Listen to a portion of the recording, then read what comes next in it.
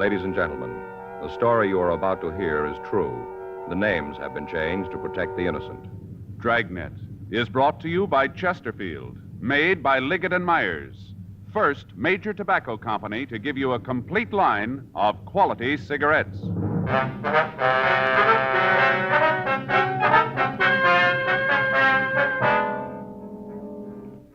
You're a detective sergeant. You're assigned a robbery detail. A gang of truck hijackers has been working in your city. They've stolen 14 loaded trucks. They've kidnapped and beaten one of the drivers. There's no clue to their identity. Your job? Get them. With the winter season coming on, young America and all of us will be concentrating on our favorite winter sports: ice skating, bowling, basketball, skiing. One thing you'll notice, whatever young America does, wherever it goes, Chesterfield goes along. Yes, Chesterfield is the choice of young America. Chesterfield is the choice of more thousands of smokers everywhere. People are learning the facts about Chesterfield, learning that Chesterfield is highest in quality, low in nicotine, learning that Chesterfield is really mild, really satisfying. How about it, friends?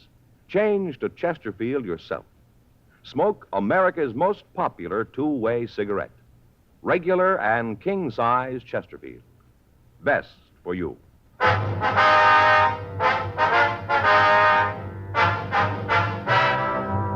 Dragnet, the documented drama of an actual crime.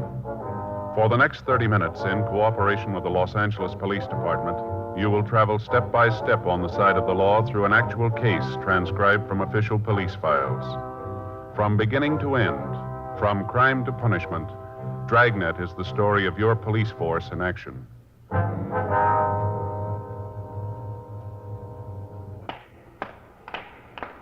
It was Wednesday, June 4th. It was warm in Los Angeles. We were working the day watch out a robbery detail. My partner's Frank Smith. The boss is Chief of Detectives Thad Brown. My name's Friday. We were on the way out from the office, and it was 9:47 a.m. when we got to the county hospital. Ward 419. Hi. Mr. Gilmore? Yeah. I know you guys? No, sir. We're police officers. This is my partner, Frank Smith. My name's Friday. I do, sir. Hello. A couple of stools over there. Drag them up. Sit down. I'll get him. Here you go. Thanks. How do you feel, Mr. Gilmore? Rough. Real rough. Feel like I've ridden 50 miles in the back of a ready-mix cement truck. Weren't for the pills they'd be giving me, I think I'd go off my rocker. Mm-hmm. You want to tell us what happened? Yeah, as much as I can remember. Only goes so far, then there's a room full of black. If you'll tell us what you can, please. Yeah. Yesterday, that's when it was. Yes, sir. Yesterday morning. I checked in for work, had a load I was going to take over to Phoenix. Supposed to shove off about 10:15. Did you know what you were carrying? Yeah, I saw the waybill. Some of the stuff they were loading it. Used furniture. Didn't make any difference to me. They load the truck and I'll drive it. Uh-huh. I went across the street. Little coffee place over there. Got my back-end bottle filled and came back. By that time, they had the truck loaded. I signed the waybill in the office and went out and got into the truck. The two guys were waiting for me. They were in the cab of the truck, then? Yeah, sitting there, kind of scrunched down so you couldn't even see them from the outside. Yes, sir. As soon as I opened the door, one of them had a gun pointed at me. Told me to get into the truck like there was nothing wrong. Just start the motor and get the truck away from me. Did they get out of the truck at that time? No, they were waiting for me when I got there. They told me to drive away, and I did. Wasn't going to mess around with them having a gun. Yeah, go ahead. And we drove about 3 blocks, and he told me to pull into an alley just off of Santa Fe. Santa Fe and what? Do you remember? By Porter Street, between Porter and Enterprise. I see. Like to go ahead? Then they told me to pull into the alley, and when I did, they made me get out of the truck. Took me around back and broke the seal and told me to get inside. And that's what you did? Officer, if they'd have told me to jump off the city hall, I'd have gone ahead and done it with that gun pointed at me. I'm a coward. Fellow waves a gun around, and I'm going to do just like he tells me. Yes, sir. Those guys are mean, you could tell. How's that? Oh, I'm a kind of a student of phrenology. I could tell about those fellows real plain. Student of what? Phrenology. You know, bumps on the head. Oh. They all mean something. Of course, I didn't get a chance to make a good examination of these guys, but I could see it. Real criminal heads. Bumps told me so. One fellow had a head that was one of the worst I'd ever seen. Yes, sir. He was mean to his mother, I could tell. Had a bump right here. Here, you see? Huh. Yeah. He was mean to his mother. Yes, sir. Well, what happened after they tied you up? Just left me there. I see. You want to go on? Yeah. They must have drove for about 20 minutes when they stopped, pulled in some sort of a driveway. How you figure that? Well, right after they stopped, they made a half U-turn, then backed up this ramp, steep. Then they stopped and took me out of the truck, blindfolded me, and made me get out of the truck. Now, this place where they stopped, that's where they unloaded the furniture, did they? Yeah. They must have taken it out of there. I heard them thumping around the truck. Sounded like they were unloading it. Well, now, what'd they do after they got all the furniture out? Put me back in, drove out to where you found the truck. After they both climbed into the back, beat me up. Don't remember much after that. Both of them worked you over, huh? Yeah.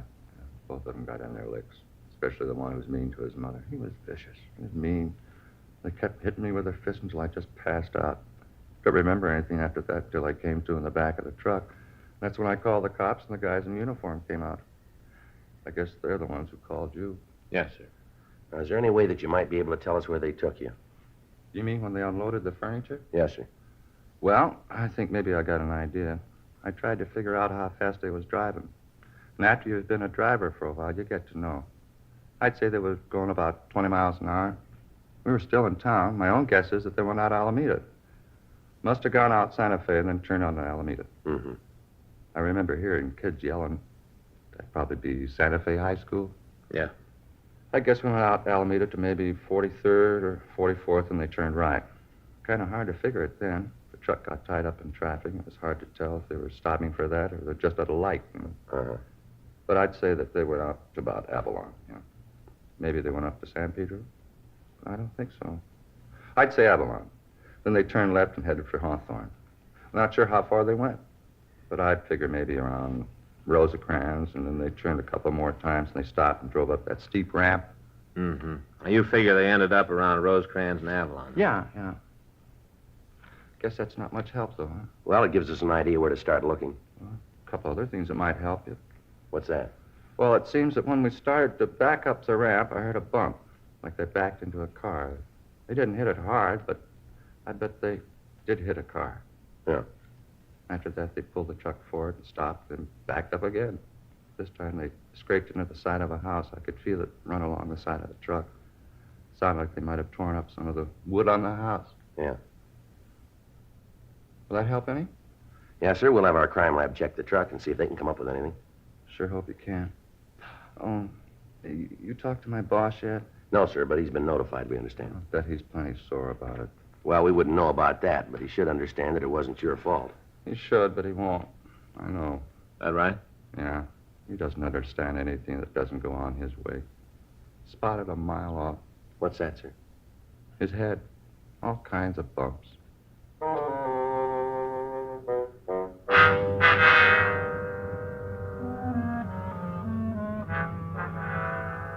10:06 a.m. We continued to question the victim, Russell Gilmore. He gave us descriptions of the two men who'd kidnapped him. He also told us that at one time he heard one of the men call the other by the name Leo.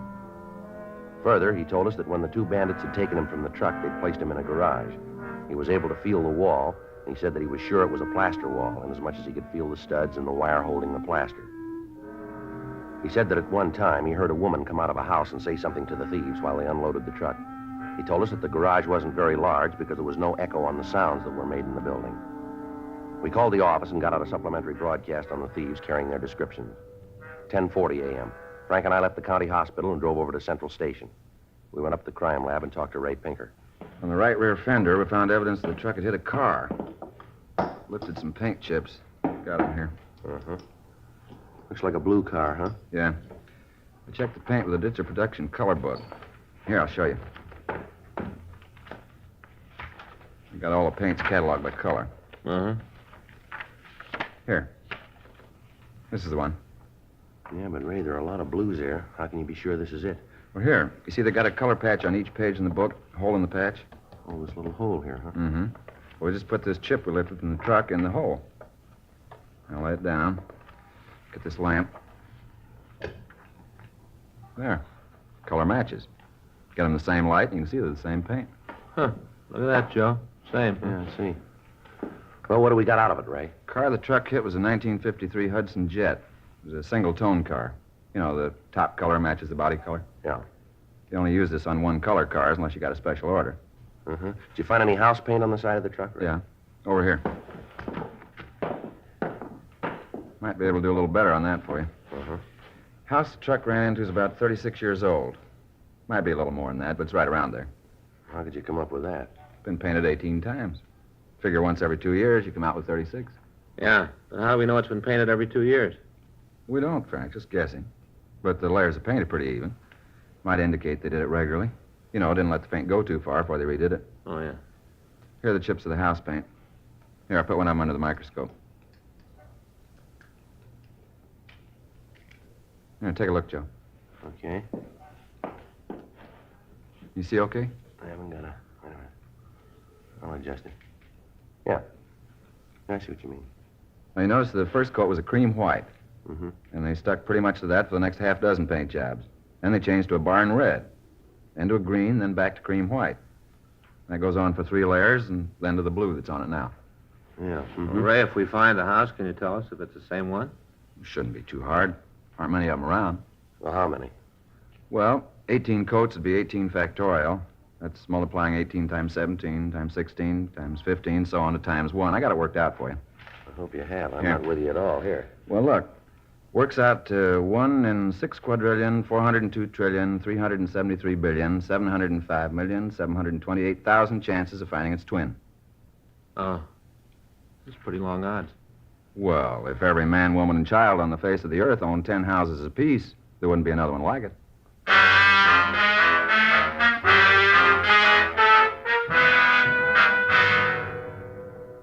$11:37 a.m. We put in a call to Leighton Prince. Harlan Stahl told us that his crew had gone over the truck thoroughly, but had failed to come up with anything. We contacted the stats office and asked them to make a run on the M.O. that the thieves had used. They told us that the results would be ready for us late in the afternoon. We contacted hit and run detail, but there'd been no reports that could have been the car that the truck had hit.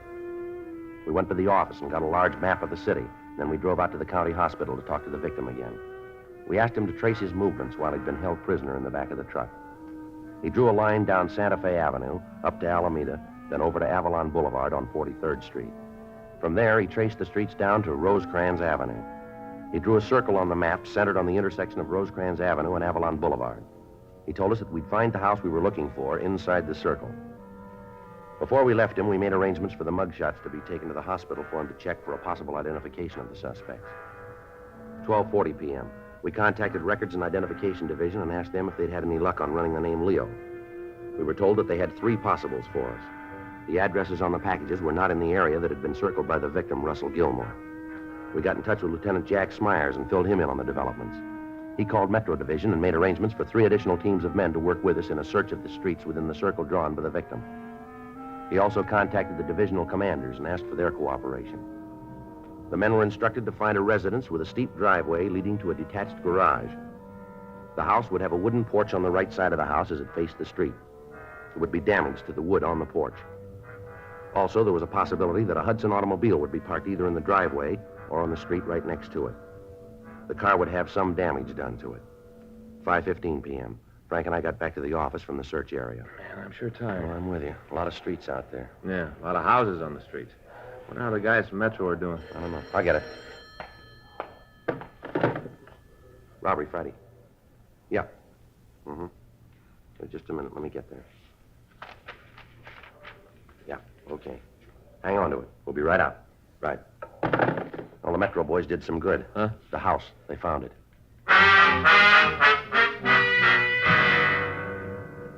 The address given us on the phone was 1486 Cedar Street down in Compton. It took us 35 minutes to get out there from the city hall.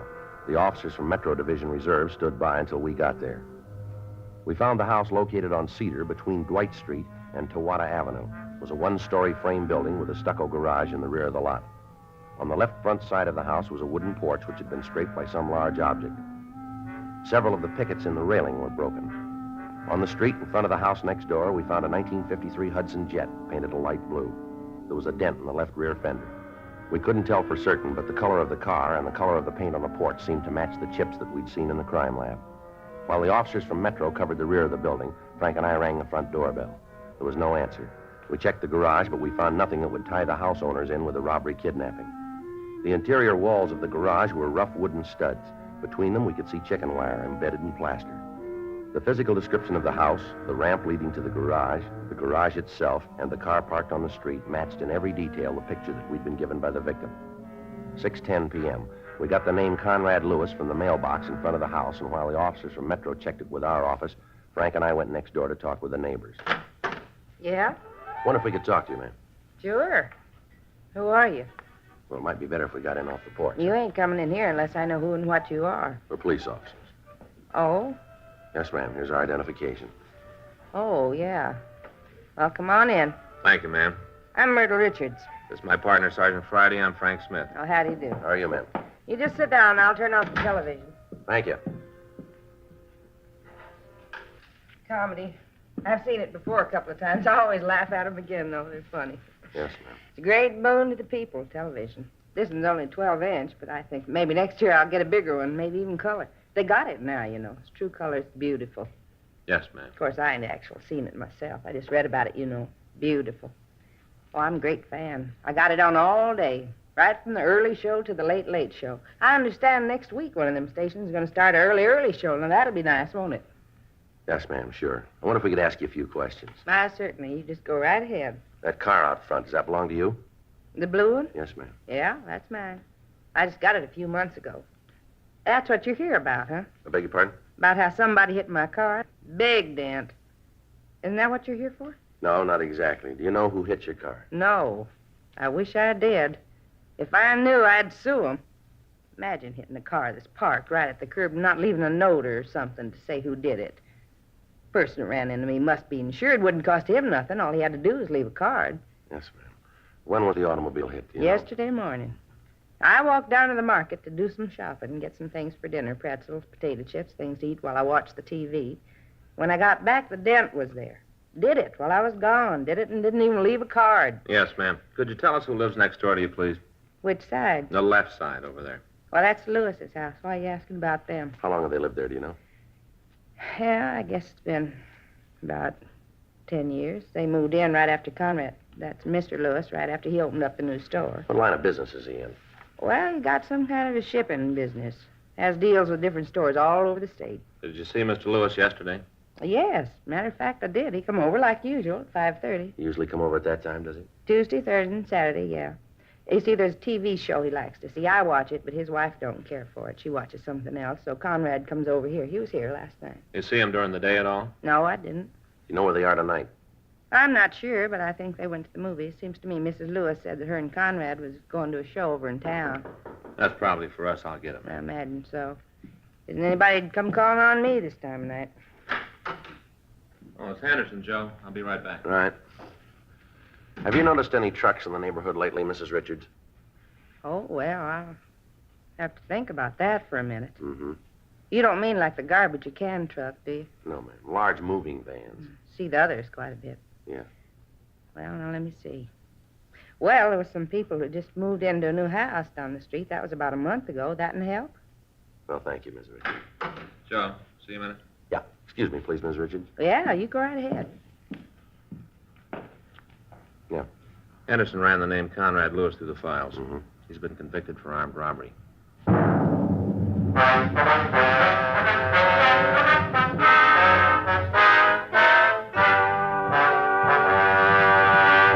You are listening to Dragnet, the authentic story of your police force in action.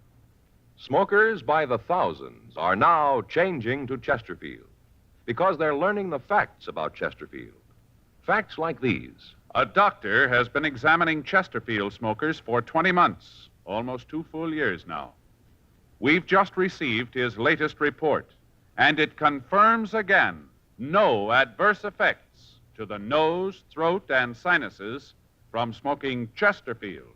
That's a matter of record. And so is this. Chesterfield is the only cigarette proved highest in quality, low in nicotine. Those are the facts about Chesterfield. More good reasons why Chesterfields taste so good, smoke so much milder. How about it, friends? Smoke America's most popular two-way cigarette, Chesterfield. Regular and king size. Best for you.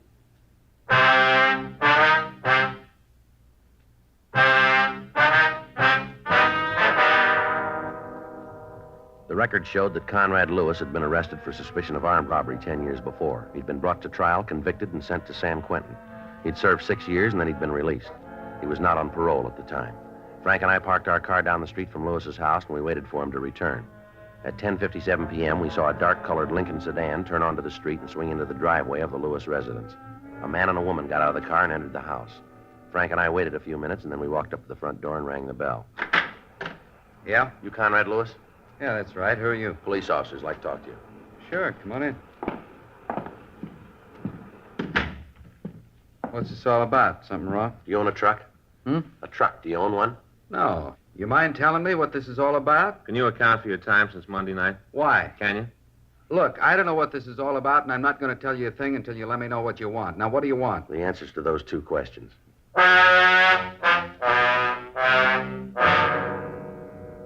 12:15 a.m. It had been only a little over 48 hours since Russell Gilmore had been kidnapped and beaten, and we had a suspect in custody. However, Lewis refused to admit any complicity in the crime. We talked to him for several hours, but he told us nothing. He admitted that he'd been arrested before and that he'd served time in San Quentin. However, he stuck to his statement that since his release, he'd done his best to live by the law. With the evidence at hand, he was booked at the main jail on a charge of suspicion of violation of Section 211 PC. We obtained the keys to his place of business, and Frank and I went out to check it. It was a large wholesale store selling used furniture. A search of the premises failed to turn up any of the stolen merchandise. While Frank went through the stock rooms, I checked the business ledgers. Nothing back there either, Joe. How'd you do? Well, according to these, Lewis does a big shipping business. That's what the woman next door told us. He's been making shipments up to Oakland regular. Books tell what they were? Yeah, right here. He's been sending large lots of used stuff to a place on MacArthur Boulevard. There's a whole list of it here. Tables, living room sets, TV sets. Better get in touch with the police up there and have them check this place out, huh? Yeah. Without that stolen property, we're not going to have a very good case against him. You got the address of the place up north? Yeah. Let's go back to the office and get a call in. Right. Sure hope they come up with the answers. Well, if they don't, we might be in trouble. Yeah? The DA's office is liable to throw the whole thing out. Thursday, June 5th, 8:20 a.m. We put in a call to Captain of Inspectors Tony Bolger in Oakland and asked him to check on the recipient of the furniture shipment from Lewis. We also gave him as detailed a description of the stolen merchandise as we were able to obtain. In the meantime, Lewis had been admitted to bail and was released. Thursday, 11:15 p.m. Frank and I got back to the office from checking a lead on one of the suspects who'd driven the truck. I got it. Robbery Friday. Yeah. Yes, it is. All right. Tony Bolger from Oakland. Let's hope we called it. Yeah, Tony. Yeah? Well, what'd he say? Well, that's the way it looked from here. What? Yeah, right. Okay, thank you. How about it? I talked to the man who bought this stuff. He's clean. How about the merchandise itself? It's all stolen.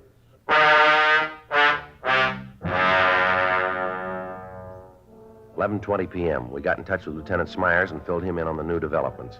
After we talked to him, we contacted officers Max Herman and Ed Benson and made arrangements to meet them at the house on Cedar Street. It took us less than half an hour to get out to Compton. The other officers were there by the time we arrived. While they covered the back door, Frank and I went up to the front. You think he knows it's us? I don't know. Try it again. Well, the car's in the driveway. We know he's in there. Wait a minute. Sounds like somebody's coming now. Yeah? What are you doing out here? Aren't you guys ever going to get off Mind that if we come in and talk? I got a choice? No, you haven't. Well, then come on in. You want to go through the house again? That won't be necessary. Yeah. I'm glad of that. What's it about this time? Same as before. Maybe you better spell it for me. We can go that route if that's the way you want it. Go ahead. I like fairy tales. All right, we got a report from a victim who was robbed and kidnapped. He was able to give us a description of this house, of your garage, and of the whole setup. You've been on a spike again. You're seeing things. We took a sample of the paint from your front porch. It matches paint found on a truck that was hijacked. A lot of houses in L.A. Not painted like this one. You think you're going to send me to the joint with a batch of paint? It's going to help. Look, cop, you know I've been the rounds. I've seen enough trouble to know it's rough to get a conviction with circumstantial evidence. That's all you got with me, nothing more. Now, why don't you go home and I'll just forget you were here tonight? We got the plant. What? We got the plant. They moved in on it. The man you sold the stolen furniture to is willing to testify. You know we got you cold. Now, why not cop out? That's the way it hangs, huh? That's the way. All right, I'll get my coat and go Just with point it out. We'll get it for you. you. In the closet. Never mind. He's making a point of it all. Outside. He's in his car. Yeah, come on.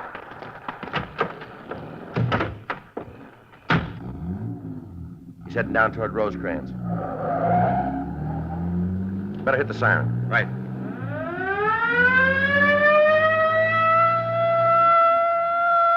He's turning onto Rosecrans. Take a left. I got him. See him? Wait a minute. Yeah, up ahead there. Try a shot? Better not. Too many people around. Can't you close in on him? I think we're pulling up. Making a turn. Yeah. Stay with him. Hang on. It's a dead end, Frank. Yeah.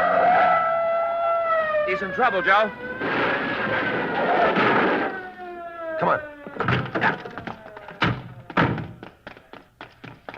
Well, let's get him out of there. Yeah. Hey, that door's stuck. Wait a minute, I'll give you a hand. There. Can you get him? Better call an ambulance. The motor's in his lap. Is he still alive?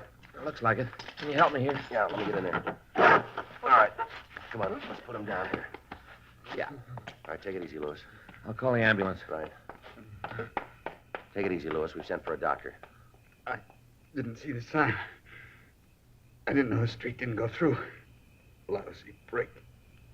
A lousy break. I'd have made it if I stayed off this street. You'd never got me if I'd stayed off this street. I just turned the car and all of a sudden I was on a dead end. Afraid you're wrong there, mister. Huh? You've been there a long time.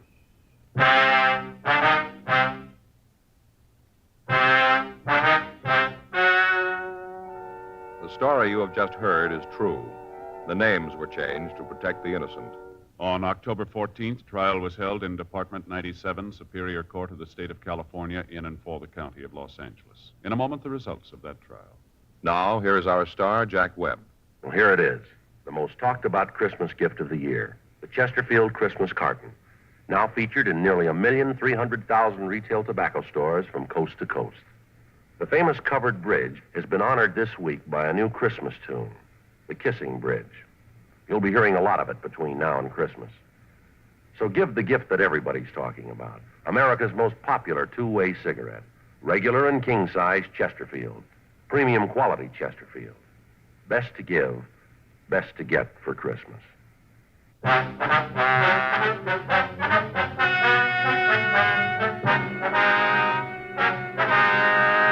Conrad Austin Lewis and his Confederates were apprehended and brought to trial on 11 counts of grand theft auto and 1 count of kidnapping. They were found guilty and sentenced as prescribed by law. Grand theft auto is punishable by imprisonment in the state penitentiary for a period of not less than 1, nor more than 10 years.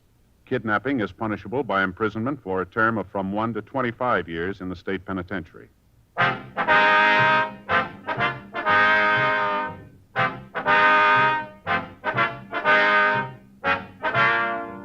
You have just heard Dragnet, a series of authentic cases from official files. Technical advice comes from the Office of Chief of Police W.H. Parker, Los Angeles Police Department. Technical advisors, Captain Jack Donahoe, Sergeant Marty Wynn, Sergeant Vance Brasher. Heard tonight were Ben Alexander, Vic Perrin, Virginia Gregg, Jim Griffith. Script by John Robinson. Music by Walter Schumann. Hal Gibney speaking. Watch an entirely new Dragnet case history each week on your local NBC television station. Please check your newspapers for the day and time. Chesterfield has brought you Dragnet, transcribed from Los Angeles. Buy new Fatima, the smooth smoke with Fatima tips of perfect cork. King size for longer filtering, and Fatima quality for a much better flavor and aroma. This Christmas, give Fatima in the special Christmas carton. Cork tip and plain ends, too.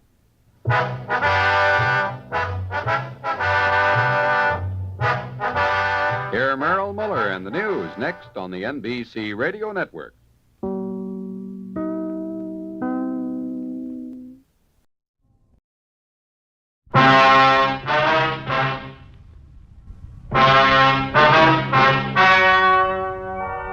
The story you are about to hear is true. The names have been changed to protect the innocent.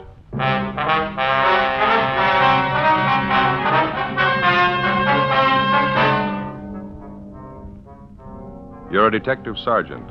You're assigned to robbery detail.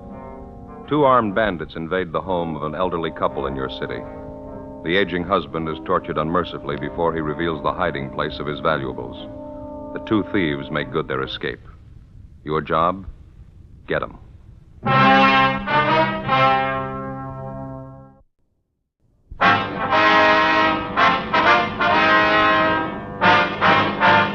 Dragnet, the documented drama of an actual crime. For the next 30 minutes, in cooperation with the Los Angeles Police Department, you will travel step by step on the side of the law through an actual case transcribed from official police files. From beginning to end, from crime to punishment, Dragnet is the story of your police force in action. It was Saturday, October 3rd. It was hot in Los Angeles. We were working the day watch out of robbery detail. My partner's Ben Romero. The boss is Harry Didion, captain of robbery. My name's Friday. It was 11:38 p.m. when I got to Georgia Street Receiving Hospital, room 5, treatment room. Joe? Hi, how's it going, Ben? We're not going to be able to talk to him anymore tonight. Doctor said maybe late tomorrow morning. How's the old man making out? He's resting a lot better. Doctor gave him a sedative. Old fella sure had a rough time. Well, how about since I've been gone? Did he tell you anything else? No, just kept repeating the same thing. Two guys forced their way into his house, beat his wife, tortured him, took all their jewelry. That's about it. Yeah. Well, I put in a call to the office. I got a broadcast out on the information that we have. There's not much to go on. We should be able to pick up a little something more tomorrow. Doc said it's been a long time since he's seen anything like this, where they worked old man over. What'd they do to the fellow's hands, anyway? The doctor able to tell? He thinks they used a hat pin on him, something like that. It's sharp and thin. At least a dozen wounds in both hands. He's pretty badly burned, too. Yeah. It's hard to imagine somebody that cold-blooded. 71-year-old man, soles of his feet a mass of burns. Wonder his heart stood up through the beating I gave him. Has he got a weak heart? He's had a little trouble, yeah. Terrific shock going through something like this at his age. Well, maybe we better check back at their house, huh? See how the old fellow's wife is doing, huh? Yeah, right. How's it shape up for you? Well, there's not an awful lot to go on yet. It wasn't a shot in the dark. I think we can count on that. Whoever the thieves were, they had some kind of an inside tip. The old man and his wife, well, they don't put up much of an appearance. You wouldn't be apt to figure that they had $3,000 or $4,000 in jewelry put away at home, would you? Maybe his wife might have some ideas. Sure is a lousy shame. Yeah. Yeah, you might halfway understand it. They just held him up, but working him over the way they did. There was no sense to it at all. Trying to show off what a couple of rough bums they are. Maybe that's it. Well, then let's do them a favor. Let's show them what it costs. Ben and I got in the car and drove back to the Westlake Park area to the home of the robbery victims, 71-year-old Wendell McClung and his wife, Catherine McClung. It was a one-story wooden frame building, gray shingled, a typical modest four-room bungalow. The men from Unit 31R who'd answered the robbery call were still there, standing by. Another pair of men from robbery detail, Powers and Gonzalez, were checking the neighborhood for possible leads on the suspects. Inside the house, Ben and I found Mrs. McClung propped up in an easy chair in the living room. She was a small, chubby woman, gray-haired, looked to be in her 50s. We assured her husband's condition wasn't critical. Outside of a small bruise on her forehead and a case of nervous upset, she seemed to be all right. In recounting the story of the holdup, Mrs. McClung told us the two bandits rang the front doorbell and forced their way into the house at gunpoint shortly before 8 o'clock that night. How about the color of their hair, ma'am? Their weight and the height? No, I hardly saw a thing. Just that one look at them when they first pushed their way in. Well, how was that, Davy? Blindfold you? Guess they might just as well have. You see, when they started to hit Wendell, my husband, Wendell, knock him down, I went after them, and one of them slapped me right across my face and knocked my glasses off. I see. I reached out to find them, but before I did, I guess one of those gangsters stepped on them. $35 glasses, broke both of the lenses, just ruined the frames. Oh, look at that. Of course, I can't see a thing without them. That's why I say I might as well have been blindfolded. And you didn't have a chance to notice what kind of clothes they had on and what they looked like at all? No, they weren't shabby, I know that. Pretty well dressed, if memory serves. Both of them in dark suits. If only they wouldn't have broken my glasses. How about their voices, Miss McClung? Anything unusual about the way they talked? Anything that they might have said? Miss McClung? No, I was just thinking. One's name was Sam, I remember that. The other one had sort of an accent of some kind, maybe from the Midwest or maybe Texas, one of those funny people. Funny people? How do you mean, ma'am? Well, you know, something like a cowboy or a farmer, that funny kind of talk. I see. I guess I really should be inside fixing you men a cup of tea. Maybe if you'd just help me up That's here. all right, ma'am. You just sit there. When my sister Dolly gets here, it shouldn't be too long. I'll have her fix something. There's no need to bother, ma'am. We'd like to have you tell us this if you can. Did your husband do anything at all to provoke the two men? I mean, did he call out for help or try to get to a phone, anything like that? It was the jewelry we had. Wendell and I, just those few pieces. The two men seemed to know all about it, just as if they had a list of the things. That's all. Yes. When they first came in, they took my engagement ring and old brooch that belonged to my mother I was wearing. Then they got Wendell in that chair over there and tried to make him tell where our other things were. Well, now, is it pretty common knowledge around the neighborhood here that you and your husband own expensive jewelry, ma'am? No, I don't think so. What the men seemed most interested in was Wendell's ring, his diamond signet ring. It was a beautiful thing, 4 carat. Yes, ma'am. We've got a description on that. That was when they tried to force your husband to tell him where it was hidden. Is that right? I never thought anybody'd be that cruel, officer. Downright cruel. They burned his hands and his feet, kept hitting him in the face with their fists. It was just terrible. Poor Wendell. He finally had to tell them. I see. They went and found the things, and then they came back in here and ripped out the phone. Warned us not to move. Mm-hmm. And then they left. I just broke down and cried, officer. To see poor Wendell there, the way they abused him. Yes, ma'am, we understand. You're sure he's going to be all right? What did the doctor say? Well, he said there's no danger, ma'am. Mr. McClung's resting comfortably now. Well, that must be my sister You want to Dolly stay now. right here with Ms. McClung, Ben? I'll get that. Yeah, right.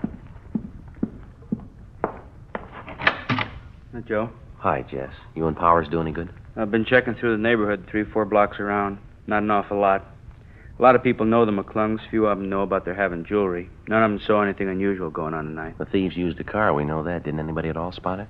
I'm not sure, but there's one possibility. Some of the neighbors said a young kid was peddling magazines down this block tonight, just about the same time as a robbery. He might have spotted Well, that's something. fine. Where is the boy? Where does he live? Well, that's what we asked the neighbors. Yeah? Nobody knows. A supplementary broadcast in an APB was gotten out containing what description we had on the two hold-up men, plus descriptions of each article of jewelry taken from Mr. and Mrs. McClung. The following morning, along with Jess Gonzalez and Johnny Powers, we continued canvassing the immediate neighborhood of the holdup. The only thing we got was a fair description of the boy who'd been selling magazines the night before in the vicinity of the McClung house, and also the names of the magazines he was peddling. Monday morning, 9 a.m., we got in touch with the local distributor for the publications, got a list of 5 boys who sold for them in that general area, and started checking them out. Third on the list was a Bill Newsom, a sophomore student at a nearby parochial high school. He lived a half a dozen blocks from the McClungs. We checked at his house, but his mother told us he wasn't at home.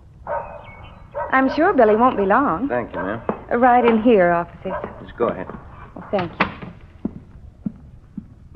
Sit down, won't you? Thank you very much. It must be him now. Billy, in here. Yeah, Ma. Come in here, Bill. 2 police officers to see you. Huh?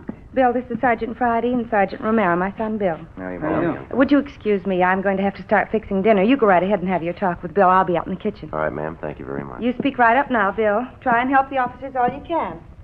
How can I help you? What's it all about? We understand you have a magazine out in the neighborhood, Bill. Your mother tells us you were out selling this last Saturday night.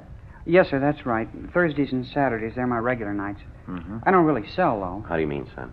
Well, you see, I line up all my customers ahead of time. I got a regular list of people they buy from me every week. I don't do any door-to-door selling. That way it's not much good. I see. Do you have a regular customer on your list by the name of McClung, Bill? That's M-C-C-L-U-N-G. Yeah, Mr. McClung. Once a month, he takes a gardening magazine. Comes out the last week in every month. Were you over near the McClung's place Saturday night? You remember? Yeah, I was. I went right by it. I've got customers all along that block there. Say, this wouldn't be about that robbery. That's right, Bill. You heard about it? After church Sunday, a couple of kids who go to the same school I do, they live right around the McClungs. They heard about it. What time was it when you went by there Saturday night, you remember? Oh, about a couple of minutes after 9, I guess. Maybe a quarter after. When I heard about the robbery on Sunday, I thought maybe I ought to tell somebody about it. I wasn't sure about it, though. You know, I didn't want to be a pest. What do you mean, son? You weren't sure about what? This dark blue sedan I saw parked on the street there, just a couple of houses down from the McClung's place. The reason I even noticed it was because it was a new car, almost a brand new car, but it looked like the license plates on it were kind of old. Mm-hmm. What else? Well, I delivered some magazines to Mrs. Brubaker, and I got my money for them. And then coming down the stairs, I saw these 2 men. I'm not sure they came out of Mr. McClung's house. It was dark, but I thought that's where they came from. Anyway, they went down the street, got in the car, and took off. Seemed to be in a hurry. Well, what did the two men look like, Bill? Do you have any idea? No, I didn't see them too well. Wasn't too close to them. I was about from, here to across the street from them. How about their clothes? You notice them at all? Yeah, they had suits on, dark suits, I know that. How would you describe their build, son? Medium, tall, fat, skinny? What would you say? Why, I think I'd say medium. Yeah, both of them medium. Now, about that car, Bill. You said it was a dark blue sedan, new model, and the license plates look kind of old. Is that right? Yeah, that's right. That's how I first noticed it parked down by the restaurant. How's that? About 7:15 when I started my route down on South Benson, I saw the same car parked outside the restaurant down there. Forget the name of the place now. It just opened about a month ago. I'm sure it was the same car. Oh, yeah, I'm pretty sure. That's why I noticed it again when I saw it up by McClung's place. I thought it looked kind of terrible, brand new car like that with old license plates. By any chance, son, do you remember the license number on those plates? No, sir, I didn't notice it at all. I'll tell you what, though. Yeah? If I see that car again, I'll be sure and get the number for you.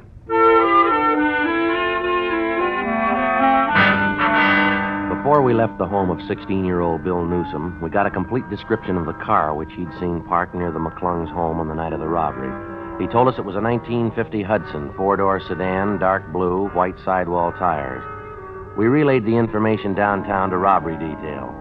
After we left the boy's house, we drove to the vicinity of the restaurant on South Benson, where the Newsom boy had first spotted the Hudson sedan. After making the rounds of several bars and coffee counters in the area, we started checking at the restaurant. It was newly opened, just as the boy had described it, full of glass brick and fancy modern stonework. The main bar was situated just off the lobby, set apart from the main dining room. We interviewed the head bartender, and he thought he remembered serving two customers, answering the general description of the hold-up men on the previous Saturday night. Not a bad-looking pair. They're in a little early, around 7:15, 7:30. They seem to be all right. Do you remember what they looked like at all? No, I didn't notice them that much, officer. Can you give us some general idea? They're on the young side, I guess. Not more than 28, 30. One of them talked like a Midwesterner, I think. Maybe Arkansas, Texas, someplace like that. Well, could you give us any idea what they were wearing? Would you remember both that? had suits on, dark suits. One had on a gray hat, and that's about all I remember. The reason I can place them at all is because Saturday was a pretty slow night at the bar. There's a new place here, It takes a little time to cultivate a trade. Well, did these two men stop for dinner here? Do you remember that? No. They sat right here at the bar and had a couple of beers, and then they left. No dinner. Did you wait on them, sir? Yes, sir, I did. I served them both a bottle of beer, imported Dutch beer. Do you serve quite a bit of that imported beer, do you? No, not here, no. It's mostly cocktail trade. These two fellows are the only ones I remember asking for it. Well, do you remember if the two men handled the beer bottles at all? If they handled them? Well, I mean, did you pour it? I filled up their glasses and set the bottle down. I guess they did handle them. They emptied the bottle. I see. But they'd almost have to, wouldn't they? Would you still have those two bottles on hand? Let's see. Yeah, I guess I would. They don't pick up the empties till sometime around the middle of the week. We'd like to take a look at them, if you don't mind. Oh, sure thing. You guys just want to follow me down the bar here? It's in the storeroom just in back. All right, let's go. It's right back here, officer. Fine. Let's see. Yeah, they're right over here. There you go. Holland labeled. Only ones in the whole case. The same two I served those fellas. Yeah, I see.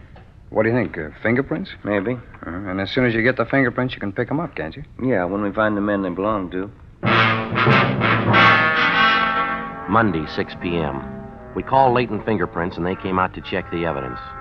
First, they obtained a set of the bartender's fingerprints to serve as a basis for comparison. Then they dusted each of the empty beer bottles carefully.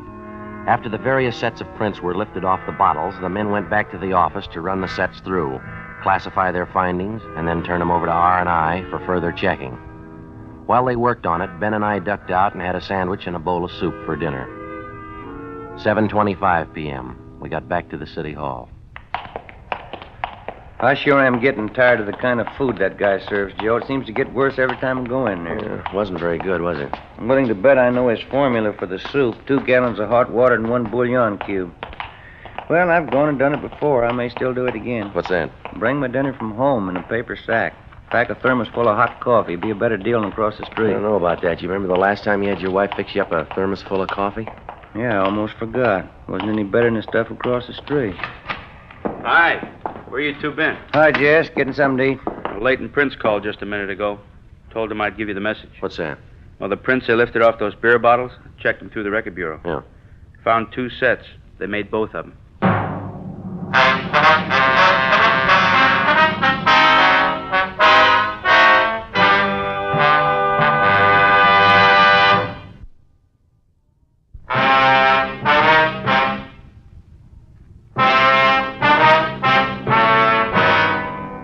October 5th, Saturday, 7:40 p.m. The 2 sets of fingerprints which had been lifted from the empty beer bottles were checked through R&I and identified as those belonging to 2 known criminals. The first was Henry Vincent Moss, WMA, 29 years old. He'd served 2 terms in the county jail for burglary and grand theft auto, and 1 term in San Quentin for robbery. The second was Ernest Robert Windsor, WMA, 28 years old. His home was listed as Little Rock, Arkansas, where he'd twice been convicted on charges of first-degree burglary and served time at the Arkansas State Penitentiary. We pulled the packages on both of the men, checked the last known addresses, but failed to locate either of them. To double-check their identification, we showed mug shots of Windsor and Moss to the robbery and torture victims, Mr. and Mrs. McClung. They gave positive identification of both men. So did the bartender at the restaurant where they'd stopped for the beer. We got out a broadcast and an all-points bulletin on them immediately. We began the routine legwork, checking with all the friends, relatives, and associates who were listed on the mama sheet in each suspect's package. As usual, it was a long, monotonous haul. One of the persons listed as fairly close to Ernest Windsor was an aunt of his, a Mrs. Marie Rolfe, whom we located at her home in the Echo Park district. No, I haven't seen Ernest in almost a year, Sergeant. What is it you want him for? I'd like to talk to you about it a few minutes, Mrs. Rolfe, if you don't mind. I don't know how I can help you. You can come in for a minute if you want. I've got to go out and do some errands pretty soon, though. It's all right, ma'am. Thank you. Right in here. Sit down if you want. Thank you very much. Just got finished taking care of my little children here, giving them nice, clean cages. Good singers. They all canaries, ma'am? Oh, yes. Oscar and Ethel, that's these 2 here. They're both genuine rollers. Their grandfolks came from Germany. Beautiful singers. Wonderful company. Yes, ma'am. My others are pretty, too. They're only choppers, though. Ma'am? Choppers. They're different than rollers. They sing much louder. Maybe not as nicely, but I don't like to play favorites. I like all of them. You have birds, Sergeant? No, ma'am. You should. I think everybody should have a canary in the house. Cheerful, you know. Wonderful company. Don't know what I'd do without mine. About your nephew, Ernest, Ms. Rolfe, have you any idea at all how we could contact him? As I say, it's been almost a year since I last heard from him. What would this be about, Sergeant? Just a routine investigation, ma'am. We understand that you're quite close with your nephew, that he lived with you for a time. Yes, that's right, he did. When you come right down to it, Ernie's a good boy. He kept bad company, that's what I always said. Got him in trouble 2 or 3 times. I suppose you know that. You live alone here in the house, do you, Ms. Rolfe? Yes, that's right, Sergeant. See, I'm a widow. Husband's gone a good many years now. You don't take in boarders or anyone like that, Oh, do you? no. Just me and my pets here. They're company enough. I wonder if you'd explain that laundry piled up in the bed there in the next room, ma'am. What's that? The men's shirts, stockings, the underwear, they're right there in the bed there. Well, I usually try to keep things in better order than that. It's just some laundry I do, Sergeant. Little odd jobs for some of the bachelor men in the neighborhood. I do it as a favor for them. You're sure about that, Miss Rolfe? Ma'am? What do you want Ernest for? Why do you have to chase after him all the time? Persecute him? We're not persecuting him. Ever since he's come here from Arkansas, it's been nothing but police chasing after him. Can't you give Ernie a chance? All he wants is a chance. He told me so himself. We've checked through his record, Ms. Rolfe. He's had all the chances in the world, and nobody's persecuting him. Then why are you chasing him again? Hunting him down? Why don't you leave him alone for a spell? Give him a chance to get a job, do something. Why are you chasing him? Well, this is a robbery charge, Ms. Rolfe. He's been positively identified. He and Henry Moss forced their way into an old couple's home a few weeks back. They tortured the old man, then they beat him till he was unconscious. That's what we want Ernie for. How'd you know it was Ernie? You could have made a mistake. No mistake, ma'am. The victims identified his picture. There wasn't a doubt in their mind. And where is he? You sure that's the truth?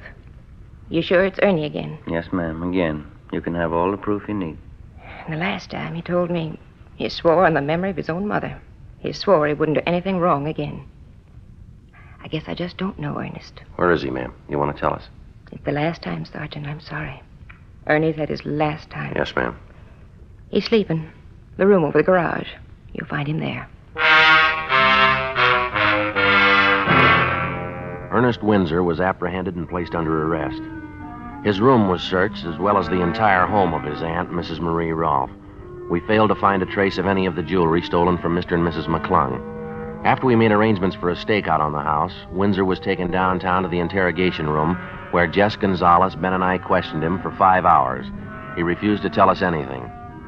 At a special show-up, he was positively identified as one of the hold-up men by the 2 victims. Windsor was booked at the main jail on suspicion of 211 PC. The investigation went on. Every possible lead on the other suspect, Henry Moss, was checked out. We got nowhere. It was obvious that either Moss was in possession of all the jewelry stolen from the McClungs or it had been hidden away someplace, known only to Windsor and Moss. From time to time, we had Windsor taken from his jail cell for questioning. It wasn't hard to tell he was bothered with the possibility that perhaps Moss had run off with the entire loot and was enjoying himself while Windsor spent his time in jail. We worked hard on that particular angle while we questioned him, but Windsor still refused to break, to give us any kind of a lead on Moss. A month passed. Wednesday, November 8th. Sure working out into a dull routine. A full month. We got exactly what we started with. Yeah. If we could only get Windsor to break it, it'd sure do a lot toward wrapping this thing up, wouldn't it? I don't know what he figures he's going to gain, but keep him quiet. Yeah. Gonzalez and Johnny Power said they were checking out a tip from some informant this morning. Supposed to know where Henry Moss is. Wonder if they found any luck. They ought to be back by now. Yeah. Go ahead. Hey, Jess. Oh, hi. How about it? Did you do any good this morning? Oh, not a bit. Informant didn't even show up. Johnny's going to meet him this afternoon. Doesn't look to be very much. How about you fellas? The same, Jess. We're going as slow as you are. I get it. Robbery, Friday. Yeah, George. Uh-huh. 3rd and Main? You sure, huh? Right, yeah, right away. Well, maybe we got a break. What is it? Henry Moss. He tried to hock a ring at a pawn shop, 3rd and Main, about 20 minutes ago. You make it? Well, the pawnbroker stalled him. He didn't know for sure that the guy was hot. Well, how's it stand? Moss said he'd come back to close the deal. When? Half an hour. 11:55 a.m. A special detail of men, including Gonzalez and Powers, Ben and myself, were sent to cover the pawn shop near 3rd and Main. Gonzalez and Powers staked out in stores adjoining the place. Ben and I were stationed inside the pawn shop. Another team of men covered the rear exit. We waited. The suspect, Henry Moss, failed to show at the appointed time. We kept waiting. 1 p.m., 1:30. No sign of him. At 1:45 p.m., a young-looking, dark-haired man in a neat gray suit entered the shop and approached the manager at the rear counter. There wasn't any mistaking him. Henry Moss. He surrendered himself without even protesting. We took him to the city hall, to the interrogation room, where we started to question him. Meantime, Gonzalez and Powers located the apartment where the suspect had been staying. His rooms and personal belongings were searched, and every piece of the missing jewelry recovered. Surprisingly enough, in contrast to his partner, Ernie Windsor, Moss was cooperative, even obliging. We had a stenographer take his full statement, and then we got ready to move him over to the main jail for booking. Just a couple of questions before we leave, Moss. Sure, Sergeant, go ahead. We've had you in here before. How come all the cooperation this time? Why not? I had it figured before time. If you got me, you'd have everything you need on me. Wouldn't do much good putting in a beef, would it? Whose idea was it to start with, Moss? The hold-up deal. Yours, or was it Windsor's? Both of us, I guess. I didn't want to get rough with the old man. I mean, the way Ernie did. That part I didn't like. All I wanted was the loot. Ernie just lost his head. Too bad. All right, you ready to go? Any time, Sergeant. Hey, I wonder if I could ask a favor. What's that? Well, it's going to get a little tough in there in that jail. Wonder if we couldn't stop for a good steak and some French fries first, huh? Maybe some good restaurant around here? No, it won't work, Moss. You know I wouldn't try anything. You put your order in a long time ago, mister. What do you mean? When you worked over that old couple. Yeah? That's when you ordered jail food.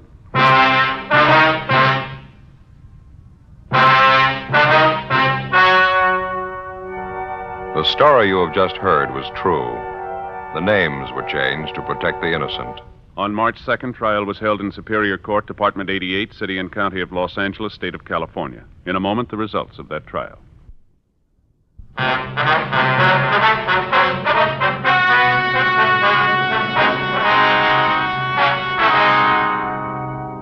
Ernest Windsor and Henry Moss were tried and convicted on one count of first-degree robbery and one count of assault with intent to do great bodily harm. Both men are now serving their terms in the state penitentiary. First-degree robbery is punishable by imprisonment for no less than 1 nor more than 10 years.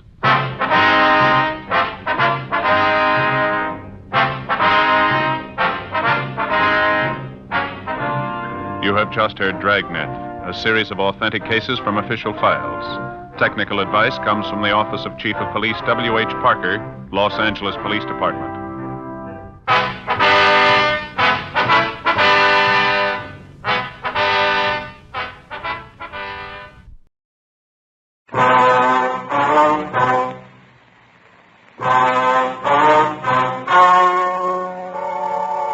story you are about to hear is true.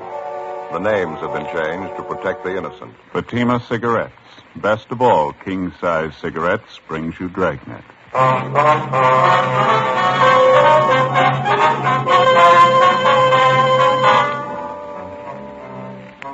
You're a detective sergeant. You're assigned to homicide detail. A 22-year-old girl has been abducted. Her family receives an anonymous message. The abductor demands $30,000 for the safe return of the girl. Your job? Get him. See the difference. Taste the difference. Smoke the difference. You'll find that in Fatima, the difference is quality. Quality that gives you extra mildness. A much different, much better flavor and aroma. Yes, in king-size Fatima, you get all the advantages of extra length, plus Fatima quality, which no other king-size cigarette has. Fatima, best of all king-size cigarettes. Definitely the best quality in its class, but the same price as the cigarettes you're now smoking. Remember, thousands of Americans are switching to Fatima, insisting on Fatima quality. So why wait? Switch to Fatima today. Look for the bright, sunny yellow patch. Buy Fatima. Best of all, king-size cigarettes.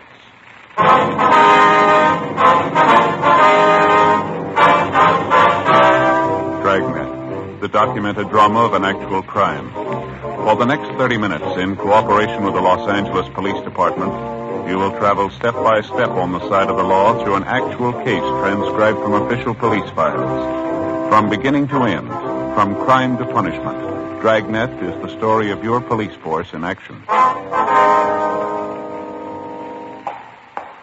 It was Tuesday, October 18th. It was cloudy in Los Angeles. We were working the early morning watch out of homicide. My partner's Ben Romero. The boss is Thad Brown, chief of detectives. My name's Friday. I was on the way back from the stats office, and it was 3:26 a.m. when I got to room 42. Homicide. Hi, Brian. Hi. Got those mug shots you wanted, Joe. Here you go. Oh, thank you. The captain leave yet? They're waiting for me in the garage. You call Ben? I'm going to right now, yeah. Okay. I guess I better hustle it. See you out there, huh? Right, Brian.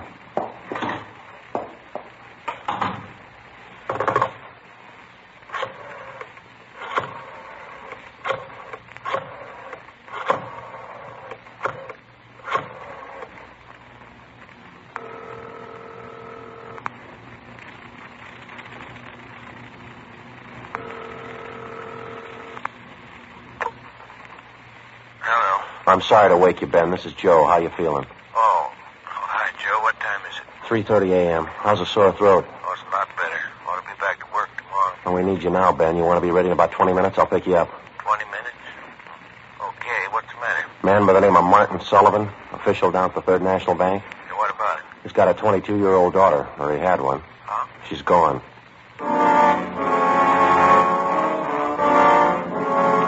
Less than 14 hours before, at 1 o'clock the previous afternoon, Judith Sullivan was last seen driving off in a car with a man who'd represented himself as a friend of her father's. At 11 o'clock that night, the Sullivan family received an anonymous letter demanding $30,000 for the safe return of the girl. It had been the only contact made thus far by the abductor. As soon as we got word of what had happened from the girl's father, a broadcast and an APB had been gotten out. The entire force throughout the city had been alerted. 3:44 a.m. I pulled up in front of Ben's house.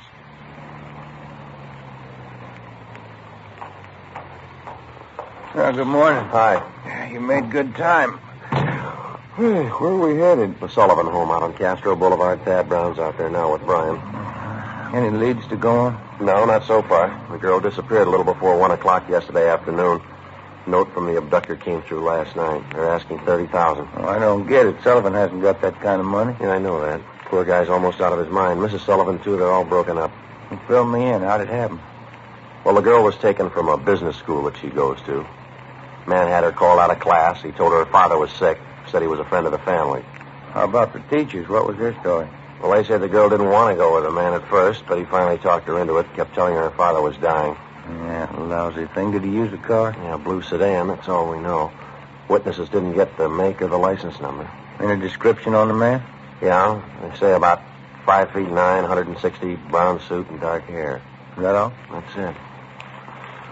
Here's a copy of the letter that the Sullivans got. You can read it. It's the usual. All right, thanks. I have your daughter, Judy. Get $30,000 quick if you want her back alive. Don't call police or I'll kill her.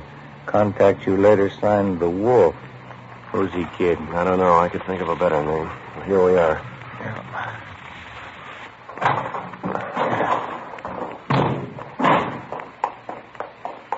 Who's got the original note, Joe? From Crime Lab. They're checking it for prints and handwriting.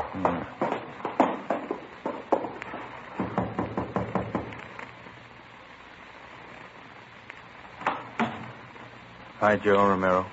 In the living room. Thank you, Tom. That's the way I see it, Mr. Sullivan. You understand exactly what you have to do now? Yes, I'll do as you say. All right, sir. Here are the two men who will help you. Sergeant Friday and Romero, Central Homicide. All right, Mr. Sullivan. Introduce.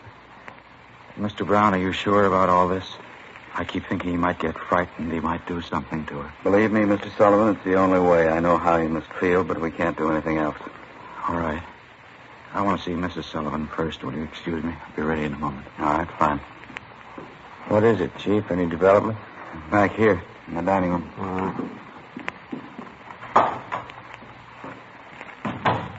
Yeah? That's it on the table. Second note from the guy. When did it come? Half an hour ago. The guy had it delivered by a special messenger, used a plain envelope. Messenger kid didn't know anything about it, doesn't remember what the guy looked like. Let's see, Joe. Yeah, I'll read it. It says, meet me in Elysian Park, 5 o'clock this morning near Balkan Drive. Come alone, bring 30,000. We'll return girl. Don't tell the cops. I'll kill her if you do. It's the same signature, Wolf. Not much time, Chief. It's 4 a.m. now. I know. What we'll have to do as he says. There's no other way. Sullivan's going out there alone, is he? You're going with him, you and Romero. You'll be hidden in the trunk of his car.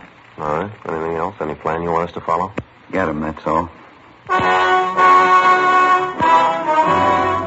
4:15 a.m. Ben and I went out back to the garage where Mr. Sullivan's car was parked. We jammed ourselves into the trunk compartment, and Brian closed the door on us. The latch was rigged so that we could push open the door from the inside.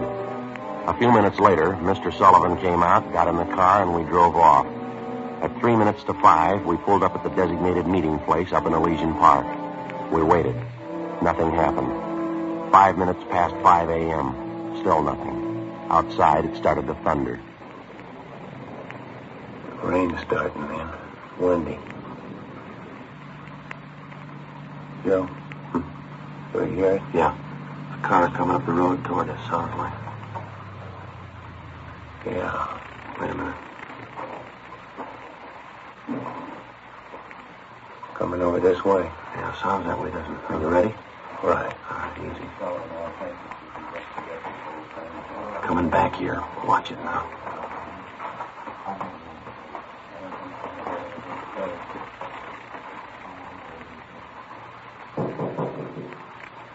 Friday? Romero? Chief, is that you? Yeah, come on out. Meeting's off. Look, that's a break. Up in my leg. Mr. Sullivan, you want to drive back home? We'll contact you there. Yes, sir. All right. Come on. Let's get over to the car. All right. What's the story? Did he scare off? The guy had no intention of following through with the meeting. How come? He told us. He phoned a couple of minutes before 5 a.m. We tried to trace the call. He wouldn't stay on the line long enough. Well, what do you have to say? A couple of things. Number one, he wants more money. Number two, he knows we're working the case. What was the reaction? Claims he doesn't care. We'll never get him anyway. Well, how's the thing stand now? $50,000. He wants it in the next 12 hours. More than 16 hours had passed since word of Judy Sullivan's abduction had been phoned into homicide. During that time, an APB containing the descriptions of the suspect, his car, and his victim had been dispatched to law enforcement agencies throughout the entire area. The same descriptions were being broadcast every hour. The Sullivan home had been placed under strict surveillance, and Mr. Sullivan instructed not to contact the suspect without the knowledge of the police. The girl's father had raised almost $10,000 in cash to buy him off, and the serial numbers on each one of the bills had been copied by a police stenographer and rechecked by a homicide officer. So far, the Wolf, as he called himself, had made 3 separate contacts, but he'd covered his tracks well. We knew he was somewhere in the city, 450 square miles of it. We knew we had to find him. 6:18 a.m. We checked back into homicide. What's doing, Brian? Here's a copy of the letter, fellas. Special delivery. Came in about 25 minutes ago. Let's see, Tom. It's the same handwriting, it looks like. Check the postmark. Joe must have mailed it right after he grabbed the girl. Yeah, let me see. Stay away from Sullivan. If the girl's found dead, it's your fault. Stay away. Wolf. Can't seem to make up his mind, huh? They checking the original of this for prints, Tom? Yeah, no word yet. How about that second note? Anything on that? Uh-huh. Stahl lifted a couple of prints, running them through R&I. Who's watching Sullivan House now? Gomez and Thaxter. Chief's out there, too. He's still afraid the girl's father will try to make a deal with the guy. He tried it yet? No, not yet. Well, you couldn't blame him if he did. He's worried sick. Hung guy? Homicide, Romero. Yeah, I try. How do you spell it? Okay, right. Yeah, thanks a lot. Record Bureau. Those two prints Stahl lifted from the letter. Run them through the single print file. Any luck? They gotta make. The fingerprint that was lifted from the suspect's letter was identified as belonging to a Donald Alfred Kiefer, WMA, age 29, 5 feet 8 inches, 170 pounds, brown eyes, dark brown hair. He had one previous arrest for forgery in Los Angeles 10 months before. At the time of his arrest, Kiefer's occupation was listed as bank clerk at the Third National Bank. Well, I went down the hall to the Record Bureau to pull the crime report. Brian checked by latent prints to see if they'd gotten anything off the last note from the suspect. Ben went to check with Don Meyer in handwriting. 7:23 a.m. Chief Thad Brown got back to the office. I showed him Kiefer's crime report. All right, what's the rundown on it? Well, at the time Kiefer pulled the forgery job at the bank, Mr. Sullivan was one of the vice presidents. He was the one that preferred charges against Kiefer, and he saw that he was prosecuted. Where's this Kiefer now? Well, let me check that. He was placed on probation on May 16th this year. He returned to his home in Omaha, Nebraska. That's 1380 Mackinac Avenue. You call Omaha? I got the call in now. Ben took an exemplar of Kiefer's handwriting from the package. Don Meyer's going over it now. Chief? Hi. What about that last note? I've got the report right here. How's it look? Well, Stahl lifted some prints off it, brought them out with the iodine fume gun. They match with the first. There's something else. What's that? They examined the paper for watermarks and texture. Both notes are written on the same paper. Impressions show both pieces of paper from the same tablet. Check the density of the carbon in the pencil he used. Both specimens match, same pencil. Joe. Oh, hi, Skipper. Hi. Did you catch up with Don Meyer, Ben? Yeah, he went over the handwriting. Looks pretty good. What's the word? It's as close as you can get. Here are the two exemplars. Francis crosses, double loops his L, open A's, pressure on the downstroke. Donald Kiefer, the wolf, same handwriting. By noontime, Donald Kiefer's description had been broadcast throughout the entire area. Bulletins were dispatched to all departments, and a supplementary APB was gotten out. Special details were stationed at every post office in the city to watch for notes from the suspect that might come through the mail. The bus depots, railroad terminals, the airports, and all main roads leading out of the city were kept under strict surveillance. The entire Los Angeles area was broken down into single square-mile districts, and a house-to-house canvass was started. A squad of men were assigned to cover each square mile. Outlying towns and cities were requested to do the same. By 4 o'clock that afternoon, one of the greatest dragnet operations in the history of the city was underway. We were sure Donald Kiefer was somewhere inside. 5:12 p.m. We got the call back from the Omaha police. That so? Again, please. What was that? 6 X-ray 419 Nebraska plate. Right. Fine, Lieutenant. Thanks. Bye. They made the car? That and a lot more. The Omaha cops are looking for Kiefer, too. They want him for a robbery there 2 months ago. He used a stolen blue sedan in the robbery, 1939 model, Nebraska plate, 6 X-ray 419. What about his family and friends? Have they been checked? Yeah, they say Kiefer left Omaha about 6 weeks ago. I don't know where he was headed. We better get that car description to communications, huh? APB and a radiogram? Yeah, right. Friday, Romero? Yeah. What are you tied up with? Just got a call back from Omaha. Make on Kiefer in the car. Give it to me. You two get out to Sullivan House as fast as you can. See Harris out there. Okay, what happened? Mr. Sullivan, he's disappeared.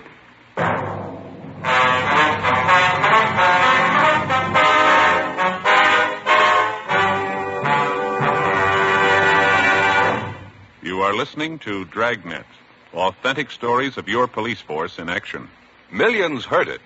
Yet only 54 have written. Starting on Dragnet over 2.5 months ago, on September 20th to be exact, Fatima made a special money-back offer to more than 10 million listeners. The results? Amazing. Millions heard it, yet only 54 have written. If you smoke king-size cigarettes, listen to Fatima's famous offer. Buy a pack of Fatimas.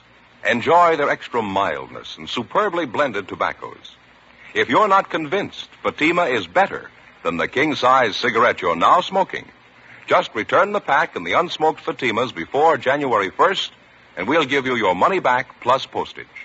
Fatima, Box 37, New York 1. Remember, thousands and thousands of Americans are switching to king-size Fatima, insisting on Fatima quality. So compare Fatima yourself. When you see the difference, taste the difference, smoke that difference, you'll switch to Fatima. Because in Fatima, the difference is quality. Look for the bright sunny yellow pack. Buy Fatima. Best of all, king-size cigarettes.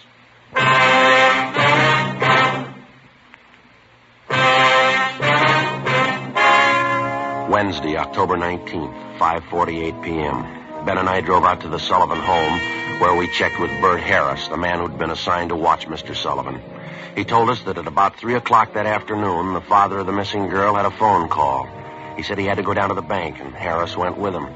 While they were at the bank, Mr. Sullivan succeeded in decoying Harris with a fake telephone call. While Harris was answering the call, Sullivan disappeared. Did Mr. Sullivan get any more money while he was at the bank, Bert? Yeah, $5,000. Did you get the serial numbers off the bills? Uh-huh. I shouldn't have let him get out of my sight. Forget it. Right now we got to find out where he's gone to meet Kiefer. Did you talk to Mrs. Sullivan about it, Bert? Yeah, she said she doesn't know anything about it. Where's she now? Back in the sitting room, lying down. Well, let's try her again, huh? She might be able to help. Okay, it's back this way. What time you got, Joe? It's 5 minutes past 6. I get it. Hello? How's that? Yeah, where are you? What? Oh, well, where are you? Where are you? All right, we'll be right out. Yeah? Mr. Sullivan, he met with Kiefer out in Laurel Canyon. Did he get his daughter back? Yeah, he did. Wrapped in newspaper. All units in the area were notified immediately that a contact had been made with the suspect, Donald Kiefer. We got in the car and we drove out to Laurel Canyon. The entire area had been blocked off. We found Martin Sullivan standing in the middle of the road at the end of East Winding Way. 500 feet down the hill was a private residence where Sullivan had telephoned us, the only building in the immediate vicinity. A few yards beyond the point where East Winding Way ended, back in a clump of tall grass, we found the body of 22-year-old Judy Sullivan. We notified the crime lab, Chief Thad Brown, and the coroner. Despite the severe emotional shock, Mr. Sullivan told us the story. He said Judy was all right. I believed him. I wanted her back. Judy. I tricked the officer, the one watching me. Kiefer said to come alone, no police. Did you see his car, Mr. Sullivan? I wanted her back. I wanted Judy back. I did as he said. I drove out here at 6 o'clock. I waited. I put the money on the front seat, like he said. Did he get the money, sir? And then I got out. I left the parking lights on. I stood up there by the end of the road, and I waited. And then he drove up. He took the money. And then he came up to me. He had a gun. I wanted Judy back. He had a gun. Did you see his car? He said she was up there. Beyond the road, she was tied to a tree, he said. I wanted her back. Now, look, Mr. Sullivan, did you see his car? I went to look for Judy. He drove away. She wasn't there by the tree. I couldn't find her. On the way back, I saw them on the way. Yes, sir. Oh, Lord, let me find him.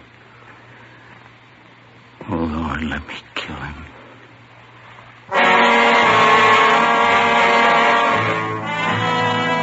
Before he collapsed completely, we showed the dead girl's father a picture of Donald Kiefer, and he identified him definitely.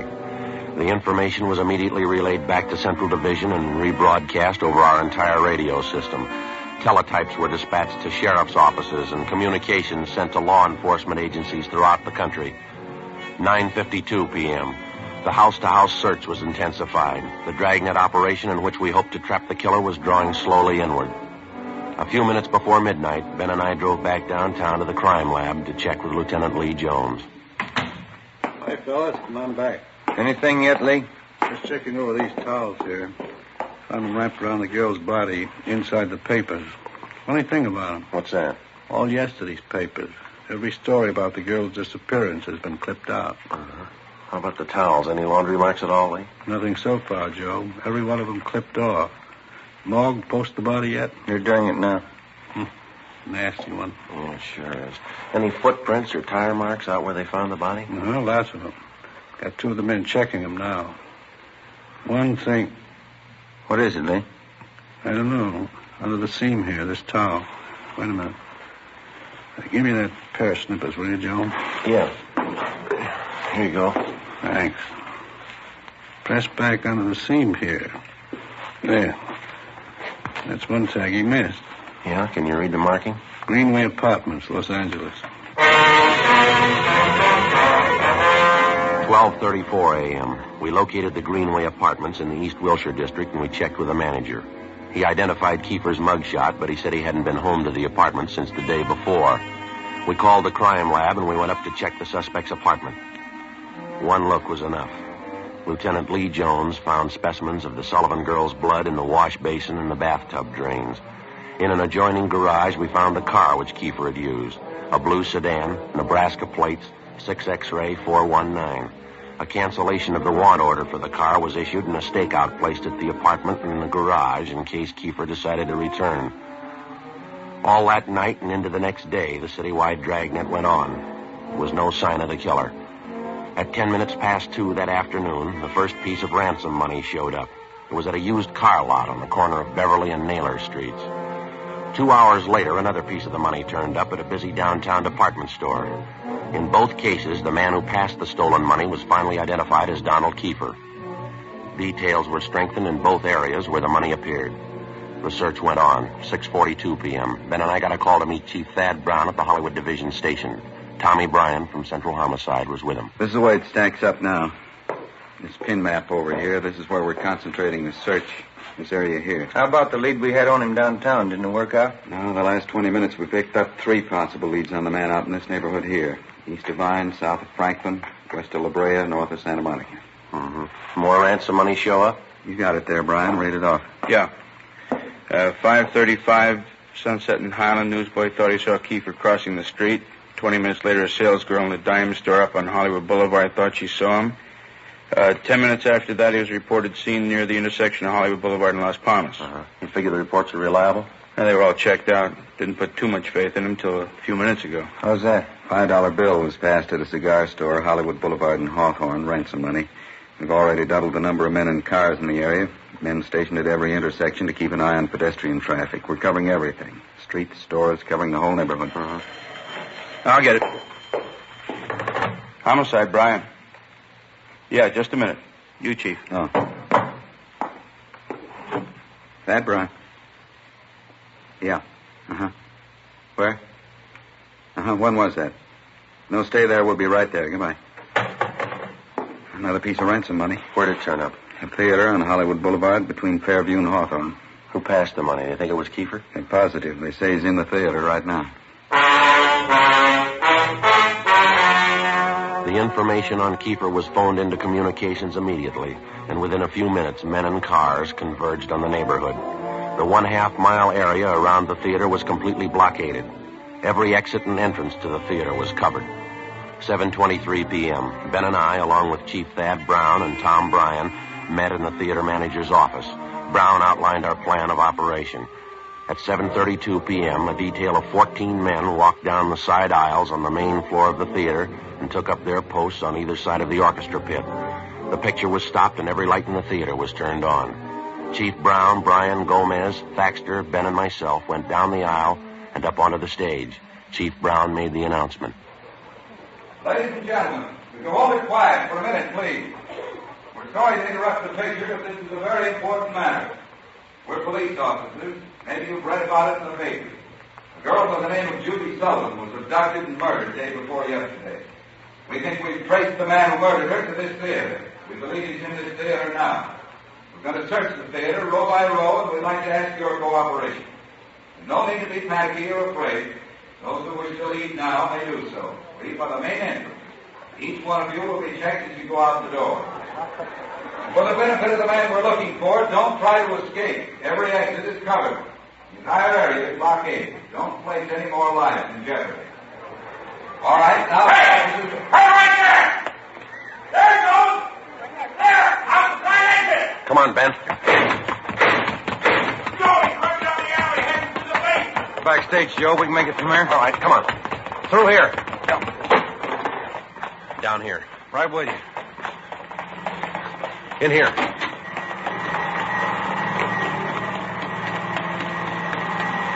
Come on, over here.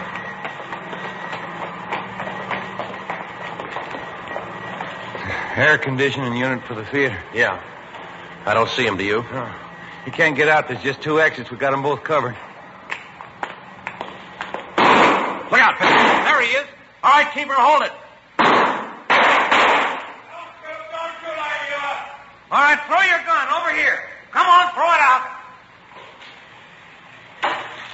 Okay, I got it. You got it, don't shoot. All right, let's take him. Yeah. All right. Okay, you got my gun. I didn't mean to shoot at you. You forced me to. Put the cuffs on him, Ben. Yeah, right. Get your hands off of me. All right, keep her. Got the same for you, too. All right, now hold it. All right, Ben, you all right? Yeah. All right, try the cuffs on him now, huh? Yeah, uh-huh.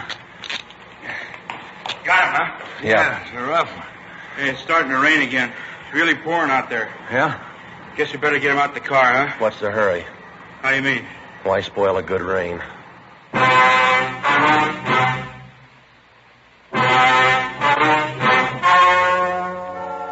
The story you have just heard was true. The names were changed to protect the innocent. On January 19th, trial was held in Superior Court, Department 87, City and County of Los Angeles, State of California. In a moment, the results of that trial. Now here is our star, Jack Webb. Thank you, George Fenneman. Friends, this Sunday evening, December 16th, Fatima brings you a television preview of Dragnet on Sound Off Time on NBC. Check your papers for the time.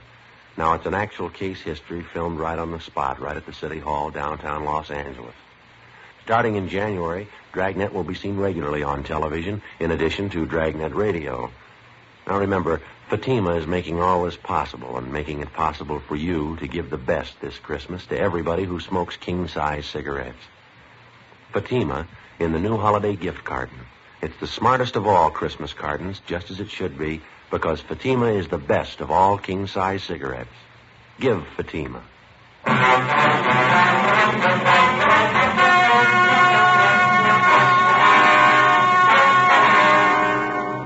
Donald Alfred Kiefer was tried and convicted of murder in the first degree, and on the recommendation of the jury, he received the death penalty.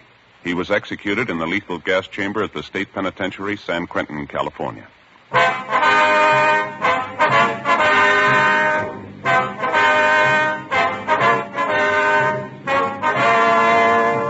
You have just heard Dragnet, a series of authentic cases from official files. Technical advice comes from the Office of Chief of Police W.H. Parker, Los Angeles Police Department. Barton Yarborough as Sergeant Ben Romero. Also heard were Whit Connor and Vic Perrin. Script by Jim Moser. Music by Walter Schumann. Hal Gibney speaking.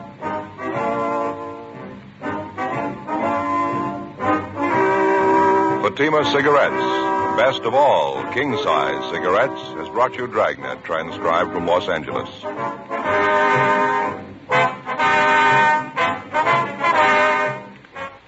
Counter Spy fights international intrigue next on NBC.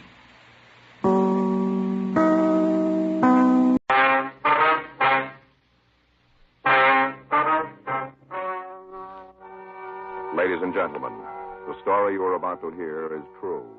The names have been changed to protect the innocent.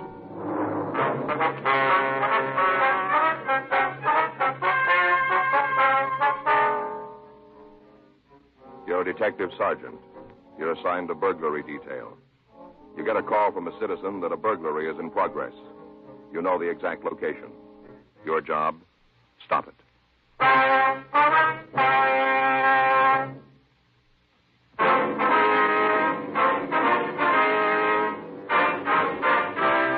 Dragnet, the documented drama of an actual crime. For the next 30 minutes, in cooperation with the Los Angeles Police Department, you will travel step by step on the side of the law through an actual case transcribed from official police files. From beginning to end, from crime to punishment, Dragnet is the story of your police force in action. It was Tuesday, June 14th. It was warm in Los Angeles. We were working the night watch out of burglary detail. My partner's Frank Smith. The boss is Captain Bernard. My name's Friday. We were on our way back from a show up, and it was 11:47 p.m. when we got to room 45, burglary squad room. You want to get started on the report? Yeah, all right. Well, I should be glad to get home. I'm tired. Here. Thanks. You seen the new building yet? What? Seen the new building yet? Yeah, part of it. Yeah, sure is great. They thought of just about everything. That lab looks like something out of a movie. It's all steel, tile. Lee Jones is going to flip. Well, it's going to feel to have all that room. Well, it's going to be great to have the lab in the same building anyway. Burglary Friday. Yeah, that's right. What's that address? No, don't try to stop him. No, right. Goodbye. Get your coat. Huh? It's a burglary. Yeah. The guy's there now. Frank and I left the city hall, code 3. A few blocks from the place, we cut off the red light and siren. The address was a large drugstore located at the corner of Olive and Santee Streets. We parked the car in the middle of the block and walked the rest of the way. The store was dark when we arrived, but the front window had been smashed and the sidewalk was covered with broken glass. Stay waiting here. Don't go messing things up. We're police officers. Oh, I've been expecting you. I'm the one that telephoned you. I'm Arthur Muncie. All right, sir. This is Frank Smith. My name's Friday. Hello, hello. How you doing? Hello, took you long enough to get you. The thief's gone. Where'd he go? He just took off, that's all. Took off. Which way? Down there.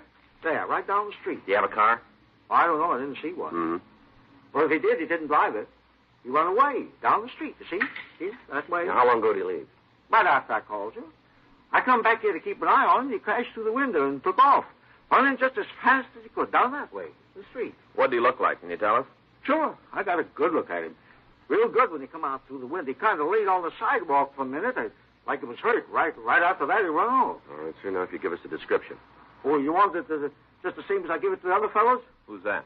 The other cops. I give them a good one. I told them all about the thief. Where are they now, do you know? They took out after him. They got in the car and drove off looking for him. How long ago was that? Right away. They drove away right behind the man. It wouldn't surprise me a bit, but what they caught him, they was right behind him. Mm-hmm. Now then, you want to know what happened? That's right. I thought you would. Well, I was on my way home to the movie down the street. I go there every Tuesday night. They got dishes, you know. What's that? Giving away dishes. I didn't go in since they started. Tonight was Soup Bowl night. Mm-hmm. Already got 5 of them. Tonight fills out my set. Yes, sir. How about the burglary? Hmm? The burglary. Would you tell us about it? Oh, yes. Well, oh, good. I get to talk and the back gets loose. Stay on the track. Yes, sir. Well, then. Now, yeah. Oh, where was I? You were on the way home from the movie. Oh, yeah. Well, I was just walking along. I got here by the drugstore, and I heard this noise. First off, it kind of scared me. I didn't expect it, you know. Yes, sir. What was it? The noise? That's right. Glass. A whole lot of glass being broke. Mm-hmm. I turned around, and right away, I knew it come from the drugstore. So I went over to take a look. Yeah. What do you think I saw? I wouldn't know, sir. Would I take a guess? Look, mister, why don't you just tell us?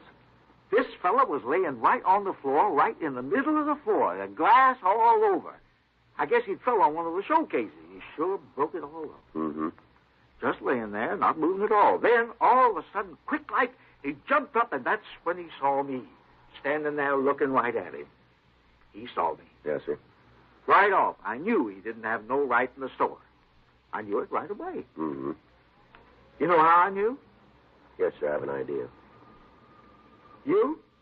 No, I don't have an idea. Well, then, the light wasn't on. No, sir, there wasn't any light on, so I knew he was a thief. That's when I went to call you. Use the phone booth there, see? Right across the street, able to keep my eye on the place all the time. Yeah. Come back here to make sure he didn't get out, and first, I thought the guy was gone. You see, I couldn't see him at all. Yeah, then he came out from behind the counter back in the back of the place, and I could see he was hurt. Something was wrong with his arm. He held it kind of like this. See? Like there was something wrong? Yes, sir. He was trapped. No way to get out. With his arm hurt, he couldn't climb out. So what do you think he did? Well, I wouldn't know. Your turn. Go ahead, will you, please? Started running, come right at the window, running as fast as he could. Crash right through it. Broke clean through it. Landed here on the sidewalk. There, see? Right on the sidewalk. Glass all around him. Laid there for a minute, and then he got up and took off down the street. He was hurt, though, bad. I could see where he'd hit his head on the window, all cut up. Would you know the man if you saw him? Oh, you bet I would. I'd know him any place. We'd like to have you come downtown, look at some pictures. Sure. Anything I can do, you just name it. All right. I'd score to settle with that guy myself. I want to see you get it. Yes, sir, we understand. Ought to be ashamed of himself. Whole thing's his fault. Never would have happened if it hadn't come crashing out that window. What's that? My personal reason for wanting to see you get him. He made me drop my soup bowl.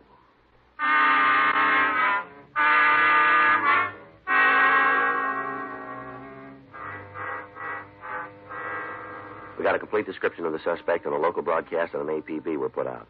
Arrangements were made for the witness to be taken to the city hall to check through the mug books, and then Frank and I started to canvass the area. 12:20 a.m. Think he made it? I don't know. The way Arthur Muncie put it, he was hurt pretty bad. Couldn't get too far. Yeah. Want to pull up? Let's check that alley. All right. No, it doesn't go all the way through. Let's get on.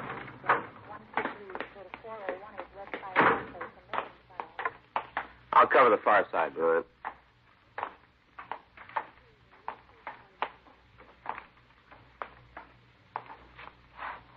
How about it? All right, come on out. Come on, we can see you. All right. I give up. Don't shoot. Just stand there. Stand there where we can see you. I got my hands up. I'm not going to cause any trouble. I give up. Now, please don't All right, shoot. walk Please. out here. Walk out here. Keep your hands where we can see him. I'll check him, Joe. All right, turn around. Turn around. Put your hands against the wall. All right. I'm doing just what you say. Just like you tell me now. All right, he's clean. All right, turn around. Come on. Put your hands back. No, look, please, don't put any handcuffs on me. Please don't. My wrist is broken. I can't do it. I can't All do right. it. Stand still. Put your hands behind your head and walk out toward the street. All right. Get me a doctor, will you? I don't feel good. I think I hurt my head. No, I'm telling you the truth. You can see yourself. I think I hurt it. Come on, keep walking. I don't feel good. I got awful pain in my head. Yeah, well, it's going to get worse. The suspect was taken to Georgia Street Emergency Hospital for treatment. We identified him as Leroy Ernest Finch, 27 years old. He had a record listing 2 convictions of burglary along with several misdemeanor arrests. His mugshot was shown to the witness, and we got a positive identification. After emergency treatment, Frank and I were able to talk to him. How about it, Finch? Make a statement? About what? A burglary. You guys are forgetting something. What's that? I'm the one who's sick. I don't know what you're talking about. I don't think about any burglary. That's a nice try, Finch, but it's not going to work.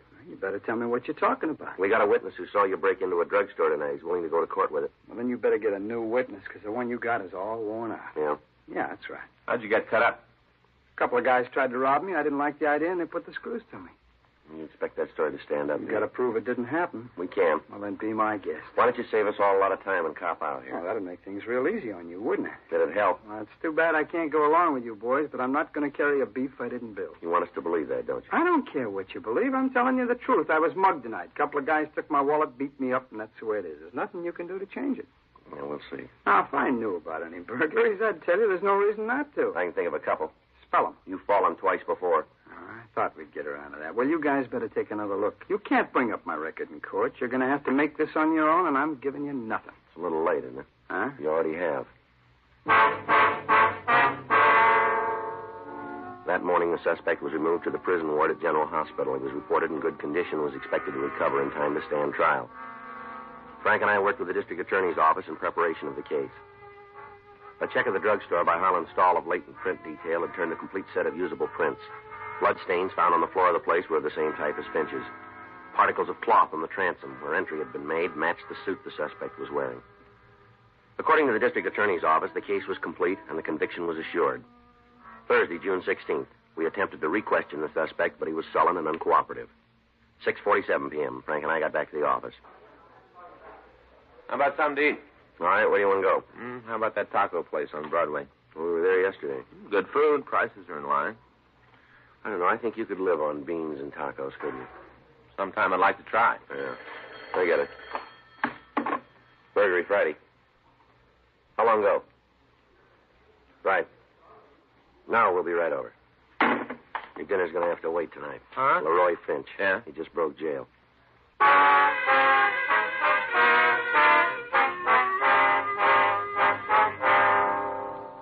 We left the office and drove over to General Hospital.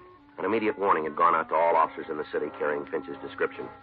As far as we knew, he was still wearing hospital clothes and wouldn't be too difficult to spot. We went up to the 13th floor and met with a guard who had been on duty. I see you went out this way. 13 floors to the street, huh? Not easy to believe. How do you make it? Well, near as we can figure, he tore the bed sheets into strips, braided them together, Yeah. worked at one of the bars until he could slip through. Must have looped the sheets around the other bars and lowered himself. How far could he go that way? 2 stories. After that, he must have rested on the ledge while he pulled the sheets down after him. Kept going until he got to the street. Anybody see him on the way down, do you know? We're checking now. Not likely. If there had been anyone, they'd let us know. Yeah. Sure hate to see that guy on the loose. The way he talked, he's going to cause a lot of trouble. Any chance he had help getting out? No, he's the only one in the room. Didn't have any visitors. Door was locked. You mention any friends in town? Anybody he might go to? No, about the only thing he talked about was the beef against him. All the time saying that he was going to beat it. How he was going to blow your case sky high. Yeah. He was sure of himself. Said you'd never get him into court. He didn't have a chance. Yeah. It looks like he might have been right. It isn't going to change. He hasn't beat it. Yeah? He just postponed it. For the rest of the night, the area was subjected to an intense search. All people in the vicinity were questioned. Cars going into and out of the blockaded section were checked. At 7:30 the next morning, a search was called off. Apparently, Leroy Finch had made good his escape before the warning had been sounded. For the next 2 days, Frank and I checked everybody listed in his package. Friends and relatives were placed under surveillance. All known associates and places he was known to frequent were checked. Word went out to informants for possible leads. Every step was being taken to bring Leroy Finch back into custody. Sunday, June 19th, we got word that Finch had been seeing a woman just before his arrest. Her name didn't appear in any of the reports. Frank and I drove out to see her. I guess this is it. Well, what about the back? Oh, this is the only entrance. All right. I'll get the door. Okay.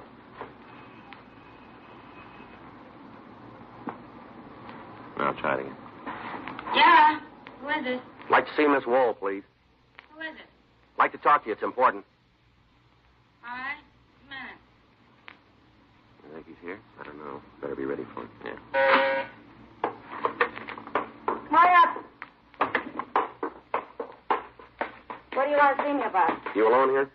Yeah, why? You mind if we check? No. Go ahead.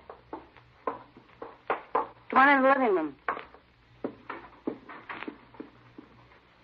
What you looking for? We're police officers. You know a man named Leroy Finch? Yeah. Okay, Joe. I could have told you that going in. All right. Sit down. I'll just have some coffee. Looking at the Sunday funnies. Yeah, You gotta excuse the way the place looks. I wasn't expecting company. it's all right. For you a cup of coffee? No, thanks. How about you? All right. What do you want to know about Roy? When'd you see him last? Oh, let me think. This is a week, 10 days ago. Not since, huh? Uh-uh. You heard from him at all? No. What's this all about? What's Roy done? It's all been in the papers. Outside of the funnies, they could print it blank. What's he done? We want to talk to him. Oh, like that, huh? That's right. What do you know about him? Nice guy. Good spender. We've been out a couple of times. Dinner, dancing, nothing special. Dresses good. Looks nice. Wears too much padding in his coat. Outside of that, he looks like something in a magazine. Yeah. Where'd you meet him? Cafeteria downtown. I was in there eating one night. The place was pretty crowded. And he came over and asked if it'd be okay if he sat at my table. I told him, yeah. Finished eating, and we went out and had a couple of drinks. How long ago was that? Oh, let me see. Just a couple of months. You ever talk about any of his friends? You know where he lived? I don't think he had one place. Kept moving around. You know, one hotel this week, some other place the next. Just kept moving. Where was he staying the last time you saw him? I don't know. Some place down on Pico, I think. You can't give us an address, huh? No. All right, Miss Wool. We'll leave you one of our cards. We'd appreciate it if you could call us in the event Finch gets in touch with you. Well, sure. I hear anything, I'll call you right away. Oh, excuse me a minute, huh? Go ahead. We can find the door. Thanks. Hello? Uh-huh. Oh, yeah, just a minute. Mr. Friday? Yeah. Your office. They want to talk to you. Thank you. Friday. When? I'll be right over. Thank you very much, Miss Wool. Don't mention it. Let's go. Yeah. What do you got? They found Finch. Yeah. He's been hiding in a house in Highland Park. You there now? No, he left about an hour ago. Whose place belonged to? I don't know. If we want to talk to him, we better step on it. Yeah. He shot them both.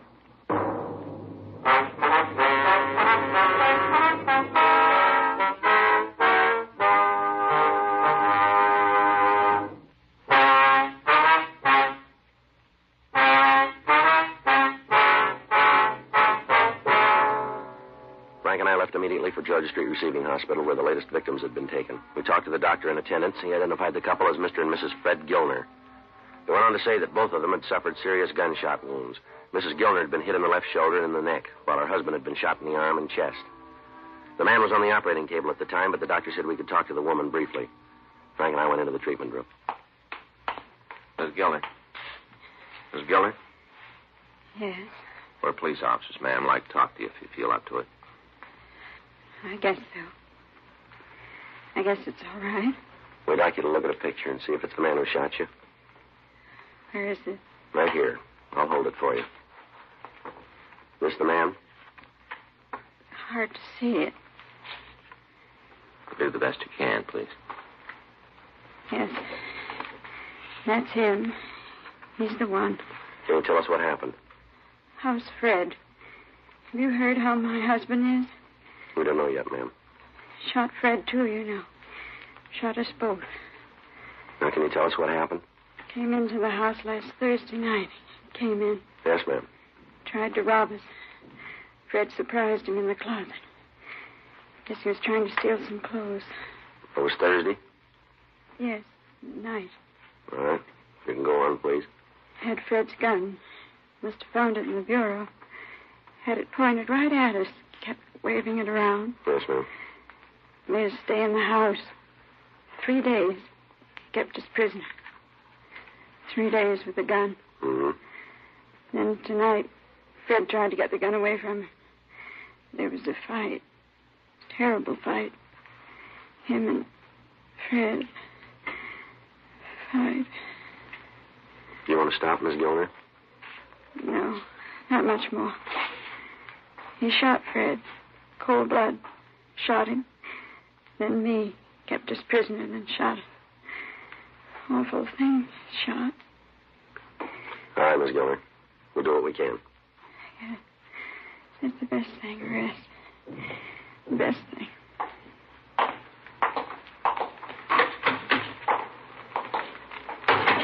You want to check the doctor? Yeah. Excuse me? Yes? Where can we find Dr. Savern? I think I saw him a couple of minutes ago. He went into treatment room number 3. All right, if we go in. Yes, he's alone. Thank you.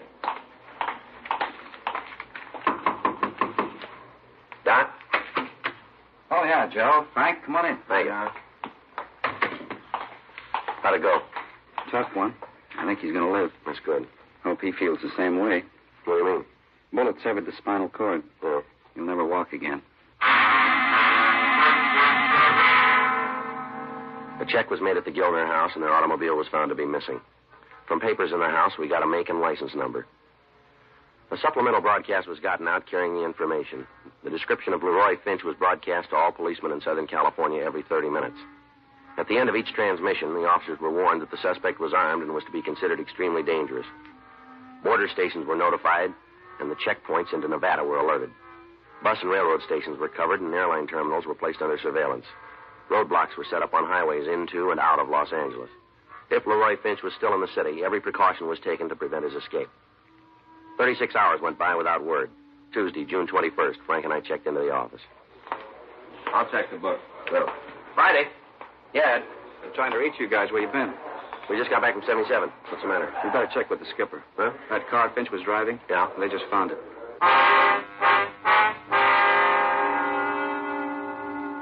The vehicle had been found by a motorcycle officer on a side street in the Hollywood area. As soon as he'd made sure of the identification, he'd notified Captain Bernard, and then he'd staked out on the car.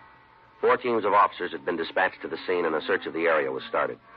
Frank and I went down the hall to Chief Thad Brown's office, and we checked with Captain Bernard. He told us to leave for the scene immediately and take charge of the investigation. We went back to the squad room before leaving. You want to sign us out? Yeah. I got it. Burglary Friday. Oh, yeah. Speak up a little, can't hear you. What's that? No, I got it. All right, we'll be right there. What do you got? It was Hazel Roll. Finch's girlfriend? Yeah. He just walked in.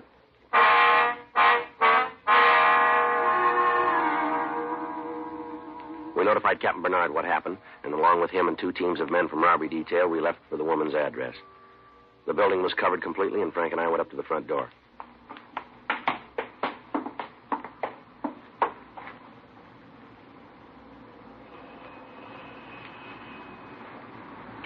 Who is it? It's Joe, honey. Oh, yeah. What do you want? Like to see you. I'm kind of busy right now, Joe. Can you come back later? Finch must be with her. Yeah. I'm leaving town. It won't take very long. Just a minute. Follow me up and take it easy. All right. Hi, Joe. I didn't expect to see you. Got a call from New York. Got to get back there right away. Thought I'd come over and tell you. Sorry about that date for tomorrow night. Oh, that's okay. I understand. All alone, huh? Yeah, but I was just getting ready to go out. Anybody I know? I don't think so. Friends out in the valley asked me over for dinner. Well, I sure wish I could keep that date tomorrow. So do I. Hey, I wonder if I could have a drink of water. Yeah. Guess so. I'll get it. Here, I'll come with you. Here's a glass. Thanks. Where is he? Bedroom. You alone? Yeah. He's got a gun. All right, you stay here. All right, be careful. Thanks a lot. Well, I'll be running along. Okay. All right, Finch, we know you're in the bedroom. Throw that gun out and you follow it. Come on, Finch, throw out the gun. You come and get me, cop. We can wait a lot longer than you can, Finch. Well, let's see. We'll take the building apart if we have to. Go ahead. I'm not going to walk out of here. All right, you called it. Frank? Yeah. Get downstairs, ask him to bring up the gas equipment. Okay. Watch your face coming out. All right, come on, Finch, get up. Now, leave me alone, cop. Leave me alone. Come on your feet. I can't. I'm hurt. I can't get up. You're not hurt that bad. It's just a shoulder wound. I am, too. You don't. I'm going to die. I know it. Come on, Jack. I'm going to die. You're pretty sure of that, aren't you? Yeah, I can feel it. You got it wrong, Finch. Huh? It won't be that easy.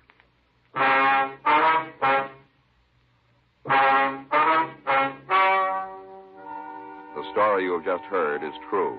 The names were changed to protect the innocent. On October 4th, trial was held in Department 97, Superior Court of the State of California, in and for the County of Los Angeles. In a moment, the results of that trial.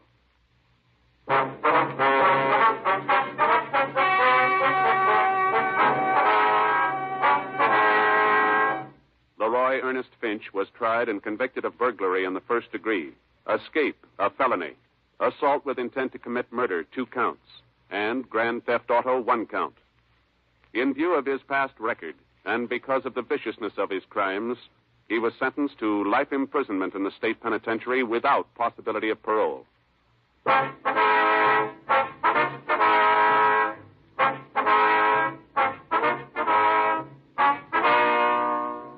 You have just heard Dragnet, a series of authentic cases from official files. Technical advice comes from the Office of Chief of Police W.H. Parker, Los Angeles Police Department.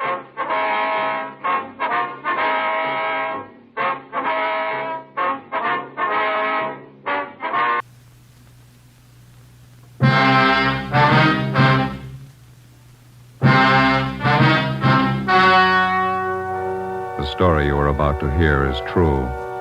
Only the names have been changed to protect the innocent. Fatima Cigarettes, best of all long cigarettes, brings you Dragnet.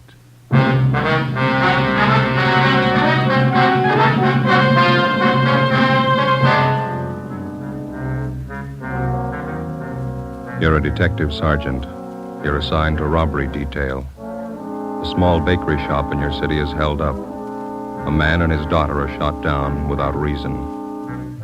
Your job, get him. If you want a long cigarette, smoke the best of all long cigarettes. Smoke extra mild Fatima. Yes, Fatima is the king-size cigarette which contains the finest Turkish and domestic tobaccos superbly blended to make it extra mild, to give Fatima a much different, much better flavor and aroma than any other long cigarette. That's why Fatima has more than doubled its smokers coast to coast. Enjoy extra mild Fatima yourself. Best of all, long cigarettes. It's wise to smoke extra mild Fatima. It's wise to smoke extra mild Fatima.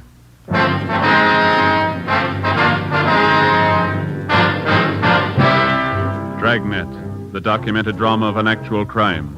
For the next 30 minutes, in cooperation with the Los Angeles Police Department, you will travel step by step on the side of the law through an actual case from official police files. From beginning to end, from crime to punishment, Dragnet is the story of your police force in action. It was Tuesday, November 3rd. It was chilly in Los Angeles. We were working the night watch out of robbery detail. My partner's Ben Romero. The boss is Captain Ed Walker. My name's Friday. It was 5 minutes to midnight when we got to 318 Silver Avenue, Stendel's bakery shop. Yeah? Romero and Friday, Central Robbery. Hi, I'm Jacobs, Unit 16R. My partner Olson's back there in the shop talking to the owner. You answered the call, did you? Yeah, must have been a crazy man. Shot two of them down, cold blood. There they go in the ambulance now. Shot up pretty bad. Mm-hmm. Who runs the place? Swedish family named Stendal. Father, mother, two daughters. All four of them work in the bakery here. Mm-hmm. They all here at the time of the robbery? Yeah, the hold-up man shot the father and the oldest daughter. The mother and the younger girl are in the back, straight through that door. Okay. Thanks, Jacob. Right, Sergeant. Joe. Huh? On the side of the door here. Looks like a bullet hole. Yeah. Hey, Jacobs. Yes, Sergeant. You want to call into the crime lab, ask them to send somebody out? Right. Thank you. Hi. You Olson? That's right. Romero and Friday, Central Robbery. Oh, how are you? These are two of the victims, Mrs. Signey Stendal. The girl's her daughter. Name's Jennifer. Any other witnesses? Not so far. Neighborhood around here is pretty deserted this time of night. Hold-up man made a fast getaway. The two people who were shot, what kind of shape are they in? The father, Mr. Stendal, he's got a bullet wound in the right shoulder. Older daughter's a lot worse. Her name's June, 19 years old. Shot 4 or 5 times through the stomach. Mm-hmm. You want to stand by? Right, yeah. Okay. Mrs. Stendal, we're from robbery detail. Ja, how do you do? How do you do? Jenny, var snäll och se ansiktsplats för herrarna. 2 stolar. Yes, Mama. You will excuse me for not getting up, officer. I don't feel so well. That's perfectly all right, ma'am. Chair for you, officer. Well, thank you. I'll get it. Thank you very much. You and your daughter here were in the front of the bakery shop at the time of the robbery. Is that right, Miss Stendal? No. Jenny was back here with her father. That's Lars, my husband. Uni and I were in the shop in front. Oh, who were you with, ma'am? Uni and I. Joe? Mama means June, my older sister. She calls her Junie. Yeah, June. Oh, well. You mind telling us what happened? Well, June and I was scrubbing the floor of the shop. Every Tuesday night we scrubbed the floor of the shop. Then this man came in and pointed a gun. He wanted our money. About what time did he come in? 11:15, 11:20. I don't remember for certain. He wanted our money and I gave it to him. How much was that, ma'am? Jenny, du vet. Hur mycket pengar var det förresten? $24. Yeah, $24. Just the paper money. He took it and put it in his pocket. June, my daughter, she started to cry. The man hit her. She cried some more. Then Lars and Jenny came running from the back. Yes, ma'am. The man pointed the gun. He made Lars and me and Jenny stand against that wall. But not June. He took hold of her. Jenny, hur ser du det? Den vägen din mannen, han var där. It was getting fresh with her, Mama. The man tried to get fresh with June officers. June hit him. He tried to drag her out the door with... Yeah, Jenny hit him. Hit him good. Then he went like that, threw her against the counter and pushed June down. Crazy man. Crazy look. He kicked her. Mm-hmm. Then Lars, my husband, he ran at the man. He heard the gun loud, and Lars fell down. And I screamed. Yeah, and I screamed. I turned and I saw the man standing over June. He pointed the gun down at her. Yes, ma'am. Crazy look on him. He kept shooting her 4, maybe 5 times. Jenny screamed. She kept screaming. The man ran out the door. It's all right now, Miss Linda. Had either one of you ever seen this man before? No. No, neither did I. Would you know him if you saw him again? Yeah, I think so. I would, officer. I got a good look at him. He was wearing a blue cap like a baseball player wears. Mm-hmm. How'd he get away? Was he on foot or did he have a car? Nobody followed him, but after he left, I heard a car start up down the block, and then it drove away. Do you have anything else to add, Mrs. Stendhal? I hope you catch the man. He's bad. Please catch him. Yes, ma'am. We're going to try. Jenny, var snäll och ge mig nickels ifrån kassan. Yes, Mom.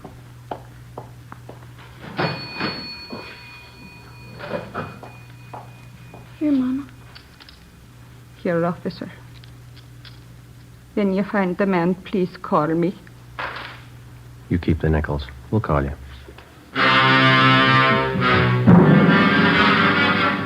Before we left the scene of the robbery and shooting, Mrs. Stendhal and her daughter gave us their description of the hold-up man, together with the clothing he wore. The suspect had no outstanding physical characteristics that they'd noticed. The only thing unusual about his clothing was that he wore what appeared to be a baseball cap at the time of the hold-up. She described the cap as light blue with a visor. Together with Officers Bechtel and Lopez from Central Robbery, we canvassed the immediate neighborhood for other possible witnesses. We found none. The next morning, we went out to the hospital. The condition of the older daughter, June, was critical. We interviewed the father. He could tell us nothing.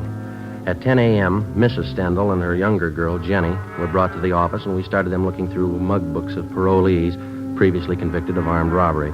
Within 2 hours, both of them positively identified the picture of a recent San Quentin release as that of the hold-up man.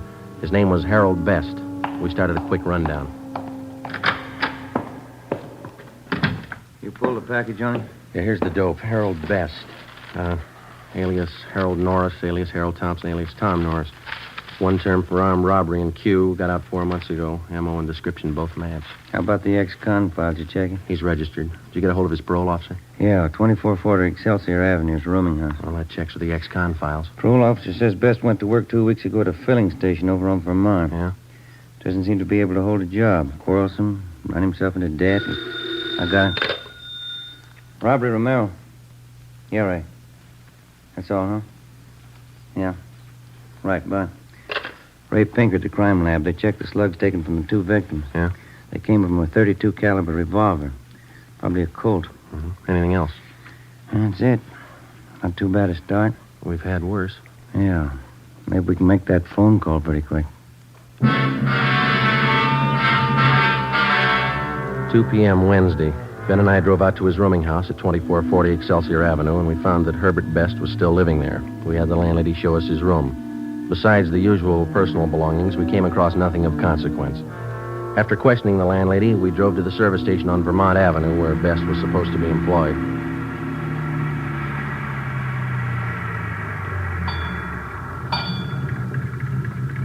I don't see anyone around. Oh, there's a fellow over there greasing a car in the rack. Oh, yeah.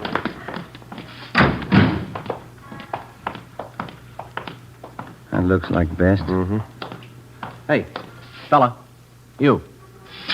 Yeah? Can you tell us if there's a Herbert Best working here? Sure, I'm him.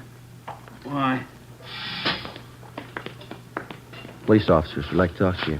Yeah? What's the matter? Routine investigation. Got a few questions for you. Supposed to have this car greased up by 3:45. What am I supposed to do, please? You or boss? I'll find him, Joe. You got any heat on you? No. What's it all about? How long's this going to be? Couple minutes. Won't take more than a grease job. Put this thing in shape. Well, we'll wait for you. How'd you find me? That nosy landlady of mine? No, routine channels.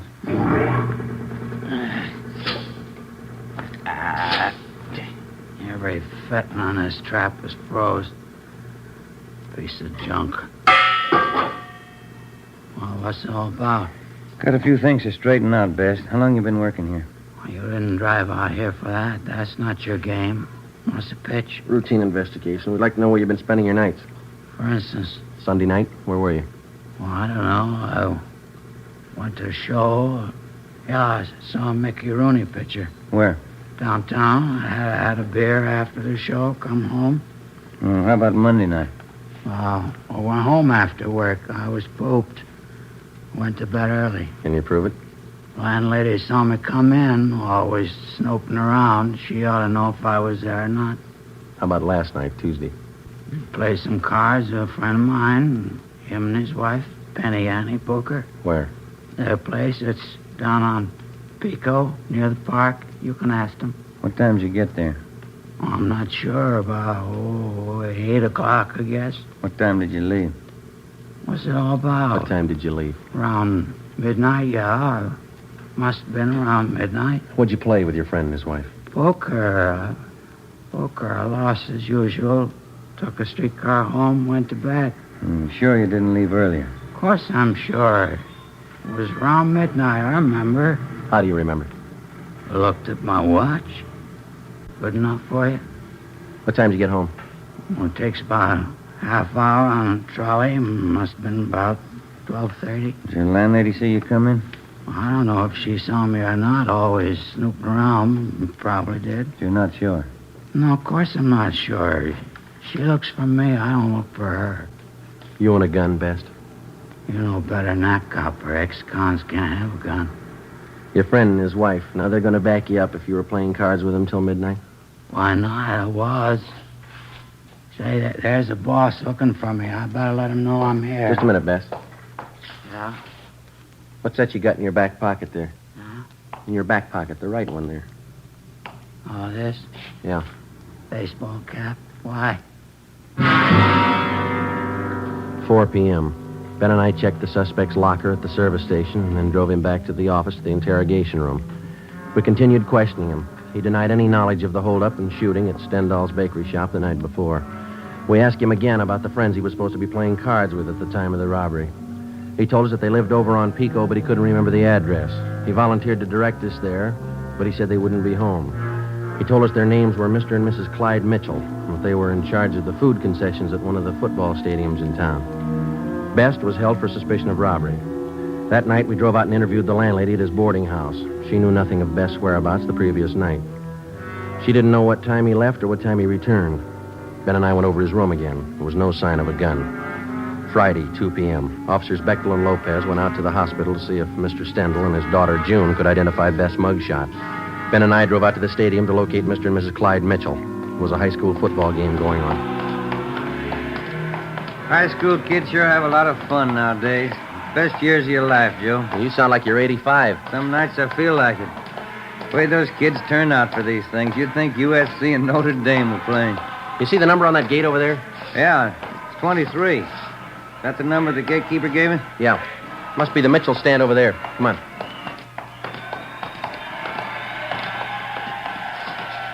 Oh, miss, can you tell us where to find Mr. and Ms. Mitchell? Yeah, around back of the stand. You're knocking the door. Thank you. Yeah, come on in.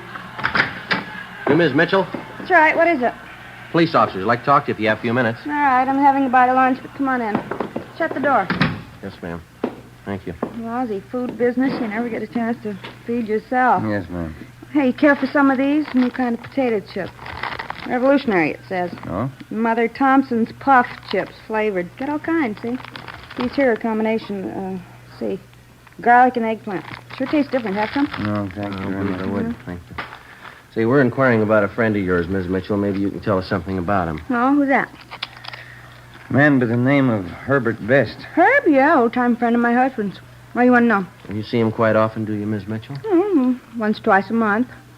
Clyde and I play cards or go out bowling with him. Herb's pretty good company. Uh-huh. When's the last time you saw him? Early this week, Tuesday, I think it was. Sure, it was Tuesday. See, yeah. It was. We played cards. Why? At your place? That's right, a little poker. Clyde and Herb and me. What time did Best get to your place, Miss Mitchell? Right after I finished up with the dinner dishes, around 7:45, I'd say. How long did he stay? A couple of hours. We sat around, had a few drinks, played poker, nickel limit. What time did he leave? Do you remember that? A little before 10, I think. You sure that, ma'am, is important? Sure as I can be. Must have left before 10 because Clyde and I listened to the 10 o'clock news alone. Then we went to bed right after. Your friend Best tells us he didn't leave your place until midnight. Oh, that's not right. There must be mixed up. He left before 10, I'm sure of that. All right, Miss Mitchell. Thank you. Say, I hope I haven't said anything I shouldn't have. I know Herb's an ex-con. Yeah, He likes to gamble. You're not checking up on him for Tuesday night, are you? that's right. You're playing too much poker? We're not playing enough.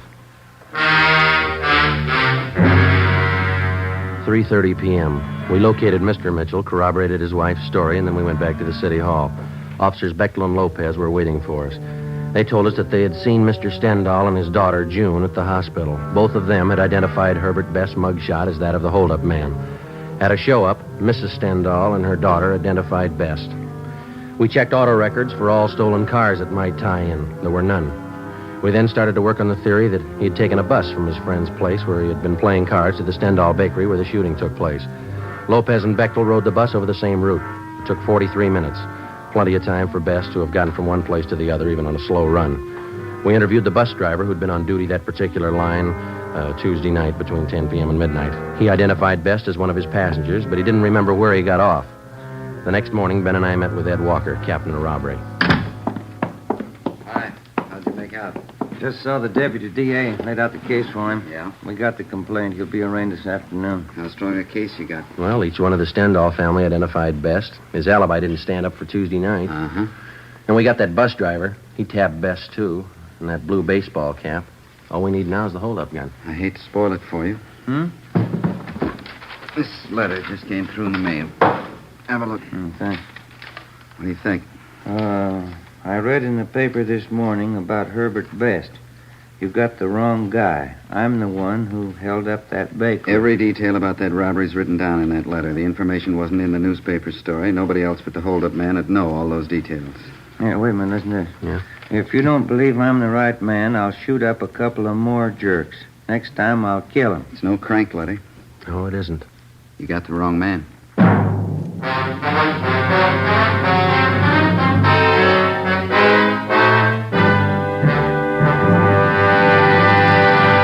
You are listening to Dragnet, the case history of a police investigation presented in the public interest by Fatima Cigarettes. If you smoke a long cigarette, it will be in your interest to listen to this case history recorded by a typical Fatima smoker.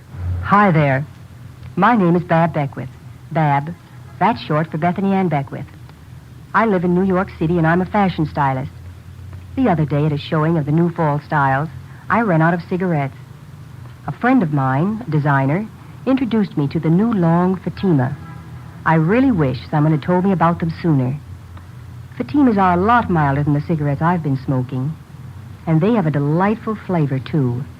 I'm very glad to recommend them to you, because I know from experience it's wise to smoke extra mild Fatimas. And more smokers every day are finding that out. Actual figures show extra mild Fatima has more than doubled its smokers coast to coast. So enjoy extra mild Fatima yourself. The king-size cigarette, which contains the finest Turkish and domestic tobaccos, superbly blended to make it extra mild. You will prefer Fatima's much different, much better flavor and aroma. You will agree. It's wise to smoke extra mild Fatima. It's wise to smoke extra mild Fatima. The best of all long cigarettes.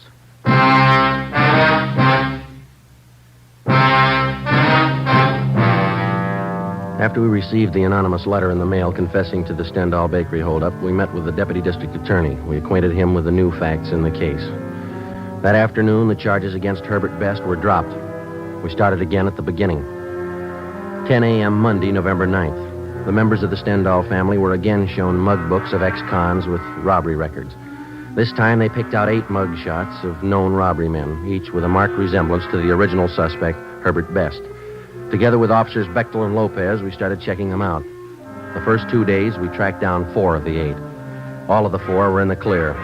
5:15 p.m., we got back to the city hall, the carpool. See any empty spots, Joe? No, but don't park it in any one of the city councilman's stalls. Yeah, I might get sore. Well, why don't you pull up here? Boyd will take care of it. Yeah, okay. That's good right here.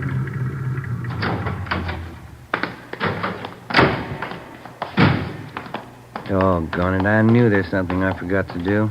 What's that? Oh, they had an underwear sale today. That place down in South Fig, shorts, T-shirts. Mm-hmm. Wife told me to be sure and get down there. Oh, that'll be another one. That place has sales all the time, don't they? Only twice a year on underwear. Stuff I've got's not going to last till next time. Friday? Ben? Wait a minute. Gene back to Yeah. Hi, Beck. Hi. Going up? Yeah. How'd you make out? 2 men we checked were clean. We picked up something 77th Street station. Now, go ahead, Ben. Mm-hmm. Hey, watch that elevator door, Jim. Yeah, I'm sorry. Well, what's with 77th Street? Oh, a couple of men in traffic out there covered an accident this afternoon. 91st and Central, hit and run. That's so? One of our traffic cars saw the collision, took out after the guy. Chased him 10 blocks. Mm-hmm. And while they were chasing him, they thought they saw the driver throw something out of the car window. Yeah, what? I'm coming to that. When they finally pulled the car over, gray coupe, the driver told him his shoulder was wrenched in the accident. He was on his way to his own doctor. Mm-hmm. Our men took him to 77th Street, had the doc there look at him. Yeah. While the doc was treating the guy, only one of the officers was in the room. Mm-hmm. When he turned to get a drink of water, the suspect slugged him, then the doctor. Jumped out of the window, got away. Teletype's out on him. You went to an awful lot of trouble to beat a traffic rap, didn't Yeah, that's the way it impressed the boys out there. They got out of broadcasting the guy, went back to the spot where they thought they saw the guy toss this thing out of his car when they were chasing him. Did it pay off? They found a .32 Colt revolver. Our Russ Camp's checking it now over in the crime lab. What did they say the man looked like? Description measures pretty close to our holdup guy. I'll get it. Robbery Friday. Yeah, just a minute. See you back. Oh, thanks. Yeah. Oh, yeah, Russ. Yeah. Okay, fine, right. Russ Camp checked the .32 revolver with the slugs in the Stendhal case. Yeah. Positive make. The gray coupe, which the unidentified suspect had been driving, had been checked out by traffic officers at 77th Street Division. They had found that the owner and driver of the car was a man named Bruno Stock, a 2-time loser with a page full of major and minor crimes to his credit. We checked his mama sheet, and we got out a broadcast on him in an APB. A stakeout had been placed at his last known address. We picked up a sandwich and a cup of coffee for dinner, and then we started checking out Bruno Stock's relatives and friends. By 6 o'clock the following night, we still had no idea where he was. A little after 9 p.m., we got a call from an informant who told us that a Tommy Josephson, a small-time thief and reputedly a friend of Bruno Stock's, wanted to talk to us. We found him in a small apartment over on West 6th. One thing I want to set you straight on. Bruno's no friend of mine. He's in on the heavy rackets. No heavy racket man's a friend of mine. All right, we got it. Now where's Bruno? He came here tonight, 6:15, moved right in on me, didn't even ask me. What do you want with you? Now, you remember, Bruno's no friend of mine. Yeah, we got that. Now, what do you want? A gun. He knew I had one. I keep it for self-protection. You can't trust these heavy men. Did you give him the gun? Give it to him. He took it. Shook me down like a rat. Made me go out and buy dinner for him. My own dough. Had to bring it back here from. Yeah. Bruno's no friend of mine. What he does with that gun is his grief. It's out of my hands. When did he leave here? An hour ago, I think. Maybe a little less. Shook me down like a rat. Real heavy guy. Where was Bruno going? I don't know. He's crazy. All them heavy guys are crazy. Talk like somebody with a paper head. Did he tell you where he was going? See a friend of his over in Dogtown. Guy runs a bowling alley. Bruno's going to borrow his car. What for? He's heavy, I tell you. Said he was going out on a heist tonight. Did he ever write you guys a letter? Why? Well, he told me he was going to prove what he wrote to you. Crazy. I didn't get it at all. Yeah. Said he was going out to kill a couple of jerks. 9:30 p.m. We got the address of the bowling alley run by Bruno Stock's friend, and we called the office. An alert for the suspect was broadcast immediately. Together with Gene Bechtel and Lopez, we drove to the bowling alley. Ben and I went in. Bechtel and Lopez covered the outside. It's a good crowd. I wonder where they do business. I don't see any counter. No, neither do I. Oh, yeah. There it is. Way over in the corner. Oh, yeah. There's nobody behind the cash register. How about that fellow in the white T-shirt standing by the cigarette machine? Yeah, looks like he works here. Let's go. Joe, guy with him. Just turned towards Bruno, us. come on. He sees us. He's going for the back. All right, you, let's hold it up. Come on. He ducked in there to the right, Joe. Down behind the alleys. Hold it up, Stock. The window, Joe. Went right through it. Come on. Here. There he is.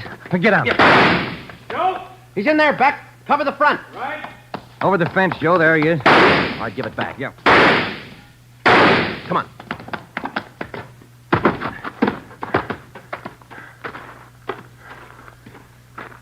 You see? No. Got to be in the yard someplace. Yeah. Where'd it come from? I can't see. Keep down. Backstairs of that house. There he is. Give it up, Stock. All right, mister. You tag him. Come on.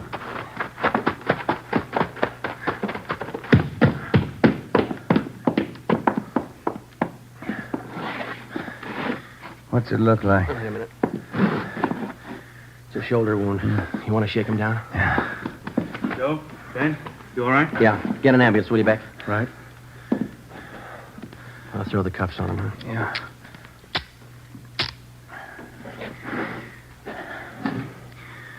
Well, that's it, Joe. Yeah.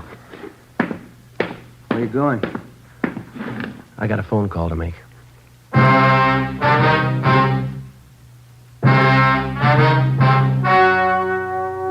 The story you have just heard was true. Only the names were changed to protect the innocent. On February 18th, trial was held in Superior Court, Department 84, City and County of Los Angeles, State of California. In a moment, the results of that trial. And now, here is our star, Jack Webb. Thank you. In the Record Bureau of all metropolitan police departments, there's a special file in which all known criminals are cataloged and cross-indexed according to identifying marks. Marks which help the working detective. And so, with the cigarette, the outstanding identifying mark of Fatima is quality.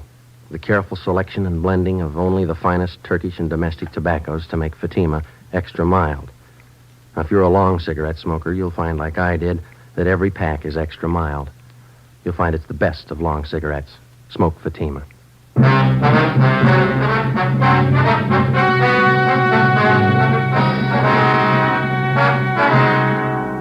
Bruno Alfred Stock was tried and convicted of first-degree robbery and assault with intent to commit murder, 2 counts. Because of his prior convictions, he was adjudged an habitual criminal and sentenced to a life imprisonment. He is now serving his term in the state penitentiary. You have just heard Dragnet, a series of authentic cases from official files. Technical advice for Dragnet comes from the Office of Chief of Police W.H. Parker, Los Angeles Police Department.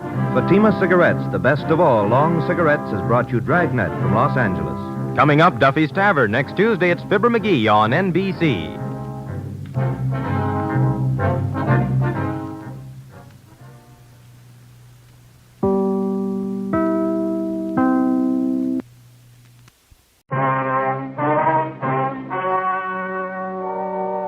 The story you are about to hear is true. Only the names have been changed to protect the innocent. Fatima Cigarettes, best of all long cigarettes, brings you Dragnet.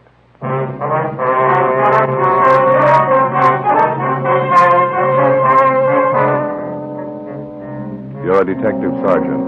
You're assigned to robbery detail. A middle-aged businessman in your city is robbed and beaten senseless. The hold-up men escape. The victim refuses to report the crime. Your job? Investigate. You'll be amazed when you compare Fatima with other long cigarettes. You'll find they now cost the same. But in Fatima, the difference is quality. You see, Fatima is the quality king-size cigarette because it contains the finest domestic and Turkish tobaccos superbly blended. And Fatima is extra mild, with a much different, much better flavor and aroma than any other long cigarette. So compare Fatima yourself. Fatimas now cost the same as other long cigarettes, but your first puff will tell you. Ah, that's different. Yes, in Fatima, the difference is quality. Ask your dealer for Fatima, the quality king-size cigarette. Best of all long cigarettes. Start enjoying Fatima tomorrow.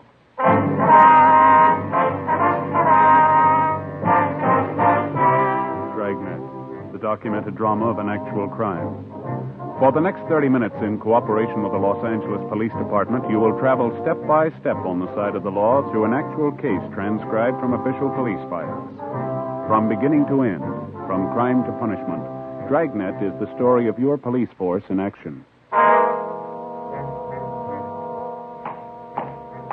It was Tuesday, October 8th. It was overcast in Los Angeles. We were working the day watch out of robbery detail. My partner's Ben Romero. The boss is Captain Didion. My name's Friday. It was 11:23 a.m. when we got to 700 South Hill Boulevard, the Butler Accordion Studios. What do you think? Well, I don't know. It must be upstairs, I guess, huh? Oh, yeah, there it is. Main office, second floor. Yeah.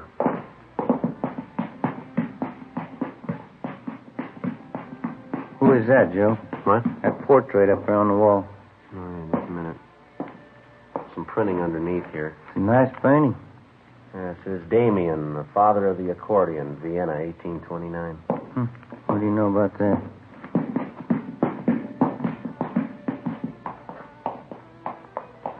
Must be it down there, huh? Yeah. Want to try it? Yeah. Yes, sir? Are you Louis Butler? Yeah, that's right. And can I help you? Police officers, Mr. Butler. I'd like to talk to you for a minute. Is your name Friday? Yes, sir, that's right. This is my partner, Sergeant Romero. How do you do? I'm sorry, Sergeant. I told you on the phone. I just don't want to talk about it. We'd appreciate it if we could have your cooperation. It's a pretty important matter. Well, I'm the only one concerned in it as far as I can see. I just as soon forget the whole thing. Besides, I got a pretty busy day ahead of me. Well, we'd like to straighten you out, Mr. Butler. It concerns a lot more people than just yourself. Now, we're not going to take much of your time, just a few questions, that's all. I told you on the phone, Sergeant, I don't want to talk about it. Can't you just forget about the whole thing? It's only going to take a few minutes, sir. All right. Come in if you want. Thank you. Thank you. Place is in kind of a mess. Wife's away to mother's. Oh, you can sit down if you want. Oh, thank you. Thank you very much. All right, Pepper, I'll feed you. Just a minute. It's a nice cat you got there. Siamese? A little bit, yeah. It's my wife's. Don't care too much for cats myself. All right, Pepper, now wait a minute. Get your nose out there. Here you go, Pepper. That ought to hold you for a while. Look at that, Joe. Sure goes for that milk, huh? Yeah, it sure does. You're going to have to make it fast, Sergeant. I got an appointment for lunch downtown. All right, sir. I'd just like to have you elaborate on what Dr. Hart told us. Is he your family doctor, by the way? Yeah, that's right. He had no business calling you in the first place. I told him I didn't want it to get out. What did he tell you? He said you came to him for treatment night before last, and you told him you had been beaten up and robbed. He treated you for cuts and bruises about the face and head. No, it was nothing. It didn't amount to anything. Well, was there actually a robbery, Mr. Butler? Believe me, Sergeant, it didn't amount to anything. I don't even want to go into it. How much did the robbery involve? Money, I mean. I'd rather not say. I don't want any fuss made about it. That's why I didn't report it. Just isn't worth it to me. We understand the hold-up men took more than $800 from you. Wouldn't you like to get that money back? I don't want to be nasty about this thing, but I was the one who was held up. Now, if I don't want to press the case, I don't see why anyone else should worry about it. It was my money. How about the beating that the thieves gave you? It's nothing serious. It's like I told you on the phone. I want to forget about the whole thing. Well, it must have involved more than just a few scratches from the looks of you, and the doctor had to treat you. Take my word for it, please. I'm all right. I don't want to press charges. Appreciate it if you'd give us some kind of an explanation, Mr. Butler. Why? I don't want to bother, that's all. There's nothing to explain. Well, you have to admit that this is a little unusual. Somebody beats you up, slugs you, takes $800 from you, and you don't want to do anything about it? You're going to have to excuse me a minute. I have one of my accordion students down the hall in the practice room. Almost time for him to go. I have to give him his lesson for next week. All right, sure, go right ahead. It'll only be a minute. How about that? Yeah. Acts like he's scared to death. Well, whoever it was, they gave him a going over.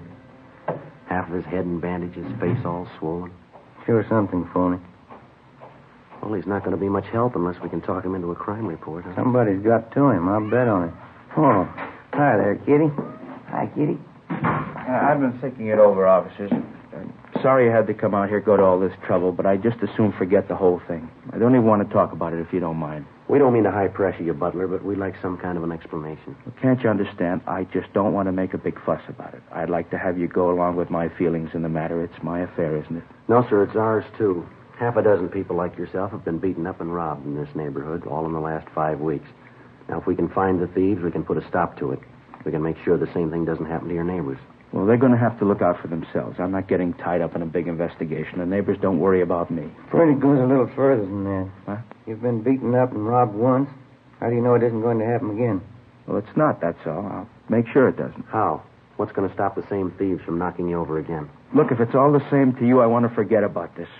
I'm going to have to be running along. It's getting late. No, there's just one more thing, Butler. When the doctor was treating you the other night, this Dr. Hart, he says you told him that you knew who the hold-up men were. Now, is that right? No, he got it all mixed up. I didn't mean it that way. How did you mean it? I'm in a funny position. I just can't explain, that's all. I can't take the chance. Did the hold-up men threaten you? I can't talk about it. Give me a break, please. You're making a mistake, mister. Play ball with those thieves and they'll ruin you. It's not only me, it's my family, too. I'm not going to take the chance. If they threatened you and your family, you're taking more of a chance keeping quiet about it. They'll bleed you white. Blackmail, robbery, anything you can think of. Now, this has happened before. Can't you see the spot I'm in? I know who they are. I know what they can do. I got a wife to think about. Would you put your family in that position? You're buying protection from a couple of hoods. Now, figure it out. How much is it worth? How far can you trust them? If you pick them up, they'll know I told you. I don't want anything to happen. Can't you see that I haven't any choice? What else can I do? Help us put the thieves where they belong. You'll have all the protection you need till they're locked up. It's a big order. I don't know. You and your wife will be under 24-hour guard. Now, that's a promise. How long would that have to go on? Long enough to bring them to trial and convict them? Now, how about it?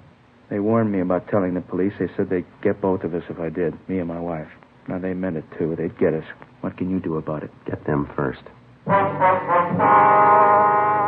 After another hour of talking, we finally persuaded the robbery victim, Louis Butler, to come downtown with us. He dictated a full statement about the holdup and filed a crime report. He told us he'd been robbed and slugged late at night a few blocks from his music studio. $820 had been taken from him by two bandits, both of whom were armed, both of whom he recognized. He said one of the men was a Marvin Carter, a former bartender at a neighborhood tavern. The other was Ralph Quincy, a merchant seaman.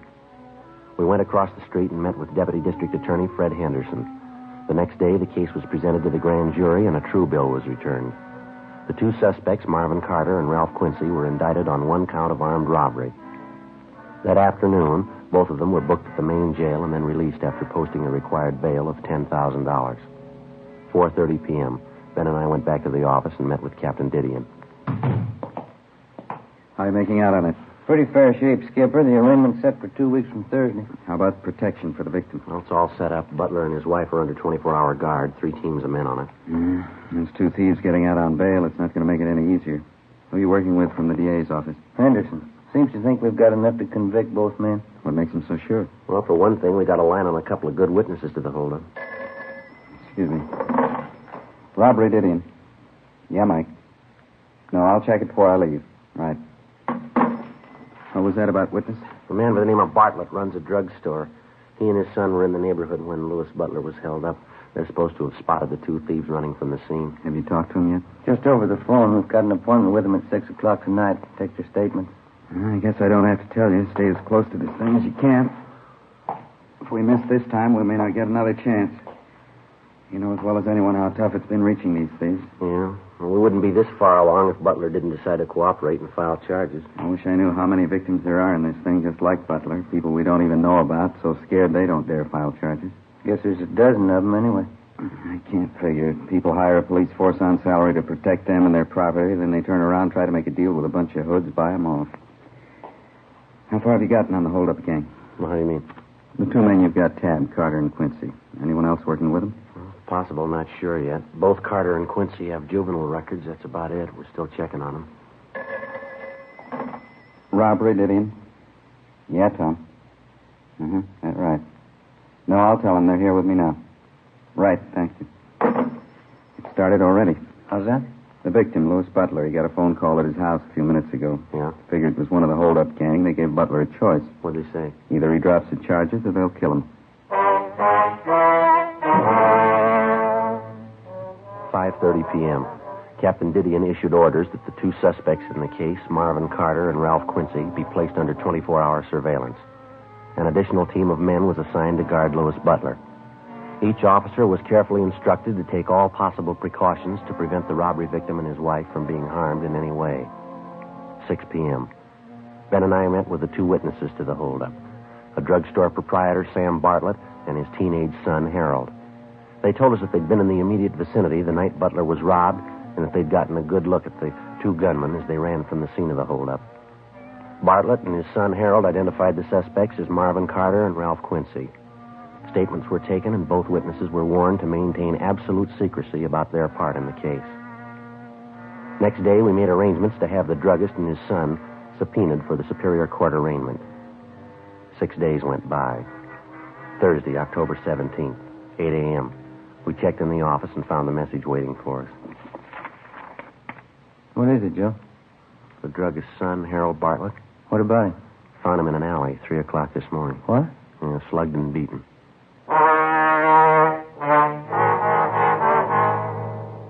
Late that afternoon, Ben and I received permission from the doctors to visit briefly with our witness, 17-year-old Harold Bartlett. His injuries were painful but not critical. The beating he'd received was nothing less than brutal.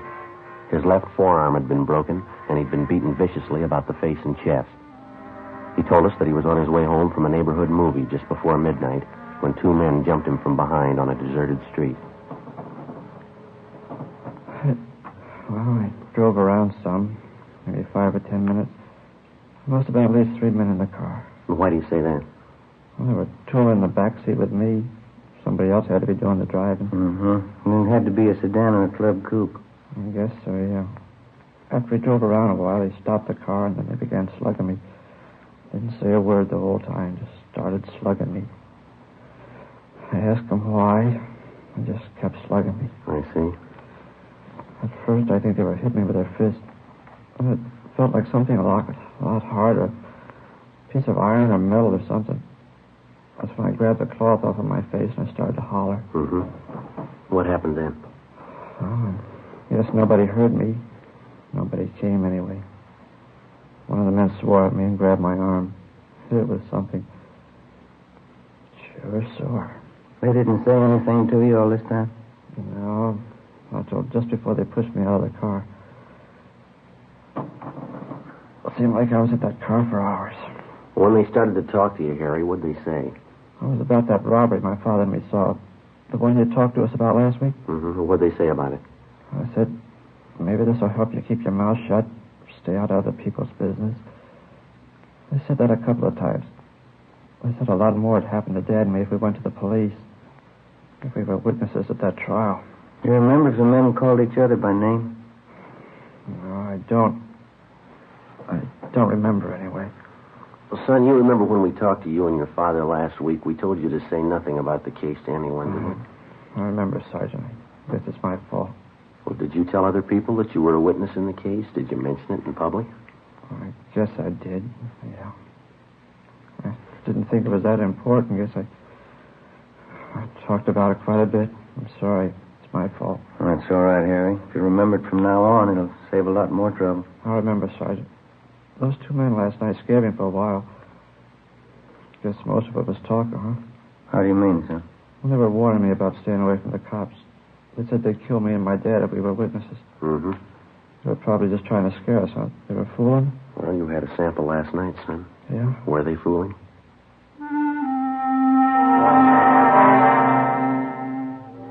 After we left Harry Bartlett, we went back to the office and arranged for a 24-hour guard to be assigned to the teenage boy and his father. A thorough investigation of the attack on the boy failed to turn up any leads. On the surface, the two robbery suspects, Carter and Quincy, were not involved. During the week that followed, we heard of no further threats or attacks, either on the victim, Louis Butler, or the witnesses involved in the case. Ben and I worked with Deputy District Attorney Henderson, preparing the case against the two suspects. 2 days before the trial opened in Superior Court, we got an urgent call. Yeah, I know, but how did it happen? Mm-hmm. Yeah. Yeah, all right, Tom, thanks. What's the trouble? Couldn't be worse. No victim. What do you mean? Mr. and Mrs. Butler have disappeared.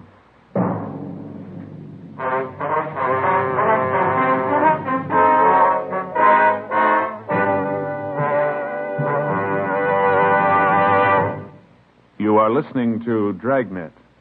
From beginning to end, Dragnet is the authentic story of your police force in action. Now, from beginning to end, the Fatima story. Actual convincing proof that in Fatima, the difference is quality. Quality of tobaccos. The finest domestic and Turkish varieties, extra mild and superbly blended to give you a much different, much better flavor and aroma. Quality of manufacture. Smooth, round, perfect cigarettes. Rolled in the finest paper money can buy. Manufactured in the newest and most modern of all cigarette factories. Quality even to the appearance of the bright, clean, gold and yellow package, carefully wrapped and sealed to bring you Fatima's rich, fresh, extra mild flavor. Because of its quality, its extra mildness, its better flavor and aroma, more long cigarette smokers are now insisting on Fatima than ever before. So if you smoke a long cigarette, compare Fatima. You'll find they now cost the same, but your first puff will tell you, Ah, that's different.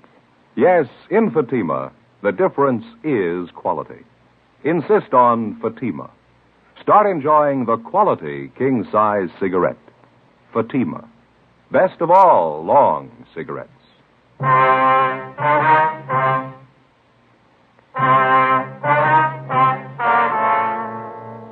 Tuesday, November 5th, 9 a.m. The trial of robbery suspects Marvin Carter and Ralph Quincy opened in Superior Court, Department 88. The complaining witness, Louis Butler, failed to appear. For 2 solid days, we'd been busy checking all of the Butler's friends and relatives in the city. They couldn't help. Each time the Butlers had left their residence, they'd been under surveillance. We'd had an understanding with them that in the event that they were in their automobile, and for some reason the officers assigned to them lost them in traffic, the Butlers would immediately return to their home. On the night of November 3rd, under the pretext of going to a neighborhood theater, the Butlers made a right-hand turn from a left-hand lane of traffic, so it became obvious that they were trying to elude the officers following them. A check was made at their home as prearranged, and they failed to return. When they failed to appear for the trial, a bench warrant was issued by Superior Court for the missing couple. Deputy District Attorney Henderson asked the court to grant a delay in order to find the Butlers. It was granted. In the meantime, we'd gotten out a broadcast and an APB. Missing persons detail helped out in the search. Still no sign. Tuesday, November 12th, 11 a.m. Deputy D.A. Henderson phoned us from the Hall of Justice. When was that, Fred? Is that right? Mm-hmm. Yeah, well, thanks a lot. What do you have to say? The attorney for Carter and Quincy asked the court for dismissal, no complaining witness. Will the judge rule on it yet? Yeah, case dismissed.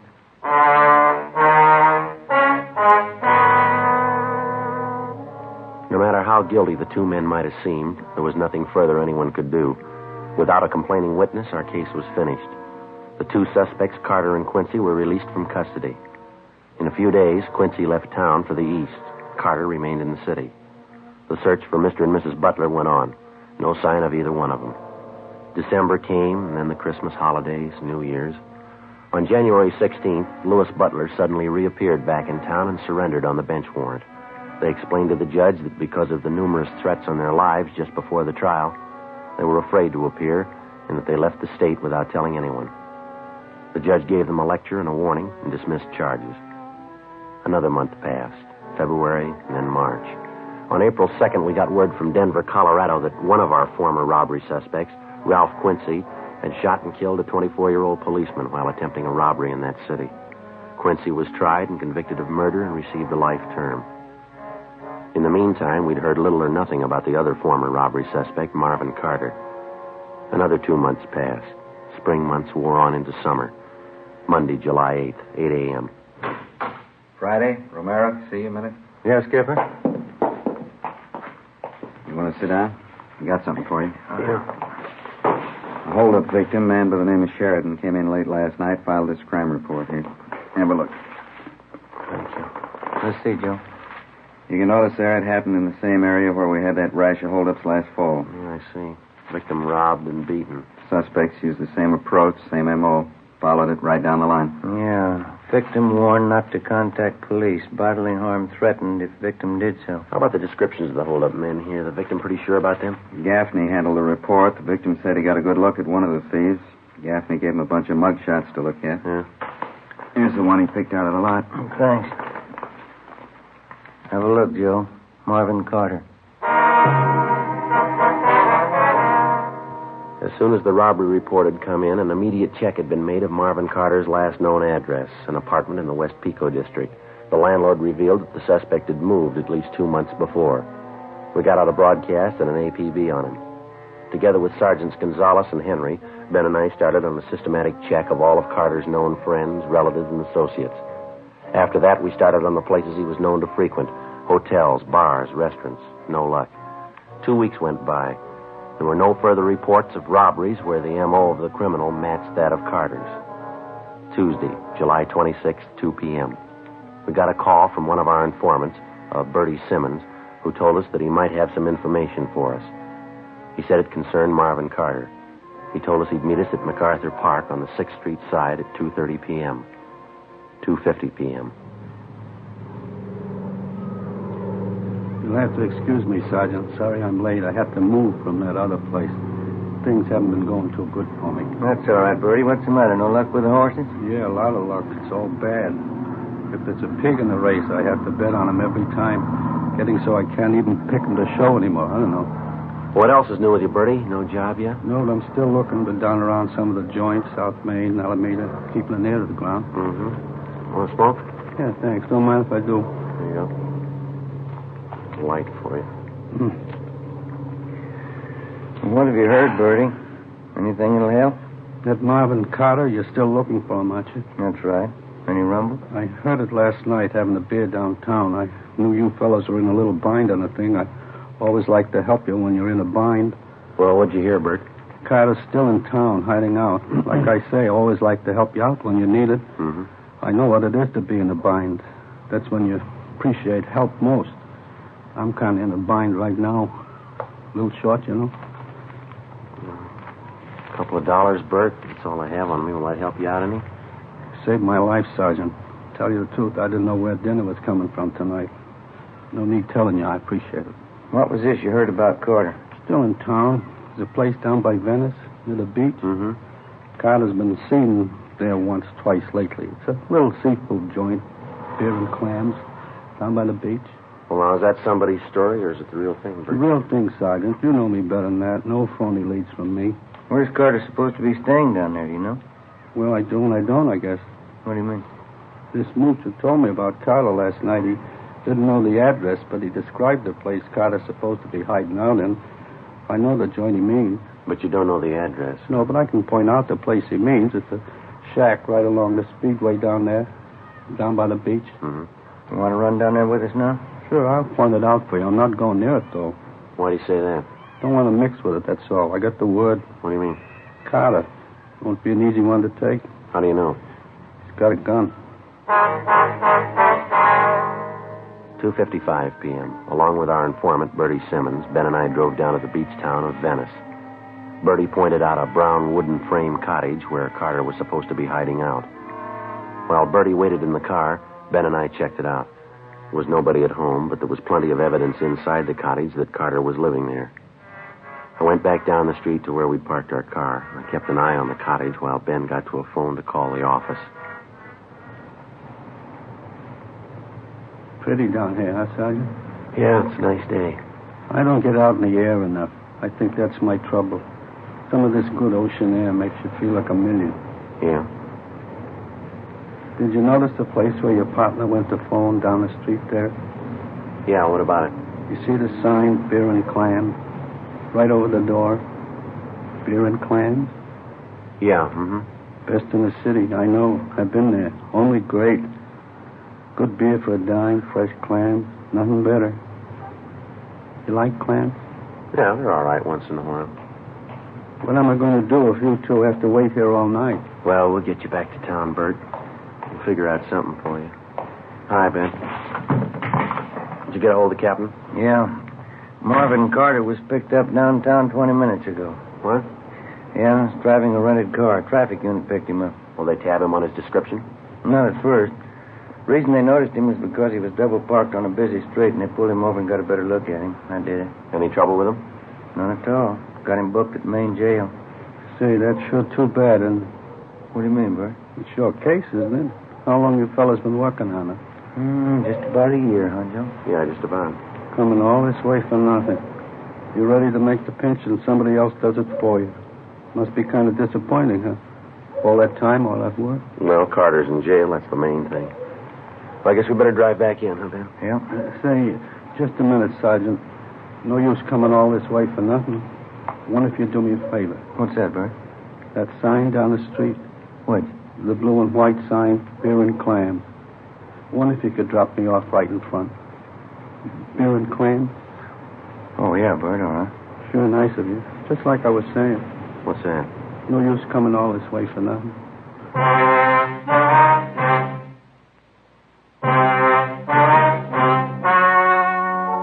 The story you have just heard was true. Only the names were changed to protect the innocent. On October 29th, trial was held in Superior Court, Department 86, City and County of Los Angeles, State of California. In a moment, the results of that trial. And now, here is our star, Jack Webb. Thank you. Friends, let me tell you how to size up king-size cigarettes. First, take a Fatima, and then any other king size. Now, side by side, the two look alike, but they're not, because no other king-size cigarette has Fatima quality. That's right. In Fatima, the difference is quality. Quality that results from a blend of the finest domestic and Turkish tobaccos. Quality that gives you extra mildness, a much better flavor and aroma. Remember, if you haven't tried Fatima yet, take my advice. Buy a pack. Smoke Fatimas and you'll discover what I know.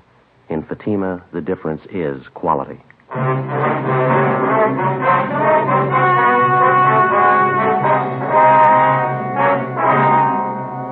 Marvin Lawrence Carter was tried and convicted on several counts of first-degree robbery and was sentenced to the state penitentiary where he is now serving his term.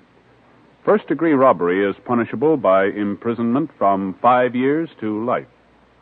Ladies and gentlemen, Miss Lyle Rooks, editor of Radio Television Mirror. The readers of Radio Television Mirror have chosen Dragnet, the favorite program of its type, for 1950. I am privileged to present the citation to you on behalf of the editors and readers of Radio Television Mirror throughout the nation. Thank you, Miss Rooks.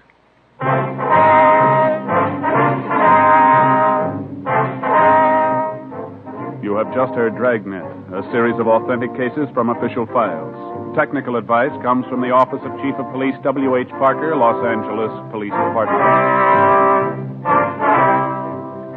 Fatima Cigarettes, best of all long cigarettes, has brought you Dragnet, portions transcribed from Los Angeles. Stay tuned for Counter Spy next over many NBC stations.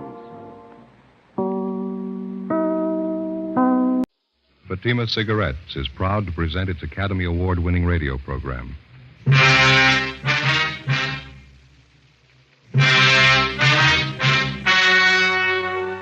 The story you are about to hear is true. Only the names have been changed to protect the innocent. Fatima Cigarettes, best of all long cigarettes, brings you Dragnet.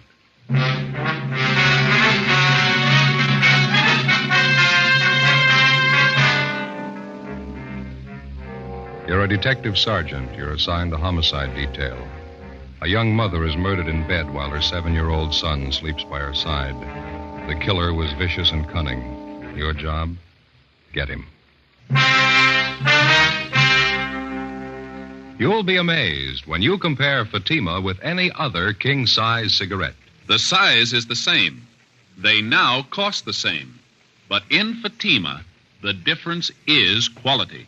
You see, Fatima is the quality king-size cigarette because it contains the finest domestic and Turkish tobaccos superbly blended. And Fatima is extra mild with a much different, much better flavor and aroma than any other long cigarette. So compare Fatima yourself. Fatimas now cost the same as other long cigarettes, but your first puff will tell you... Ah, that's different. Yes, in Fatima, the difference is quality. Buy Fatima. They're extra mild, with a better flavor and aroma. Smoke Fatima, the quality king-size cigarette. Fatima, best of all long cigarettes.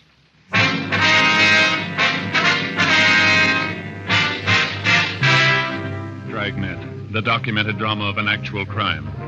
For the next 30 minutes, in cooperation with the Los Angeles Police Department, you will travel step by step on the side of the law through an actual case transcribed from official police files. From beginning to end, from crime to punishment, Dragnet is the story of your police force in action.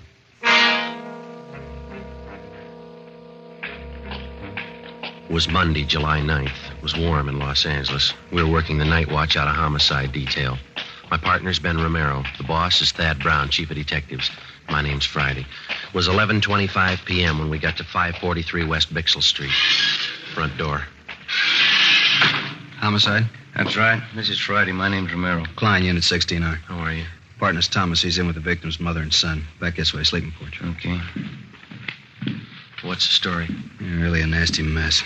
Looks like a shotgun. Victim's face is half gone. What's the name? Josephine Stevens, 28 years old. What do you got so far? Not much. Her mother's in a state of shock. Talk to the young boy for a minute. Pretty terrible. Here's the sleeping porch. Dear God. Yeah. You got a little kid by her side. It knocks the props out from under you. What do you got on it? Seems as Josephine Stevens and her 7-year-old boy was sleeping in the bed when it happened. Haven't been able to fill it all out yet, but from what the youngster told us, it happened about 30 minutes ago. I'd say it was a shotgun, too, wouldn't you, Joe? Yeah, looks like it. You can see by the head of the bed here. It looks like shotgun pellets. Yeah. The screen in the door here looks like it was recently torn. Yeah, Thomas and I noticed that, too. We made an immediate search of the area. Didn't turn up anybody. Backyard, round the side, shrubbery. Didn't find anything. Yeah? We were careful not to step off onto the soft earth anywhere around. Didn't want a chance destroying any prints or anything. That's fine. Did you talk to the girl's mother at all, Klein? Very little. She's still hysterical. Doesn't seem to know what she's saying. Couldn't tell us very much. Yeah, well, let's step into the next room, huh? Room's just the way we found it. Nothing out of order.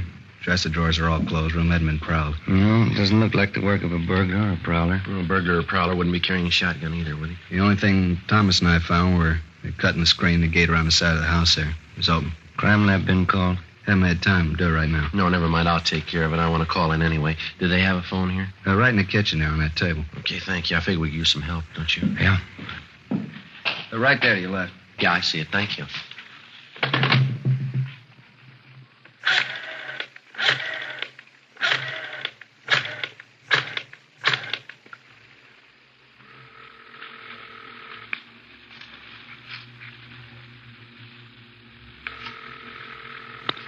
City Hall. 2643, please. 2643? Crime lab, Alan. This is Friday, Jay. Yeah, Joe.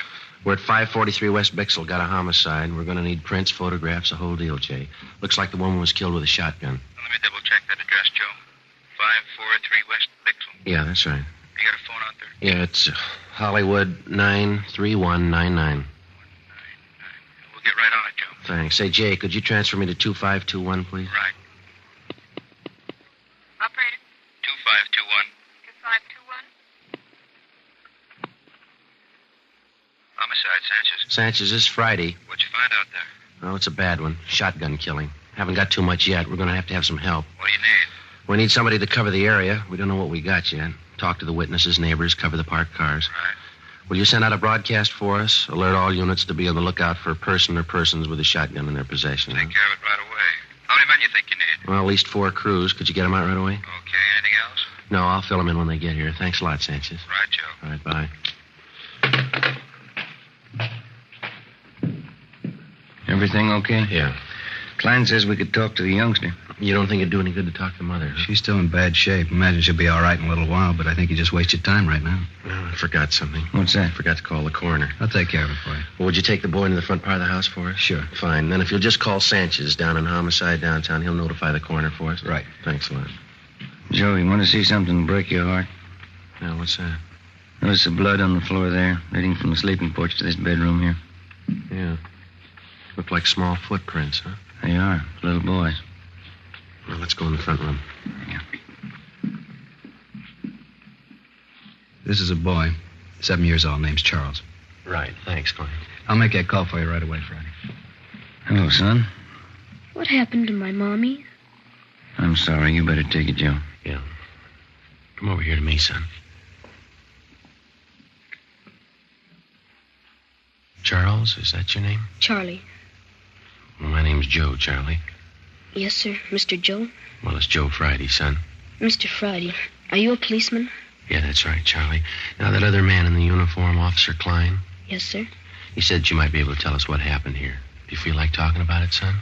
Mr. Friday, do you know what happened to my mommy? Well, that's what we're trying to find out, son. We'd just like to ask you a few questions. She's hurt bad, isn't she? Did she talk to you? She wouldn't talk to me. Grandma and those other policemen wouldn't let me stay in there. Well, can you tell us what happened here? You want me to tell you like I told the other policemen? If you would, please. I wish you'd let me go in and see Mommy. She could tell you a lot better than I can. Well, she's hurt kind of bad, son. We just thought that maybe you'd tell us.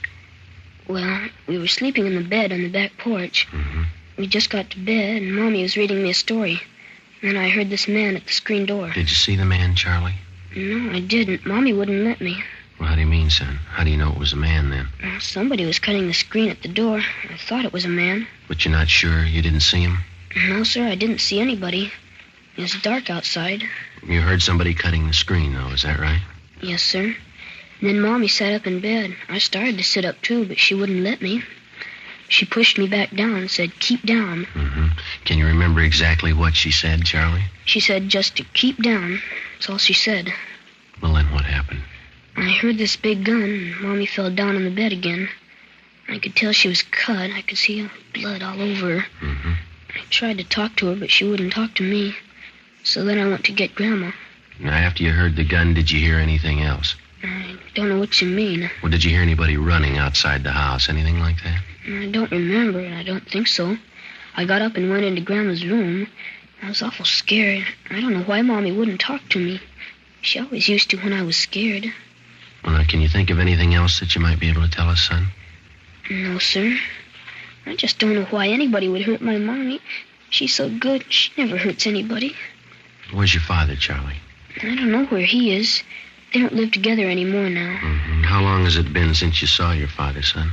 Just last Sunday it was. Yesterday, I guess. I see him every Sunday. Well, do you have any idea who might want to hurt your mother? No, sir. Nobody. All right. What do you think, Ben? Charlie, Yes, sir. did your mother and father seem to argue with one another very much? Before we moved here to Grandma's house, they used to argue all the time. That's when we lived in the apartment. Is that why you moved over here, son? Yes, sir, that's partly it. Mama had to work, and she didn't want to leave me alone here. So we moved over to Grandma's house. Mm-hmm. Do you think your father would ever hurt your mother? Did he ever say anything about ever hurting her? My daddy was always so good to me. He used to buy me all kinds of things. I don't think he was ever mean to anybody. See? Do you remember your mother ever saying she was afraid of anybody? No, sir. She was never afraid of anybody. How do you know that, son? She and Grandma used to always tell me that I'm the man of the family. As long as I'm around, they're not scared of anybody. Oh, I see. But when you talk to Mama, you won't tell her, will you? Tell her what, son? She always says that big men don't cry about things. When Grandma came out on the porch, she started to cry, and she took me into her room, and she cried some more. I guess I cried a lot, too. When you talk to Mommy, you won't tell her that, will you? No, we won't. I've never really known. Is that right? Do big men ever cry? Yeah, son. They cry.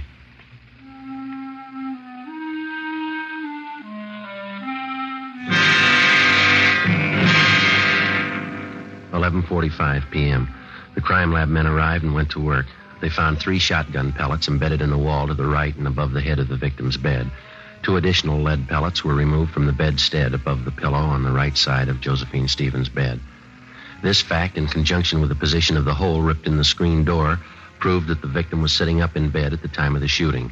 This fact, too, showed why the 7-year-old boy lived and his mother died.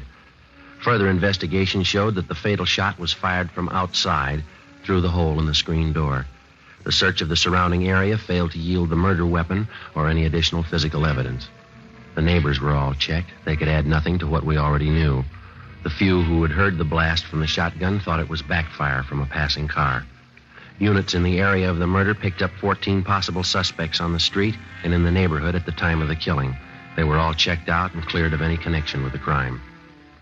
Josephine Stevens' mother, Mrs. James Edwards, was in a near state of collapse, but she managed to give us a statement.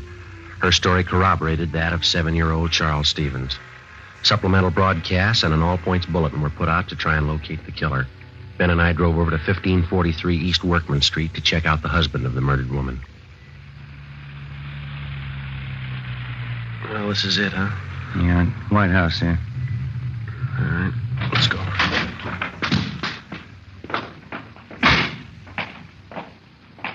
Car parked in the driveway. Yeah. The hood's warm. Car's been used recently. Yeah, you got your flashlight? Yeah, here. All right. Car's registered to Keith Stevens. Yeah, come on.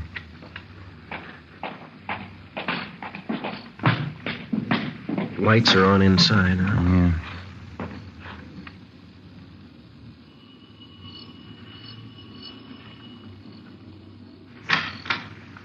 Yes? Mr. Keith Stevens?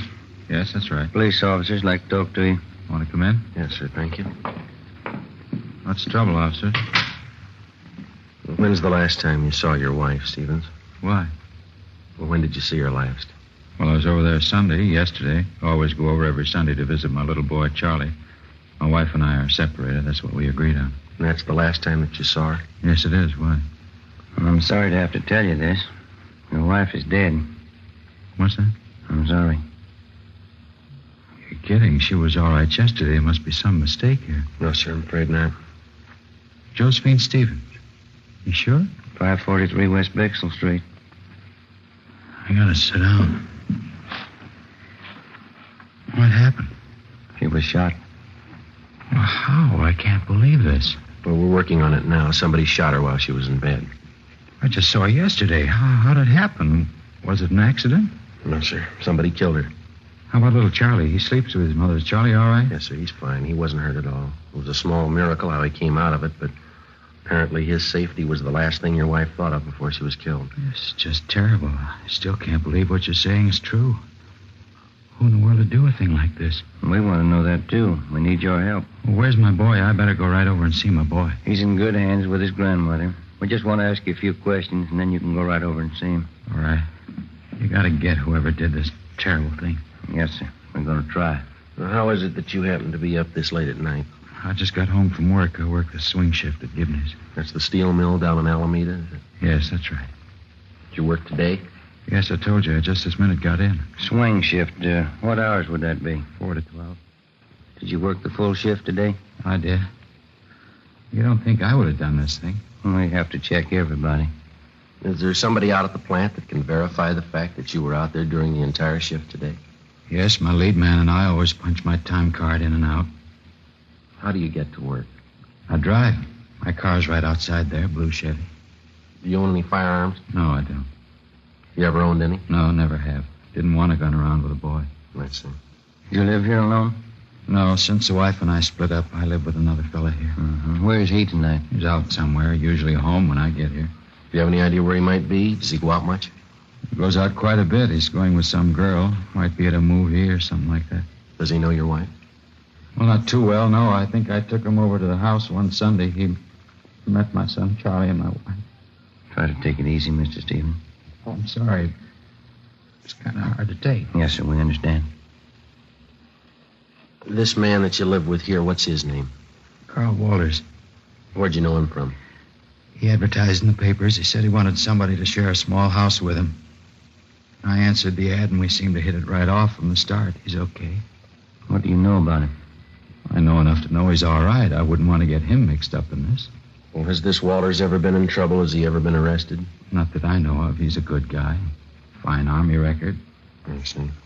Have you ever been arrested? No, sir, I never have. Any kind of an arrest, misdemeanor, anything like that? Never.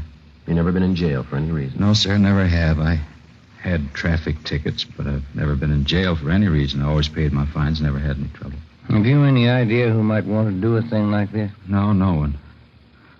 How'd it happen? Did they break in the house? No, it wasn't burglary or anything like that. Somebody just wanted to do away with your wife. If you can think of anybody who might do a thing like this, it'd help. You know, we've been separated for a while. Maybe she took up with someone who'd do something like this. I wouldn't know. I can't think of anybody I know that'd do this. I see. She and I have had our ups and downs, or we wouldn't be apart. We argued time and again over the custody of Charlie, but nothing serious. Can't tell you what a shock this is to me.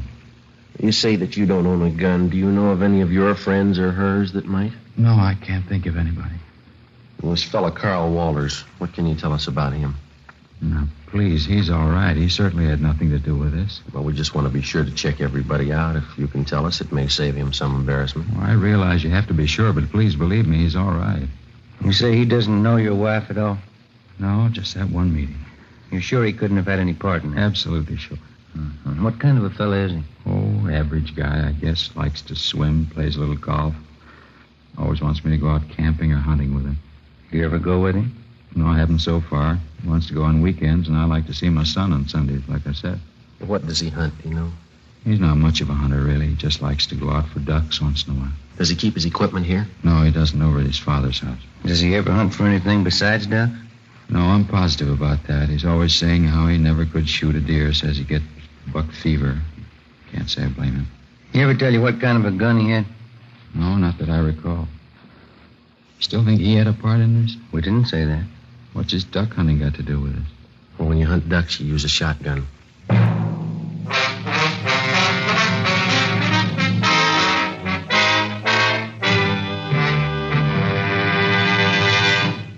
You are listening to Dragnet, authentic cases from official police files. And now, let's look at our Fatima files. Listed under K.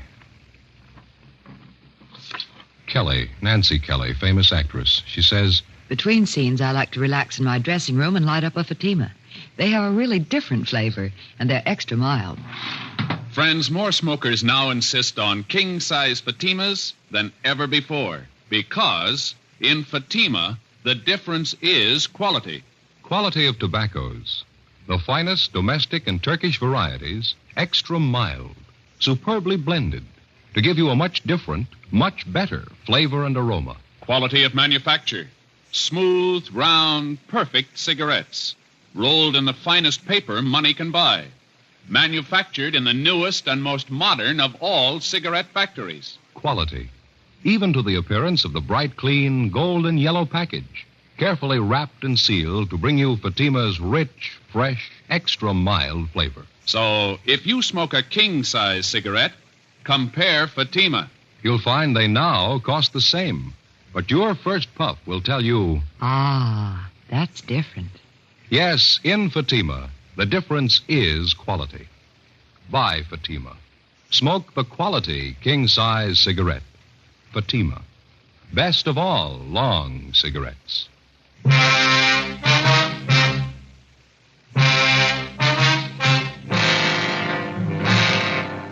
Tuesday morning, July 10th, 1 a.m. We continued to question Keith Stevens about the murder of his wife. He could add very little to what he had already told us.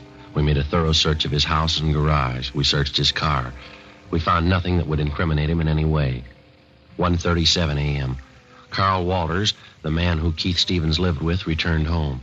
We retraced his steps for the night of July 9th. All his time was accurately accounted for. We talked with his father. We were told that the shotgun had not been used for about 10 months, since last duck season. We looked at the gun and noticed that it was covered with lint and had not been recently fired. We talked to the plant foreman at Gibney Steel Mill. He verified the fact that Keith Stevens worked his full shift on July 9th and did not leave his job until 12 midnight. At this point, both men were clear of any complicity in the murder of Josephine Stevens. Tuesday, July 10th, 8 a.m. We made the usual routine check of R&I of the 4 people involved in the case so far. Josephine Stevens, the murdered woman, her mother, Mrs. James Edwards, the husband, Keith Stevens, and his friend, Carl Walters. Here it is, Joe. One package. Nothing on Josephine Stevens or Miss Edwards. That's right. And Carl Walters is clean. He kind of makes a liar out of the husband, Keith Stevens. It's his package. Yeah, or he forgot. Well, let's see. Keith Stevens. Here's the arrest report, one only.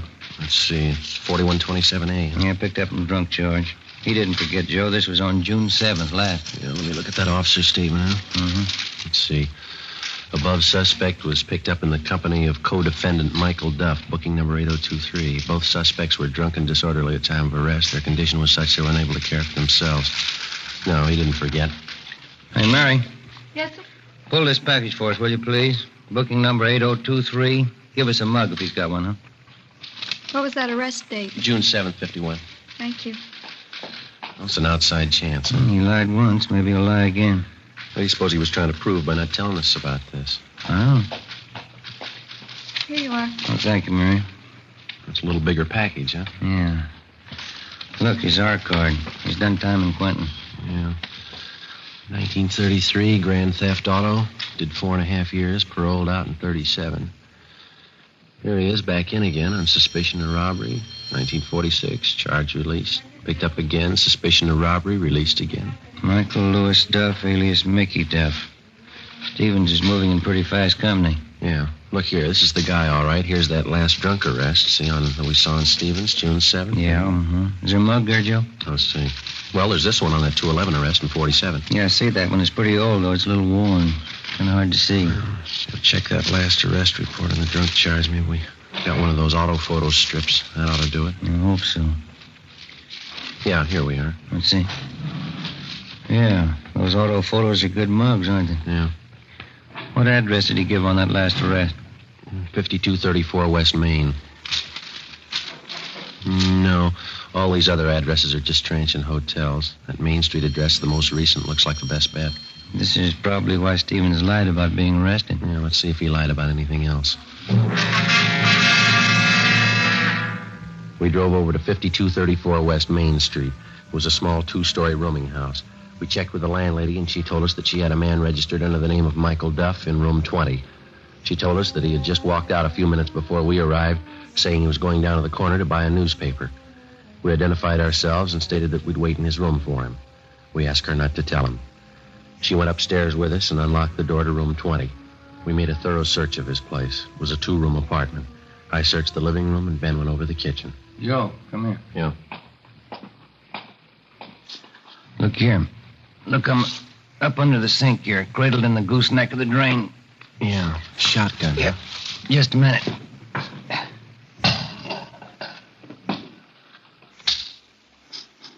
It's been fired recently. No. And this much fits in. These don't. Found him in the pocket of one of his coats in the closet there. 12-gauge shotgun shells. Where'd you find them? In the pocket of a dress suit? That doesn't fit, does it? Not unless he's the best-dressed hunter in town. Sounds like he's back. Yeah. Get your hand out of that pocket, police officers. What's going on? Keep your hands out and open. Stand still. Here, Joe. You want to take this? Yeah. What are you doing carrying a gun, Duff? Anything wrong? You know better than that. What'd they tell you when they paroled you? That was a long time ago. They haven't changed the rules. I don't know what you're doing here in the first place. Go on over there and sit down. All right, if that's what you want. That's what we want. Move. Right now, do you want to tell us about it? About the gun? About both of them. This shotgun here on the table and this one I got in my hand. Well, you found that old shotgun, huh? We found it. I haven't used that old thing for years. Just kept it as a keepsake.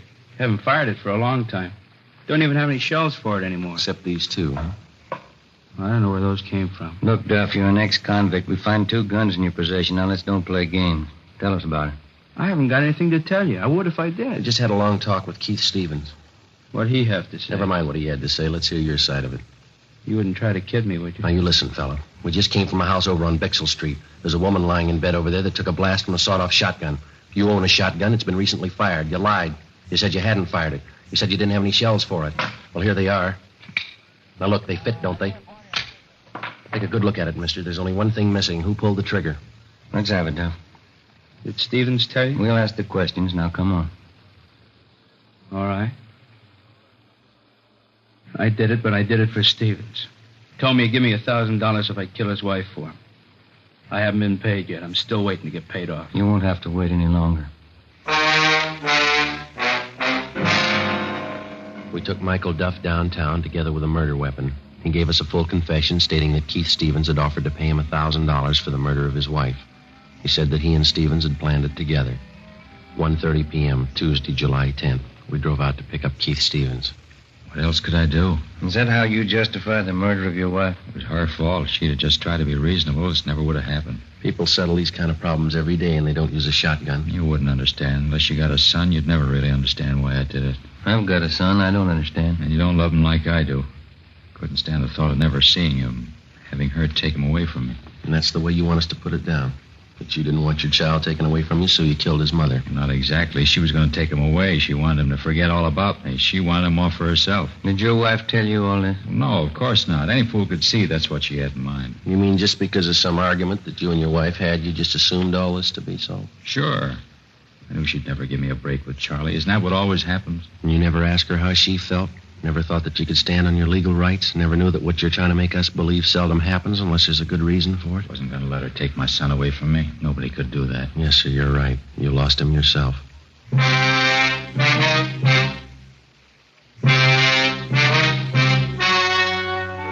The story you've just heard was true. Only the names were changed to protect the innocent.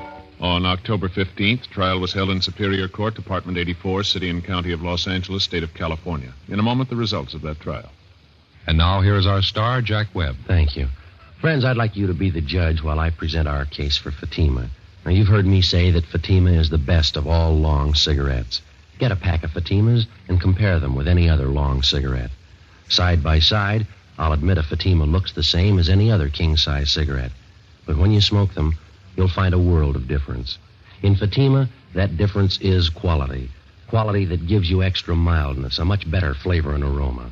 Compare Fatima, and I'm sure you'll agree with me. Fatima is the best of all long cigarettes.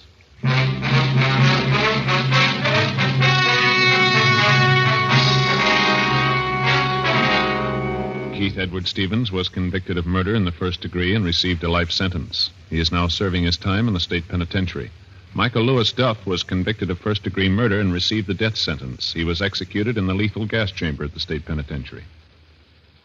Dragnet wishes to thank Sheriff Brian Clemens of the parish of East Baton Rouge, state of Louisiana, for the appointment of Sergeant Joe Friday and Sergeant Ben Romero as honorary deputy sheriffs.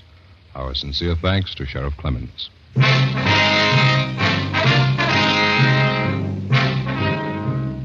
You have just heard Dragnet, a series of authentic cases from official files. Technical advice comes from the Office of Chief of Police W.H. Parker, Los Angeles Police Department.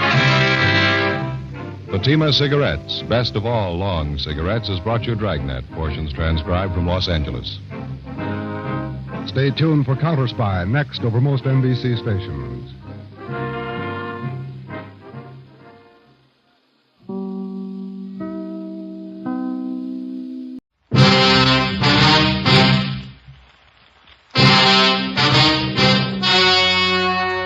The story you are about to hear is true. Only the names have been changed to protect the innocent. Fatima Cigarettes, best of all long cigarettes, brings you Dragnet.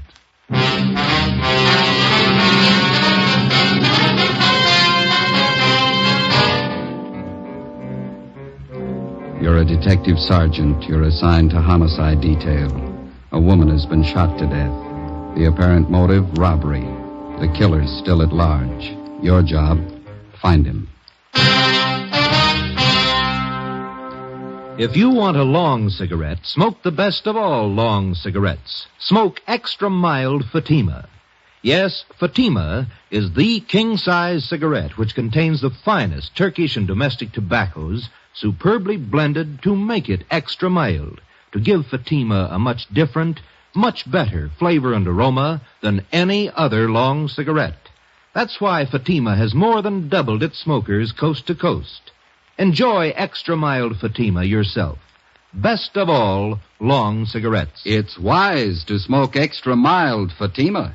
It's wise to smoke extra mild Fatima.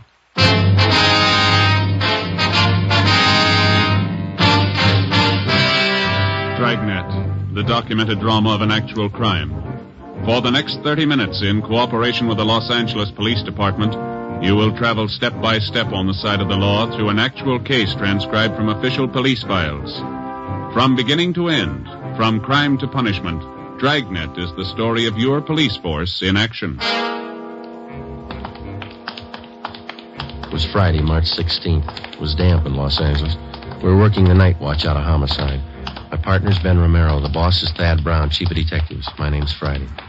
It was 11:45 p.m. when we got to where we'd parked our car. 2nd and Main. Couple of drops on the windshield. Yeah, I hope it holds off. I was thinking of going out to see the Cubs and Pirates play an exhibition game tomorrow. Guess maybe now I won't. You might be lucky. What's the weatherman say? Get the radio on. It's a slow night. Yeah. Might not be tomorrow night. What? March 17th, isn't it? Oh, yeah. 62A, call your station. All units in vicinity of 102 South Virgil, 211 and shooting, code 3. It's a hot one. All units in vicinity Out of first, 102 please. South Virgil, 211 and shooting, code 3. Unit 13, take the call. Happy St. Patrick's Day. 11:58 p.m. We arrived at 102 South Virgil, the Bartlett Hotel, a 4-story building.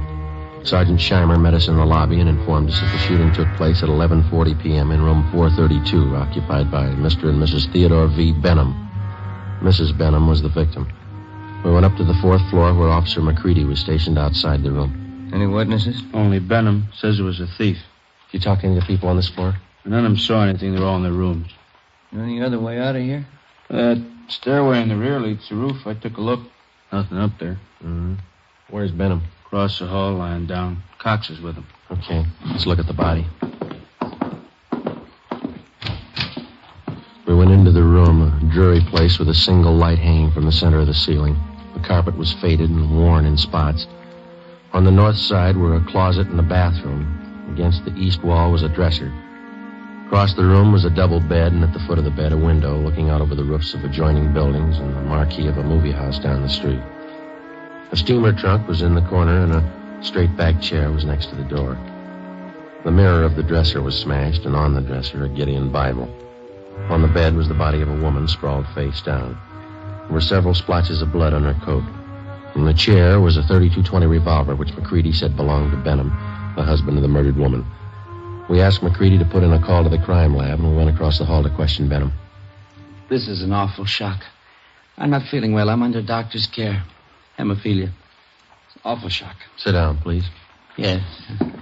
I don't know what it'll do to me. I should be in the sanitarium right now. We'll see you're taken care of. Lincoln Sanitarium in Eagle Rock. Could you tell us what happened tonight? Why, yes.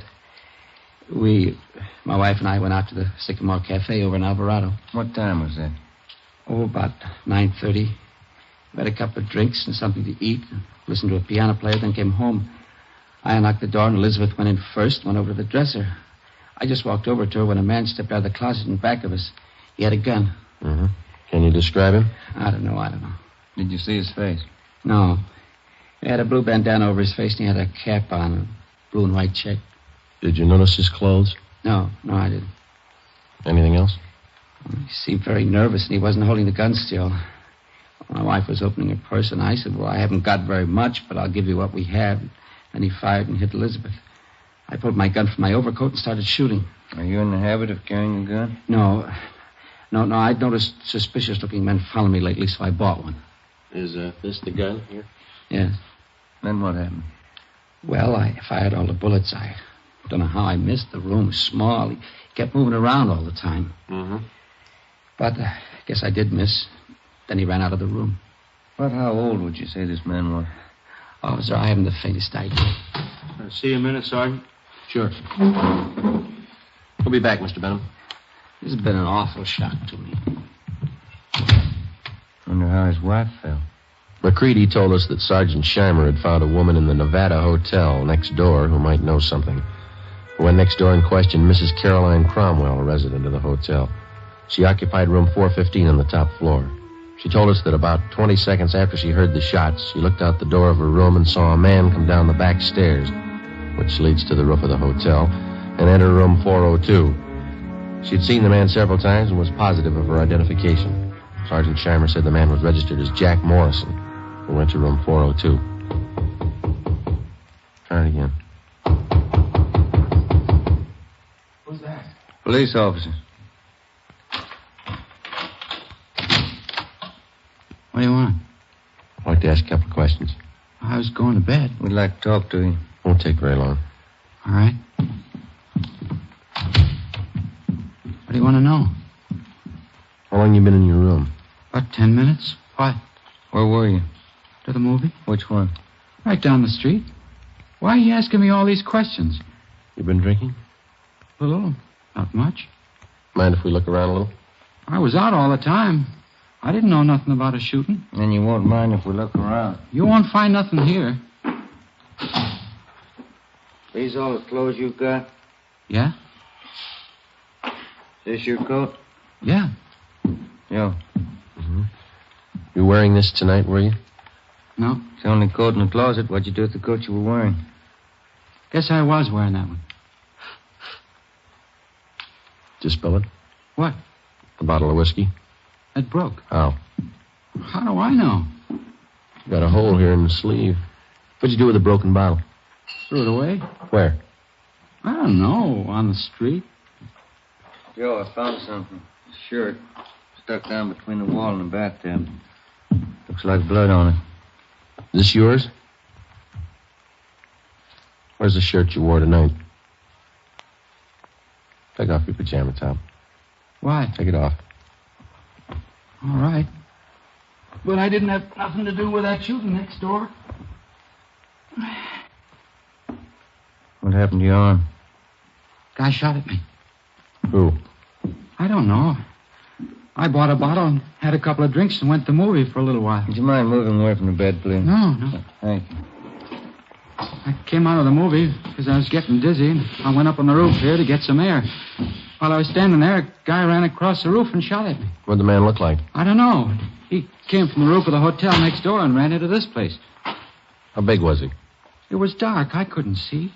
What'd you do? Well, after I was sure he was gone, I came down. I was going to have my arm fixed in the morning. Better get your clothes on. Why? Well, you got a pretty bad arm. You better have it fixed up. We'll take you to George Street Receiving Hospital. It's all right. I don't have to go there. Find anything, Ben? No. You got a clean shirt? No. Well, you better wear your pajama top then. Oh, here's something. What did you say your name is? Jack Morris. Here's a card I found in the closet. It says, Tommy Kane, report for work, Joe's Cafe, 8 o'clock, March 1st. Who's Tommy Kane? That's me. Where are you from? Elgin, Illinois. How old are you? I'm 22. Why'd you leave Elgin? No work. I've been bumming around. You ever been arrested? I was picked up on a vague charge a month ago. Here? Yeah. I don't know why you guys are bothering with me. When somebody gets shot, we bother. 1:30 a.m. We took Kane to Georgia Street Receiving Hospital, where they found that a muscle in his upper right arm had been severed and the right side of his chest was bruised. Before taking him to Ward 1300 General Hospital for further treatment, we took him back to the roof of the Nevada Hotel. Still trying to rain. Yeah. Well, where were you standing when you got shot at, Kane? Right over there. I was leaning against the bricks. Where'd the man come from? Out of that door in the other roof. Roof of the Bartlett Hotel? Yeah. Was he running when he shot at you? Yeah, he was. Where'd he run? Right across here where we are. And then he went through this door here into the Nevada Hotel. Did you notice anything unusual about him? Well, his face was covered with a handkerchief, and he wore a checkered cap. Thought you said before it was too dark. Well, I could see that. I mean, I could see that. I couldn't see his face. And you were standing over there by the parapet? Yeah. About here? Yeah, that's it. Mm-hmm. All right, let's get over the roof of the Bartlett. It's a little high. Can I help you over? No. Come on, Ben.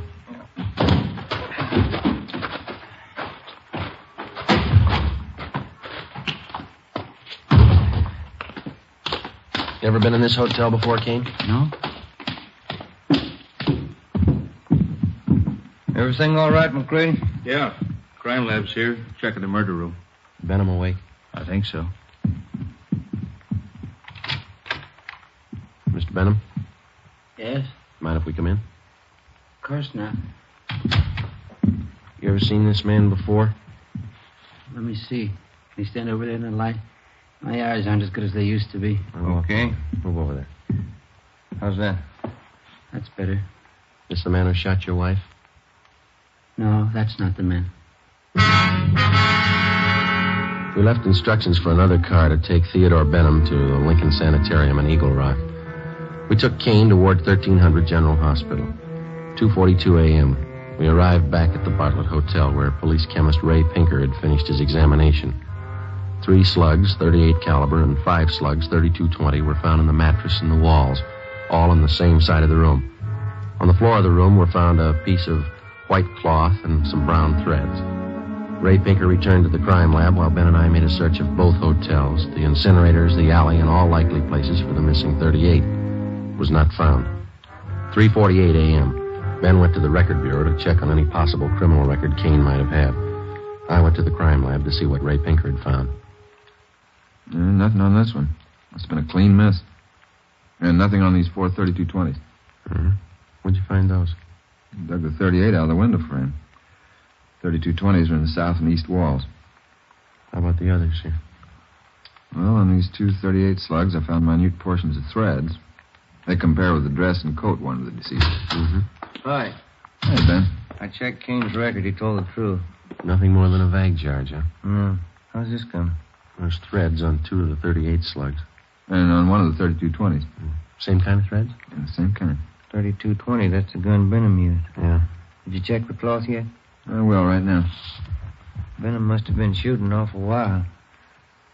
Where'd you find that 32-20 slug, Ray? On the floor near the bed. Nothing on any of the other 32-20s. No. Yeah, this piece of cloth matches the shirt. How about the coat and those threads? Got only a couple of threads that might match. Let me have the coat. Here you are. We better have Benham take another look at Kane, huh? Yeah, I guess so. I could use a cup of coffee. How about you? As soon as we get finished. How about it, Ray? I've got to make it. All right. Yeah, they match. Well, that's it, huh? Oh, one more thing. Yeah? Fresh stains on the carpet of that room. What kind? Whiskey. March 18th, we picked up Benham at Lincoln Sanitarium and drove him to the General Hospital. 3 times he asked us to stop someplace so he could have a drink. We told him he'd have to wait. We arrived at Ward 1300 at 1:40 p.m., and Kane was brought out. Take a good look, Mr. Benham. No, that isn't the man. I'm sure of it. All right, Kane, tie this handkerchief over your face. No, this way. That's right. Now put on this cap. Okay, now stand over there, please. Now, a little further. That's good. All right, Mr. Benham? You know, his eyes and forehead look a little familiar, but I don't know. Well, my nerves are all shot. I can't be positive. I'm a sick man. All right, Kane. Wish I could help you, boys. So do we. Come along, please. You don't have to take me back to the sanitarium. Just take me to a streetcar. I'll make it all right. We'll take you. Sergeant, Yeah, could I see you a minute? sure. Yeah? Did you notice anything when you first brought Kane out of the ward? No. You must have been closing the door. Yeah, I was. And that man, Benham, he winked at him.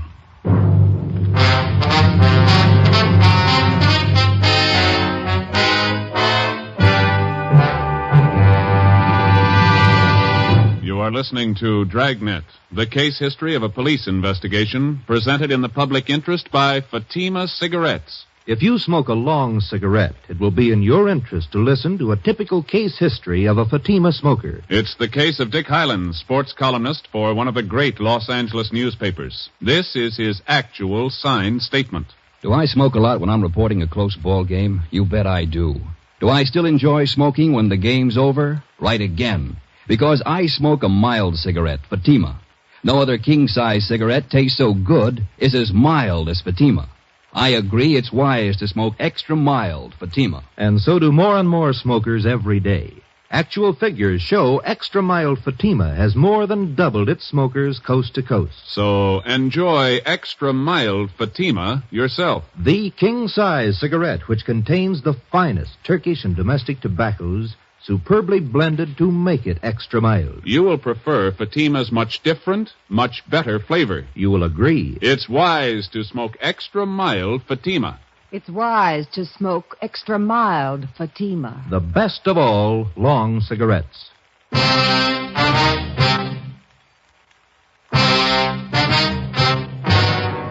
We took Benham back to his sanitarium. On the way, he asked if he could be excused from testifying at the inquest and preliminary hearing. We told him it couldn't be done. 7 p.m. Ben and I returned to the general hospital and took Kane into a small room adjoining the prison ward. After 3 hours of interrogation, he stuck to his story. Cigarette, Kane? Thanks. How's the arm? All right. Hurts a little now. When you guys going home? When we get a straight story. I've been telling you all I know. Yeah, you've been telling us the same story for 2 days, but it doesn't hold water. What do you mean? How do you account for the fact that parts of your clothing were found in that room? I told you before, you must have made a mistake. No, it's no mistake. Mr. Benham's starting to think he recognizes you. What? Why'd he wink at you?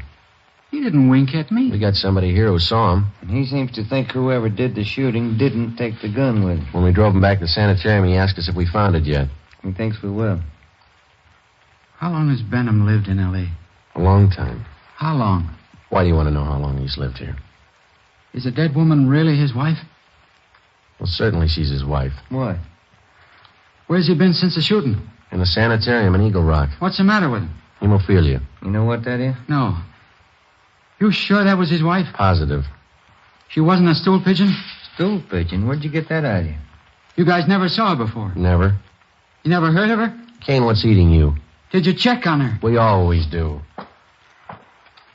You don't make mistakes on anything like that, do you? Not off. Look, she was a pretty nice woman from all we could find out. Happily married for 30 years. Something's wrong. What, Kane? What's wrong? Hold that up. Yeah? Yeah. What'd Benham say about me? We told you. He says you look a little bit like the man. Did you say anything else? He winked at you, Kane. Why? She wasn't a bad-looking woman. Wasn't she, Kane? All right, now how about it? You guys swear that was his wife? Yeah. Okay, I'll tell you where the 38 is. Where? The mattress on the roof of the Nevada Hotel. Benham cut a hole in it that day. He told me to hide the gun there after the shooting. All right, let's have a look. I don't want anybody to know I'm telling you this. Why? Benham's a real smart guy. He's got a gang. He's in on it as much as I am. Yeah? He double-crossed me. He tried to kill me. If I'm going to jail, he's going with me. Maybe he will. Kane told us that he had known Benham for about 2 months. During that time, Benham helped him along by giving him a couple of dollars every once in a while. On March 11th, Benham got Kane a room in the Nevada Hotel and gave him $20 to buy a gun, which Kane did. On March 15th, he gave Kane a blue bandana and a checkered cap. On March 16th, he told Kane that he'd been sent by a gang in Chicago to kill a woman who was a stool pigeon. He promised Kane $100 for his help. Early that evening, Benham told Kane how to enter their room and where to hide. When they came home, Benham stood by the door. Kane stepped out of the closet and, after a few words, shot the woman. As he moved toward the bed, Benham started shooting at him. Kane ran from the room and hid the gun in the mattress on the roof, then went to his room and flushed the cap and bandana down the drain. 11:15 p.m., Ben and I found the gun where Kane said it would be. 38 Special Detective Colt revolver, 2-inch barrel, number 381327. 11:52 p.m., we checked and found no evidence that Benham belonged to any kind of a gang. March 19th, 9 a.m., Ben and I reported into homicide and picked up Captain Steed. We went over to Dr. Wagner to learn his autopsy report. It showed that the deceased had been shot 3 times. 2 .38 slugs and 1 .32-20 were recovered from the victim's body. They were initialed for evidence. 8 p.m., Captain Steed, Ben, and I went to the sanitarium and told Benham that there were a few angles we wanted to clear up before the inquest next morning. Benham got dressed, and we drove back to the Bartlett Hotel. It was raining. I'm still trying to remember what happened. I was very shocked that night. Yeah, I suppose you were. Well, sometimes my memory comes back for a little bit. The red light? Yeah, I see. You know, the man who did the shooting knew you lived in room 432, and he knew you'd be gone that night. How do you suppose he figured that out? Well, I've been noticing that a lot of men have been following me. Suspicious-looking men. I told that to Sergeant Friday, didn't I, Sergeant? Yeah, that's right. Must have been one of them. You ever give money to characters on the street so much they might follow you? Hey, that must be it. Many times I used to do that. I'd be nice to them, and they'd try to make friends. You remember any of them? Yeah, I do. There was old man Dorsey, and Jolly Swanson, and a fellow named Blaine. Kane? Yeah, that's it, Kane. There you are. The young man you took me to see in the hospital. I'm thinking, I believe that's Kane. Are you sure? Quite sure. He's the burglar. What makes you think he was a burglar? Well, what else would he be? He didn't rifle any of the drawers or steal anything, did he? Must have got there just before us. Did you have anything important there? Yes, some insurance policies. On your wife? Yeah. How much? Oh, one policy for $4,000 and two for $2,500 each. Who's the beneficiary? Well, I am. We took Benham up to room 432, where he got out the insurance policies on his wife and showed them to us. Then Captain Steed asked him to reenact the shooting. Benham acted as the killer, I played Benham, and Ben acted as his wife. Well, the man was over here in the closet. My wife and I came in that door, and then my wife went over to the dresser. Oh, over here? Did you turn on the light? Oh, yeah, and then I closed the door and went over behind her. Like this? Oh, she was closer to the bed. Here? Yeah. Were you standing next to her? Yeah. Did you start to take off your coat? Well, I was just going to when this man stepped out of this closet here. How far? Oh, here. Yeah, right here. And then what? Well, he held the gun in his hand and asked how much money we had. Elizabeth said we didn't have much. From here? Yeah, but she turned around. Like this? Yeah, that's it. What happened then? Well, then I said I haven't got very much, but I'll give you what we have, and he started shooting. Yeah, but you said before that your wife started looking in her purse. Yeah, that's it. She did. I forgot. And that made him think she was going after a gun. How do you know? Well, I suppose that's what he thought. He shot, and Elizabeth fell on the bed. I pulled out my gun and started shooting, and the man ran out the door, and that's all. That's exactly what happened, huh? Just as I remember it. Will I help you? Not very much. What's the matter? Well, if you were standing where I am, there'd be bullet holes on that side of the room there, wouldn't it? They're all on this side. I see. I got it. Come with me. Where are you going? On the roof. What for? I want to show you something. It's raining. There are 2 umbrellas in the closet. I'll get them. Why do you want to go up there? I think I know where that gun might be hidden. I'll bet it's there. Here, you take this umbrella. Thanks. We'll take this one, Captain. Let's go.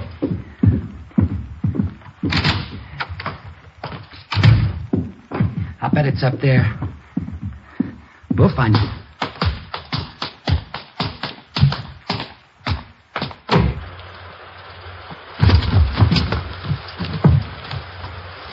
You got your flashlight, Ben? Yeah. Should be around here somewhere. What? The mattress. My wife used to take sunbaths on it. Where would it be? Just about here. I don't see any. You sure it's up here? I bet it's on the next roof. Didn't you say Kane lived in that hotel? He probably moved it. Hey, flash your light over there behind that elevator shaft. There? Yeah, there. You see it? We have to climb over this parapet to get on the other roof. Watch it, Cap. It's pretty slippery. Okay. Yeah, it is slippery.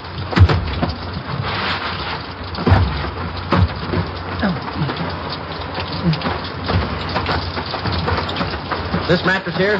That's it. Take a look, Joe. Right. No, nothing here. Did you look all around there? Did you look in the corners?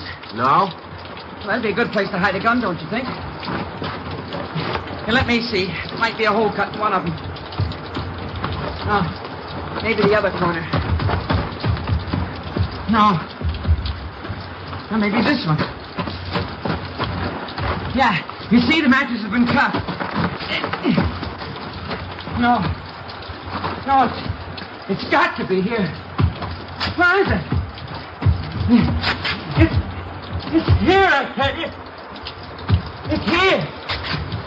I know it's here. I'll find it. I'll find it. You wait. You'll see. I'll get it. I know it's here. I'll find it. You wait, I'll get it. I'll get it. It's getting wet, Joe. We got the 38. Kane told us about it. You ready to talk? Yeah. Insurance. That why you did it? Yeah. I'm a sick man. Let's go, Banham. On your feet. All right. They played that ball game the other day. Yeah? Who won? Pirates 8-7. Sure do like baseball. Must be a real nice business. Yeah. Fans only yell if they never do it. What's that? Kill the umpire.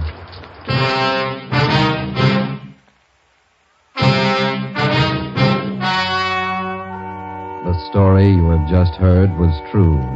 Only the names were changed to protect the innocent. On July 2nd, trial was held in Superior Court, Department 89, City and County of Los Angeles, State of California. In a moment, the results of that trial. It's amazing how many long cigarette smokers are changing to extra mild Fatima. Here is the actual report. From coast to coast, extra mild Fatima has more than doubled its smokers. Yes, more and more smokers every day are discovering that Fatima is the king-size cigarette that is extra mild. Extra mild because it contains the finest Turkish and domestic tobaccos superbly blended to make it extra mild, to give it a much different, much better flavor and aroma. Enjoy extra mild Fatima yourself. Best of all long cigarettes. It's wise to smoke extra mild Fatima. It's wise to smoke extra mild Fatima.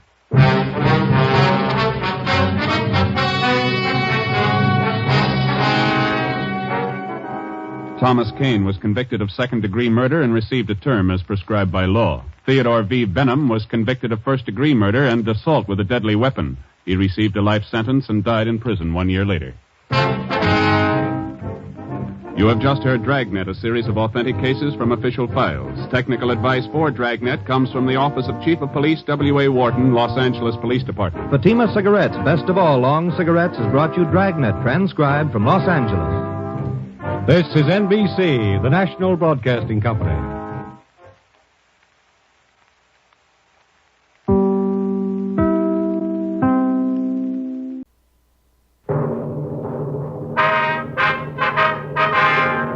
Sound off for Chesterfield. Chesterfield, the only cigarette in America to give you premium quality in both regular and king size, brings you Dragnet.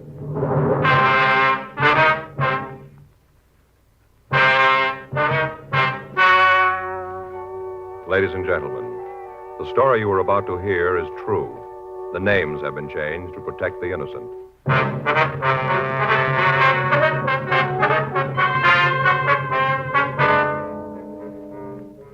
You're a detective sergeant.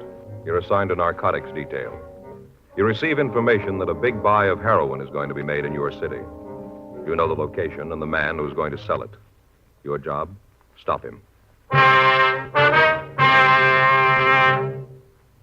Thousands are changing to Chesterfield, both regular and king size, because only Chesterfield has premium quality in both sizes. That means king-size Chesterfield contains tobaccos of better quality and higher price than any other king-size cigarette. The same fine tobacco as in regular Chesterfield.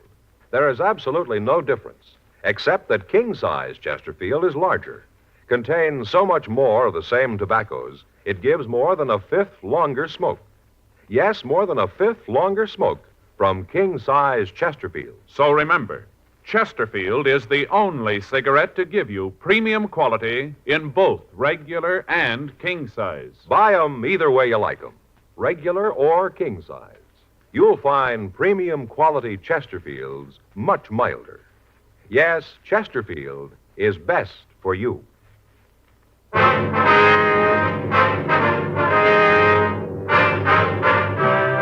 Dragnet, the documented drama of an actual crime. For the next 30 minutes, in cooperation with the Los Angeles Police Department, you will travel step by step on the side of the law through an actual case transcribed from official police files. From beginning to end, from From crime to punishment, Dragnet is the story of your police force in action.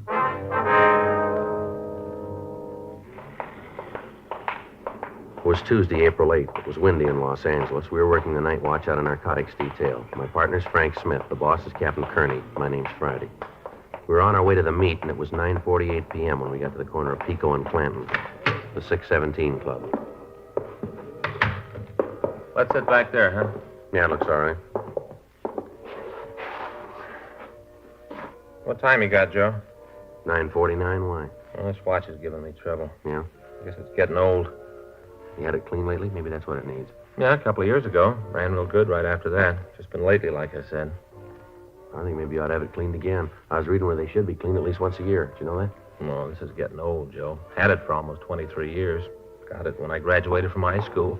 Sure looks like it's still good, doesn't it? Yeah. Yes, sir? Coffee for me, Frank. Yeah, please. 2 coffees right away. I didn't see him when we came in, did you? No, we're early. Meet's not supposed to be until 10:30. What's that? I don't know. Drink your coffee. Knock it off. Well, first thing you know, you're going to have everybody in the place looking at us. I don't care. Let him look. I never wanted to do it. I never did. Yeah, okay, you did it. Now nothing you can do about it. Stop falling. Hey, what's going on in the next booth? I don't know. I can't see. Easy for you to say you didn't do it. You going to stop falling? You bring a lot of attention over here. We're both going to stand. Can't help it. Everybody I see, I think it's a cop. A cop who knows all about it. It's that cheap who's it done. And every time you get a couple of bells and you start to fall. Knock it off, huh? Knock it off. Knock it off. If I had to do it over again, it would have been different. I tell you, it would have been different. What do you think, Joe? Oh, it sounds like they had too much to drink. I hope they get out of here. I don't want anything to louse up our body here. Come on, let's Sure, go. you get big man. You got no worries. Come on, let's go. You didn't kill the old lady. Not so loud. You didn't kill her.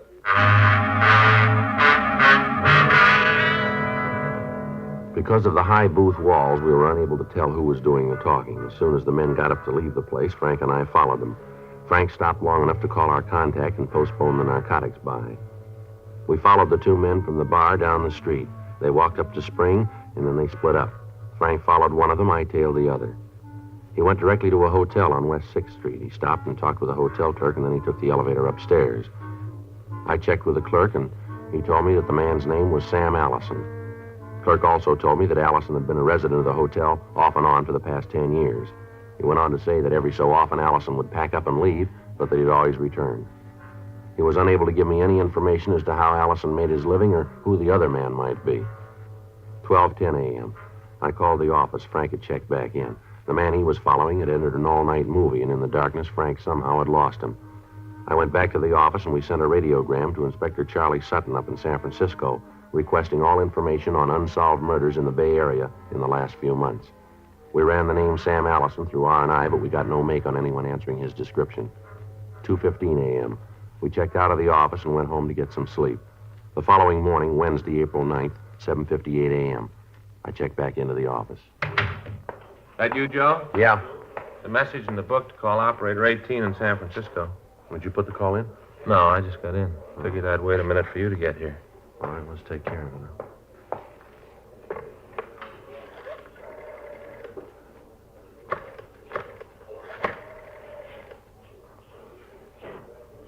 Now, operator 18, San Francisco, please. Joe Friday, Los Angeles Police Department, Michigan, 5211. Yeah, that's right. Probably Charlie Sutton, huh? Yeah. Yes, ma'am? Oh, Charlie? Joe Friday. Yeah. Uh-huh. When? January 15th, huh? So how'd it happen? Uh-huh. Yeah. Can you talk a little louder, Charlie? Any description? Yeah, I see. Mm-hmm. Where? You sent it right down to us, huh? Okay, fine. Yeah. Okay, Charlie. No, we don't know. No. Yeah, thanks again. Right, bye. Anything? Yeah, out at Land's End up in San Francisco. Woman was beaten to death.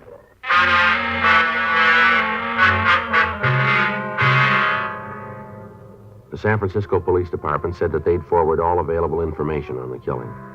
From what Inspector Charlie Sutton had said, the victim had been robbed and beaten out in the Land's End area. There had been one witness to the murder, and we told the authorities in the Bay City that we would send them stand-up mugs of our suspect, Sam Allison. 9:37 a.m. Frank and I drove over to the hotel on West 6th. We talked to the desk clerk, and then we went upstairs to Allison's room. This must be at 305. Yeah. I'll try it again. Yeah. Yeah? Who is it? Police officers, we'd like to talk to you. Just a minute. Yeah? You Sam Allison? Yeah, that's right. What's the bit? I'd like to talk to you. What about? Might be better if we talked inside. All right, come on in. Well, what's this all about? Want to get dressed? I'd like to talk to you downtown. What for? You got nothing on me. Just like to talk to you. Come on, get dressed. Well, wait a minute. Look, you tell me what it's all about first, huh? You been up in San Francisco lately? Why? Have you? Yeah, so what? When?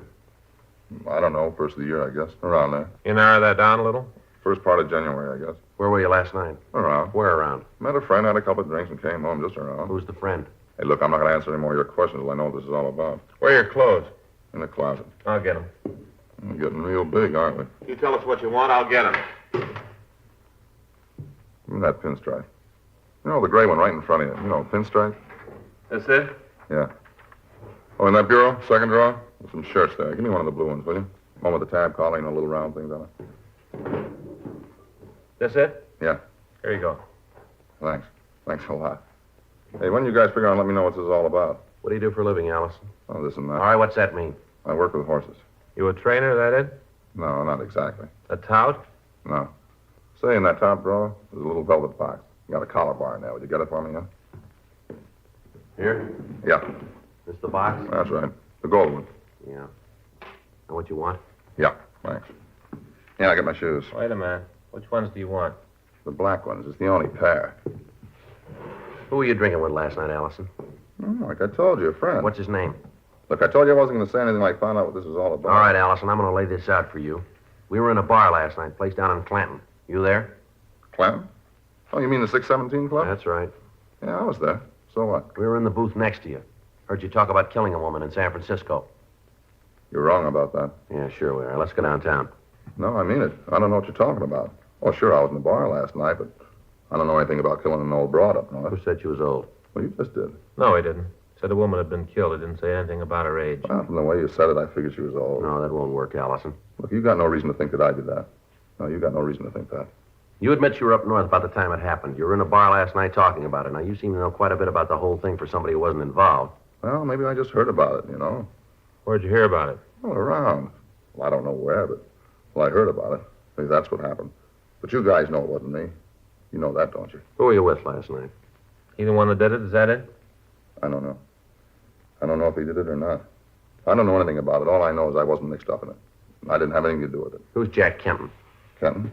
I don't know any Kenton. Well, he knows you, according to this postcard in your drawer over here. Is that right? Yeah, that's right. Sam, I'll be in town Monday night. Meet you at your hotel. It's signed Jack. There's a return address here, San Diego. Now, who is he? Oh, yeah, Kenton. I forgot for a minute. Well, maybe you forgot that he was with you in that bar last night, too, huh? Well, what happens to me if I do remember? You gonna find out? I don't think so. Was he the man you were with last night? I don't want him to find out. I got big trouble if he does. Is that right? Yeah, he's the guy, but don't tell him I said so, will you?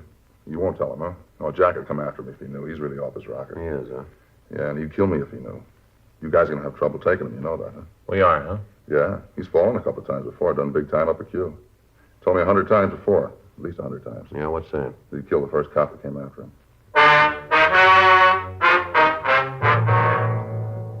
11:17 a.m. Frank and I took Sam Allison down to the city hall. He was fingerprinted and mug shots were taken. A pair of stand-up mugs were sent to San Francisco immediately. We contacted the San Diego Police Department and asked them to put a stake out on the address that was on the postcard we found in Allison's room. In the event this Jack Kenton returned, they were to pick him up and call us. While we talked to them, they ran the name through their files and found that he had a minor record in San Diego dating back some 15 years. A check of our file showed that he'd served time in San Quentin for armed robbery and ADW while trying to commit a robbery.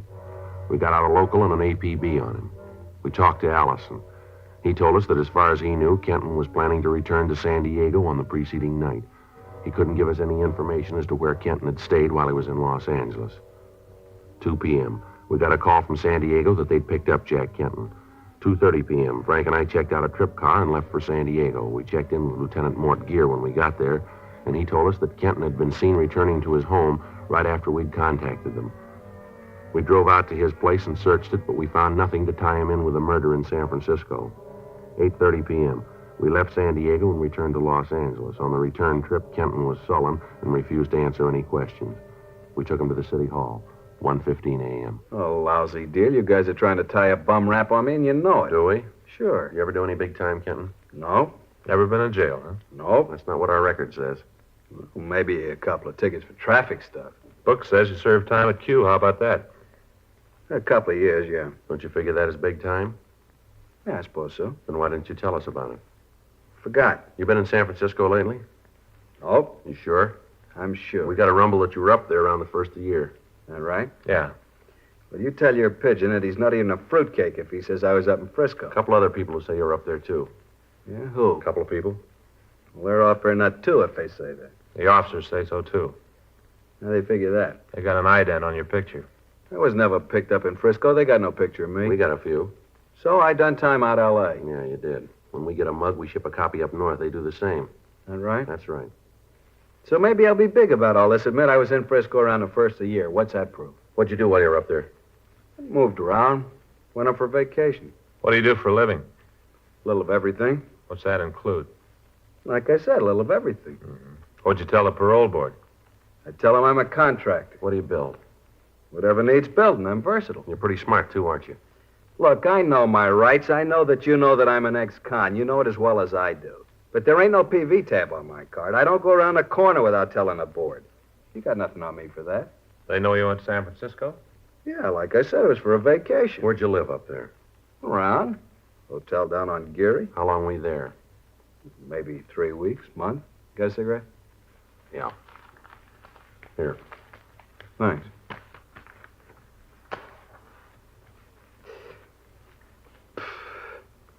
Thanks. What's this all about, anyway? What's the pitch with was I in Frisco? You remember where you were last night? Yeah, I was up here. I came up to see a friend. Who's a friend? I don't remember. Where'd you see this friend? Bar. Had a couple of drinks, and I went to a movie. What bar? I don't remember. Someplace downtown. Over on Clanton, maybe? Yeah, could be. Like I said, I don't remember. We figure it was the 617 Club on Clanton. You know more than I do. You were there with Sam Allison, isn't that right? Allison? Don't think I know anybody by that name. He says he knows you. Allison? No, I don't think I know anybody. All right, now let's come off it, Kenton. We know you were there. We were in the booth right next to you. We heard you talk about killing the woman in San Francisco. We heard every word you said. Well, you must have been listening to somebody else. You got the wrong pitch all the way around. I wasn't there last night. I don't know any Sam Allison. I didn't kill anyone in San Francisco or any place else. Bartender down there says he knows you. Says you were in the place last night. We saw you there ourselves. You know, you guys ought to lay off that cheap booze. It's beginning to hit your eyes. We got another witness who says you were there. He's willing to swear to it. All right, so maybe I was. What's that proof? Why'd you lie about it? I didn't lie. I just forgot. Maybe you forgot about San Francisco, too. Is that it? No, I didn't forget about it. You said you spent your time up north in the bar. Which bar? Cookies. Where's that? On Kearney. You got any way to prove you were there? This Cookies? Sure, talk to Cookie himself. He'll tell you. What's his last name? I don't know. You spend all this time with him, you don't know his last name. Cookie, just plain Cookie. That's all you need to know to get a drink. He ever done any time? Not Cookie. He'll do almost anything to make a buck as long as he doesn't have to work for it. But he's never fallen that I know about. He's too busy watering the booze he sells. You ever get down there, Fisherman's Wharf up there? Nope. Never left downtown. And you couldn't have been down there on January 12th, now could you? How do I know where I was on the 12th? I said I wasn't near the wharf. That means on the 12th, 13th, 14th, as far as you want to go. I don't know how else to say it. I wasn't down on Fisherman's Wharf. That where this woman got it? Might have been, yeah. Doesn't make any difference, though. You didn't leave downtown, did you? No, never left downtown. Geary Street for the hotel, Kearney Street for Cookies, that's all. How about Land's End? Ever get out there? Maybe if I write it out, maybe then you'll get what I'm trying to say. I was always downtown. I never left it. I didn't go to Land's End. I didn't go to Fisherman's Wharf. I didn't go to the tea gardens in the park. I never left downtown. You're sure about that? I've told you every way I know how. That's all I can do. Yeah, well, there's something that doesn't jive here, Kenton. What's that? We got a call from San Francisco. They got a girl up there who was out on Land's End on January 15th. She says that she'll identify you as the man who killed the woman that night. She says she's positive. Oh, that's why all this bit about was I someplace on January 12th, huh? Yeah, that's right. Playing it real cozy, aren't you? Well, it won't work, cop. Thanks, but no thanks. I'm having none of it. Now, you guys go and try to figure some other way. You got nothing on me, nothing, and you know it. Now, if you're tired of playing games, either give me my walk-in papers or book me. I'm tired. I want to go to sleep. The girl will be here in the morning, Kenton. That's swell. I got to get my sleep then. I want to look real nice for her. All right. Let's go. You know, Cop, that's one nice thing about the laws in this state. Yeah? I don't have to do a thing. Just sit and watch. You got to prove it. Any way you slice it, you got to do the work. I don't have to do a thing. Yeah, that's right, Kenton. There's only one little difference. Yeah? We make you, and you got to do the time.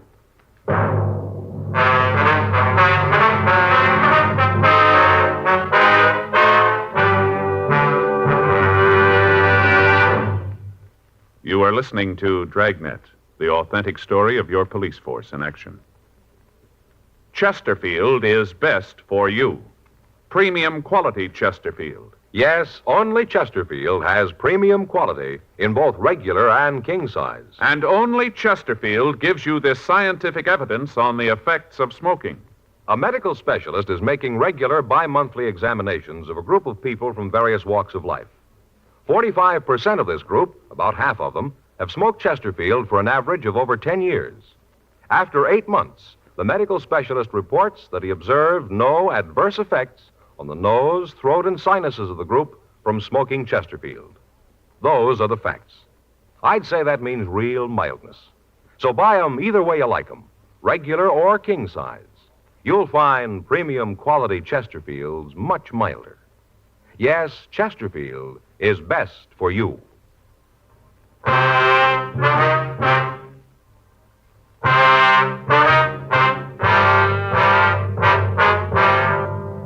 3:39 a.m. We took Jack Kenton down and had some stand-up mugs made of him and sent to San Francisco. Kenton was booked at the main jail on suspicion of murder. 5:26 a.m. Frank and I checked out of the office and we went home. The next day at 1:30 p.m., we met with Captain Lorman, a homicide division, and talked over the developments with him. Together, we worked out a plan that we thought might work in getting Allison to admit to the murder. 4:15 p.m., we had Kenton brought from his cell in the main jail to the interrogation room at the city hall. We talked to him for 2 hours. He'd admit nothing. Where's your witness? About time she got here, isn't it? She'll be here. We should get this thing over with. I'm getting a little sick of playing ring around the rosy with you boys. Maybe you haven't got anything else to do, but I have. All right, what's so important, Kenton? Got a heavy date down in San Diego tonight. This is Friday, isn't it? That's right. Real doll. Been trying to date with her for a couple of weeks. Finally made it. You guys think I'll be out of here by 6? Depends on what the witness says. How about a cigarette, huh? Yeah. Here you are. I got a man. Cops find anything in my house? What do you mean? When they went through it. Look, I've been through this before. I know the bit as well as you guys do. Fella falls once, does some time, you cops never leave him alone. You drink much, Kenton? You drink much? Yeah, I have a highball once in a while. What's the matter? Something wrong with that? You guys going to give me a lecture on the evils of alcohol? No, just trying to figure out what kind of a guy you are when you're loaded. Well, I'm a doll. Living doll. Put on lampshades, tell funny stories. Life of the party, that's me. You ever have a crying jag when you've been drinking? Nope. Sure about that? Yeah. The way we got it, as soon as you get a couple of belts in you, you start to bawl. Now, how about that? Whoever told you that's lying? Seems pretty sure about it, this fella. You seem to have a lot of information from this fella of yours. Who is the guy? A friend of ours. Yeah? He sure isn't a friend of mine. Got an idea who it is. Sounds a lot like my friend Sam. That's so. Yeah, old Sam, the working man's friend. Rumble we got says you were with him the night before last, is that right? Oh, yeah. This is the night you guys were in the next booth and heard all the stuff about me killing the old broad. What's this bit about a rumble? You know it and I do. You picked up Sam, he talked his mouth out to save his own skin. You guys are about as coy as a bulldozer. Why don't you come off it? You're not working with an amateur. I've been around for a long time. I know the angles. You guys got nothing on me. You got nothing because I'm clean. Just want to be big men.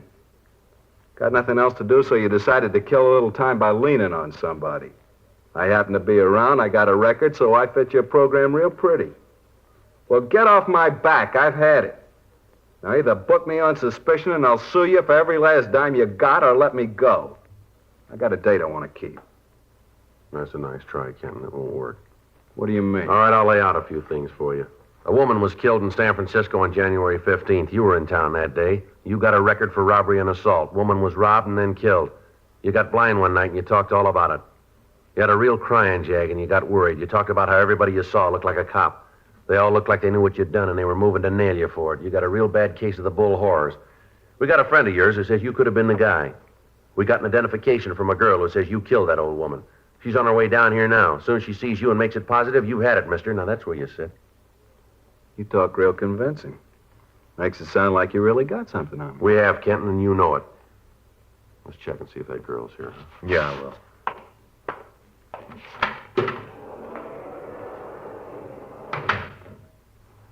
Got a cigarette? Yeah, here.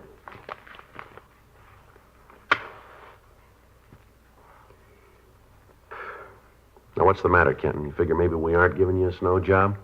No, I know where I stand. I'm just getting a little worried that maybe this girl might make a mistake. Could happen, you know. It's happened before. Is that right? Sure, lots of times. You know, somebody watches a thing like this, they aren't sure what they've really seen. Some college back east proved it. Is that so? Had a deal where one of the students pretended he was going to knock off the teacher. After he'd done it, all the kids gave a different story of what happened. It happens all the time. Yeah. Well, if you didn't do it, then you got nothing to worry about, have you? No, I suppose not.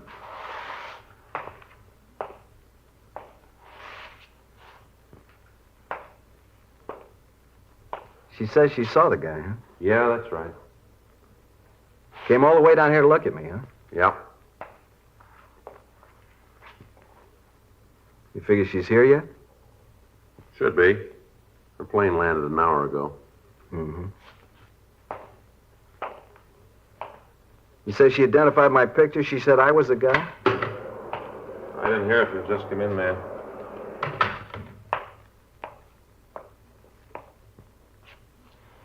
That's him.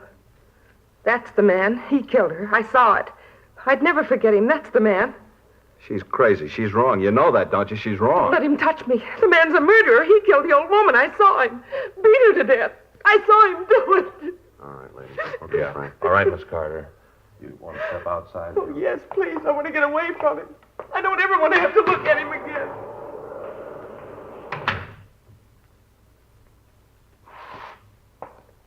How about it? I didn't see her. I didn't know anybody was around. I didn't mean to kill the old woman. I didn't. You know that, don't you? Yeah, sure. She wouldn't give me her purse.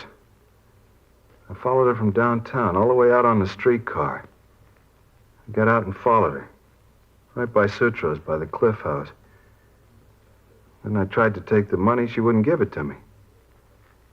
Only about $30. Why didn't she give it to me? $30, it wasn't worth it to her. For $30.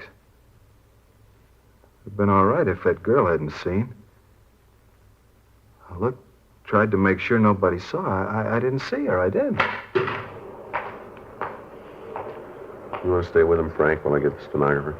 Yeah, Joe, go ahead. Okay. Did it work, Sergeant? Yeah, it worked fine. It's funny. I was scared stiff when I went in. Wasn't sure I could carry it off. Well, it worked fine. He copped out, admitted everything. Well, if there's nothing else, I'll go on back to work. Thanks, Stella. Look, will you tell Cunningham that I'll give him a ring, will you? Yeah. Say, Sergeant, Yeah. thanks for letting me help. You know, filing packages in R&I gets a little dull now and then.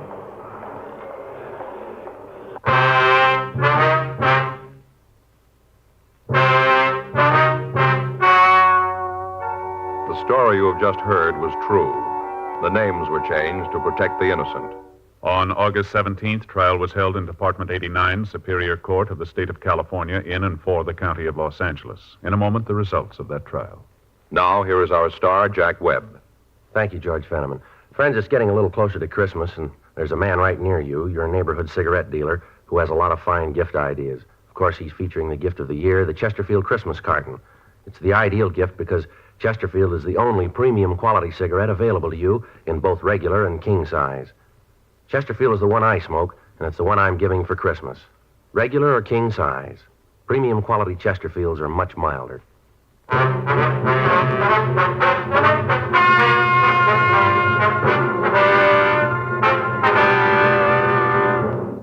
Jack Gerald Kenton was tried and found guilty of murder in the first degree. He is now serving a life sentence in the state penitentiary, San Quentin, California. Ladies and gentlemen, until everyone is safe, no one is safe from tuberculosis. Help save lives by buying all the Christmas seals you can and using Christmas seals on all your Christmas mail.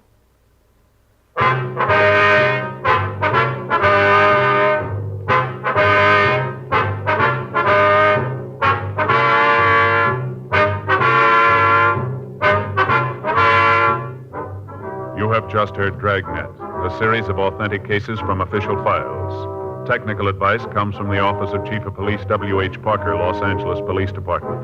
Technical advisors, Captain Jack Donahoe, Sergeant Marty Wynn, Sergeant Vance Brasher. Heard tonight were Ben Alexander, Virginia Gregg, Harry Bartell. Script by John Robinson. Music by Walter Schumann. Hal Gibney speaking. Sound off for Chesterfield. Either way you like them, regular or king size, you'll find premium quality Chesterfields much milder. Chesterfield has brought you Dragnet, transcribed from Los Angeles.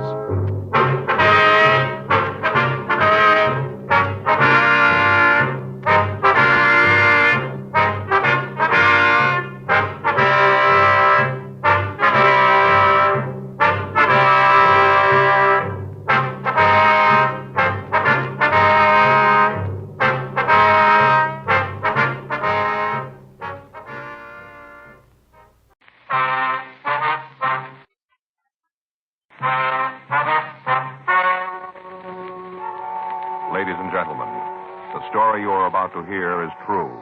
The names have been changed to protect the innocent. Dragnet.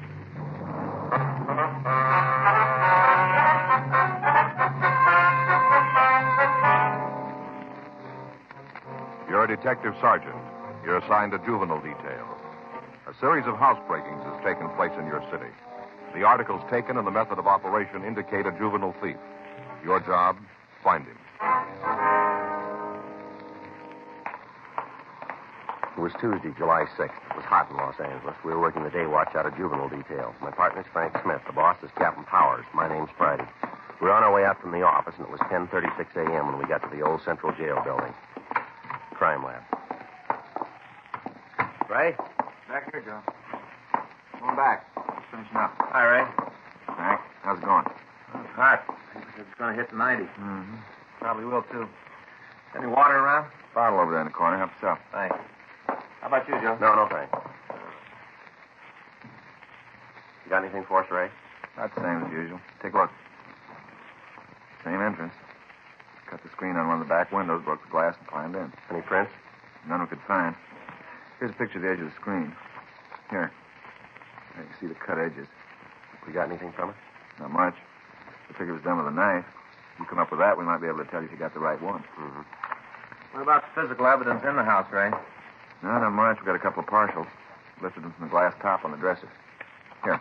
These pictures. Now, you can see here, not much to go on. Match up with the prints from the other jobs?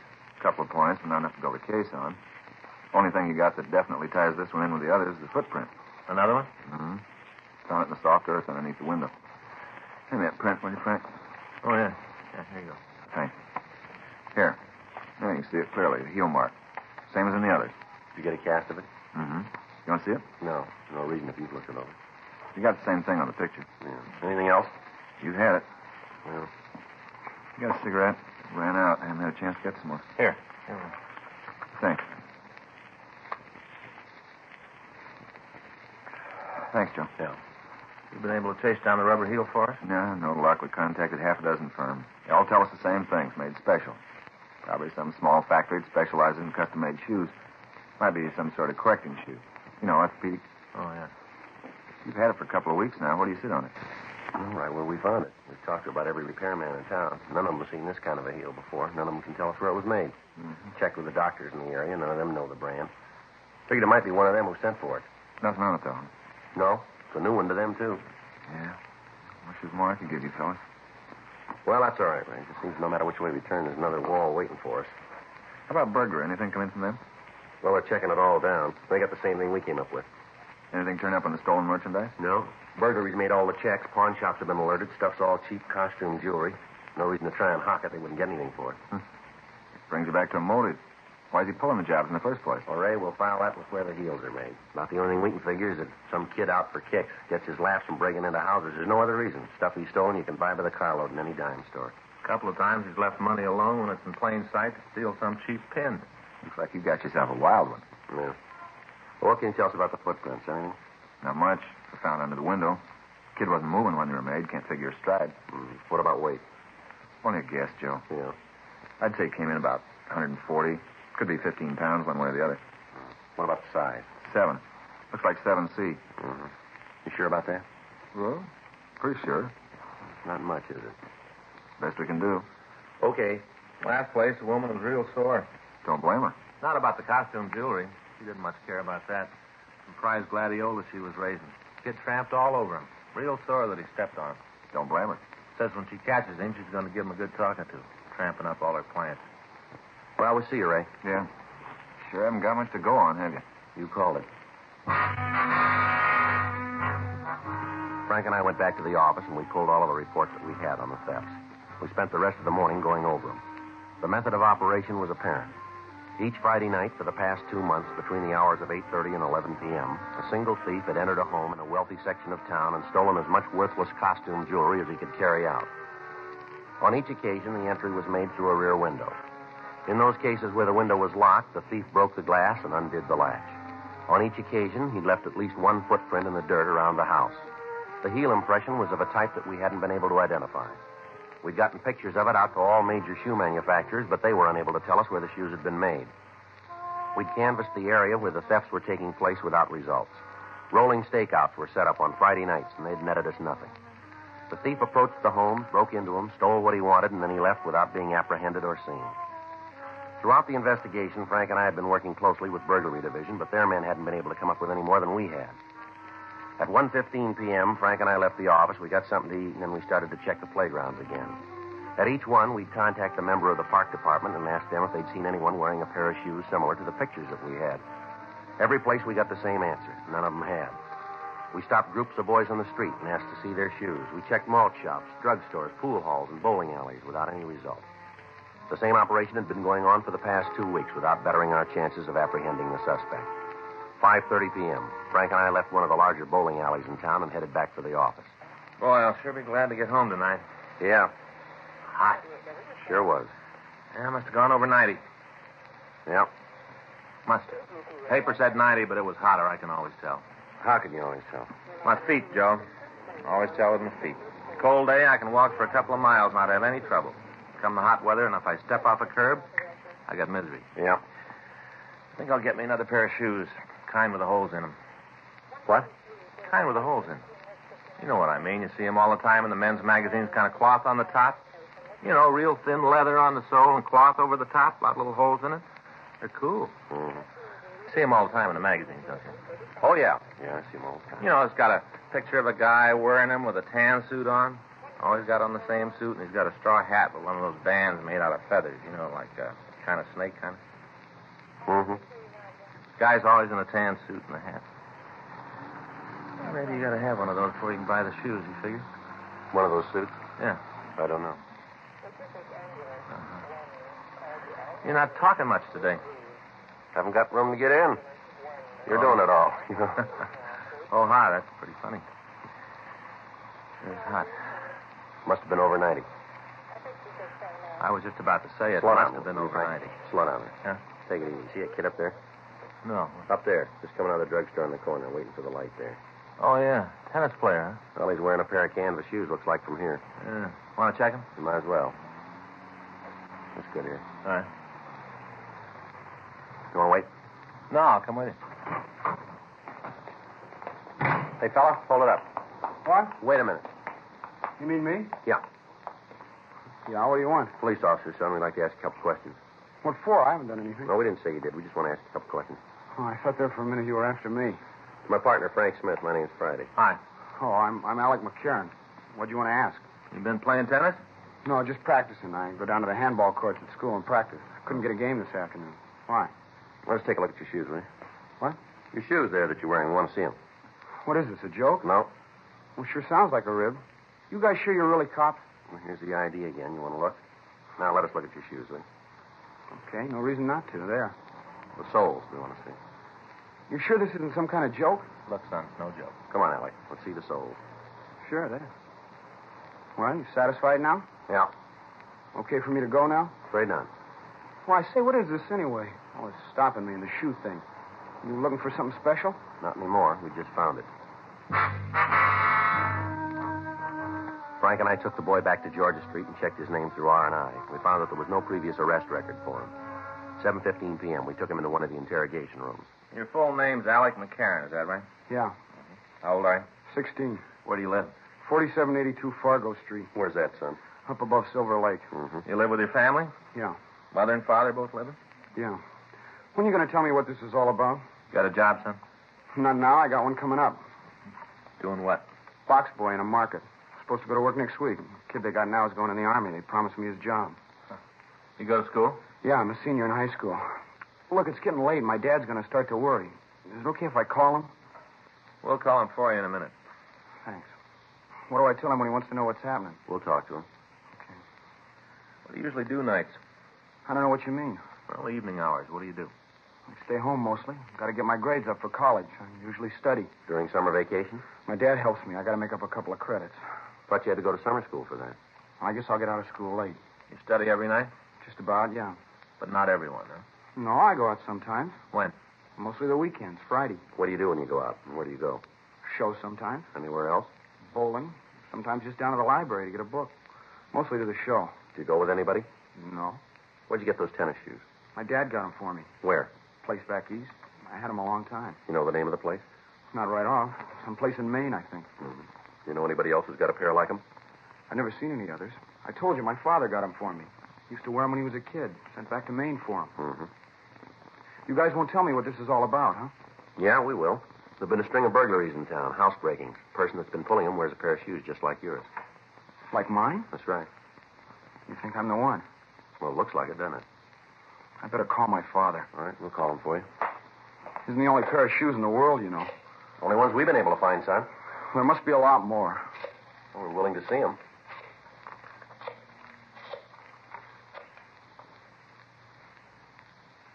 Hello, this is Sergeant Friday, Los Angeles Police Department. Who am I speaking to, please? Uh-huh. Yes, sir. Your son's here. Suspicion of burglary. That's right. Well, that may be so, Mr. McCarran, but that's the charge. Yes, sir. No. We'll bring him to his home. Sure you can. Just a minute. He wants to talk to you, son. Hello, Dad? Yeah. Uh-huh. At the police station. No, it's no joke. What? Well, I'll tell you when I see you. Yeah, bye. All right, Alec. Get your sweater. You taking me home now? That's right. Guess Dad set you straight, huh? Told you it was all a mistake? No, I'm afraid he didn't. What do you mean? Didn't he tell you this whole thing is wrong? Well, he tried to, yeah, that's right. Well, then you're going to have to let me go. No, afraid not. But you have to if it's a mistake. Yeah, if it's a mistake. Frank and I left the office with the boy, and we drove out to his home. It was a large two-story colonial house overlooking Silver Lake. We were admitted to the place by a maid, and we were shown into the living room. The boy's father, Henry McCarran, was waiting for us. You're the officer? Yes, sir, that's right. My partner, Frank Smith. My name's Friday. How do you do? You want to tell me what this is all about now? Well, it looks like your son's mixed up in some burglaries, Mr. McCarran. You're aware that's a pretty serious charge? Yes, sir, that's right. I suppose you have some kind of proof to make that statement? We think so. Mind telling me what it is? Well, while we were talking, would it be all right to look at the boy's room? Do you think that's quite fair? Necessary, Mr. McCarran. What if I say you can't? Well, then we'll have to come back with a warrant. All right, this way. What do you got to say about this, Alec? I didn't do it, Dad. That's the truth? Yes, sir. It's good enough for me. Through here. This is it. Go ahead. Frank? Yeah. Now, then, suppose you tell me what this is all about. The shoes that your boy is wearing there, you got them for him? That's right. Had them made to order. Where? Place back east in Maine. You know if anyone else has a pair of them? No, as far as I know, that's the only pair on the coast. Good tennis shoes. I used to wear them when I played. Uh-huh. What do they have to do with this? On each one of the thefts, we found a print from a shoe like that outside the window. Well, that doesn't mean that Alec was in them at the time. How about it, Alec? You let anybody else use the shoes? No. Well, there's your answer. Still doesn't come down to proof. What night did your boy spend out of the house, Mr. McCarran? I don't know. I guess he's gone on Friday most of the time. You know where he goes? Show, library. I don't keep a chain on him, Sergeant. I have complete trust in Alec. Burglaries have been taking place on Friday nights. Still entirely circumstantial. Yes, sir, but it fits, doesn't it? What's he supposed to have stolen? Costume jewelry. You mean 5 and dime stuff? Yes, sir. All right, there you are. You tell me why. Sir? Why'd Alex steal that? Now, look around, Sergeant. I just spent $1,500 on this room. Had it all redone. Alex got just about everything he wants. He gets a good allowance. If he needs any more money, he only has to come to me. There's no reason for him to steal. Yes, sir, this is a nice room and all. What you say may be true, but the fact stays that the thefts are taking place. Well, all right, then I'll put it on the line. I've got faith in my son. He's had all the things a boy could want, a good family, good home, all the things that count. Maybe there is a thief, but it isn't my son. I know that. You got an explanation for the shoes for the Friday nights? No, I'll find one. Maybe you can try for this, too, Mr. McCarran. What? Found these in the boys' closet. Box of cheap costume jewelry. With the finding of the jewelry in Alec McCarran's room, the circumstantial case against him seemed to solidify. Although he denied any knowledge of the pieces, he was taken down to Georgia Street Juvenile and booked on suspicion of violation of Section 459 PC, delinquent. His father retained a lawyer immediately. The next day, the jewelry found at his home was shown to the victims, and they gave us a positive identification on each one of the pieces. A petition was filed, and the facts were presented to the juvenile court. Detention was requested. On Thursday, July 8th, Frank and I got back from the second floor after talking to the McCarran boy. He still admitted nothing about the burglaries. I don't know. Maybe I'm starting to believe the kid. He sure makes you wonder, doesn't he? Sergeant Friday? Yes, sir. How are you, Mr. McCarran? Fine, thank you. I've got it, Sergeant. I got it right here. Sir? The way to show you that my son had no part in these burglaries. All right, sir, go ahead. Now, you say that all the thefts have taken place on Friday night, is that right? Yes, yes, sir. And your big piece of evidence is the heels on his shoes, right? Well, that's part of it, yes, sir. All right, then you can just turn him loose. I beg your pardon? I remembered it last night. I couldn't get to sleep and got to thinking. I remembered. All right, go ahead. Alec's shoes get a lot of use. He plays a lot of tennis, wears his shoes all the time. Yes, sir. The soles and heels wore out. We had to send them back east and have them resoled. Sent them back on May 5th. Didn't get them until May 19th. Now, there's 2 Fridays in there, Sergeant. If the shoes were gone, Alec couldn't have done the burglaries. Right? Yeah. Well, I hope now that you will admit that you've made a mistake. Well, if we have, Mr. McCarran, we'll sure tell you. Well, you can take my word for it. Alec had no part in any of this. He's a good boy. He's honest. He's smart.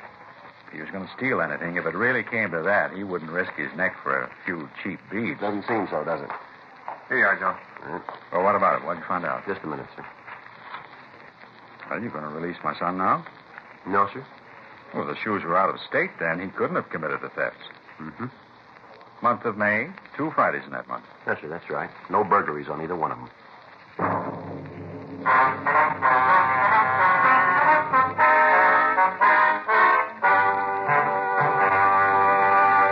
You are listening to Dragnet, the authentic story of your police force in action.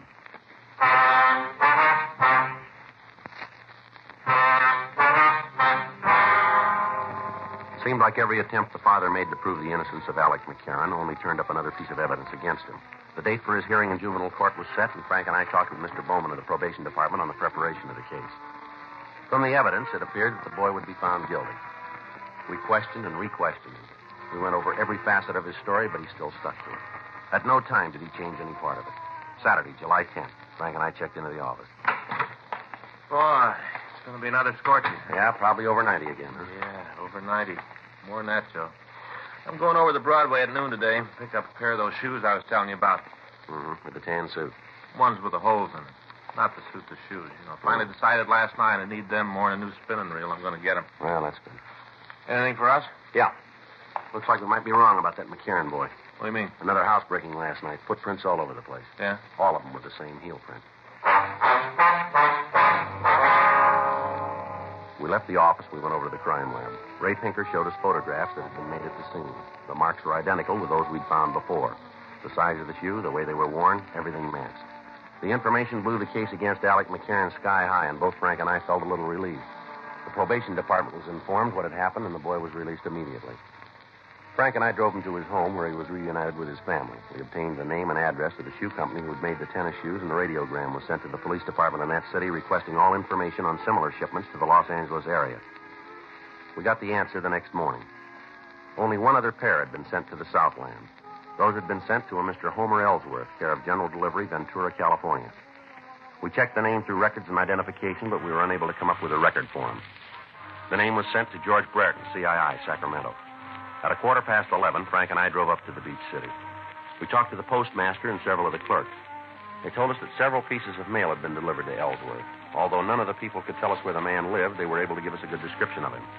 They went on to say that they'd gathered from conversations that he resided someplace in Los Angeles. We left word with them that the local police department be called in the event the man returned, and then Frank and I drove back to the city. We checked the name again, this time with the description. No make. One of the outstanding things in the way the man was described was that the little finger from his left hand was missing. This was checked through the oddity file without result. The additional information was forwarded to Brereton. We checked with burglary detail, but they had nothing on the suspect. 8:40 p.m. We drove out to the McCarran house and talked again to his family. I knew it all the time. Yes, sir? Got a boy like Alec after 16 years, you know pretty much what he will, what he won't do. Yes, sir. A couple things we'd like to go over with you. Sure, anything you want. Just let me know. All right. Caught the person who was really responsible for this? That's what we want to talk to you about. Fine. Go right ahead. Now, the description we've got of the man is that he's about 50, around 5'8", 150 pounds, dark hair, gray at the temples, wears glasses, has a mustache. Got a finger missing from the left hand. Mm-hmm. What's his name? Well, that we don't know, sir. That's why we're asking you. No name at all. Well, he's used Homer Ellsworth. We don't think that's his true name. It isn't. Sir? Name's not Ellsworth. It's Fallon. Homer Fallon. You know him? Sure. He worked for me for 10 years. Sort of a handyman. Does odd jobs around the house. You know where we can reach him? Not sure about that. What do you mean? He quit yesterday morning. We got Fallon's address. We left for the place right away. It was a small house in the South Hollywood area. The front yard was overgrown, and several of the pickets from the fence were missing. It was a 1938 Chevrolet truck parked in the driveway. Frank and I left our unit and walked up to the front door. Watch your steps, Joe. What? Ward lives there. Oh, yeah, I see. I think you'd have a light out here, wouldn't you? I get it.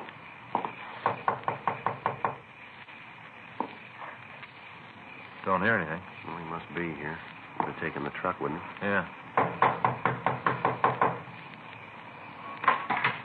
Yeah? Homer Fallon? Who are you? Police officers who want to talk to you. Come on in. Sit down. Just fixing a little dinner. Yes, sir. Go right ahead. Spaghetti. Want some? No, sir. Pretty good. That kind that's all cooked. Just drop it in the water and heat up the sauce. Pretty good. Sure you don't want none? No, thanks. How about you? No, sir. Well, wait a minute. I'll turn down the fire and we can talk. All right, sir. You gotta watch it pretty close. Gets too cooked and you gotta eat it with a spoon. Not good that way. No, sir. Oh, you've had it, have you? You want to come in here, sir? Yeah, I'll be right with you.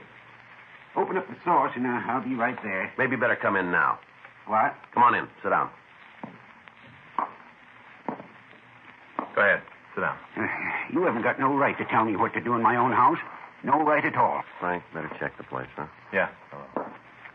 Here, you got no right to go through my things. We can come back with a warrant if that'd be easier for you. You go ahead and do it. You got no right. Is something you don't want me to find? No. I got nothing to hide. Then you won't mind, will you? I will, too. You guys come in here while I'm having dinner, causing a lot of trouble. You got no right to do this. I'm an old man. I can't take a lot of excitement. Then why don't you save us all a lot of time? What? You know why we're here. You know what we want. I do? Sure you do. Why don't you tell us? Big thing over nothing. That's all it is. Can you tell us about it, will you? All the stuff put together wasn't worth $1.50. None of it. Not even $1.50. Well, then why'd you do it? Wanted to get the kid in trouble. All his life, he's had what he wanted. All his life. Different from me. Mm-hmm. I never had nothing. You put the things we found in his room, did you? Yeah. I knew you'd get to him. Wanted to sew it up. Make it look good. I put him there. Mm-hmm. Why'd you do the burglary last night? Well, I got to feeling sorry for the kid sitting in jail. You ever been arrested, fellow? Well, a long time ago. Where? Back east. Vag charge. I was just a kid, working my way out here. Mm-hmm. Took me off a freight. I sat in a can overnight, and then they let me go. give me a floater out of town. I got sorry for the kid. Figured if there was another stealing while he was in jail, you'd let him go. All right. Get your coat, will you? Yeah. Where is it? Closet there. Wait there, I'll get it. The only one in there. I got it. Here you go. Thanks. You know, I was sorry right after. I didn't want to hurt the kid. He's really not too bad. Didn't want to cause him no trouble. You did pretty good, didn't you? Suppose so. Well, want to go? Yeah. Oh, I forgot the spaghetti. Got to turn it off. Right. I guess it doesn't make any difference anyway. What was that, sir? Don't make any difference about you taking me to jail. Is that right? Yeah, I cooked the spaghetti too long.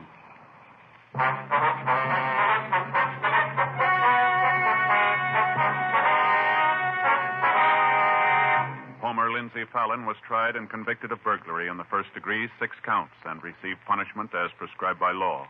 Burglary in the first degree is punishable by imprisonment for a period of not less than 5 years in the state penitentiary. Dragnet is a presentation of the United States Armed Forces Radio Service.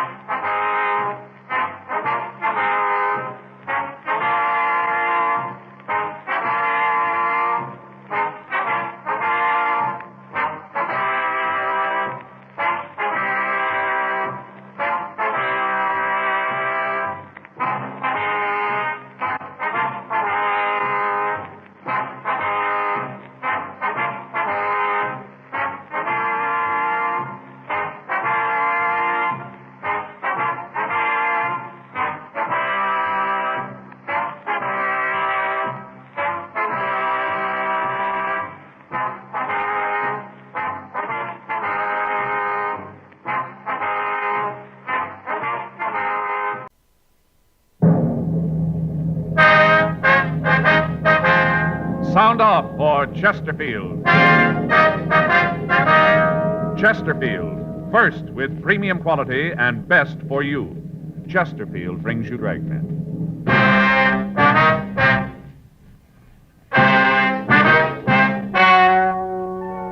Ladies and gentlemen, the story you are about to hear is true.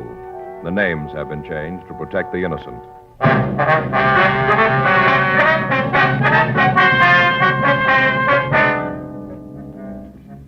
You're a detective sergeant. You're assigned to homicide detail. You get a call from a man telling you that a woman has been badly beaten. Before you can get the name of the victim or any other information, the caller hangs up. Your job? Investigate. Here is Chesterfield's record with smokers, and important to you. No adverse effects to the nose, throat, and sinuses from smoking Chesterfield. That's the report of a doctor who has been examining a group of Chesterfield smokers for a full year and 2 months as a part of a program supervised by a responsible independent research laboratory.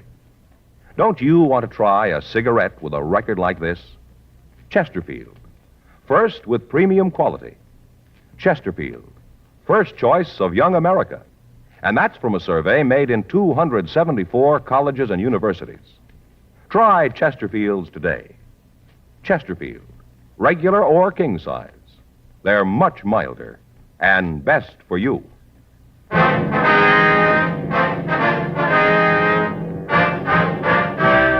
Dragnet, the documented drama of an actual crime. For the next 30 minutes, in cooperation with the Los Angeles Police Department, you will travel step by step on the side of the law through an actual case transcribed from official police files. From beginning to end, from crime to punishment, Dragnet is the story of your police force in action. It was Friday, June 10th. It was hot in Los Angeles. We were working the night watch out of homicide detail. My partner's Frank Smith. The boss is Captain Lorman. My name's Friday. I was on my way back from the main jail, and it was 8:10 p.m. when I got to room 42. Homicide. Frank? Yeah. Wait a minute, I want to talk to you. I'm not going anyplace. Oh. Well, I talked to Evans. I couldn't get any more out of him. The arraignment's still set for the 14th, isn't it? Yeah, that's right. Hey, can't you settle down for a minute and stop that pacing up and down? What's the matter? Something on your mind? On my leg. Oh, something wrong with it? Not a thing. Just walking. Well, I wish you could manage to stand still for a minute. I'm getting a little bilious following you around the room. You know how far it is from here to the business office? What do you mean? How far? Oh, it's just across the hall. Is that what you mean? 25 feet? No, you're wrong. It's 1/210th of a mile. Well, that's good to know. It's 1/6 of a mile to the crime lab, including the stairs. 1/8 of a mile to Sal's Cafe. 4 trips to R&I equals 1/4 of a mile. Never knew that, did you? No. Our grand total tonight so far is over 6 miles, and we're only half through. What do you think of that, Joe? Well, what's it all prove? Well, this is a walking job we got. Well, everybody knows that, don't they? Yeah, but I'm the only one in the department who knows exactly how far we walk. That's fine. Any calls come in while I was out? No. Like to know how I do it? What's that? It's done with a pedometer. Measures miles. Just fastened on your leg, see? At the end of the day, you know exactly how far you walk. Yeah. It's going to measure everything, Joe. Keep track. It's going to know exactly how far everything is. What for? Somebody might want to know. Who? I'll get it. Homicide, Friday. Yeah. Yeah, what's that address again? Yeah. Right. Well, we got one to roll on. What do you got? Ambulance follow-up, Westlake area. Yeah. Woman's been beaten. 8:14 p.m. We left the city hall and drove to the address we'd been given. 8674 Cambria Street was a large private home that had been divided into apartments. The house was quiet and there was no sign of any disturbance. There was a woman sitting in a glider on the front porch. We went up and talked to her. Something I can do for you? Police officers, ma'am. We got a call that there'd been some sort of trouble here. What kind of trouble? A woman had been beaten. Is that right? It must be some kind of joke. Nothing like that here. You sure you got the right address? It's the one we were given, ma'am. You got an apartment 104? Yeah, the last one back on the left. Rockmans live there, Mr. and Mrs. We'd like to see the apartment. Go ahead. Anything happened around here, I'd know about it. I'm the landlady. Anything happened, I'd know about it. Go ahead, you won't find anything. Thank you very much, ma'am. Here it is. I'll get it.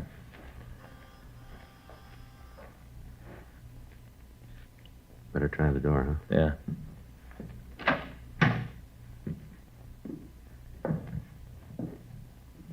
Nobody here.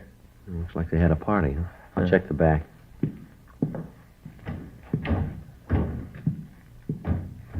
No? No one out there. Coffee on the table's cold. You find anything? Where's that door go, ma'am? Bedroom.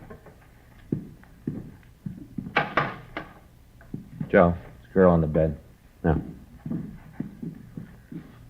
Yeah, really worked her over, huh? How about it? See if I can find her pulse here. Yeah, she's still alive. What is it? Something happened to Hazel?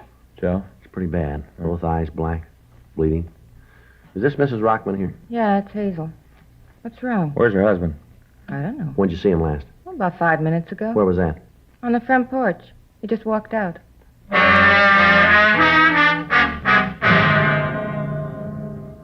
The ambulance crew arrived and immediately removed the victim to Georgia Street Receiving Hospital for emergency treatment. We got in touch with Officer Ed Barrett of the hospital detail and asked him to try to get a statement from the victim if she regained consciousness. We locked the door to the Rockman apartment to preserve any physical evidence we might need, and then we went down and talked to the landlady, Mrs. Ruth Baker. We found her on the front porch. We asked her what she knew about what had happened. I sure wish I could tell you more. How about Hazel? Is she going to be all right? We don't know yet, Miss Baker. She's pretty badly beaten. Mm-hmm. Well, what do you want from me? Some questions we'd like to ask, ma'am. About what? I've told you what I know. Do you know where Mrs. Rockman's husband was going? No, I don't. I don't much care either. Did you say anything at all when he went out? Not a word. Just walked out in a sort of daze, like a trance, sort of. He didn't say anything at all to you? I just got through telling you that he didn't. Yes, ma'am. Mr. and Ms. Rockman fight often, would you know? No, not any more than any married couple. Miss Baker. Yeah? Wonder if you can give us a description of Mr. Rockman? Description? Yes, ma'am. Tell us what he looks like. You figure he did that to Hazel, huh? That's what we want to talk to him about. What kind of description do you want? About how tall is he? About as tall as he is? That'd be 5'10", huh? If that's what you are. How much would you say he weighed? Wouldn't even make a guess. I don't notice things like that. Yes, ma'am, but would you say he was medium build or heavy? I'd say medium. Not too heavy, not too skinny. Medium. What color's his hair? Black. How about his eyes? Brown. Real dark brown. You wear glasses? No. Was he clean shaven? What do you mean? Well, do you have a mustache? No, he had one a while ago. He tried to grow one, but Hazel made him take it off. It never grew real well. Little scraggly thing. What was he wearing when you saw him last? Shirt and pants. Could you tell us what color the shirt was? No, and I can't tell you what color the pants were either. It's dark out here. I didn't pay much attention when he left. Just thought he didn't feel well. Sick from the party. All right, Miss Baker. May I use your phone? Sure, help yourself. It's in the living room, right inside the door to your left. You can't miss it. All right, ma'am. Thanks. I'll call this in, Joe. Right. Now, Miss Baker,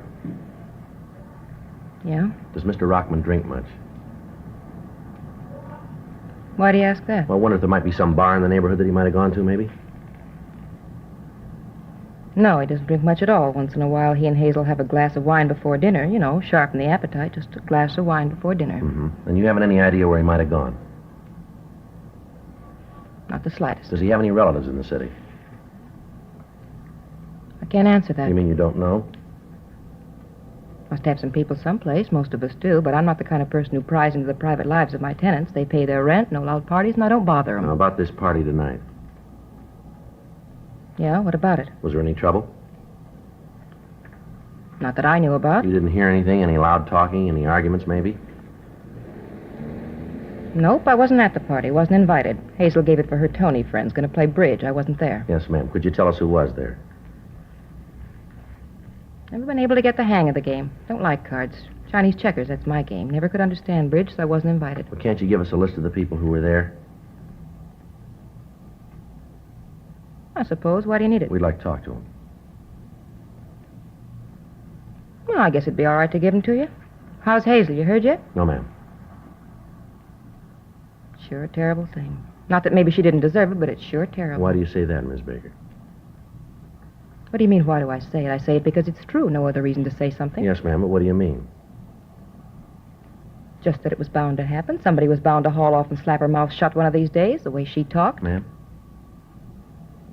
Accusing. Always accusing. Thought everybody in the world was after her. Always tell me that she knew about me, that I wasn't fooling anybody. The words she'd use. And they're supposed to be so Tony. Well, did she have any enemies around her? Anyone to make her think that, would you know?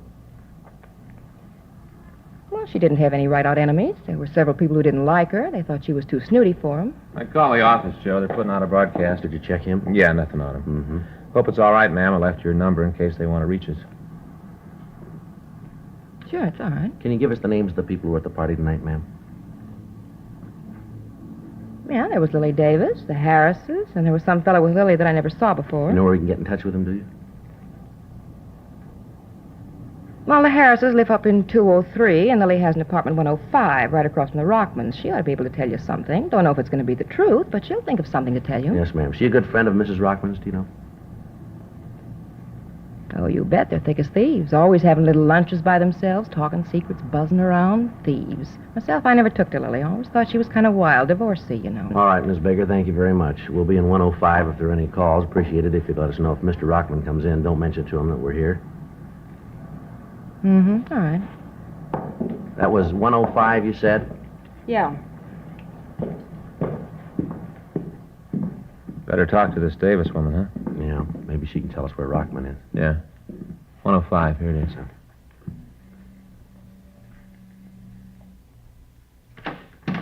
Yes? Miss Davis? Yes. Is there something I can do for you? Yes, ma'am. We're police officers. What is it you want with me? We'd like to talk to you, ma'am. Oh, well, come in. Thank you. I wonder if it'd be all right if we left the door open. I suppose so. Any special reason? Well, we'd like to keep an eye on the apartment across the hall. Well, what's it about? We understand that you know the Rockmans pretty well. I suppose so. Why? You have any idea where Mr. Rockman might be? No, I don't. Isn't he across the hall? No, ma'am, he isn't. Well, And I don't know where he is. Have you talked to Hazel? No, ma'am. Well, why don't you ask her? She should know. We were wondering if you could help us out. No, last I saw of him was when he left their place. Uh-huh. Say, I wonder if you'd mind if I went ahead with what I was doing. Ma'am? It probably seems silly to you, but it's a hobby of mine. Wire sculpture. Silly, but it gives me a chance to relax. Yes, ma'am. Well, you go right ahead. I don't think I got your names. Well, my name's Friday. This is my partner, Frank Smith. How do you do, Mr. How do you do, Smith, ma'am? Mr. Friday? Well, what's all this about? Herman done something wrong? No, it's just a routine investigation, Miss Davis. Oh, mm-hmm. We understand that you were at their place tonight, a party, huh? Well, yes. Hazel was going to have a couple of tables of bridge. Anything unusual happen while you were there? No, nothing that you'd call really unusual. Who was there, ma'am? Oh, myself, the Harrises, they live upstairs, and Tom Reeves.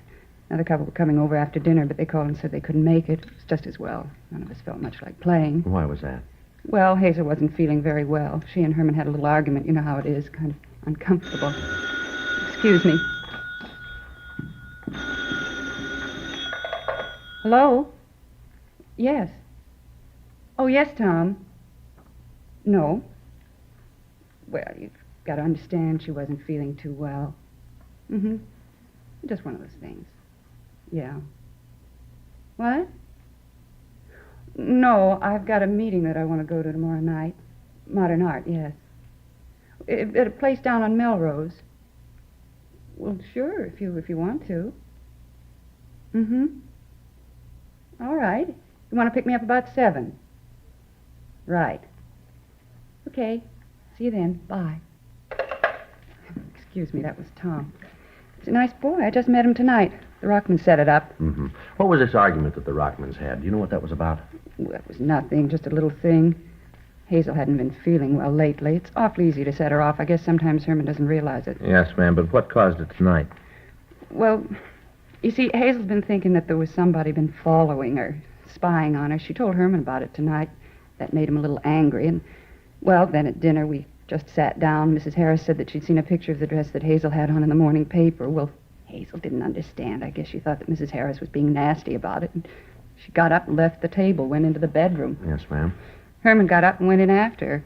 Came out and said that she wasn't feeling well. It kind of threw a damper on the evening, so when the other couple called and said that they wouldn't be able to make it, we all decided to call it quits. Mm-hmm. Was there any reason for Mrs. Rockman to feel that there was somebody spying on her? Would you know? No, Mr. Friday. It was just one of those things. She'd go along fine, feel good, and then she'd wake up in the morning and start to think about things, and she'd get depressed. Well, when she's like that, there isn't anything that can lift her out of it. We used to talk about it. I'd try to help her. Same thing happened to me, I know. It's just one of those things. Yes, ma'am. Maybe if they'd had children, it'd be different, but lately she hasn't been feeling well, and she and Herman haven't been getting along. He just didn't seem to understand. She'd get angry, and he'd work late. And the more he worked late and stayed away from home, the more she'd fret and get angry. It was just a vicious circle. Nothing anyone can do about it. It'll pass with time. Mm-hmm. When Rockman went in to see his wife, did they argue? Well, they had a few words, a little loud, nothing serious. Then he came out and said that everything was all right. Ma'am, did Rockman ever get violent toward his wife, do you know? What do you mean, violent? He ever hit her? No, I don't think so. A couple of times when I was over there, he looked like he might be thinking of it, but I never saw it. I think if he ever did hit her, Hazel would have told me. We were very close, as I said. I tried to help her. Mm-hmm. Just a few loud words. That's all I ever knew about. Anyway, after Herman came out of the bedroom, we all decided to leave. This fella, Tom, he wanted to go on, you know, out someplace, but I was a little tired, and I'd just met him tonight, so I begged off and came home. Yes, ma'am. Can't you tell me what this is all about?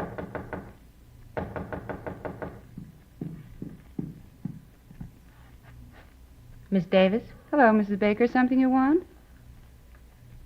I want to see the police. Mr. Smith, your office called, said you were to call this number right away. Here's the number they gave me. They said you'd know. I wrote it down. Thank you, ma'am. Here, you want to call, Joe? Yeah. What if I could use your phone, Miss Davis? Sure, help yourself. Thank you.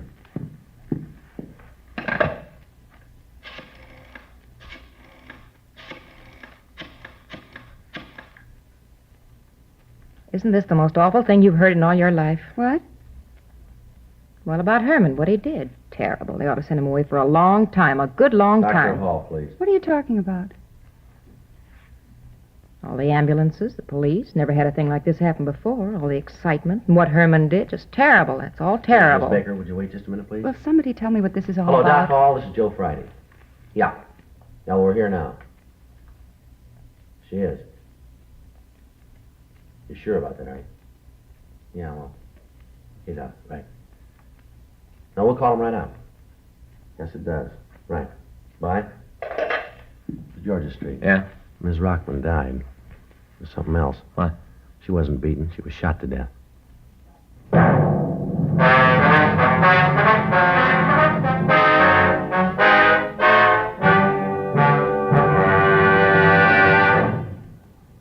You are listening to Dragnet, the authentic story of your police force in action. Years ahead of them all. Chesterfield is years ahead of all cigarettes. Chesterfield quality is highest. Here's the proof. Recent chemical analyses give an index of good quality for the country's 6 leading cigarette brands.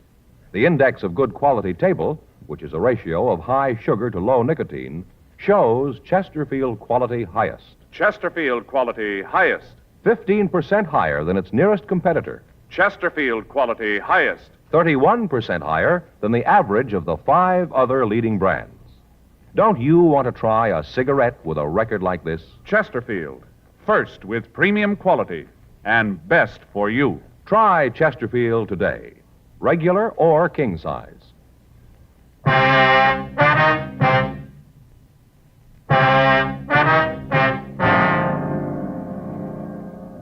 9:10 p.m.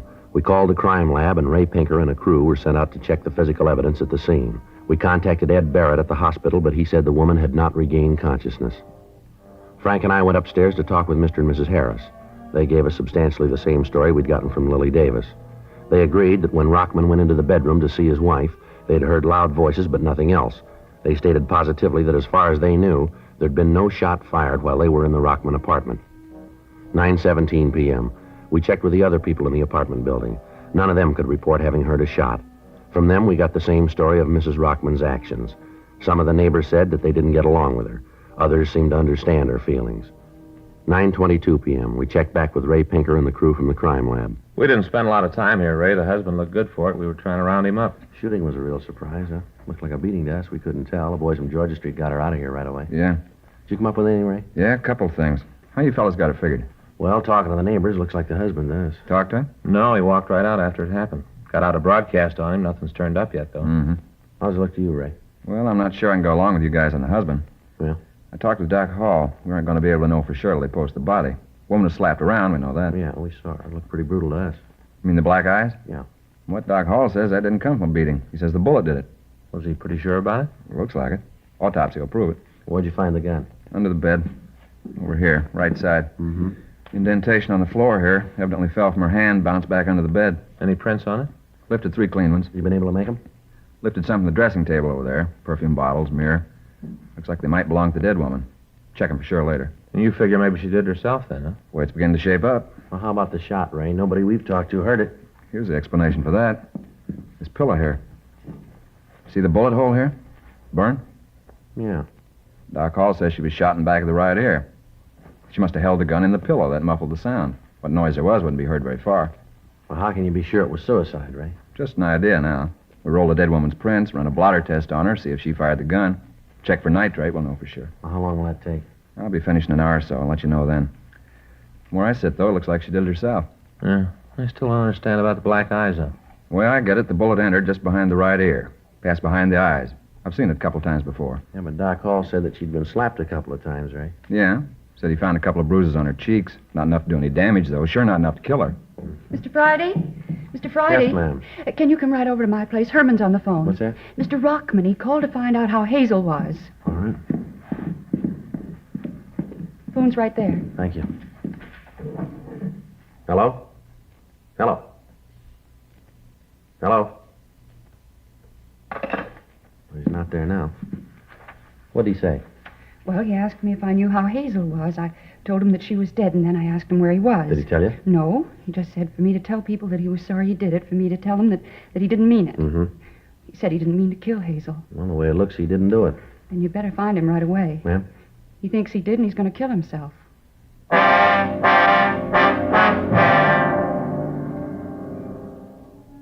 We talked to the landlady, Ruth Baker, but she was unable to tell us where Herman Rockman was employed. Lily Davis told us that he was a car salesman employed at a lot in the south end of town.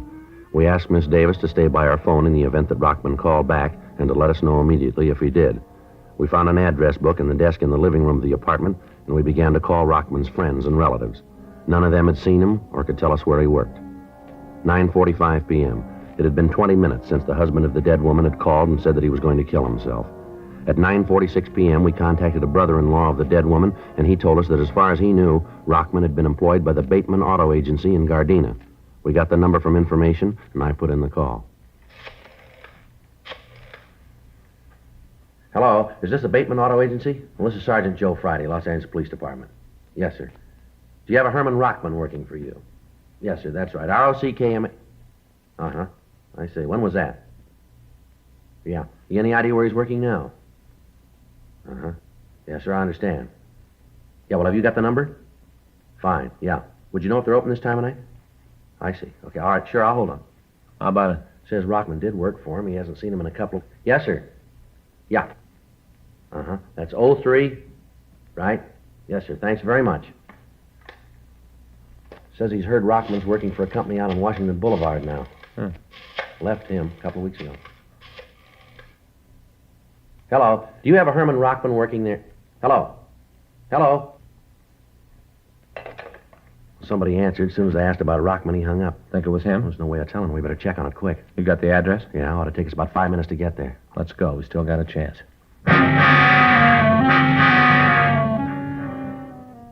9:50 p.m. We left the apartment and we drove out Westlake Avenue and turned down to Washington Boulevard. We traveled code 3, but because of the possibility of alarming Rockman, we turned off the sirens 6 blocks from the address of the used car lot. 9:54 p.m. We got to the place. The lot was dark. At the rear, in back of a line of cars, we could see a small shack. I hope he's here. Yeah. There's no lights on. The door's locked. Let's try the side. There's a window around there. Right. Can you see anything? No, the window's dirty. Got your flashlight? Yeah, here you go. Give me it. How about it? He's in there. Looks like he's out. Come on. Let's hit it. Right. Full of gas. Kill your flashlight. Right. I'll get him out of here. You want to get that heater? Right. The window's stuck. Break it. How about it? He's still alive. Fresh air should bring him around. Yeah. Rockman. Rockman. Come on, Rockman. You're all right. Come on. Sit up. Why'd you do it? Why'd you stop me? No reason for you to kill yourself. I got a reason. I killed Hazel. I didn't mean to. I loved her more than anything. I didn't mean it. I didn't know I hit her that hard. All right, settle down. Settle down. You didn't kill her, Rockman. Nobody asked you to come down here. I called you to take care of her. I knew it was too late. I killed her. She's dead, and it's my fault. Why'd you come here? Why'd you stop me? All right, now take it easy, will you, Rockman? Straighten yourself out here. You didn't kill your wife, Rockman. You understand? What? We don't think you killed her. We think she did it herself. Huh? Oh. Well, she wasn't well. She was sick. She didn't know what she was doing. She did the wrong thing, didn't she? Her way wasn't right. I loved her, very much. Yes, sir, we understand. Doesn't really make any difference you stop me. No difference. Sir? Doesn't make any difference that you stop me. I loved her. Made no difference at all. How's that? I died with her.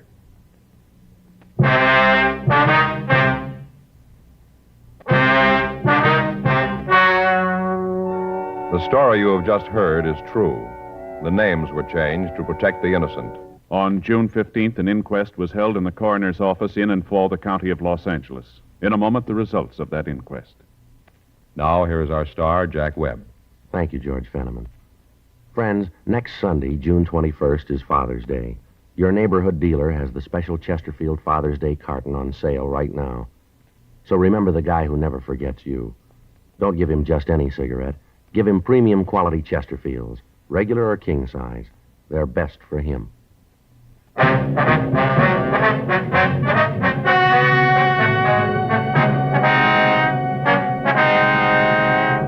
At the coroner's inquest, it was decided that the wound that killed Hazel Eileen Rockman was self-inflicted. The death was listed as a suicide. Her husband, Herman George Rockman, was not held.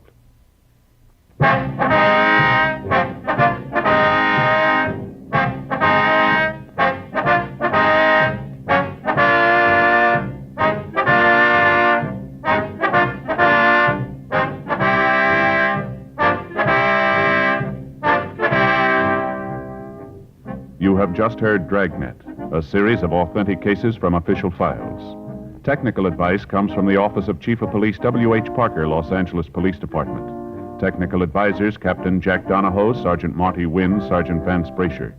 Heard tonight were Ben Alexander, June Whitley, Lillian Byatt. Script by John Robinson, Ben Alexander. Music by Walter Schumann.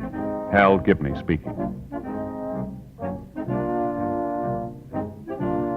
For a million laughs, tune in Chesterfield's Martin and Lewis Show, Tuesday on this same NBC station. And sound off for Chesterfield's. Either regular or king size, you'll find premium quality Chesterfield's much milder. Chesterfield is best for you. Chesterfield has brought you Dragnet, transcribed from Los Angeles. Have you tried new cork-tipped Fatima? It's the smooth smoke. Here's why. New Fatima tips of perfect cork, king size for longer filtering, and Fatima quality for a much better flavor and aroma. Remember, Fatima has the tip for your lips. Try new Fatima. See how smooth it is. Fatima is made by the makers of Chesterfield, Liggett & Myers, one of tobacco's most respected names.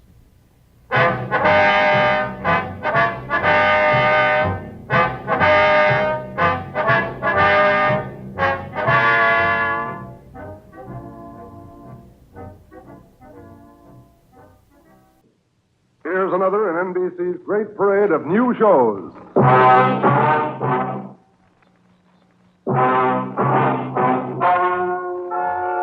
Ladies and gentlemen, the story you are about to hear is true. Only the names have been changed to protect the innocent.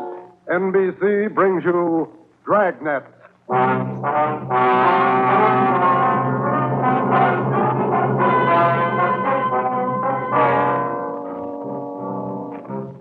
You're a detective sergeant. You're assigned to homicide detail. A 22-year-old girl has disappeared. A letter has been received. It demands $30,000 for the girl's return. The letter is signed The Wolf.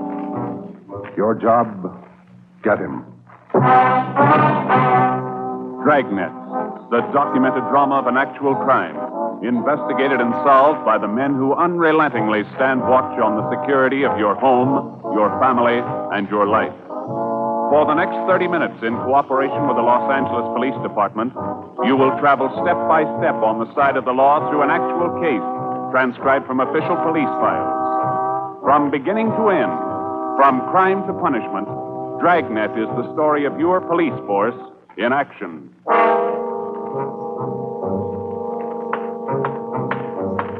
It was Tuesday, October 18th. It was cloudy in Los Angeles. We were working the night watch out of homicide. My partner's Ben Romero. The boss is Ed Backstrand, chief of detectives. My name's Friday. I was on the way back from the stats office, and it was 3:26 a.m. when I got to room 42. Homicide. Got those mugs you asked for, Joe. Here they are. Thanks, Harris. Backstrand leave yet? In a minute. I'm going out with him.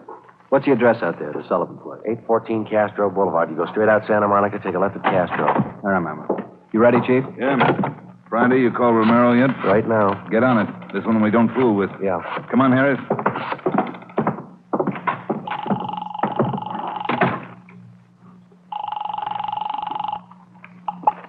Hello? Sorry to wake you, Ben. This is Joe. How you feeling? Oh, hi, Joe. What time is it? 3:30 a.m. How do you feel?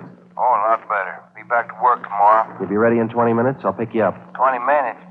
Okay, what's up? You remember Martin Sullivan, vice president of the Third National Bank? Sullivan?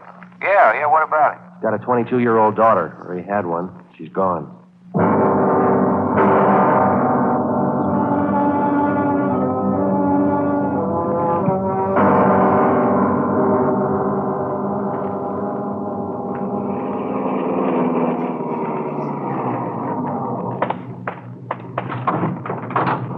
Look, you made good time, Joe. Where are we headed? Sullivan home out on Castro Boulevard. Ed's out there now with Harris. Any leads to work on? No, nothing so far. The girl disappeared a little before 1 o'clock yesterday afternoon. At 11 last night, he got a letter. They want $30,000. Sullivan hasn't got that kind of money. Yeah, I know it. Poor guy's almost out of his mind. Fill me in. How did it happen? Well, the guy took the girl out of business school. He had her called out of class. Told her father was sick, said he was a friend of the family. Well, how about the teachers? What was their story? Said the girl didn't want to go with the man at first, but he finally talked her into it. Kept telling her her father was dying. That's about as low as they come. Yeah. Did he use a car? Witnesses said it was a blue sedan. They didn't get the license number or the make. Did they remember what the guy looked like? About 5'9", 160, brown suit, dark hair. Nothing else? No. Here's a copy of the letter. The usual. Read it. Yeah. I have your daughter, Judy. Get, what's that? $30,000. $30,000 quick if you want her back alive. Don't call police or I'll kill her. Contact you later. Signed, what was it? The Wolf. Oh, Wolf, huh? I could think of a better name. Come on, here we are. Who's got the original note, Joe? Lee Jones down at the crime lab. He's checking it for prints and handwriting. Well, if he was...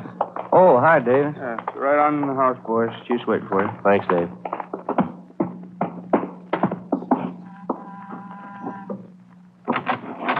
Hi, Joe. Ben. In the living room. Thank you. That's the way I see it, Mr. Sullivan. Now, you understand exactly what you have to do? Yes, sir. I'll do as you say. All right. Here are the two men who will help you. Sergeant Friday and Sergeant Romero, homicide. Yes, How do you do? I do. Mr. Beckstrand, are you sure about all this? He might get frightened. He might do something to Judy. Believe me, Mr. Sullivan, it's the only way. I know how you must feel, but we can't do anything else. All right, I want to see Mrs. Sullivan first. I'll be ready in a moment. Any developments? Yeah. Come on back in the dining room.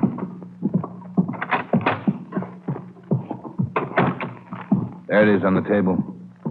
Second note from the guy. Telegram. When'd this come? About half an hour ago. Guy phoned it into Western Union from a public booth. Couldn't trace it. I'll see, Joe. Yeah. Be at Elysian Park, 5 o'clock this morning, near Balkan Drive. Come alone. Bring 30,000. Will return girl. Don't tell cops. Kill her if you do. The Wolf. 4 a.m. now, Skipper. Not much time. I know it. We'll have to do as he says. No other way. Then Sullivan's going out there alone? You're going with him. You and Romero. You'll be hidden out in the trunk of the car. Any plan? Get him. That's all.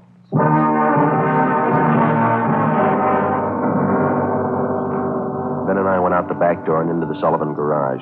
We jammed ourselves into the trunk compartment, and Harris closed the door on us. The latch was fixed so that the door could be pushed open from the inside. A few minutes later, Mr. Sullivan came out, got in the car, and we drove off. At 3 minutes to 5, we pulled up at the meeting place in Elysian Park. We waited. Nothing happened. At 5 minutes past 5, it started to thunder. That's all we need now.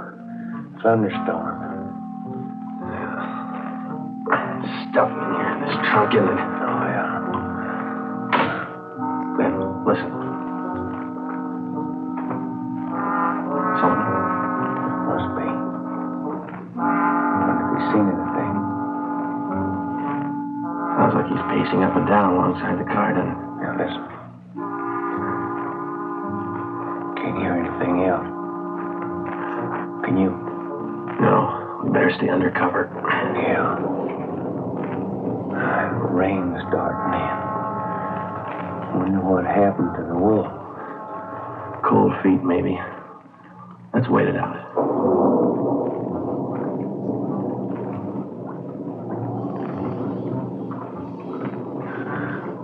Joe. Yeah? What time you got now? Move over a little. Let me get my watch up. Yeah. A little past 5:30. Sergeant. Mr. Sullivan? Yes. Do you think he's coming? It's late. It's getting daylight. We better wait it out, Mr. Sullivan. Now, look, don't come back here again. If he's watching, you might tip him off. Oh, all right. All right. Poor guy. Yeah, I hear it. Coming up the road toward us. It's stopping. Yeah. Coming over to our car. You ready? Right. Talking with Sullivan.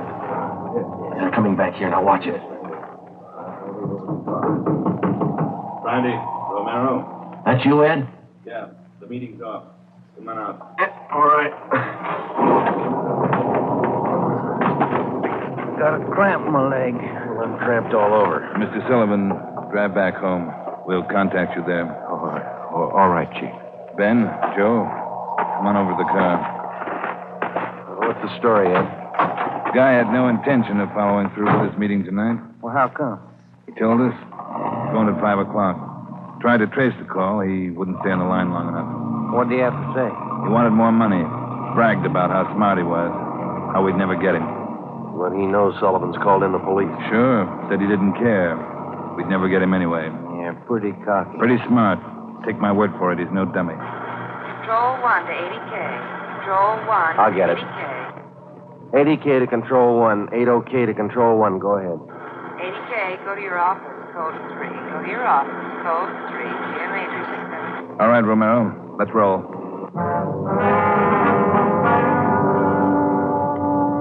More than 12 hours had passed since word of Judy Sullivan's disappearance had been phoned in a homicide. During that time, an all-points bulletin containing the descriptions of the suspect, his car, and the girl had been sent out on the teletype to law enforcement agencies throughout the area.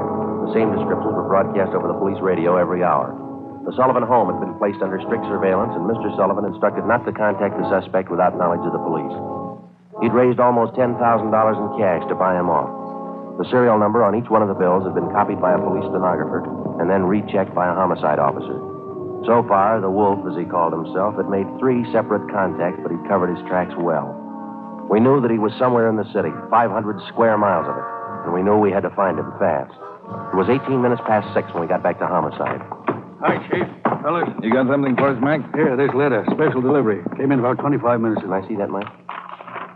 Stay away from Sullivan. If the kid's found dead, it's your fault. Stay away, the Wolf. All right, Mike. Get it over to the crime lab and have Lee check it for prints. Right, Chief. Will you find any prints on the second note, Mike? 2. Running through R&I now. Friday, Romero, get down there and see if they got a make. Right, Ed. Let's go, Ben. Who's watching the Sullivan house beside Harry? Carpenter and Davis. Backstrand's afraid the girl's father will try to make a deal with the guy. Has he tried it yet? No, he hasn't yet. You couldn't blame him if he did. Worried sick. Oh, yeah. Here we are. Hi, fellas. Just coming down to see you. Got something, Larry? Those 2 prints Lee Jones listed off that letter got a make on them from the single print file. Good, Larry. Let's see, huh? There it is. Pull the whole package on him. Donald Alfred Kiefer. Looks like a real bad one, doesn't he? Donald Alfred Kiefer, male, Caucasian, age 29, 5 feet 8 inches, 170 pounds, brown eyes, dark brown hair. He had 1 previous arrest for forgery in Los Angeles 10 months before. Kiefer's occupation at the time of his arrest was listed as bank clerk at the Third National Bank. Ben went back into the files and pulled the crime report. Then we called Ed Backstrand. There's the answer, Skipper. At the time Kiefer pulled that forgery job at the bank, Mr. Sullivan was one of the vice presidents. Go on. Sullivan was the one who preferred charges against Kiefer and saw that he was prosecuted. Where's this Kiefer now? Let me see. He was placed on probation, and on May 16th this year, he returned to his home in Omaha, Nebraska. That's 1380 Mackinac Avenue. All right, Romero. Get Omaha on the phone and have them check out Kiefer. Right, Skipper. Friday, take Kiefer's package and this note down to Don Myers. Have him check the handwriting. And get over to the crime lab and see what Jones lifted off that last letter we got. All right, Ed. The faster we work, the faster we'll put this guy behind bars. Now move.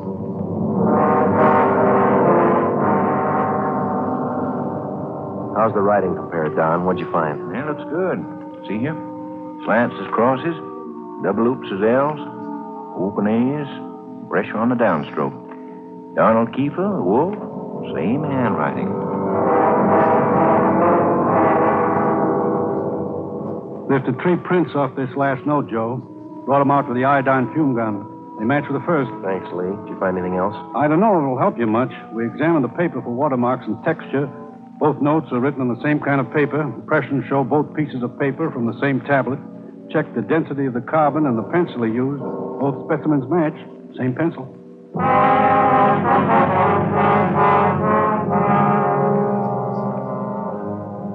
By mid-afternoon, Donald Kiefer's description had been broadcast throughout the area. Bulletins were dispatched to all departments, and an APB was teletyped for the entire state. Men were stationed at every post office in the city to watch for notes that might come through the mail. The bus depots, railroad terminals, the airports, and all the main roads leading out of the city were under strict surveillance. The entire Los Angeles area was broken down into single square-mile districts, and a house-to-house canvass was started. A squad of men were assigned to cover each square mile. Outlying towns and cities were requested to do the same. By 5 o'clock that afternoon, the greatest dragnet operation in the history of the city was underway. We were sure Donald Kiefer was somewhere inside. At 12 minutes past 5, Ben got the call back from the Omaha police. Yeah, I got it. 6 X-ray 419. Nebraska plate, right. Well, thank you a lot. Yeah, bye. They had to make on the car. Lots more. The Omaha cops looking for Kiefer, too. Want him for a robbery there 2 months ago. Yeah?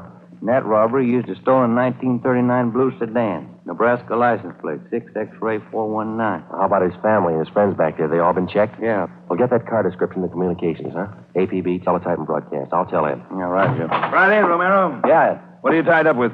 Well, just got a call from Omaha. Make on Kiefer in the car. Give it to me. You two get out to the Sullivan house fast as you can. See Harris. What's happened, Skipper? Martin Sullivan's disappeared. All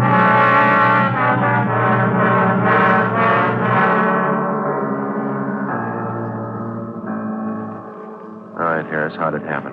About 3 this afternoon, Mr. Sullivan got a phone call. Said he had to go down to the bank.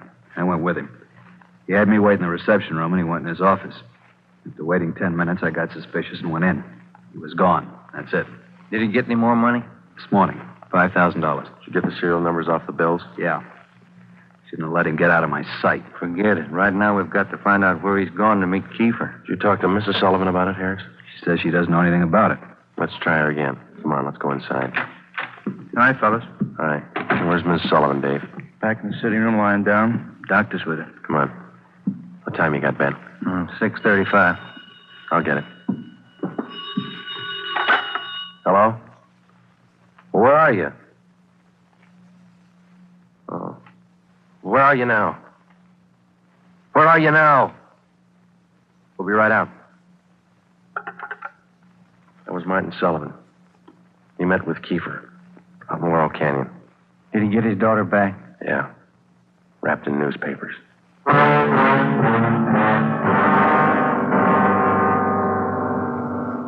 All cars in the area were notified that a contact had been made with Kiefer. We got in the car and drove out to Laurel Canyon. The entire area had been blocked off. We found Martin Sullivan standing in the middle of the road at the end of East Winding Way. 500 feet down the hill was a private residence where Sullivan had telephoned us. It was the only building in the immediate vicinity. A few yards beyond the point where East Winding Way ended, back in a clump of tall grass, we found the body of Martin Sullivan's daughter. We notified the crime lab, Chief Backstrand in the coroner. Despite a severe state of emotional shock, Martin Sullivan tried to tell us the story. He said Judy was all right. I believed him. I wanted her back. Judy.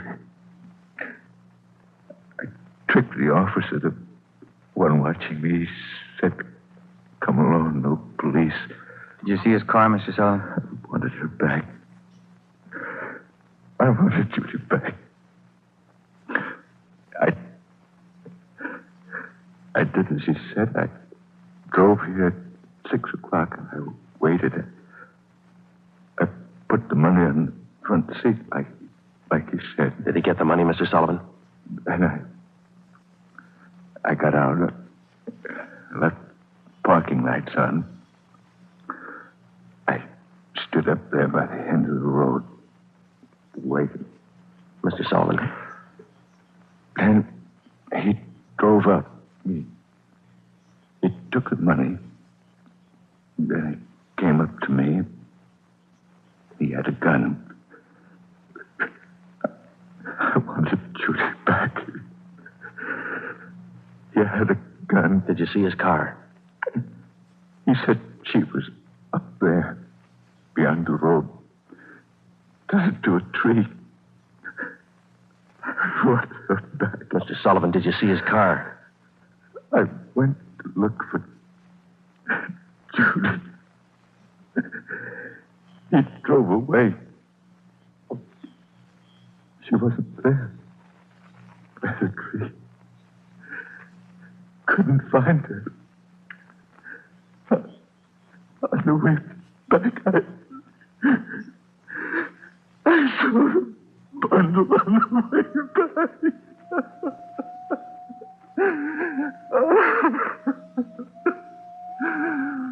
Let me find her. He killed her. Let me find her.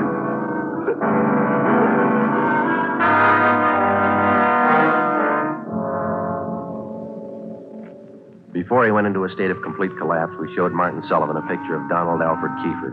He definitely identified him. The information was immediately relayed back to Central Division, rebroadcast to the entire police radio system. A teletype was dispatched to sheriff's offices, and communications were sent to police stations throughout the country. The house-to-house search throughout the entire city intensifying. The dragnet in which we hoped to trap Donald Kiefer was drawing slowly inward. It was 12 midnight. Sullivan girl murder, next street. Read all about it. Citizens join search for killer. Friday, did the papers get a list of the numbers on that ransom money? Yeah, it got them in the final night edition. 2.5 pages of serial numbers gave it a big spread. Look at these pictures of Kiefer here, all over the front page. The more the better, Romero. I hope this town never forgets that face. Good reminder. You don't make deals with killers. Hi, fellas. Come on over. Find anything yet, Lee? Just checking over these towels here. Found them wrapped around the girl's body, inside the papers. Funny thing about those papers, What's that, Lee? they're all yesterday's. Every story about the girl's disappearance has been clipped out. Maybe the guy's making up a scrapbook. How about the towels, Jones? Any laundry marks? Not a one so far, Ed. Every one of them was clipped off. Pretty smart. The morgue post the body in? They're doing it now. Yeah, nasty one. Yeah. Did you get any footprints or tire marks out where they found the body? Lots of them, all cast. Bossy and Taylor are checking them. One thing. What is it, Jones? I don't know. Under the seam here. This towel. Wait a minute. Joe, that pair of snippers there. Yeah, here you are. Thanks. Just back under the seam. There. That's one tag he missed. Any markings, Lee? Yeah. Greenway Apartments, Los Angeles.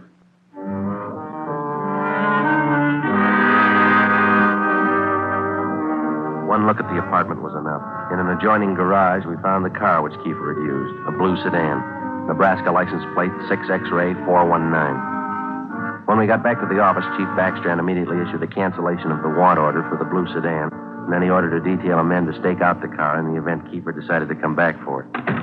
Here's the coroner's report, Joe. Oh, let's see it. Cause of death, strangulation.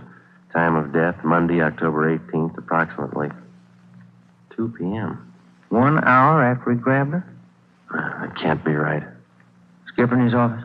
No, he's out for a minute. Hey, Joe, Ben, take the call off 2503, will you? Thanks, Mike. Right. Would you give me the call on 2503, please? Thanks. Hello? Yeah. Yeah, when?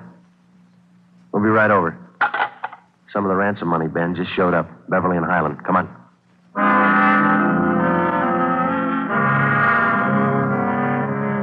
The man's name was Ralph Donahue.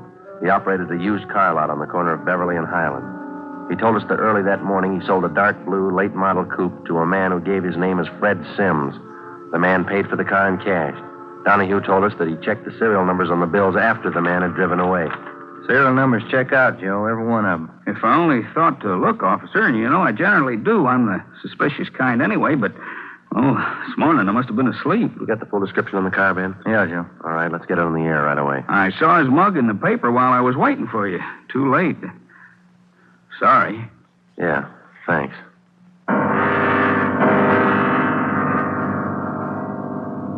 At 10 minutes past 3 that afternoon, another piece of the ransom money turned up at a busy downtown department store. The clerk was unable to remember who gave her the bill. The detail throughout the general downtown area was strengthened. The house-to-house search of the entire city for Judy Sullivan's murderer went on. The afternoon dragged into the early evening. At 20 minutes to 7, Ben and I had a hamburger and a cup of coffee in the drugstore at East Broadway and 3rd. And then we got back in the car, checked with communications, and started cruising the neighborhood again. At 9 minutes to 8, a man answering the description of Donald Kiefer was seen crossing Sunset Boulevard just below Highland. 7 minutes later, the same man was reported near the intersection of Hollywood Boulevard and Las Palmas. Communications relayed the information. At 21 minutes past 8, our car, 80K, along with a dozen others, were concentrated in the Hollywood Boulevard area from Gower Street to La Brea, Franklin Avenue to Santa Monica Boulevard. At 24 minutes past 8, another piece of the ransom money was passed at a cigar store on the corner of Hollywood Boulevard and Hawthorne Street. The number of men and radio cars in the area was redoubled. Plainclothes officers were stationed at every intersection to keep an eye on pedestrian traffic. At 18 minutes to 9, the dark blue coupe, which Kiefer had bought that morning, was spotted parked in an alley just below Hollywood Boulevard and Coenga. We called Ed Backstrand. City Hall. 2503. 2503. Chief of Detectives Office, Anna. This is Friday, Mike. Chief there? Yeah, wait a minute. Just going out the door. Ed, it's for you. Backstrand? Friday, Ed. Just spotted Kiefer's car, the one he bought this morning, parked in an alley off Coenga. Harris and I are on our way up there now. We'll take care of the car. You take care of this call. Just came in. What do you got? The theater on the corner of Hollywood Boulevard and Fairview. The girl in the box office just took in a $10 ransom bill. Yeah? She got a good look at the man who passed the bill. She says it's Kiefer.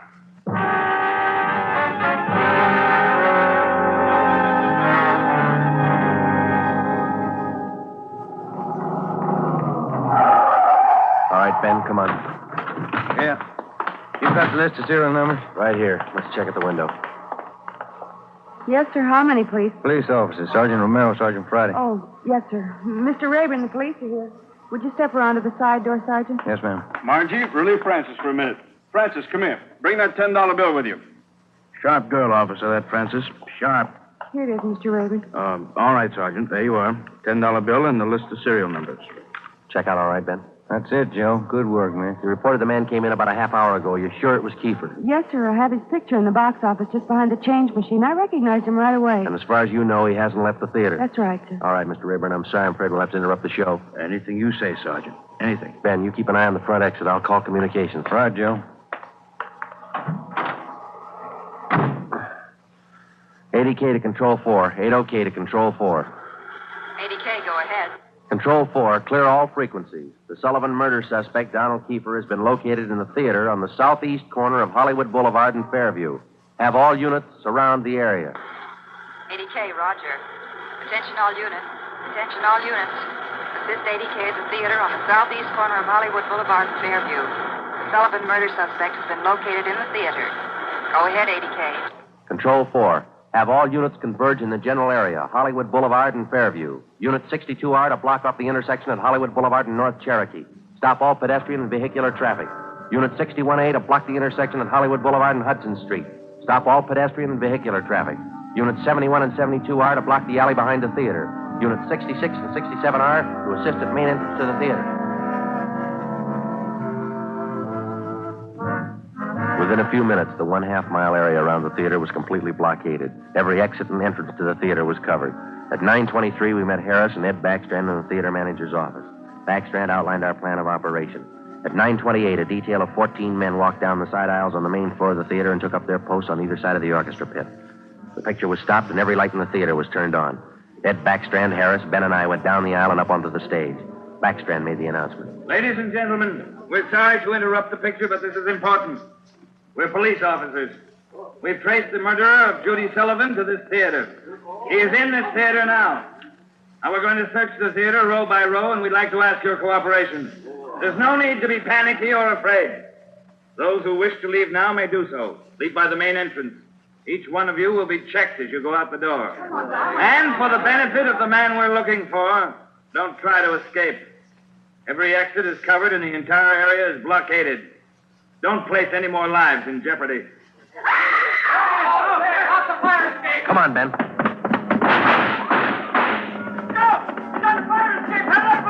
Backstage, Joe. We can make it from there. All right, let's go. Come on, hustle it, Ben. Yeah. The next building. You'll probably try to jump for it. All right, watch it. I think this door leads out to the roof. There he goes. All right, keeper, hold it. Don't shoot, I give up. Throw your gun down. Over here. Don't shoot. Don't. Let's get him. All right, coppers. I got it figured. They won't top me for this. Didn't know what I was doing. Put the cuffs on him, Ben. Get away from me, you crumb! You shouldn't have hit him, keeper.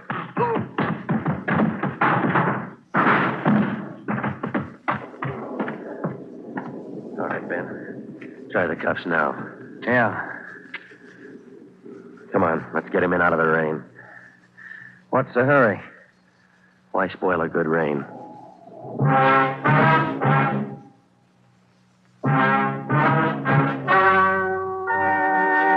story you have just heard is true. Only the names were changed to protect the innocent. Donald Alfred Kiefer was tried and convicted of murder in the first degree. He was executed in the lethal gas chamber at the state penitentiary. You have just heard the 15th in a new series of authentic cases transcribed from official files. Technical advice for Dragnet comes from the Office of Acting Chief of Police, W.A. Wharton, Los Angeles Police Department. Tonight's program is dedicated to Deputy United States Marshal John B. Glenn of Boise, Idaho, who on the morning of July 31st, 1940, gave his life so that yours might be more secure.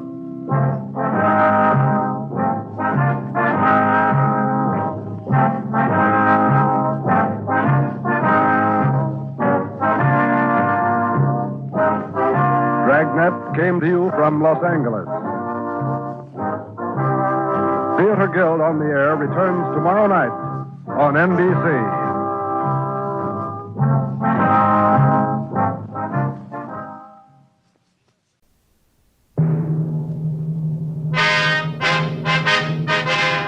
Sound off for Chesterfield.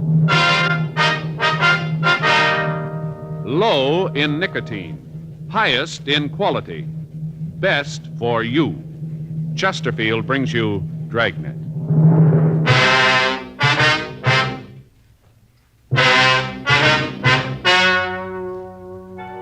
Ladies and gentlemen, the story you are about to hear is true. The names have been changed to protect the innocent.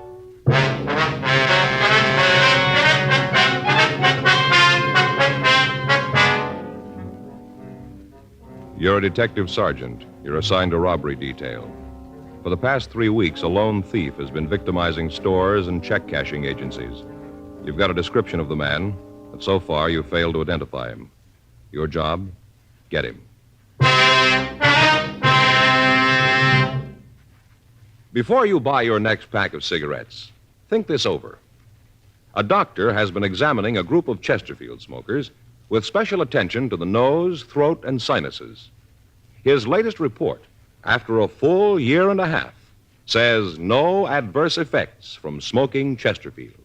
Don't you want to try a cigarette with a record like this? Chesterfield, regular or king size, they're low in nicotine, highest in quality, best for you.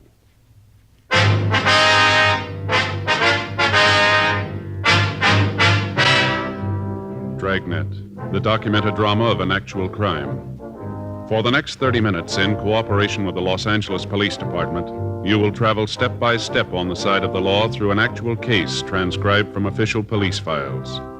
From beginning to end, from crime to punishment, Dragnet is the story of your police force in action.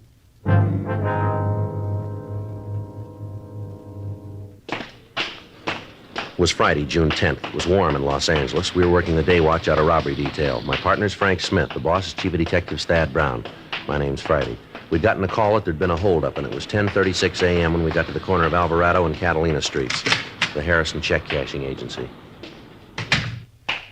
I'm sorry, you'll have to come back. We've had some trouble and we're not open for business. Come back in about an hour. Police officer, sir. Oh, well, where have you been? I was held up, held right up. Yes, sir. Yeah, fellows in the police car was here. They told me that you'd come out. Well, where have you been? It's taken you long enough. Didn't you use the siren? Yes, sir. We came out just as soon as we got the call. Just seems us taxpayers would get better service than that. Well, sir, the call just came in 4 minutes ago. Oh, well, all right then. Well, now let me tell you all about it. Yes, sir, if you would, please. Oh, you just bet I would. Well, now, first off, I had trouble sleeping last night. I knew right off it was going to be a bad day. I can always tell, when I've had a bad night, the next day's always a doozy. Did you give the officers in the radio car a description of the man who held you up? Yes, sir, I sure did. I gave it to them right off. Now, you're going to let me tell you all about the holdup? Yes, sir, if you go ahead, please. Well, I had a bad night. Real bad. I knew... Say, my name's Harrison. Abel Harrison. I don't think I got you fellas' names. Oh, this is my partner, Frank Smith. My name's Friday. Oh, how do you do? Glad to know you, yeah. Darn fool next door kept pounding the typewriter all night. He never let up. Sir? The man next door, that's why I didn't get any sleep. Some crackpot trying to be a writer. Oh, it's an awful thing. All night long. Dit, dit, dit, ding, dit, dit, ding. All night. Not a wink of sleep. Yes, sir. If you just tell us about the robbery, please. You ain't interested, huh? Well, no, sir, it isn't that. It's just that the more time we lose here, the harder it's going to be to apprehend the suspect. You can understand that. Oh, well, yeah. Now, maybe if you just answer some questions for us, it might be easier and possibly a little faster. Huh? Okay. Fire away. What time did the man come in? About 10:12. Was he alone? Yep. Did it look like there might have been anybody else with him? Nope. Do you know if he drove an automobile? Couldn't tell. I see. Well, would you tell us exactly what he said and what he did from the time that you first saw him? Came in, 10:12, had a gun, walked over to me, pointed the gun, told me to stick up.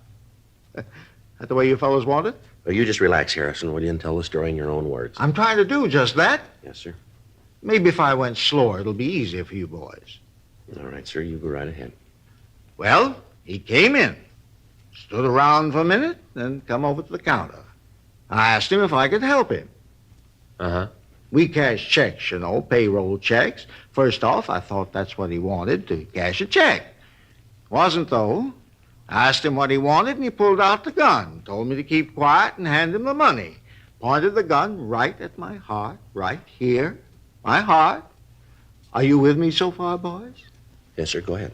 So I gave him the money, all there was in the drawer. I see, sir. About how much was taken, Mr. Harrison? About $1,500. He just took the paper money. He didn't want the silver. Had 2 paper bags. Looked like he'd carried his lunch in them. All kind of wrinkles, you know. Yes, sir. Had me put the money in them. Then he told me to lay down on the floor. Lay there and count to 100 by ones. Told me not to move until I'd finished. He said if I did, he'd come back and kill me. The way he told me, you knew he meant it. After that, he left. All right, sir. Wonder if you can give us a description of the man. Sure, but already gave one to the other cops. Ain't that enough? We'd like to have you tell us, if you would, Mr. Harrison. Oh, them other fellows don't work with you, huh? Well, yes, sir, they do, but we'd just like you to describe the man to us. Well, what's the matter? Won't they tell you? Well, yes, Mr. Harrison, they'll tell us, but the questions they ask you are for getting out a broadcast. We have to fill out a report and try to get the man who did this. Oh. Seems like a pretty funny way to operate. Don't tell the other cops what's going on. How tall was the man, Harrison? Well, let's see. I'd say about 5 feet, maybe 8 to 10 inches. Mm-hmm. How much did he weigh, would you know? I'm just guessing, you Nosy. I'm not sure. Yes, sir, we understand. Well, I'd say he weighed maybe, 150, right around in there. How old was he, would you know? Maybe 25, 26. How about his coloring? Was he dark or light complected? No, dark. He had black hair, brown eyes, mean-looking eyes, like steel balls. Kind you pick up with vacuum cleaners. Steel, hard. Yes, sir. How was he dressed? Had a pair of Levi's on. Levi's in a blue shirt. He had a brown leather jacket on, too, one with a fur collar. Was he clean-shaven? Oh, yes. His face looked like he just had a shave. And a talcum powder on it. Do you wear glasses, sir? Yeah. What kind were they? I couldn't tell you, just glasses. Well, did they have metal or plastic frames? Oh, plastic, yes. Light, kind of tan plastic. Heavy, the kind that don't have the little curly things around the ears. Just big pieces that went over the top. Mm-hmm. Did the man touch anything with his hands? No, he didn't. The other officers asked me that, too. He didn't touch a thing. Was anybody else present at the time? No one else. I was the only one here. Well, did the man have any marks or scars that you noticed? No, leastways not that I saw. Was there anything unusual about him? Anything that might help us identify him? Well, that mustache should help. Sir? His mustache. I think it's funnier than a $3 bill. Looked like it to me. Well, I thought you said the man was clean-shaven. I did. All around the mustache. I didn't think he meant like that. He's probably clean-shaven under that, too. Sure looked phony to me. Why do you say that? It was red. He was dark. Had black hair, black eyebrows. Don't seem like he'd come up with a red mustache. Seem like it to you? It's hard to say, sir. Don't seem like it to me, not at all. I tell you something else. What's that, sir? I think them glasses was fake, too. Glass in them was funny, like it hadn't been ground, kind of flat. I think they was phony, just like the duster. Duster? Mustache. Red mustache with black hair. Phony. All right, sir. Thank you very much. And we'd like you to come down to the office and look at some other pictures, if you would, see if you can identify the man. Be glad to. I'll not do it today, though. Why is that, sir? Well, I already told you had a picture of him down there. I'd probably miss him. It's been a real bad day for me. Well, tomorrow'll be better, though. Why is that, sir? Gonna get some sleep tonight. That's so? Bribed the landlady. Yeah? She let me in his room. I took it. What's that, sir?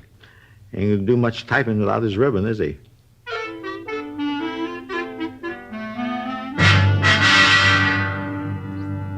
For the past 3 weeks, we'd heard the same story. A man had entered a check-cashing agency or a small neighborhood store and at gunpoint taken all of the currency. Each time, he'd hit just after the owner or the manager had come back from the bank. The descriptions we'd gotten in each theft was the same. Each of the victims looked over the mug books, but they were unable to identify the suspect. The stats office had made an MO run going back 10 years. The leads they turned up were run down, but they led us nowhere. Communications to George Brereton up at CII in Sacramento had turned up no new information. We were right where we were after the first robbery. We had a suspect we couldn't identify, a suspect that we couldn't find. 10:45 a.m., the latest victim closed up his place of business and started to accompany us downtown. As we walked out of the store, a police car pulled up to the curb. In the back seat was a man of about 25 years of age. The officer told us that they'd caught the man running down an alley 3 blocks away. The man who matched the description of the thief identified himself as Rudy Martin. While the radio car officer stood by, we took the suspect over to our car to see Averill Harrison, the victim. Caught him already, huh? Is this the man who held you up, sir? Let me get out and take a good look. All right.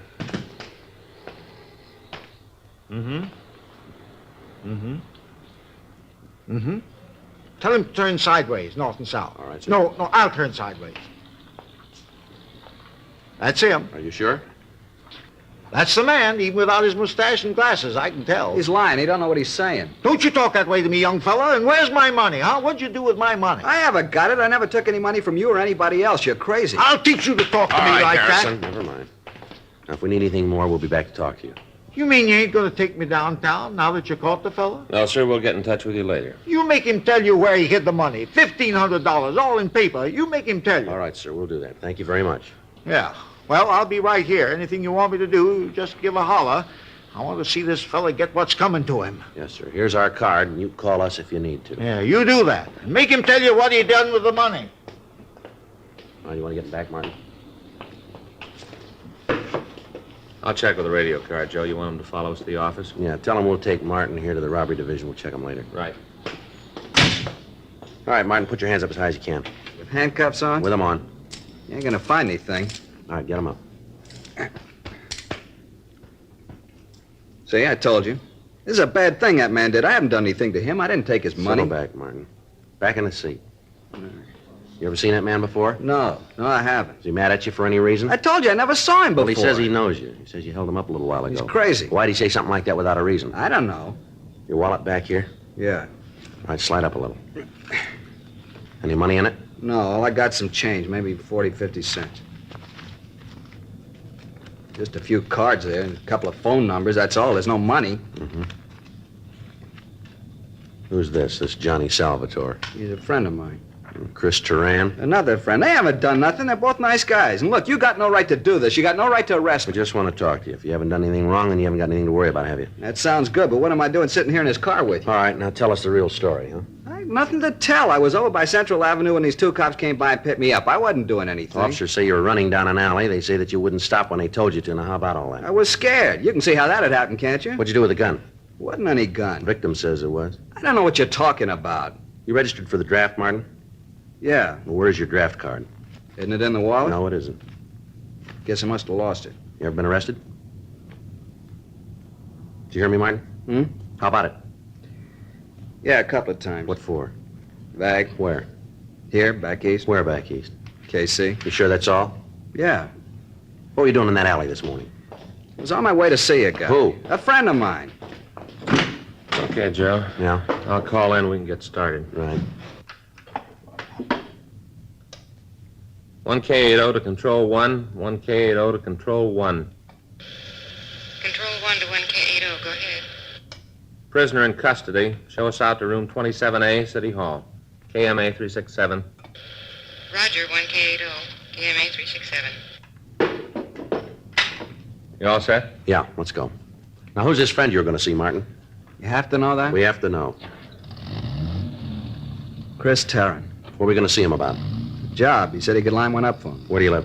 Rooming house down on Wall. All right, you want to tell us what you did with that money? What money? I don't know how to tell you any better. I didn't have anything to do with that guy. I don't know nothing about any robbery. I was on my way to see a friend about a job. A couple of cops picked me up. That's all there is to it, nothing more. If you think you can make this thing stick, then you go right ahead. I don't think you can. Well, we got a lot of time, Martin. So have I. I got nothing to do. Night's sleep and a couple of meals. That's what I stand to come up with. I got no problems. Go ahead, lock me up. You're going to have to let me go. I don't care what the old guy says. I didn't hold him up. Not him nor anybody else can say I did. The clothes you got on match the ones the holdup man wore. So what? A lot of people wear these kind of clothes. The victim identified you. The guy made a mistake. I told you that. All right, Martin, you called it. I hope you know what you're talking about. The victim of the robbery identified you, and there's 5 more we think we can tie you into. We make you on the rest of them, you got real trouble here. Now, you'll save us and yourself a lot of time if you'll tell us the truth. You wouldn't know it if you saw it. Well, there's one way to find out, isn't there? Yeah? Try us.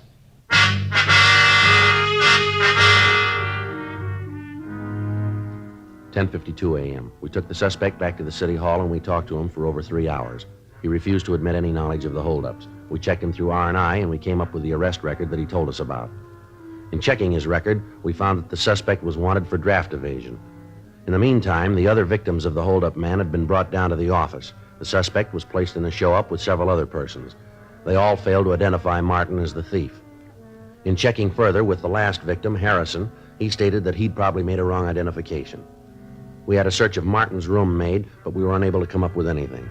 The 2 friends he'd mentioned were checked out, but there was no record on either one of them. The suspect was turned over to the federal authorities for prosecution on the draft evasion charge. We were right back where we started 3 weeks before. The next morning, Saturday, June 11th, we started all over again. This time we went back into the files 15 years. Anybody who even vaguely matched the description was checked out. The M.O. of the thief was rechecked. The machines came up with an additional 17 possibles. Each of these were checked out. It took us 2 weeks, and at the end of that time, we were back where we started again. We had nothing but a description that apparently didn't match anybody in our files, and an M.O. that didn't fit any known criminal. During the time that we'd been checking out leads, the bandit was inactive. Additional cars from Metro Division had been assigned to the detail, and rolling stakeouts were maintained around check-cashing agencies throughout the city. The holdup man had apparently dropped from sight. Saturday, June 25th, I checked into the office. Robbery, Smith. Yeah. Oh, yeah, Ben. Huh? Oh, just a minute. Little John. You see him, Joe? No, I don't think he's here. Little John? No, he's not here. No, Ben, he isn't here. All right, wait a minute. I'll check the book. Yeah, here. No, I left about an hour ago. Yeah, I'll be back. Want him to call you? Okay, wait a minute. Here's a pencil. Uh-huh. 0281? Right, yeah. Okay, Ben. I got something here. Teletype from San Diego from Hewen and Davis. Yeah? What is it? I'll read it to you. R.E. your APB, dated June 10th, R.E. robbery. Robbery occurred this city last night. M.O. and description matches your suspect. We have identification as Jerry Lane. San Diego number 146382. Are sending mug shots. Huh, looks like a break. Well, it might have been. You didn't let me finish. Yeah? He got away.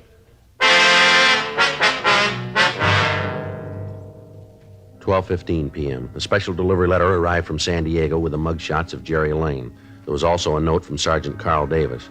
He explained that the suspect had held up a small liquor store in the city and had badly beaten the owner.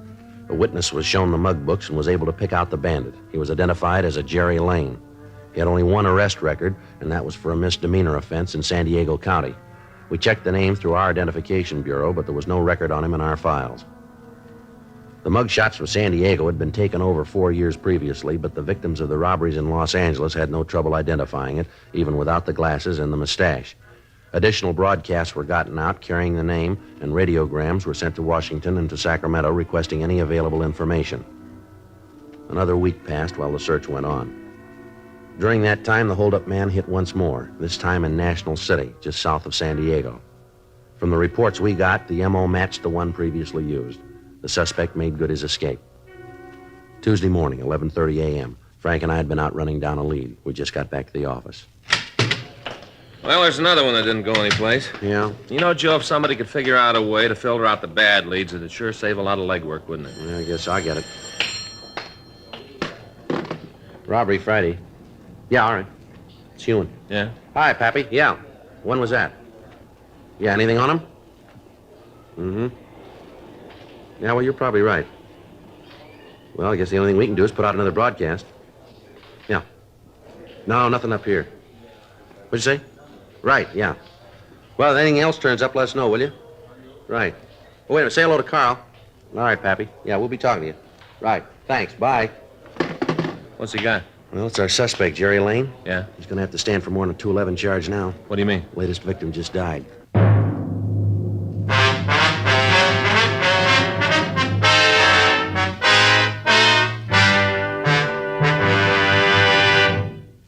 You are listening to Dragnet, the authentic story of your police force in action. It's so satisfying to know that my Chesterfield is low in nicotine, highest in quality. Chesterfield, low in nicotine, highest in quality. A fact proved by chemical analyses of the country's 6 leading cigarette brands. And it's so satisfying to know that a doctor who has been making thorough examinations, especially of the nose, throat, and sinuses, reports no adverse effects from smoking Chesterfields. His report is a part of a program supervised by a responsible research laboratory and is based on thorough bi-monthly examinations of a group of Chesterfield smokers over a period of a year and a half. That's 18 full months now. Don't you want to smoke a cigarette with a record like this? Regular or king size. Chesterfield is low in nicotine, highest in quality. Best for me, best for you.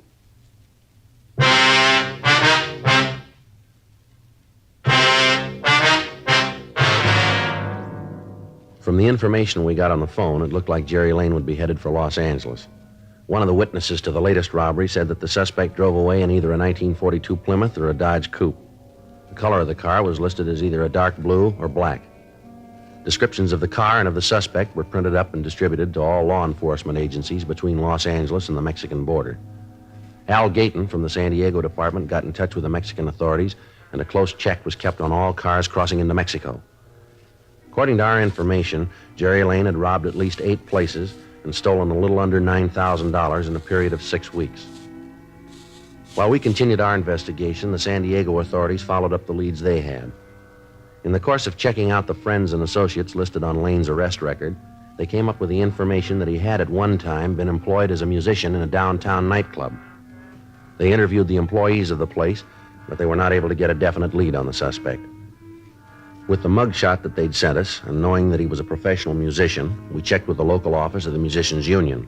They told us that he was not in good standing, and they were unable to give us the address of the suspect, but they did give us the name and address of a bar where he'd worked several years before.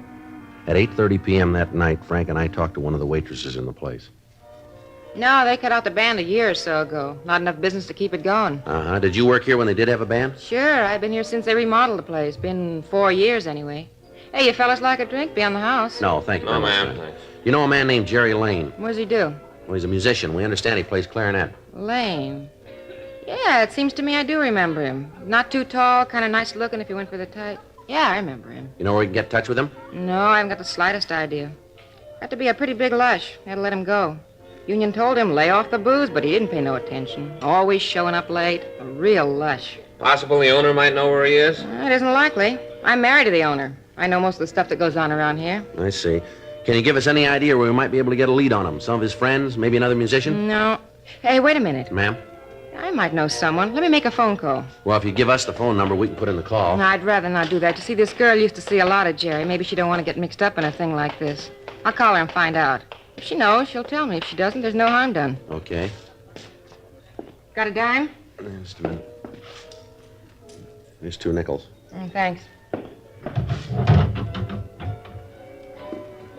I'd rather you leave the door open, if you will. All right.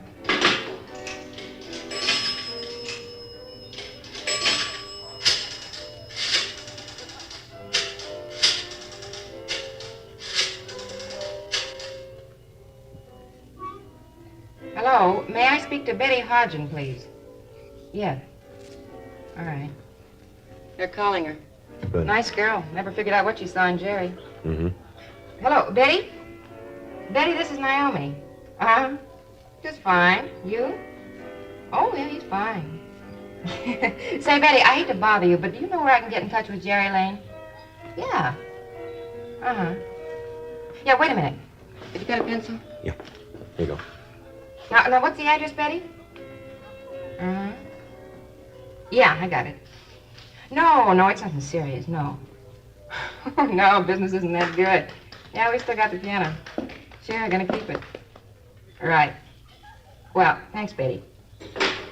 You guys are in luck. Yes, ma'am? Here's the address. It's a club down on 6th. Mm-hmm. Betty says he's there almost every night.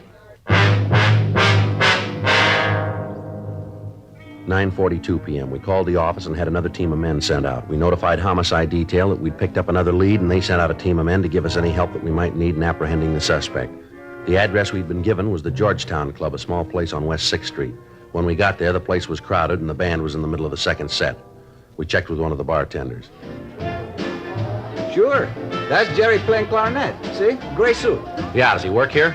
No, he shows up almost every night, sits in with the band. Union doesn't like it. They talk to the boss about it. He's trying to get the bum out of here. Cause a lot of trouble. That right? Sure. Always he comes in drunk or else he acts like he's high on dope. You want me to get him for you? Yeah, tell him there are a couple of friends who'd like to talk to him, will you? I'll do it right now. You don't want me to say you cops? No, we don't. I didn't think so. Okay, I get it. Thank you. Some place they got here, huh? Yeah, sure is crowded, isn't it? Right. Better watch him. He's probably armed. Yeah, let's get him outside. It'd be easier to take there. Too many people here. Yeah, the bartender's got him now. All right. Now let's let him get outside before we move away. Right. Yeah, there he goes. Come on. Get.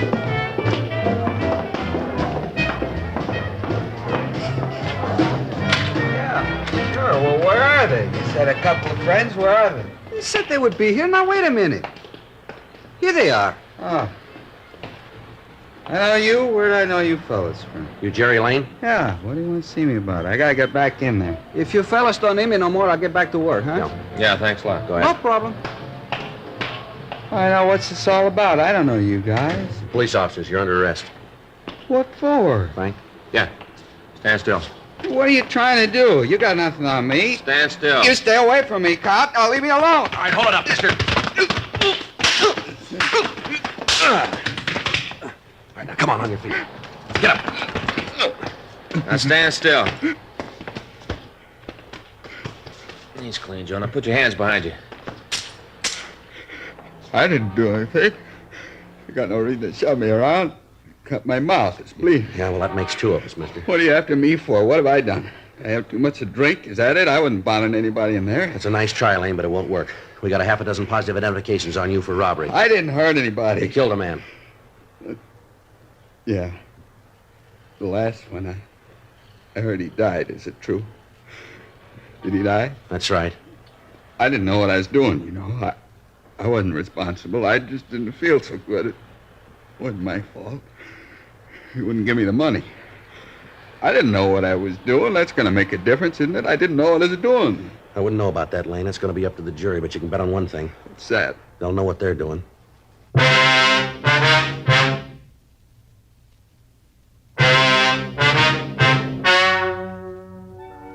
The story you have just heard is true.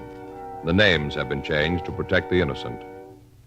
On December 17th, trial was held in Department 92, Superior Court of the State of California, in and for the County of Los Angeles. In a moment, the results of that trial. And now, here is our star, Jack Webb. Thank you, George Fenneman. Friends, the big Labor Day weekend is coming up, so make sure you have plenty of Chesterfields. Get a couple of cartons when you do your weekend shopping. Now, I can tell you why you should be smoking Chesterfields in just 10 words. Chesterfield, low in nicotine, highest in quality, best for you.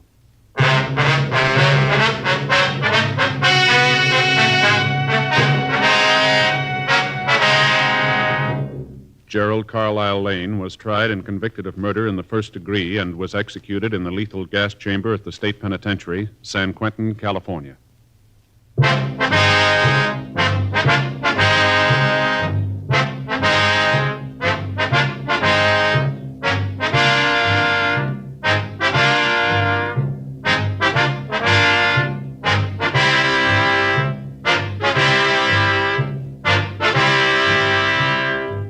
You have just heard Dragnet, a series of authentic cases from official files. Technical advice comes from the Office of Chief of Police W.H. Parker, Los Angeles Police Department. Technical advisors, Captain Jack Donahoe, Sergeant Marty Wynn, Sergeant Vance Brazier. Heard tonight were Ben Alexander, Vic Rodman, Lillian Baeff, Harry Bartell. Script by John Robinson. Music by Walter Schumann. Hal Gibney speaking. Watch an entirely new Dragnet case history each week on your local NBC television station. Please check your newspaper for the day and time. Chesterfield has brought you Dragnet, transcribed from Los Angeles. Have you tried new cork-tipped Fatima? It's the smooth smoke. Here's why. New Fatima tips of perfect cork, king size for longer filtering, and Fatima quality for a much better flavor and aroma. Remember, Fatima has the tip for your lips. Try new Fatima. See how smooth it is. Fatima is made by the makers of Chesterfield, Liggett and Myers, one of tobacco's most respected names.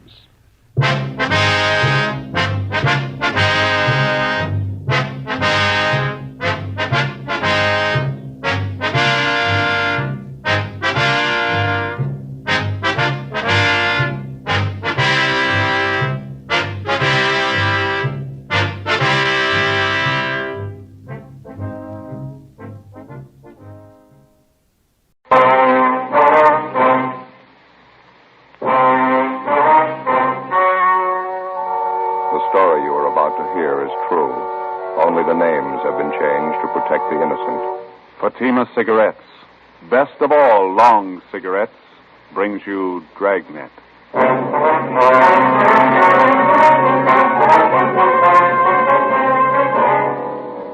You're a detective sergeant. You're assigned the homicide detail. A man crouches on the window ledge of a downtown building 13 stories above the street. He threatens to leap to his death within the hour. Your job, stop him. You'll be amazed when you compare Fatima with other long cigarettes. You'll find they now cost the same. But in Fatima, the difference is quality. You see, Fatima is the quality king-size cigarette because it contains the finest Turkish and domestic tobaccos superbly blended. And Fatima is extra mild with a much different, much better flavor and aroma than any other long cigarette. So compare Fatima yourself. Fatimas now cost the same as other long cigarettes, but your first puff will tell you... Ah, that's different. Yes, in Fatima, the difference is quality. Ask your dealer for Fatima, the quality king-size cigarette. Best of all long cigarettes. Start enjoying Fatima for a new year of greater smoking enjoyment.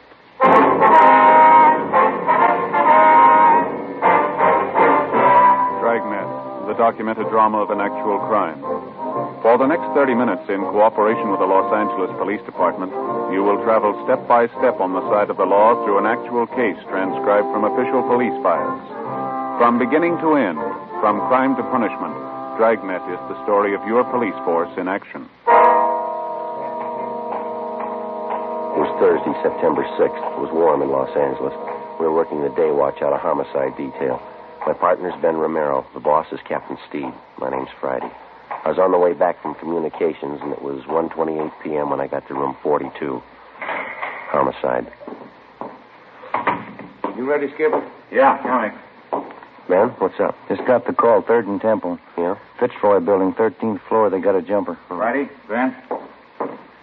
Let's hustle it. Right. What's the story? Skipper took the call. Not much to tell. Guy's perched out on a window ledge 13 floors up, threatening to jump. Yeah? What time you got, Romero? 1:33. Not much time. What?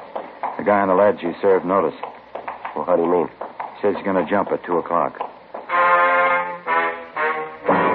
1:36 p.m.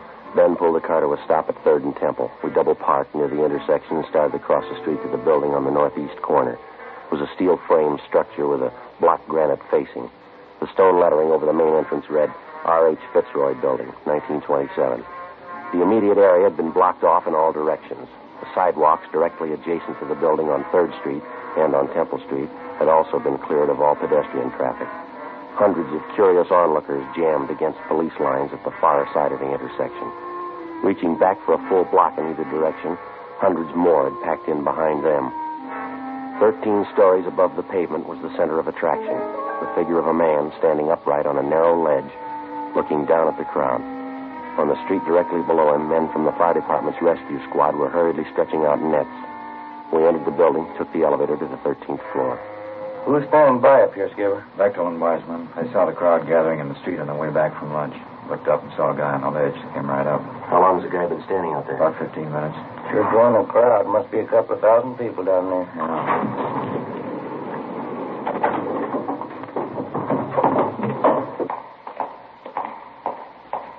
was that room number, Friday? 1305. Yeah, down this way. There's Bechtel. Beck? Hi. Been watching for you. The office is down here. Okay. How's it stand now? He's still out there ready to jump. We got 22 minutes to figure out how to stop him. What's the story, anyway? I'll let the doctor tell you. Go ahead. Through here. Nurse, where'd Dr. Turner go? He went down to meet Dr. Reich. He's bringing him right up. This is Captain Steed, homicide, Miss Lenahan. How do you do? Sergeant Friday Romero. How do you do? Nurse, how are you? Here's how he climbed outside this window here. Yeah. Right now, he's standing on the ledge about 12 feet to the right of the window. The ledge is about 14 inches wide. No other windows closer to him? No, this is it. Did you try to talk him out of it, get him back inside? We took a turn at it, yeah. Wiseman crawled out on the ledge, talked to him. So did I. He's one of the queerest jumpers I've come across. How do you mean? He's got a hammer with him, carpenter's hammer. Whenever you get close to him, he takes a cut at you. Wiseman wasn't looking for it, had to duck fast. He almost went over. Was there any other way to reach him? Double-checked the whole layout. This window's the closest. What about lowering a man from the roof? Wide piece of cornice up there, a big overhang. Put a man down on a rope, and he'd be hanging 3 feet from the side of the building. Wouldn't come close to the guy. How about this doctor you mentioned, Beck? You figure he can help? It's worth a try. Miss Lenahan? Yes, Sergeant. You saw it happen. You know better than I do what Dr. Turner's idea is. Would you fill these men in, please? Make it brief. Surely. Now, this man on the ledge, who is he, do you know? Walter Harrison's his name. He's one of the doctor's patients. His sister brought him in for a routine checkup. That was about 1 o'clock. How old's the man? 41. His sister told us he's been complaining of a backache lately. While the doctor was examining him, and Mr. Harrison flew up all of a sudden. He yelled out we were trying to cripple him, that we wanted to kill him. Oh, excuse me, please. Sure. Dr. Turner's office. No, I'm sorry. Not this afternoon. We have an awful lot of trouble. Yes, all right, thank you. Well, what happened after Harrison started to act up, Miss Lenahan? Dr. Turner and I tried to hold him. He shoved us both out of the way. He hit the doctor in the face, then he ran to the window, got out on that ledge, and crawled along the side of the building. He's been there ever since. Miss Harrison is a mental case? Yes, he's been for 10 years. Been in and out of the state hospital at Camarillo a couple of times. Sister Ruth's been taking care of him. She was here when it happened. Where is she now? Next door, the treatment room. Thelma, that's the other nurse. She's looking after Miss Harrison. She's pretty close to hysterics. Tried to talk to her, Skipper. Not much help so far. Mm-hmm. You say the doctor's been treating this Mr. Harrison? No, he just came in for a physical checkup. Dr. Reich's been handling his mental condition. That's where Dr. Turner is now, getting Reich. He has his office in the next building. What time you got, Ben? It's getting short. 19 minutes to 2. How about the time element, Beck? If he's going to kill himself, why is he waiting for 2 o'clock to do it? It's got me. He scribbled a note out there, threw it down to the street. One of the men in the rescue squad grabbed it and brought it up. I got it right here. Here, let me see. Now, look at that there, too. Mm-hmm. They want my life. They want... What's this next one? Dead. Dead. They want me dead. Yeah. I'd like to pray first. I'll jump at 2 o'clock. What's this last thing, Ben? I can't read this. Let me see. At 2 o'clock, don't touch my body. That's it. Don't touch my body. You saw the guy at close range, Beck. What do you think? He's serious? I don't know. I'm not even going to guess. How about me going out and talking to him, Skipper? It might work. It won't do any harm. That ledge is 14 inches wide, Romero. If you slip, I don't want to explain it to your wife and kid. Well, how about me giving it a try? That jumper case last October, I was on that one. It's volunteer duty, Joe. I'm not going to order you. You know the risk. Yeah, I'll watch you. You want to stand by here at the window, Ben? Yeah, okay. Let's get that window up, huh? Those blinds. Yeah. Those blinds up. Okay. I'll give you a hand with the window. All right. Come on. Up she goes. I'm stuck. Yeah, it is.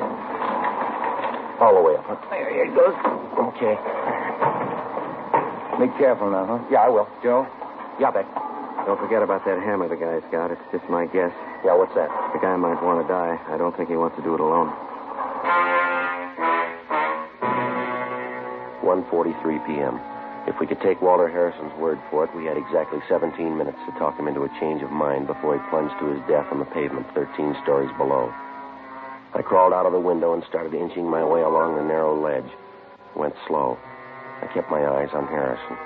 He stood about 10 feet away from me, looking down at the crowds jamming the streets below. I edged along to within 8 feet of him. He didn't seem to notice me. He was a fairly tall man, about 5'10", medium build, dark hair. He was wearing gray pinstripe trousers, a white shirt, no coat, no necktie. I got to within 6 feet of him.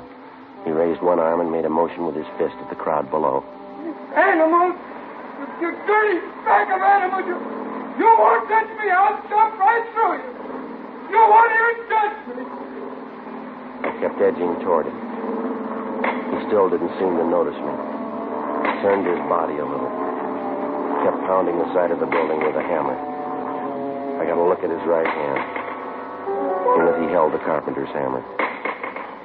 I got to within 5 feet of him. An airliner passed overhead. Harrison looked up. He muttered something, then he turned. He saw me. I'm going to kill you. It's all right with me, Walter. Why do you want to kill yourself? You're only going to hurt people. You don't care about people. You don't care about me. What am I doing out here? Well, you got it wrong, Walter. A lot of people care about you. They want you back inside. They want you where it's safe. You're another one of those. You want to get your hands on me. You want to grab me. Well, you're not. I'm going to kill you. It's all right, Walter. You can kill me. I want to help you first. You stay back. Don't you move anymore. I got this hammer, and I'll smash your face with it. I'll smash it. I only want to talk to you. I know we can straighten this out. I'll do it my way. You understand? My way. I know who you are. You've been after me before. I know what it's all about. Yeah, I know you do, Walter, but you got it wrong. Now, look, you're going to jump off this building at 2 o'clock. That's in 15 minutes. That's right. You bet I am. All right, now, let's talk it over for 5 of those minutes, huh? Can't do any harm. I'm not going to hurt you. How about it, okay? Why should I talk to you? Because I care about what happens to you. So does your sister. So do a lot of people. Well, then you're like a lot of people. You want to get your hands on me. Like those animals down there, the whole dirty pack of them. They want to grab on me, get all around close and put their hands on me. Well, they're not going to do it. Of course they're not. Nobody's going to hurt you. You know that, don't you? You bet your life they're not. You see that dirty pack down there? Well, they don't know it, but I'm going to jump right through. I'm going to jump right through all of them. They won't even touch me, and I can do it right now. Wait a minute, Walter. Don't forget your promise. What are you talking about? What promise? 2 o'clock. You wrote that down yourself. You said you wouldn't jump until it was 2 o'clock, didn't you? That was no promise. I just wrote it down, that's all. Just 2 o'clock. Yeah. Well, your sister believed it. We gave her the note. She says that you promised. Now, you going to make a liar out of yourself? You're the liar. Ruth didn't say that. She didn't say it was a promise. You got to take my word for that. All right, let's go in and ask her. How about it? See Ruth inside? Sure. Come on. Come on, take my hand, Walter. All right. I'll take your hand. Watch your step. Look out, will you? You get back there. Get back. Now, next time I won't miss. I'll smash your whole arm. You think you're pretty smart, don't you? You're trying to trick me. Well, I told you before. I know who you are. You're trying to get your hands on me. You promised your sister 2 o'clock. You're still going to break that promise? I'm not like you in that pack down there. I don't break promise. Everybody knows that, Walter. They trust you. Now, come on. How about talking this thing out? What time? 1:46. 14 minutes to go. You're lying. How do I know that's the time? Well, you can look at my watch. Here, right here. No, you stand back. I told you before. You stay away from me. I just wanted to show you the time, that's all. All right, you can look at that big clock up the street, see? The one on the side of the Hobart building up there?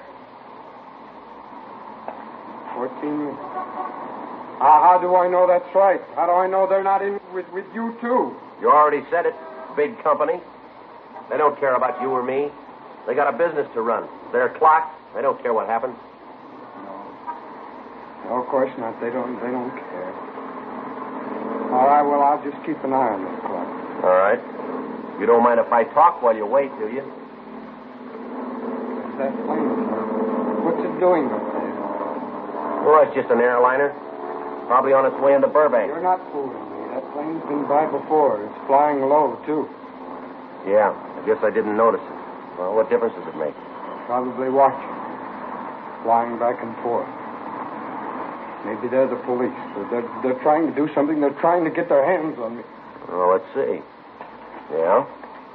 Might be their plane. It's a big one. Sure, they're trying to do something. Coming right by here, flying low. It's the same one. I can see. Look, you see there on the wing? Yeah, what's that? The number right there on the wing. It's the same one that passed over a few minutes ago. Hey, you get away from me! All right, Walter, give me that. You know I'm going to kill you! Give it to me. Don't you... That's it, Walter.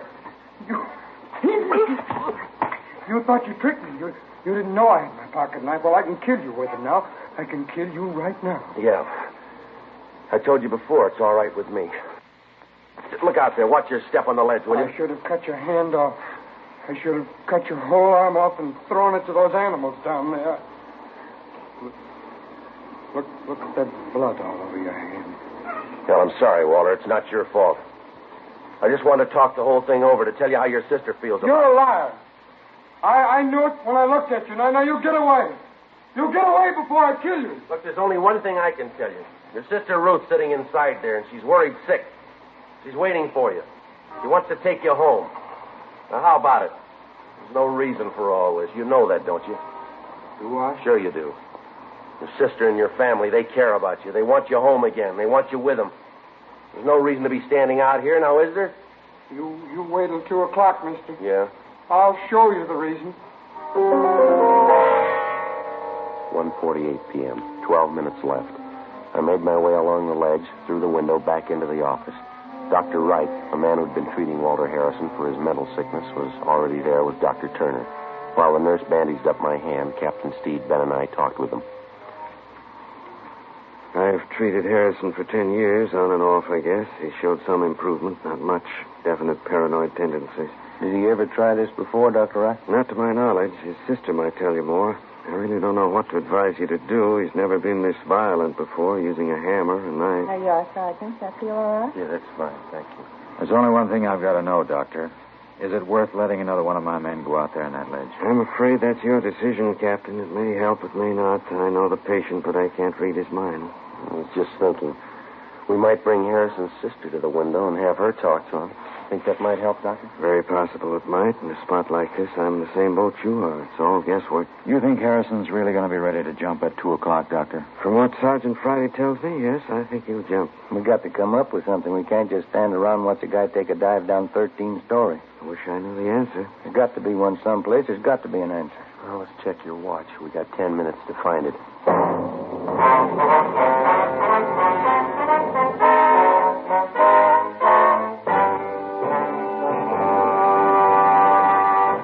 You are listening to Dragnet, authentic stories of your police force in action. And now, here's an authentic report from Fatima Cigarettes. 1949. Fatima more than doubled its smokers coast to coast. 1950. Another record-breaking year, with more long cigarette smokers insisting on Fatima quality than ever before. In 1951, enjoy Fatima quality yourself. Yes, friends, in Fatima, the difference is quality. Quality of tobaccos, the finest Turkish and domestic varieties, extra mild and superbly blended, to give you a much different, much better flavor and aroma. Quality of manufacture. Smooth, plump cigarettes rolled in the finest paper money can buy. Quality, even to the appearance of the bright, clean, golden yellow package, carefully wrapped and sealed to bring you Fatima's rich, fresh, extra mild flavor. Compare Fatima yourself. Fatimas now cost the same as other long cigarettes, but your first puff will tell you... Ah, that's different. Yes, in Fatima, the difference is quality. Start enjoying Fatima for a new year of greater smoking enjoyment. Insist on Fatima, the quality king-size cigarette. Best of all long cigarettes.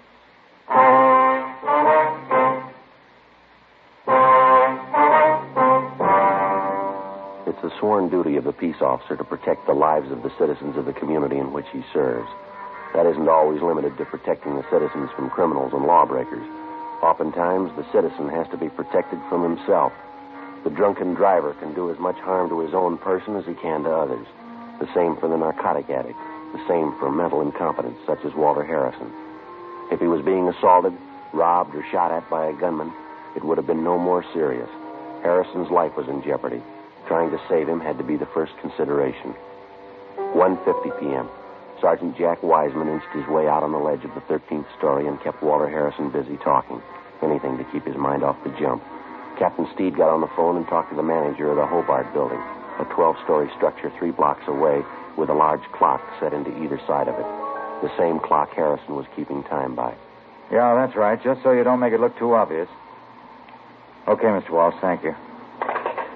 They're going to do all they can. Let's hope it works. Yeah, what'd he say? They're going to start slowing down the clock in the building right away. If Harrison goes by that time, it's going to be a long 10 minutes.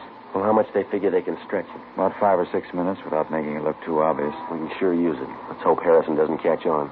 Manager said they'll stop the clock when it's a minute to go. It'll never reach 2 o'clock. Skipper. Yeah, Romero. I just checked with the rescue squad down the street. They're stringing out more nets.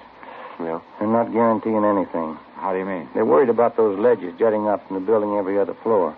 They say if Harrison jumps close enough, he's bound to hit one of them. If he does, he'll be dead before he reaches street level. Nets down there won't do him any good. Well, nothing we can do about it. Something else we'll have to hand over to luck. Have they come up with any ideas, Ben? Just one. Sounds like it could work. What's that? They figured like we did. The overhang on the roof is too wide to lower a man directly down on top of Harrison to grab him. Yeah? They think it might work if they try this. Put a man in a rope sling just over the edge of the roof. Lower him down toward Harrison as close as possible without tipping him. Give him a good line. Let him try to rope Harrison. I don't know. They got any candidates to try it? Yeah, one. The guy's been on the rescue squad for years. Supposed to be an expert with a lasso.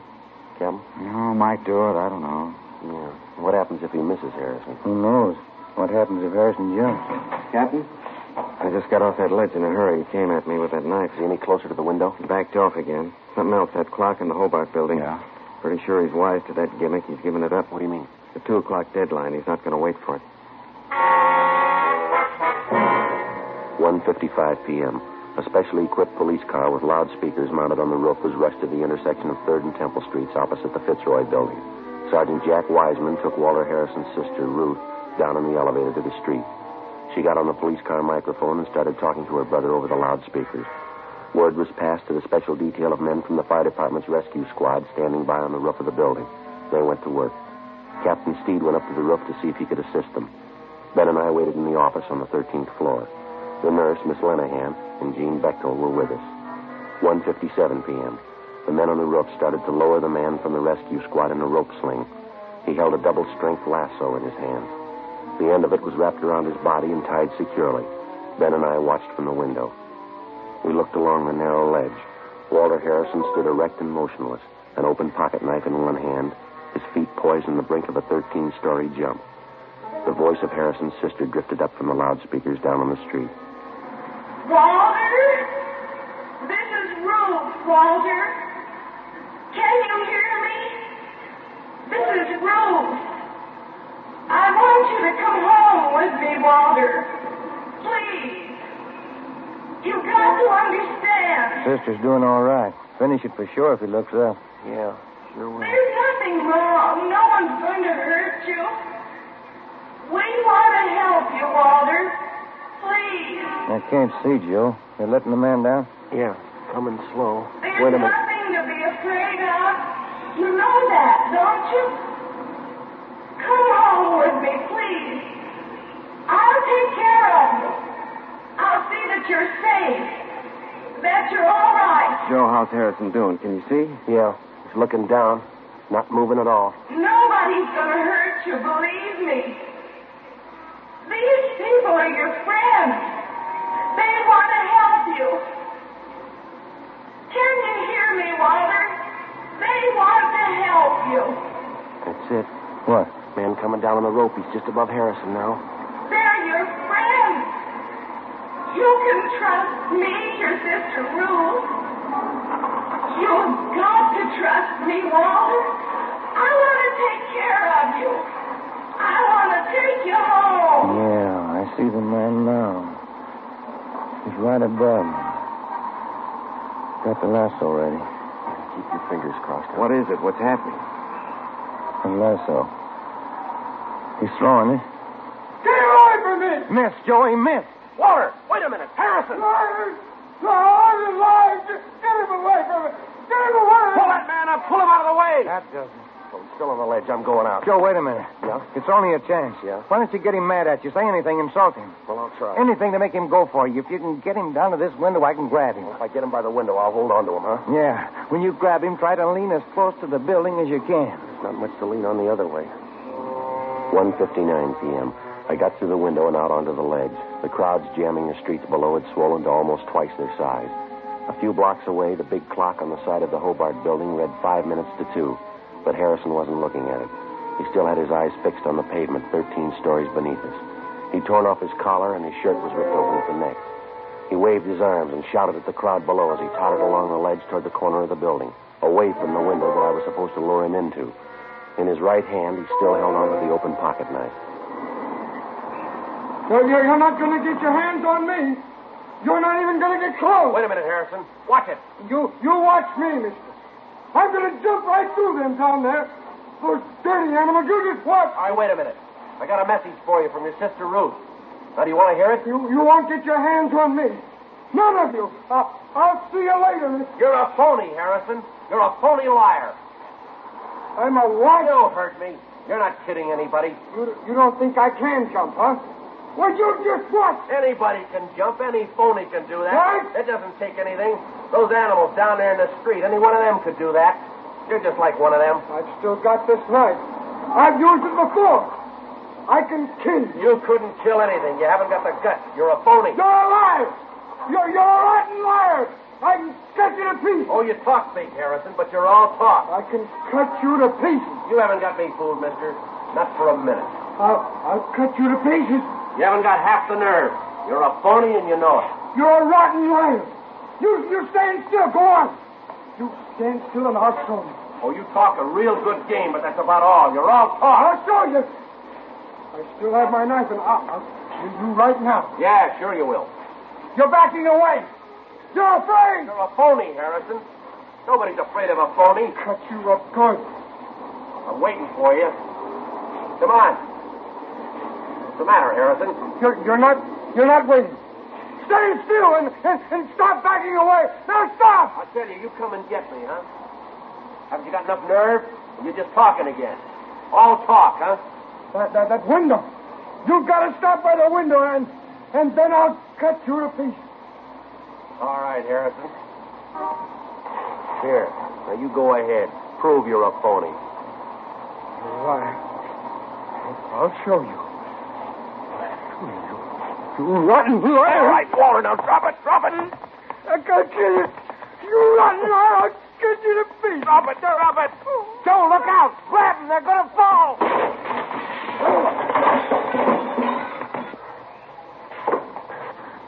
Well, how close can it get?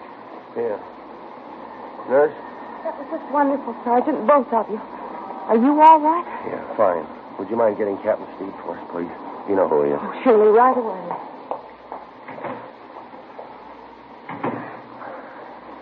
Well, Yeah, it was a rough one. a minute there, it looked like you were both going over the side. Yeah. Thought I'd lost you, Joe. Oh, you didn't have to worry. No? No. You told me which way to lean.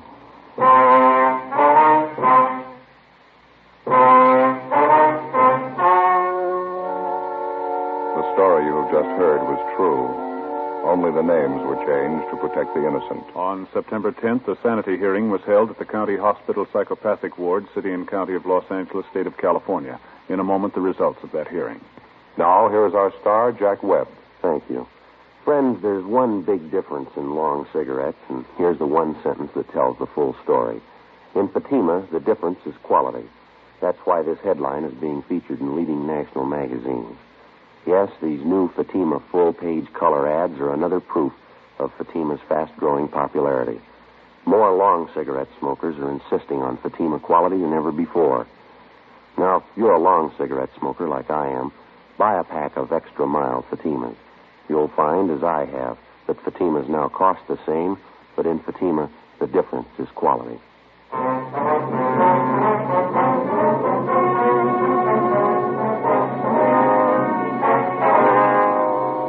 After being examined by 6 psychiatrists, Walter John Harrison was judged mentally incompetent. On his sister's request, he was committed to a private sanitarium. 7 months later, Harrison took his own life by hanging.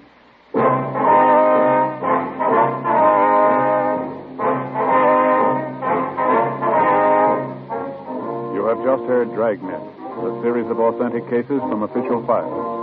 Technical advice comes from the Office of Chief of Police W.H. Parker, Los Angeles Police Department.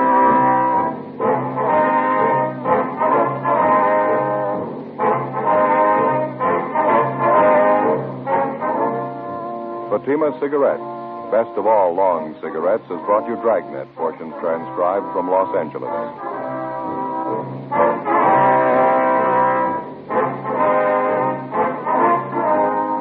We the People is next with Stories of Today on NBC.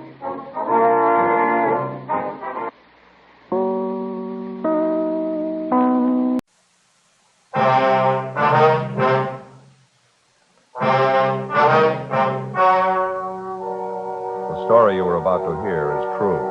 The names have been changed to protect the innocent. Fatima Cigarettes, best of all king-size cigarettes, brings you Dragnet on both radio and television.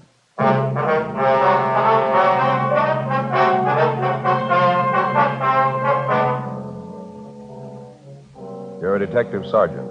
You're assigned to Wilshire Division, Vice Detail. An informant sends you word about an extortion racket going on in your area. The victim, a bookmaker. The suspect, a police officer. Your job, check it out. Compare Fatima with any other king-size cigarette. Yes, compare Fatima with any other king-size cigarette. 1. Fatima's length filters the smoke 85 millimeters for your protection. 2. Fatima's length cools the smoke for your protection. 3. Fatima's length gives you those extra puffs, 21% longer than standard cigarette size. Fatima gives you more for your money. And in king-size Fatima, you get an extra mild and soothing smoke, plus the added protection of Fatima quality. Buy Fatima in the bright, sunny yellow pack. Best of all, king-size cigarettes.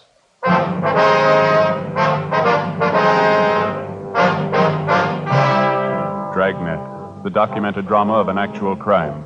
For the next 30 minutes, in cooperation with the Los Angeles Police Department, you will travel step by step on the side of the law through an actual case transcribed from official police files. From beginning to end, from crime to punishment, Dragnet is the story of your police force in action.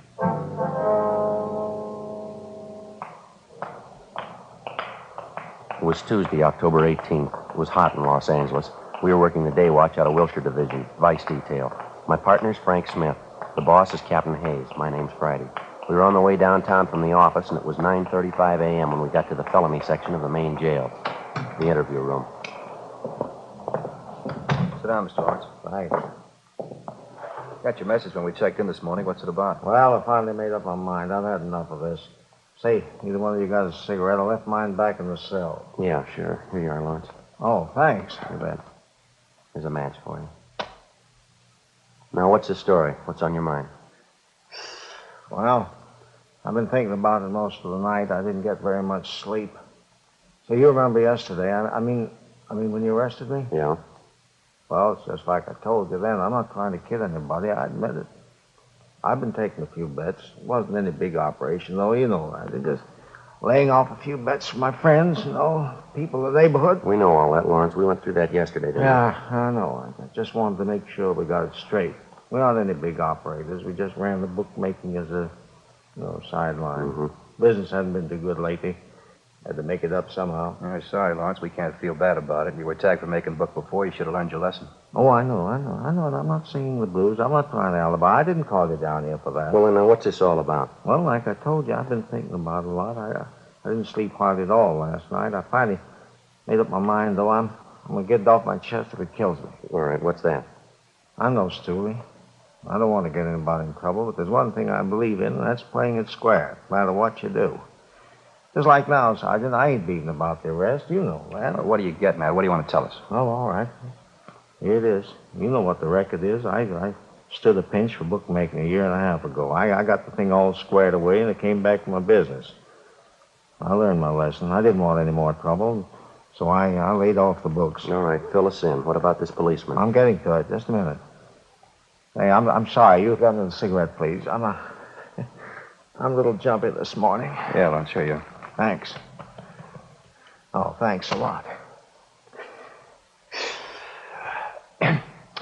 Well, like I was saying, when I cleared up the last beef, I forgot all about the horses. I was off them for good. The wife made me promise. I wouldn't have anything more to do with them. We'd just run the business, live on what they made, and we'd get along fine. All right, go ahead. Everything was going fine, too. Business wasn't too good, but we made out. Then the trouble started. Yeah. My oldest boy, that's Harry Jr. Mm-hmm. He had an accident on the job, and he broke his hip. I had to help his family out while he was in the hospital. Like I say, the business wasn't making too much money, but we made out, though. No. Then, Go ahead. yeah, well, then just as soon as Harry got well, the wife came down. Gallbladder. She had to have an operation. Really cost money, you know. Yeah. Well, wife was resting at home. She didn't come down to the store. I started with the books again, you know, just taking a few bets on the side, just a few. Mm-hmm. I didn't really want to do it. Just one of those things, you know. I didn't have anybody to go to. The bills had to be paid. Where does this policeman fit into it, this Ray Williams? Well, I'm just coming to it. No. Well, he came in the store. He said he wanted to make a bet. I didn't know him from Adam, so I played careful, you know. I told him I wasn't making books, and then he said he was a good friend of Myra's. Myra, that's a gal who runs a beauty parlor on Crenshaw. She used to make books, but she isn't now. Yeah, we know the spot. Well, when he said that he knew Myra, I figured it was all right, so I took the bet. That's when it started. As soon as he makes the bet, he comes out and says he's a cop working for Vice. I thought he was just kidding, and he flashes this identification. What kind of identification? Bag? What kind of a bag? Well, I don't know. Just a bag. Looked all right. All right, have a look. This one here, was it like this one? I don't know. I didn't get too good a look at it. It might have been something like that. I don't know. You ask for any other identification? You volunteer to show you any? No, I didn't ask for any. I was scared. I just figured I was arrested again, that's all. He seemed to know all about the first pinch. I stood for making book. He told me that I'd been operating for about a month and a half. He said he had his eye on me. Mm-hmm. What did he do after he told you he was a policeman? Well, I started to explain to him how the thing shaped up while I was making books again, how I had to pay up those doctor's bills.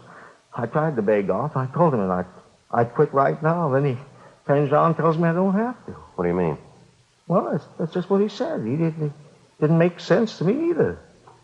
And he went on, he told me I was operating in his destiny. He said it'd be okay if I went right along the way I was. He'd see to it that I didn't stand any pinches. Yes, sir. What else did he say?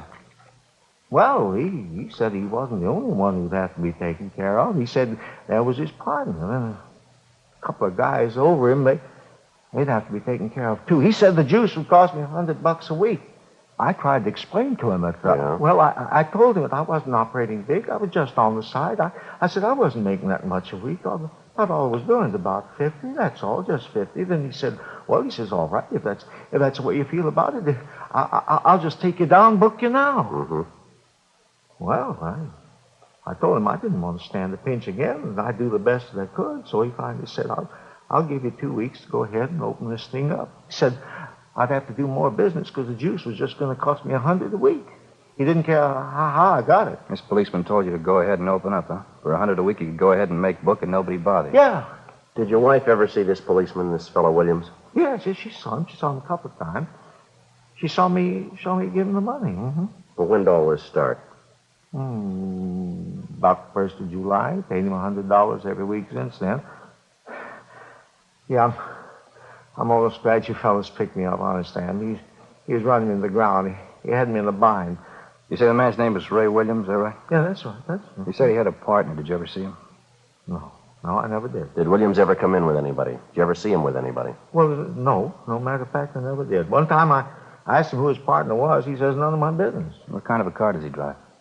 I don't know. Never came to my place in a car. He always walked. He came on foot. Do you know anything else about him? Where does he live? I don't know. He never told me. He never told me anything, you see? Nothing. Once I asked him what station he was working out of, who his boss was. He got a little hard with me. He told me not to get nosy, not to ask so many questions. Is there anything else you can tell us about Williams? Maybe where he hangs out, people he knows? Anything you figure will help us? Well, he works out Wilshire. You ought to know him. Ray Williams. Yeah, Ray Williams. The policeman. Not in my book. Frank and I continued questioning the prisoner, Harold Lawrence, and he gave us a complete description of the extortionist, the man he knew as Officer Ray Williams. Frank got on the phone, notified the commander of Internal Affairs Division of the latest development, and he advised us to bring the prisoner to his office immediately. We signed Lawrence out of the main jail for investigation and took him to the City Hall, room 37. With the help of Sergeants Lloyd Reiner and Floyd Phillips, we started checking through the personnel files for the suspect. Neither Frank nor myself recognized the name or the description of Williams as given us by Lawrence. The first step was to show the prisoner photographs of every police officer in the department, regardless of rank or detail. He was unable to make an identification.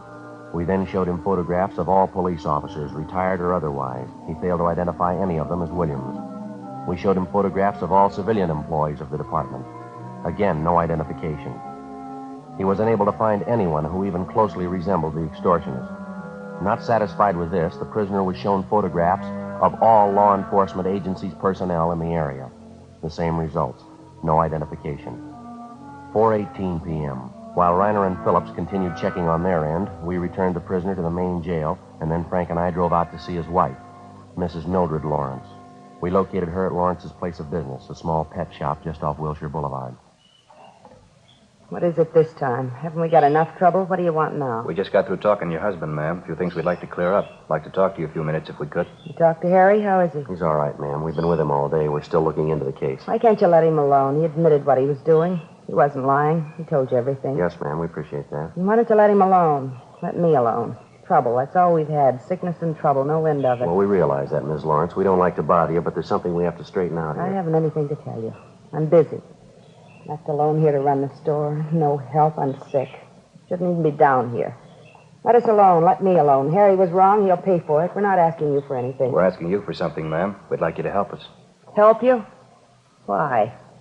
Policeman all alike. As far as I'm concerned, you're nothing but trouble. Reason for all our trouble. Well, that's what we'd like to talk to you about, ma'am. I haven't anything to say, I told you. I'm a sick woman. Got a lot of work to do. Do you mind stepping aside there? Got this whole bin of dog food to package up. Can't just stand around and talk. Poor little pups have to be fed. Haven't even cleaned their litter yet. We appreciate how you feel, Miss Lawrence. We won't take up too much of your time. Can't you give us just a few minutes, Now, please? you listen to me. I've tried to be nice to you. I've got no reason to either. I could tell you a lot of things about policemen, things you wouldn't want to listen to. You think you're so smart. Maybe Harry was doing wrong, but he's not the only one. I could tell you plenty if I wanted. Well, that's what we're here for, ma'am. We told you we were with your husband all day. Then why don't you let me alone? Talked to one cop already today. I told him to stay away, and you do the same. I told him just what I thought of him. Low-down thief. Who was this policeman you talked to today? You know who he is. Works the same place with you. You big, honest policeman. You never do anything wrong. That Ray Williams ought to be in jail just like Harry is. Ray Williams. Is that the man who was here today? That's what I said, wasn't it? Now, will you get out of here? Now, look, Miss Lawrence, just a minute, please. We talked to your husband, and he told us all about this man, Williams. And why don't you do something about it? Go get him and put him in jail, just like you did Harry. That's what we're trying to do, if you'll just help us. Williams isn't a policeman. What do you mean? Yes, ma'am. That's what we've been trying to tell you. We talked to your husband. He told us the whole story. How can you tell? How do you know he's not a policeman? He's not, ma'am. We're sure of that. Harry said he was. Showed Harry his badge. Well, that doesn't make him a policeman, ma'am. We had your husband look at pictures of every officer in this area. He convinced himself that Williams isn't a policeman. Well, if he isn't a policeman, who is he? That's what we want to find out. Will you help us? Mrs. Lawrence? You'll have to excuse me. I didn't mean to be nasty. Just that I've been sick. All this trouble, Harry in jail. Yes, ma'am, we understand that. Now, you say Williams was here today. About what time was that? It was before lunch, about 11:30, 11:45, I think. He came here to get money. That's what he always came for. Did he say he'd be back? No, I told him never to come back. Told him Harry was in jail. All the money we gave him, what good did it do? Said I'd go to the city hall if he ever came back. What'd he say to that? He said Harry had to expect an arrest now and then. I told him Harry wasn't going to get arrested anymore. He was through with all that junk. People like him, too. Uh-huh. And then he swore at me. Called me some real nasty names. Told me I'd better keep my mouth shut or I'd get worse than Harry did. Then he went out and slammed the door. Was he driving a car? Did you notice? No, I never saw him in one. Is there anything you know about Williams at all? I mean, anything that would help us locate him, maybe? No, I don't think so. All I know is he said he was a policeman. His name was Ray Williams. Couldn't Harry tell you anything? Maybe he knows. No, ma'am, he couldn't tell us much. Oh, excuse me, please. Yes, ma'am. Lawrence's pet shop. Yes? What's that? Oh, what? Hello? He hung up. Ma'am? It was Ray Williams. Said he just drove by here. He saw us. What do you want? Said he saw me talking to you. He knows you're a policeman. Told me to keep my mouth shut. Said if I don't, he's coming back. Yeah? He said he'd kill me. Before we left, we called in and arranged for a 24-hour stakeout on Lawrence's pet shop and also on the Lawrence home. Until the suspect was apprehended, she would be given a 24-hour protection. The next day, we picked up Mrs. Lawrence and brought her downtown to the City Hall, room 23. We went through the same procedure with her as we had with her husband. Like her husband, she was unable to identify any of the photographs of police officers in the area. In addition to the personnel photographs, Mrs. Lawrence also went through a group of pictures which Sergeants Reiner and Phillips came up with. They'd had a run made through the staff's office on all known extortionists using the same M.O. Williams used, posing as a police officer. From this group, both Mr. and Mrs. Lawrence gave us 2 partial identifications. Both men were picked up, questioned, and eliminated. Meantime, we'd gotten out a local broadcast, and a teletype was sent to George Brereton, CII Sacramento, asking for assistance in identifying the extortion suspect. The investigation went on. 2 days passed. No leads on the suspect. In checking on other possible victims of the extortionist, Ray Williams, we drove to interview Myra Thomas, operator of a beauty shop out on Crenshaw. She was a tall, good-looking brunette in her early 30s. This man we're looking for, Miss Thomas, Ray Williams, we understand he's a friend of yours. Please, Sergeant, you've described the man to me. You told me his name. It doesn't mean a thing to me. I don't know him. Well, then how'd he get your name, miss? I'm sure I don't know. I'm sorry, I can't help you. Well, now, apparently the man knows you, or he knows about you. I don't think I understand you. It makes you think this man Williams knows me. We've already told you, ma'am. Mr. Lawrence says that when Ray Williams first approached him, he used your name as a means of introduction. Now, it's not a coincidence. I think you'll admit that. Well, I just don't understand what it has to do with me. I know how you feel. I have an idea what you're thinking. I was in trouble once, that bookmaking thing. I learned my lesson, though. I'm through with that business. We're not here about that old arrest, ma'am. We don't want to bother you. Just thought you might be able to help us locate Williams. I'm sorry. I don't think I can. Possibly he might have been using another name, ma'am. I still wouldn't know him. Description doesn't sound like anybody I ever knew. You know the Lawrences pretty well, do you? Yes, I wouldn't say pretty well, but I do know them. Have you seen them lately, either one of them? No, I haven't. You haven't talked with Mrs. Lawrence the last couple of days? No, why? We thought Mrs. Lawrence might have told you what kind of a man this Ray Williams is. What do you mean? What's so bad about posing as a policeman? Well, it's more than that, ma'am. He telephoned Mrs. Lawrence, threatened her if she talked to the police about him. What? Yes, ma'am. He said he'd kill her. Oh, no. Yes, ma'am, that's right. Couldn't be. He wouldn't do a thing like that. Do you know him that well?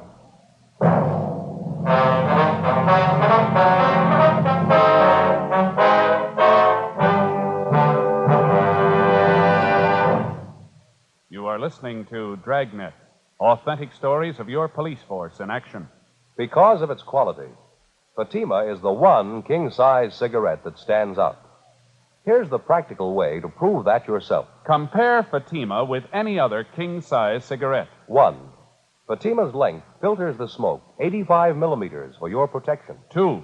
Fatima's length cools the smoke for your protection. 3. Fatima's length gives you those extra puffs, 21% longer than standard cigarette size. Fatima gives you more for your money. And in king-size Fatima, you get an extra mild and soothing smoke, plus the added protection of Fatima quality. Because of its quality, its extra mildness, and superbly blended tobaccos, more and more smokers coast to coast are switching to Fatima every day. Buy Fatima. Your money back plus postage if you're not convinced Fatima is better than the king-size cigarette you're now smoking. Just return the pack and the unsmoked Fatimas by August 1st, 1952. Fatima, Box 37, New York 1. Add to your smoking enjoyment. Smoke king-size Fatima, extra mild and soothing, plus the added protection of Fatima quality. Get Fatima in the bright, sunny yellow pack. Best of all, king-size cigarettes.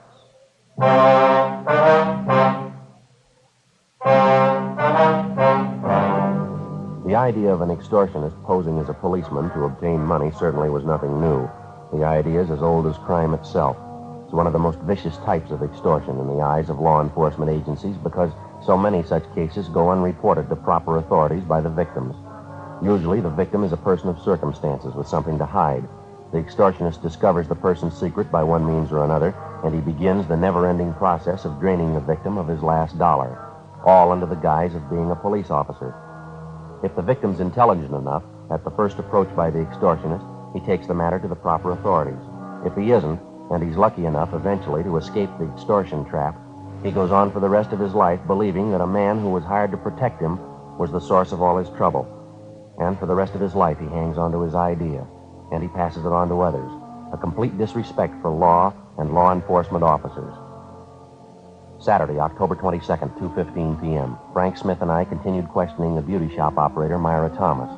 The more we talked with her, the more we were convinced that she was acquainted with the suspect, Ray Williams. In order to convince her of the suspect's viciousness, we drove her over to see Mrs. Lawrence at the pet shop. After their talk, we drove Myra Thomas back to the beauty shop, and she told us the story. Guess I have to admit it. He certainly had me fooled. I thought he was a policeman. You say he showed you his identification, ma'am. I mean, when he first approached you. Yes, he showed me a badge. It looked authentic to me. And the way he talked, the things he said, I thought he was a policeman. I really did. Now, you've heard our end of the story, Miss Thomas. You've talked to Mrs. Lawrence. Are you willing to help us now? It won't get around, will it?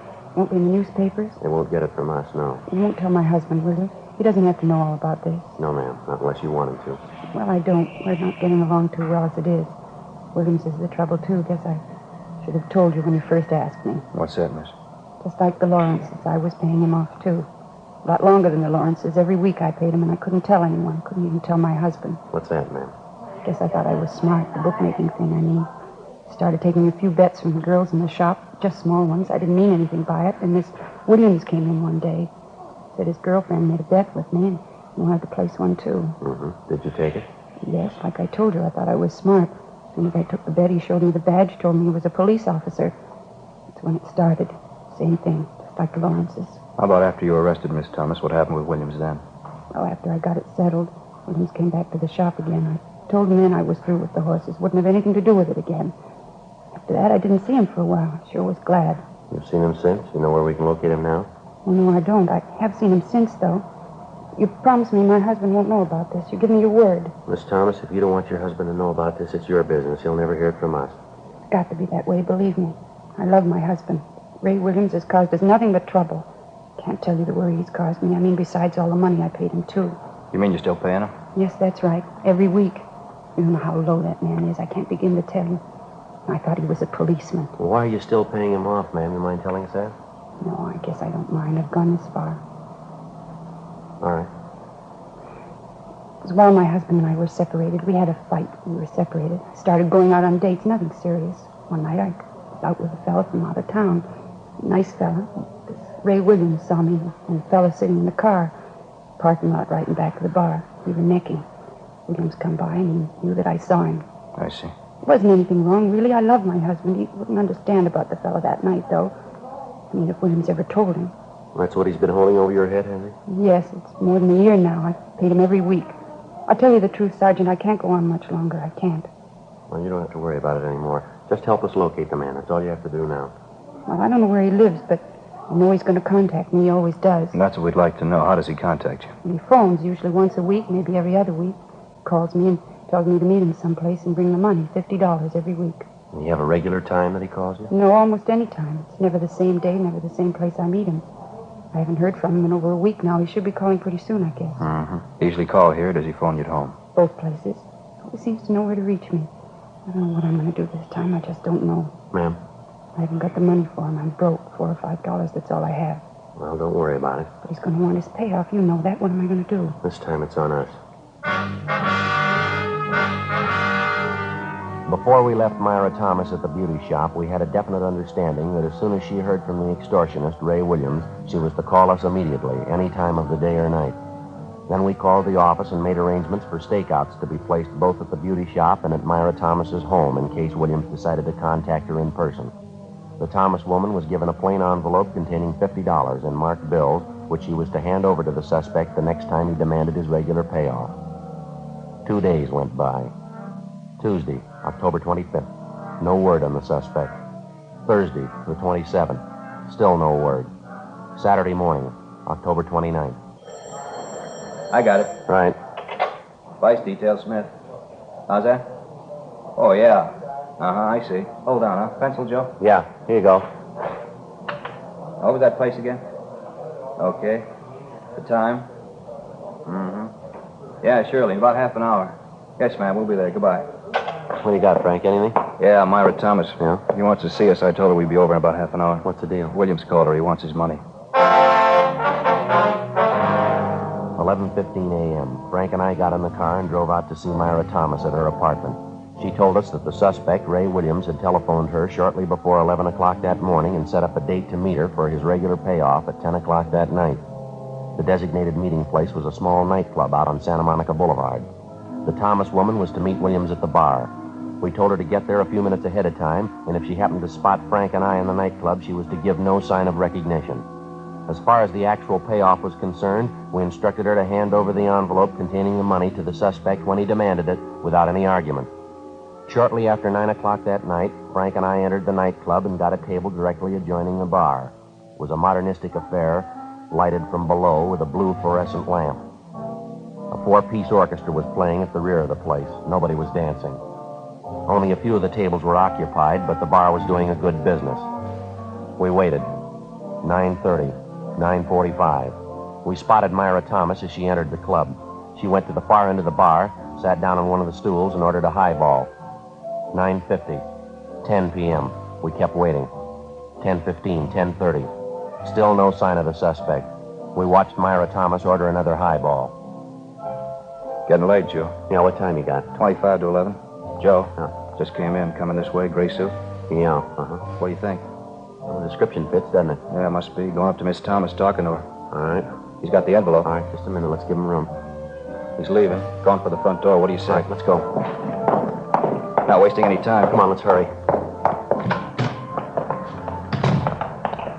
Down the street. Come on. All right, mister, hold it.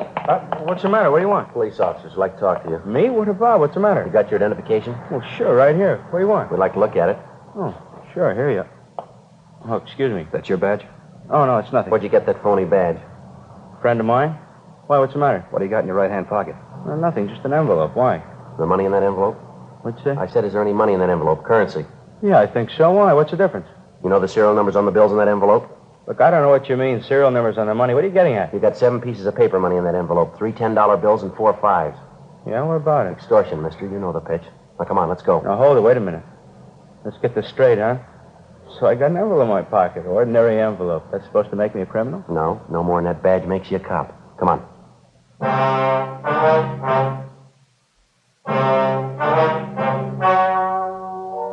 The story you have just heard was true. The names were changed to protect the innocent. On January 8th, trial was held in Superior Court, Department 86, City and County of Los Angeles, State of California. In a moment, the results of that trial. Now, here is our star, Jack Webb. Thank you, George Fenneman. Friends, our sales records show that more and more smokers every day are switching to king-size Fatima. Now, this makes us feel especially good because it backs up what we've been telling you, that Fatima gives you more for your money. No other king-size cigarette can match Fatima quality. When you buy your first pack and compare them with the cigarette you've been smoking, you'll notice Fatimas do have a better flavor and aroma, and you'll like their extra mild and soothing smoke. Next time, buy Fatima. Best of all, king-size cigarettes.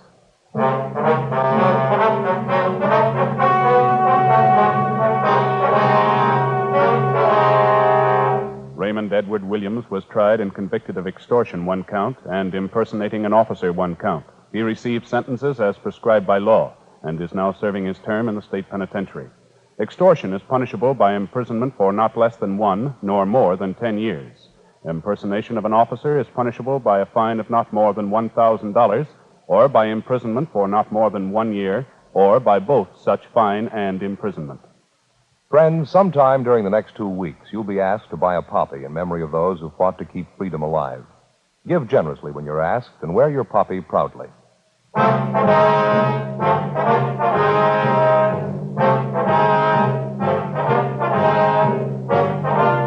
You have just heard Dragnet, a series of authentic cases from official files. Technical advice comes from the Office of Chief of Police W.H. Parker, Los Angeles Police Department. Technical advisors Captain Jack Donahoe, Sergeant Marty Wynn, Sergeant Vance Frazier.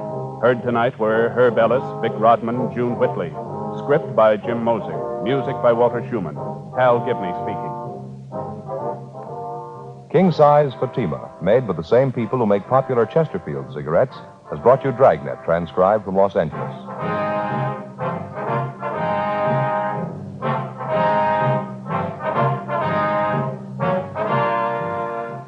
Stay tuned for Counter Spy next on NBC.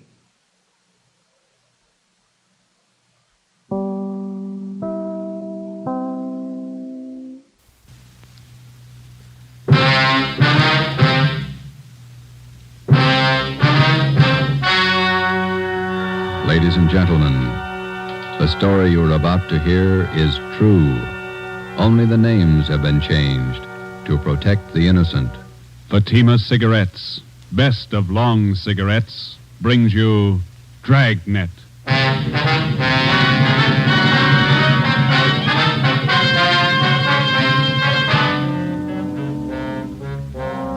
You're a detective sergeant. You're assigned to Juvenile Bureau. A rash of crimes has broken out in your city. Suspicion points to an organized gang of juveniles. Your job, stop them. If you want a long cigarette, smoke the best of long cigarettes. Smoke Fatima.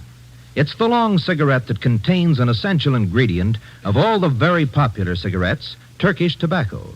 That's why you see the Turkish symbols on the attractive gold and yellow Fatima package. That's why Fatima has a much different, much better flavor and aroma than any other long cigarette. That's why Fatima doubles and redoubles its smokers. Yes, if you want a long cigarette, smoke the best of long cigarettes. Smoke Fatima. Dragnet, the documented drama of an actual crime.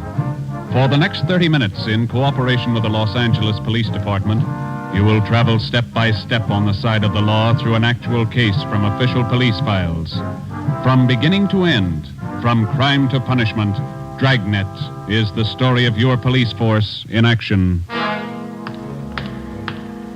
It was Sunday, March 27th. It was windy in Los Angeles. We were working the night watch out of Georgia Street Juvenile Bureau. My partner's Ben Romero. The boss is Ed Backstrand, chief of detectives. My name's Friday. I was on the way up from the Juvenile Bureau, and it was 11:25 p.m. when I got to the receiving hospital, room 5, the treatment room. Everything happens on Sunday nights, huh, Joe? Yeah. How's the kid making out, Doc? The one arm is cut up badly. Nothing fatal, though. How'd it happen? That's what I'd like to find out. Can I talk to him? If you want. Don't press him, though. He's had a bad shock. All right.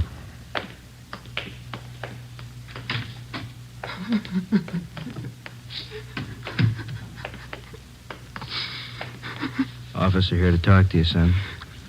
I can't. Tell him I can't talk, please. Just a few routine questions, son. You're going to have to answer them sooner or later. Please. Can't you see what's happened already? I can't tell you anything. Jack Monroe, is that your real name? Yeah. How old are you? I'll be 60 next July. Where do you live? I can't tell you. You know that. Now, let me alone, will you? Let me alone. You've been running around with that gang of kids on Spring Street, haven't you? The Big Timers, isn't that what they call themselves? I don't know anything about it. Believe me, I can't talk. You tipped us off about the burglary they were going to pull tonight. Is that where they knifed you? Look, will you believe me? I can't tell you anything. Not anything, please. He's still shaky, Joe. All right, Doc. Well, Jack, we'll talk about it later when you feel better. You see what they've done to me already? They said next time they'd kill me.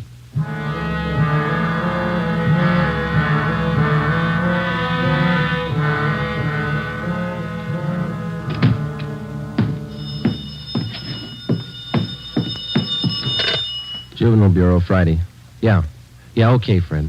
Goodbye. How'd you make out, Joe? Not very good, Ben. Captain Bowling come in yet? You checked in while you were gone. Wants to see us. Okay.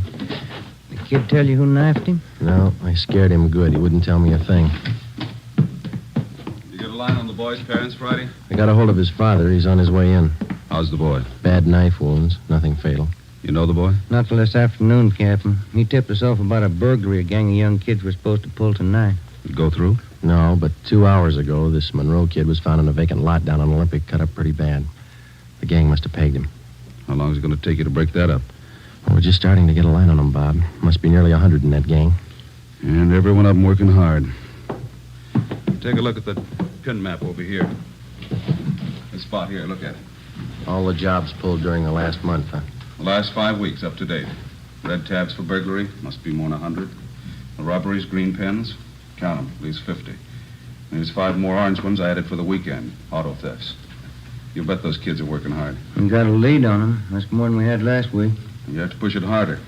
Here's the big reason. This line of pins, brown and black. Purse snatchings. Purse snatching and rape, 26 of them in the past 5 weeks. They're pretty well concentrated in one area here. That's right. Now, what's the lead you're working on? Right there on the pin map, Captain. Huh? Well, these 2 blocks here, Bob, where Franco Alley intersects Spring Street. Well, what about it? Well, it's the only clear area for a dozen blocks around. There's not a colored pin on it, you see? Yeah. Now, all the rest of the pins, the robberies, burglaries, attacks, they all seem to branch out from this same spot right here in definite patterns. Franco Alley and Spring Street. You figure that's the focal point for the gang? Well, it's got all the marks. For instance? Well, we've been checking that neighborhood for a week. We got it narrowed down to one place. Right on the corner of Franco and Spring. What is it? It's a soda fountain. It's pretty typical.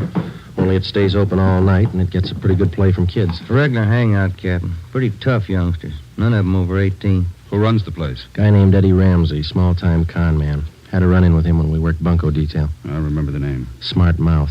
Tried to give us trouble when we talked to some kids in there last night. He's got a place set up for him in the back of the store, kind of a club room. It sounds like a good lead. What are you doing about it? Well, just a minute. Captain Bowling. Yeah? Who? Yeah, we'll be right down. The Monroe kid, his father's downstairs, cursing every one of us. What's his problem? Can't understand how his boy got into trouble. Come on, Ben, let's tell him.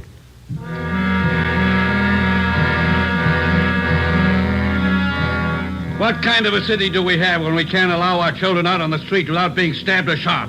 What's our great police force doing when this is going on? I'd like an answer if you got one. I demand an answer. We got an answer for you, Mr. Monroe. Will you sit down? My boy's lying in there in that hospital bed, cut to pieces. What did you do to prevent it? Tell me. You tell us, Mr. Monroe. What'd you do to prevent it? I'm no cop. That's your job. I pay my taxes and I help pay your salary. We look out for your kids, but we don't raise them. That's What are you your talking job. about? Just a minute, Mr. Monroe. Answer me this. How old is your son, Jack? He's 16, I think. Why? You know what he does with his spare time? Where he spends his nights? Of course I do. He's at home. Some nights he goes to the library. Then you don't know much about your son, Mr. Monroe. For the past month, 4 nights out of 5, he's been hanging around with a gang down at a soda fountain on Spring Street. He's down there as late as 2 a.m. He says he goes to the library. How do I know? I'm a busy man. Did you know that your son is mixed up with that gang? He's not mixed up with a gang. A bunch of small-time thieves, but they're growing. They started with purse snatching, breaking in parked cars, burglarizing candy stores. You don't know what you're talking Wait a about. minute, please. And then they took up robbery, stealing cars, beating up girls, women, attacking them. You're crazy. Jack's not that kind. He's part of that gang, and right now we hold all of them responsible. My boy wouldn't do anything like that. He's a member of that gang, he told us. They're the ones that knifed him tonight. That's a lie. Jack's not mixed up with anything like that. You believe anything you want, Mr. Monroe. We're going to protect your boy as much as we can, but don't expect us to raise him for you. Now, you better take a free piece of advice. You keep your advice. Jack's not in this. You can't prove he is. We're not out to prove anything right now. But you catch up with that boy of yours. Keep him off the streets before it's too late. Are you threatening me? No, sir, advising you. Next time we might meet at the morgue.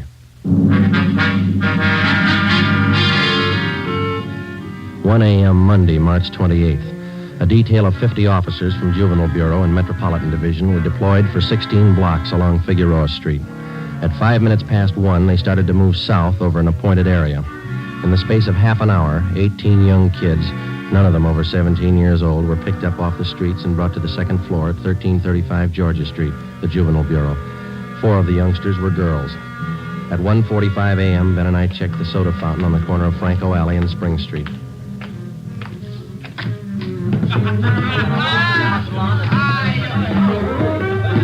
Same bunch, Joe. Business as usual. Yeah, come on. Hey, Teddy, the Bulls. They're back again. Same guys. Go back and tell Eddie. Hey, look, why do you guys have to keep tracking us, huh? You'd think we were crooks or something. You were here the last time we checked in, Teddy. You ever go home? Sure, when I'm tired. I ain't tired. What's the matter? That's your money on the table there? Sure, it's my money. You want to borrow a buck? $28. That's a lot of money for a boy your age. You keep pretty late hours, son. You have to go to school in the morning? Maybe. I can sit here, can't I? It's free country. I'm drinking coffee. You gonna make me on that? You've been drinking more than coffee. Where's your driver's license? Every time the same thing. There. March 10th, 1933, 16 years old. Hey, they giving you trouble, Ted? Eddie's on his way out. What's your name? Jones. Clyde Jones. Huh, Ted? Sure. He's got money, too. Rich family. You can save the smart talk, boys. Any of your pals in the back room? What's the trouble now, Sergeant? How many times a week do we get a checkup? Go ahead, Eddie. Read them off. We told you the last time, Ramsey. Clean up your place here or we'll ride your back till you do. I told you the last time, Sergeant, there's nothing wrong with my place. It's almost 2 o'clock in the morning. You got a dozen underage kids hanging around here doing nothing. Some of them have been drinking. Schoolboys. Better to have them in here than hanging around outside in the street.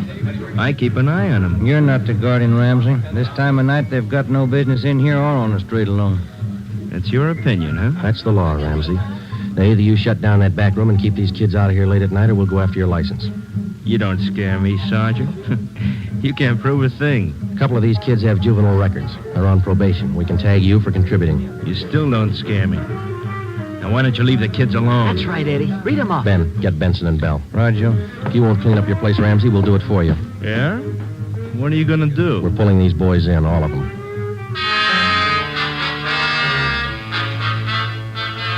$2:25 a.m. Monday, March 28th. The Dragnet operation had netted 30 juveniles, 26 boys, 4 girls. 24 of the children were between the ages of 16 and 17. They were lodged in the assembly room at the Georgia Street Juvenile Bureau. The other half dozen were 13 and 15-year-olds. They were taken to the juvenile hall at 1369 Henry Street. At 2:43 a.m., we met with Captain Bowling. All checked in, 30 of them. All right, in the morning we filed petitions to have every one of these cases brought to the attention of the juvenile court. Make a note of it. Okay, Bob. For the kids with records, ask for detention from the probation department. Right. We'll call their parents in the morning. Call them now. They've got some explaining to do. By 6 a.m., all but 3 of the children's parents had shown up. To most of them, it was nothing new. Their kids had been there before. They'd be there again. They took the lecture from the juvenile officers calmly. As long as it didn't mean trouble for them, they wouldn't worry. When they got their children home, they would reprimand them, not for running the streets, but for being picked up by the police. Ben and I had seen the cycle of the young criminals start before, 100 times over. It had a lot of different endings, most of them sour. During the next week that followed, we booked an average of a dozen juvenile delinquents every night. The clampdown continued, so did the crime wave. 10 burglaries, 4 robberies, 8 car thefts, 6 purse snatchings, 3 assaults on women.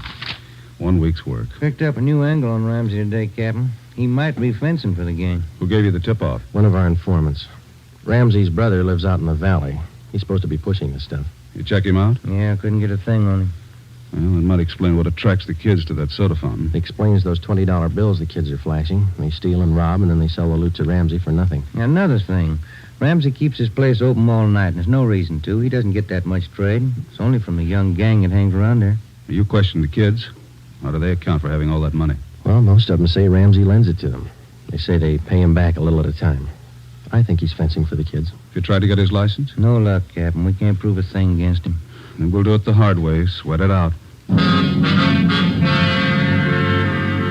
That night, we drove out to Ramsey's soda fountain and asked him again to clean up his place, to keep the young kids out after 10 o'clock at night, to stop lending them money. He refused.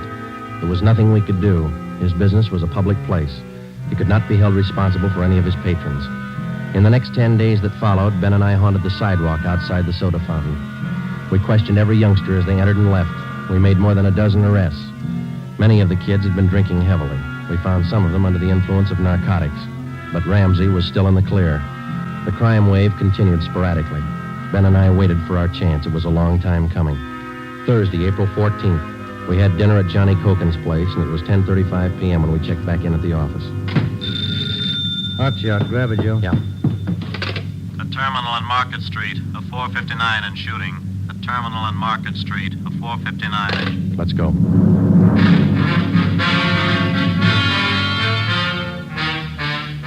He was approximately 5 feet 4 inches tall, 125 pounds, brown hair, brown eyes, slight build, fair complexion. He was wearing blue jeans and a corduroy jacket. We found him between a row of packing cases at the rear of the warehouse at Terminal and Market Streets. There was a single bullet hole in his forehead just above the left eye. There was a .38 revolver near his right hand. The watchman told us how it happened. He broke in the back of the warehouse, Sergeant. He wanted to shoot it out with me. Here's his ID card. Fell out of his pocket. Teddy Cameron, age 15. Dear God. A kid. I didn't know, Sergeant. He didn't either. He thought he was grown up.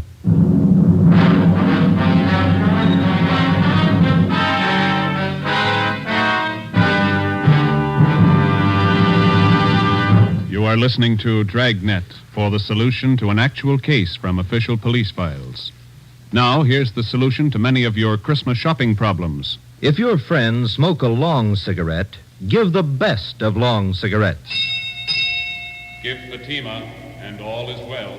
Fatima. The long cigarette that contains an essential ingredient of all the very popular cigarettes, Turkish tobacco. Give Fatima, and all is well.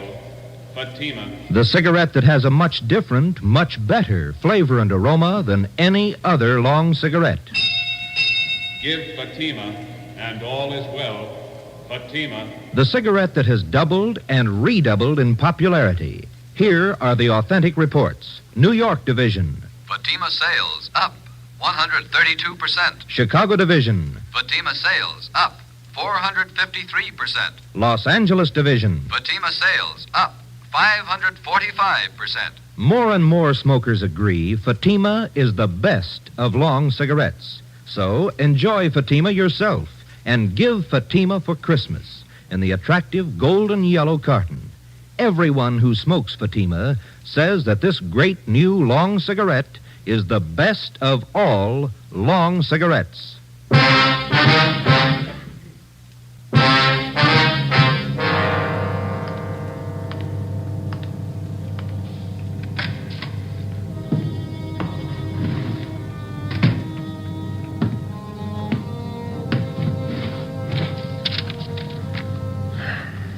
Los Angeles Police Department, Form 311, dead body report. Type, gunshot. DR number 437695. Victim, Theodore Cameron. Residence address, 960 Charter Street. Date and time of death, Thursday, April 14th, 10:35 p.m. Place, Terminal and Market Streets, South State Warehouse. Cause of death, gunshot. Motive or reason, attempted burglary. Time discovered, 10:40 p.m. Removed to County Morgue. Discovered by Carl Hyba, night watchman. Identified by Barbara Cameron, sister. Description of victim, male, Caucasian, age 15, height, weight, so and so. Occupation, student, descent, English, and was a witness. Signed Joe Friday, serial number 2288. Age 15.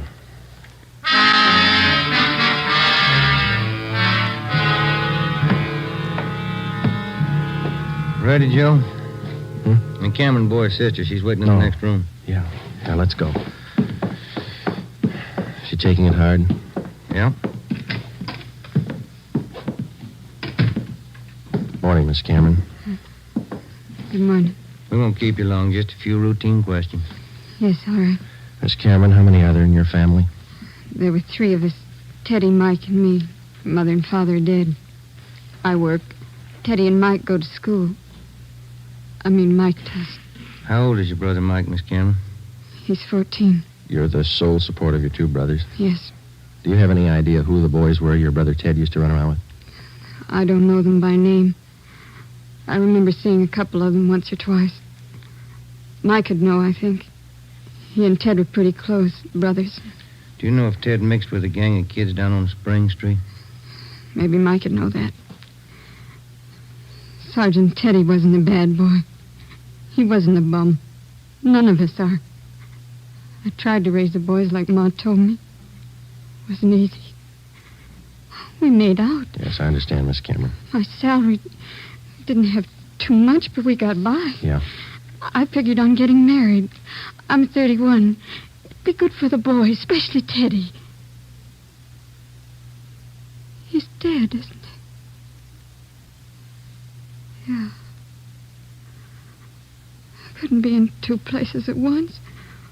Hold a job and watch the kids. But that's why I thought maybe a husband. I'm sorry to press, Miss Cameron. Do you think your brother Mike can tell us about that Spring Street gang? Well, Mike could know. Where can we find him? Staying at a friend's house. I got the address in my bag. Here. That's 2514. I don't write numbers too well. Thank you, Miss Cameron. You've been very helpful. I'll get somebody to drive you home. Oh, do I have to go? Would it be all right if I just sit here for a while? That's all right. I'm tired. Real tired. 2514 West Serrano Street. That was the address Barbara Cameron had given us. It was the home of Mr. and Mrs. Jean Brewer, high school friends of the dead boy's sister. We talked to Mike Cameron. He told us that his brother Teddy had been running around with a gang down on Spring Street. He identified Ramsey Soda Fountain as the hangout. It was 2:25 p.m. when we got back to Georgia Street Juvenile Bureau. I got it. Juvenile Bureau, Romero. Yeah, hold on, I'll call him. You, Joe. Thanks. Friday. Joe, this is Canfield in burglary. Yeah, Homer. You're working that Cameron case, aren't you? Yeah? I just got a report on one you might be interested in, out of the same neighborhood. Distillery prowl. What do you got on it? Looks like a juvenile M.O. They got away with 7 cases of Scotch whiskey. Expensive stuff. Okay, we'll hop on it. Bubeck Warehouse, Crocker at 7th. Miss Elizabeth Rice was the auditor in charge at the Bubeck Warehouse. We located her on the mezzanine office row. It was her job to keep a running inventory on all incoming and outgoing liquor stock. She knew her job well. As you know, Sergeant Friday, each and every bottle of distilled spirits carries a United States Internal Revenue stamp. Yes, ma'am. Each stamp carries a serial number together with the name of the firm to whom the stamps are issued. Well, Miss Rice, in the stuff that's missing, the stamp on each bottle carries the case number. Is that right? That's right. Now, what did I tell you? Oh, yes, I have it right here. 7 cases of high-grade blended Scotch whiskey. Now, I have a bottle identical to those in the missing cases. Yes, I see. Now, if you'll just look here, Yes, ma'am. the number on this stamp here, 36A2279956, followed by the firm name. Could you give us the numbers of the stolen cases? Now, I have them typed out for you right here. 7 cases, 12 bottles to the case, Canada Dry Incorporated, 4 of the red label and 3 of the black label, Johnny Walker. All right, thank you very much, Miss Rice. And you think that this might be a juvenile case, Sergeant? Yes, ma'am, we do. 7 cases, that's close to $600, isn't it? We've lost a great deal more than that, Sergeant. The insurance company makes up for the liquor loss. Yes, ma'am. Those youngsters, who makes up for them? Ben and I left the Bubeck Warehouse with a list of serial numbers of the 7 cases of stolen liquor. We headed back for the Juvenile Bureau. We figured that there was a strong possibility that the Spring Street gang was responsible for the warehouse liquor theft. How were they disposing of the stolen property? That was the key question we had to answer. Ben and I had a hunch and a tip from an informant that the young gang was operating under the guidance of a fence, a man or woman whose job it is to dispose of stolen property. The gang members were close to Ramsey at the soda fountain. Ramsey was the logical suspect. All right, now suppose they did steal the liquor. Suppose Ramsey's a fence. What's he done with the stuff? I don't think he's turned it this fast, if he's turned it at all. He wouldn't keep it at the soda fountain, no liquor license. And we've been around too much. He wouldn't keep it in his house. He lives in the rear of the fountain. It's too hot. Only leaves one other location that we know about. His brother's place in the valley. It was 5 minutes to 10 when we turned left off Ventura Boulevard onto Sepulveda. Ramsey's brother had a small farm about a mile and a half off the highway. It was a modest white frame house planted squarely in the center of an acre of ground. An unpaved driveway led off to the left of the house to the garage. Pull up here, huh? Yeah, okay. Yeah, it looks kind of quiet, no lights. Let's go.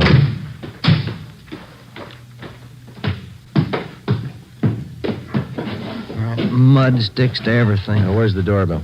Oh, here it is. You got your flashlight? Yeah, what? Here's a note somebody left. Oh, it's on the bum again.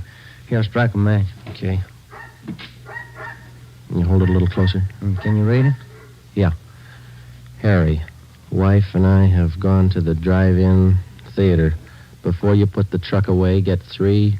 Can you hold that match closer? Oh, now, wait a minute. Yeah. Get 3 cases out of the garage and take them into town. Ed is waiting. Please try to make it by 11:30 tonight. Let's see. It's signed George. The address is here. And there's the garage. Yeah, come on. 3 cases. Could be eggs, Joe. If it is, we wasted a trip.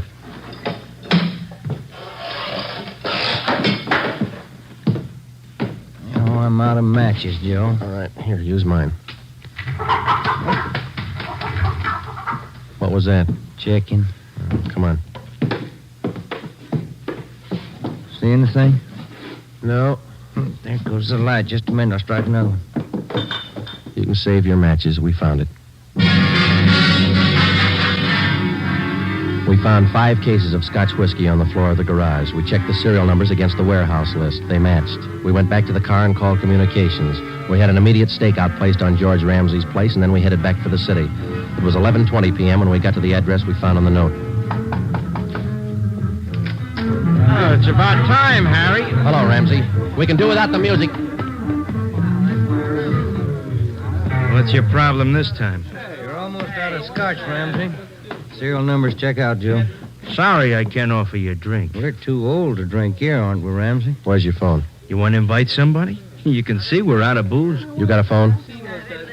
In the hall. Ben, call the office. Yeah. All right, what's it all about? We've been out to your brother's place. What happened to the other 2 cases? You drink them here? I gave it to the kids. What are you looking at me like that for, Sergeant? Anything wrong, Eddie? Party's over, kid.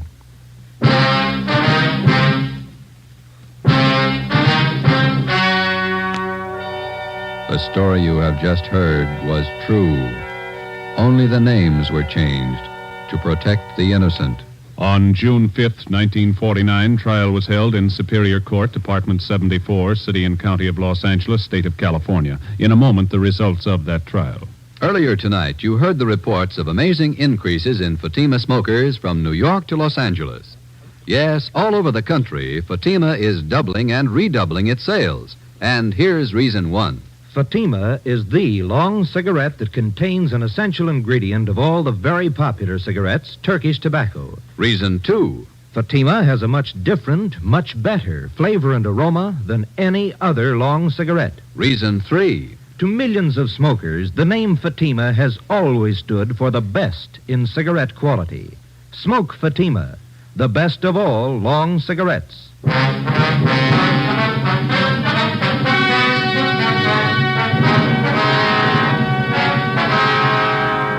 Edward and George Ramsey were tried and convicted in Superior Court of receiving stolen property. After serving their terms as prescribed by law in the state penitentiary, they will be returned to the county jail where they will serve a 1-year term for contributing to the delinquency of minors. You have just heard Dragnet, a new series of authentic cases from official files. Technical advice for Dragnet comes from the Office of Acting Chief of Police, W.A. Wharton, Los Angeles Police Department. Honoring the city of Greenwich, state of Connecticut, and the men who make up the Greenwich Police Department, another of America's great law enforcement agencies. One of these men, Chief John M. Gleason, FBI National Police Academy graduate, who dedicates his life to making yours more secure. Fatima Cigarettes, the best of long cigarettes, has brought you Dragnet from Los Angeles.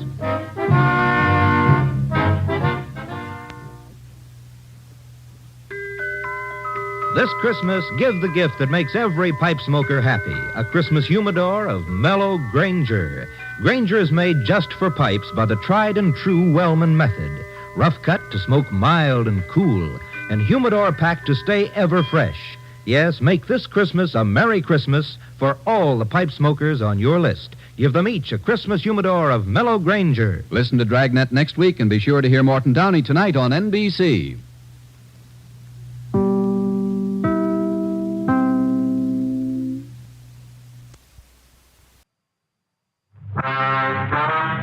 Dragnet. Ladies and gentlemen, the story you are about to hear is true. The names have been changed to protect the innocent.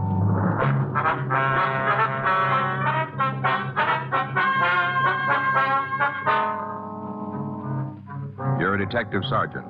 You're assigned the forgery detail. For the past 6 weeks, a man has been passing phony payroll checks in your city.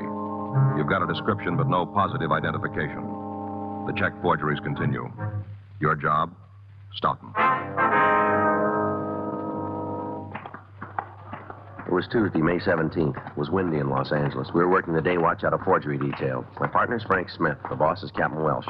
My name's Friday. We were on our way back from lunch, and it was 1:13 p.m. when we got to room 29. Forgery. Yes, ma'am, that's right. I see. Hold on a minute, will you, please? Hey, Joe. Yeah? Skipper wants to talk to you and Smith. Right, thanks. All right. Well, just one thing, ma'am. Could you tell me what kind of account it is? Oh, yes, ma'am, I understand that. Is it a joint account? Well, in that case, your husband's got a perfect right. Hi, Skipper. You want to see it? Yeah, sit down. I guess you know what's on my mind. Oh, we got a pretty good idea, yeah. Corner Pocket had me in this morning. Been getting beefs from all over town. Factories raising Cain because their employees can't cash legitimate payroll checks. Merchants scared to death of being stuck with a phony. Making any headway on this guy? Not much. Well, just where do we stand? Lay it out. Well, he passed another one last Tuesday, a tailor shop on South Jefferson.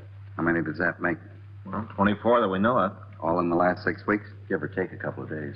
You sure they're from the same guy? Same M.O., same description. A couple of times he had a woman with him. Said she was his wife. We sent out circulars on them both. Any results? One or two leads. They didn't pan out. What about your informants? Nothing. They holding out? I don't think so. I don't think they know him. Captain Welch. Yeah. Yeah, they're here. Uh-huh. I see. Okay, give me the address. Yeah. Yeah, I got it. Don't worry, I'll tell him. 24 bum checks, huh? That's right, Skipper. That's wrong. Huh? 25 now. On April 6th, we'd received the first report in this series of check forgeries. A grocery store on the corner of Oakwood and 3rd had cashed what appeared to be a payroll check from the Jeffers Carner Aircraft Company. It was marked payable to Russell J. Foreman. In our investigation, Frank and I had learned that the check was fictitious and that the company had never employed anybody by that name. We had also learned that bona fide Jeffers Carner checks were printed in a different manner and in a different color. During the next 5 weeks, we'd received additional reports of forged payroll checks supposedly issued by various Los Angeles manufacturers. In each case, the suspect had had what seemed to be good identification, either a driver's license or an employment ID card from the company named on the check. The suspect had never used the same name or the same plant twice, but descriptions given by victims had indicated that the forgeries were all the work of one man. On 3 occasions, he'd been accompanied by a woman who had been introduced as his wife. Victims had been unable to make an identification from our mug books. Descriptions of both suspects and their M.O. had been checked to the stats office and had been sent to CII up in Sacramento. A local and an APB had been gotten out. The 25th victim was Alvin Driscoll, owner of a men's clothing store on South Maryland Avenue. Frank and I interviewed him at his shop. He told us that the forged check which he had cashed appeared to be from the Elderdale Oil Refinery. I come into the store, bought a couple of items, gave me his payroll check to pay for them. That's all there was to it. That was last Friday? Friday morning, along about 9:30 a.m. What was it he bought, Mr. Driscoll? Sports shirts. My count over there. Marked down to $2.98. Some of them was as high as $5 last year. They're real good buys, believe me. Mm-hmm. Yeah, medium. That was his size. What else can you tell us about this man? How's that? What did he look like? Well, like I said, he takes a medium shirt. That'd make him pretty average. Mm-hmm. About 170, I'd judge. Black hair, a little bit of gray in it. Pleasant face. Ordinary fellow. How was he dressed? Suit, shirt, button-down collar. Suit was a charcoal brown, about the shade of that one on the rack over there, down at the end. See it? Mm-hmm. When he gave you the check, did you ask for any identification?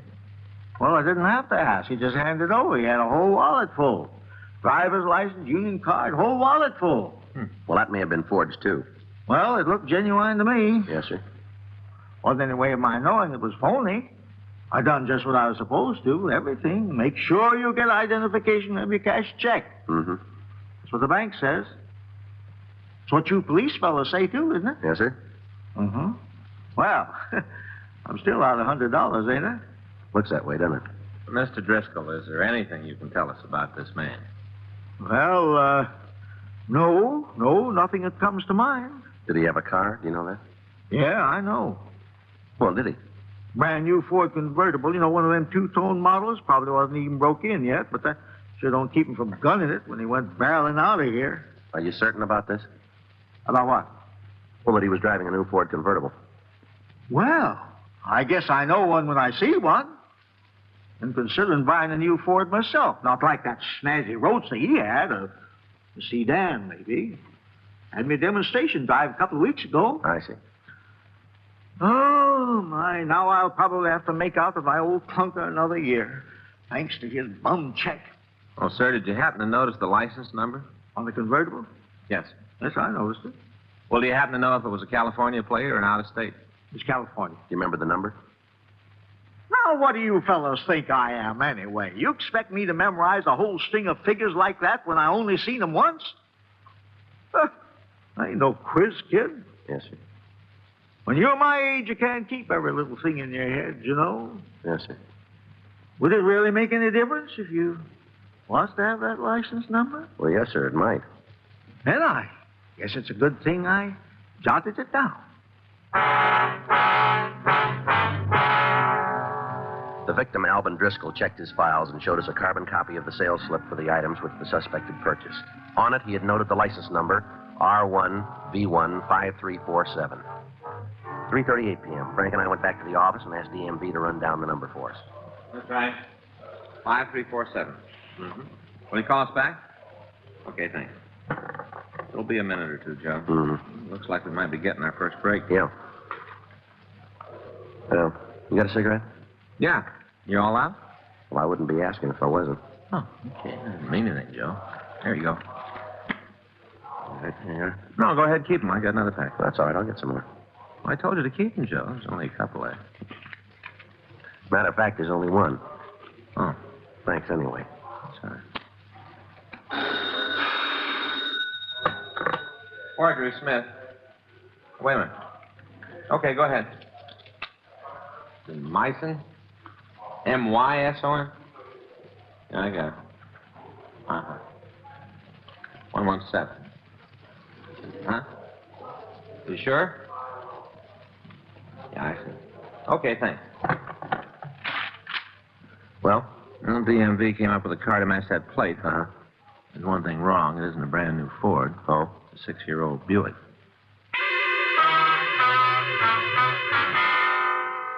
The Department of Motor Vehicles had reported that the car bearing license number R1V15347 was registered in the name of Philip B. Myson at 117 South Helen Avenue.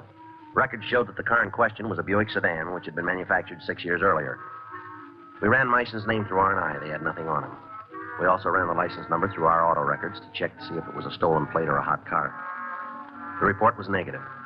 4:09 p.m., Frank and I drove out to the Helen Avenue address. It was a small one-story bungalow with rain-streaked stucco walls.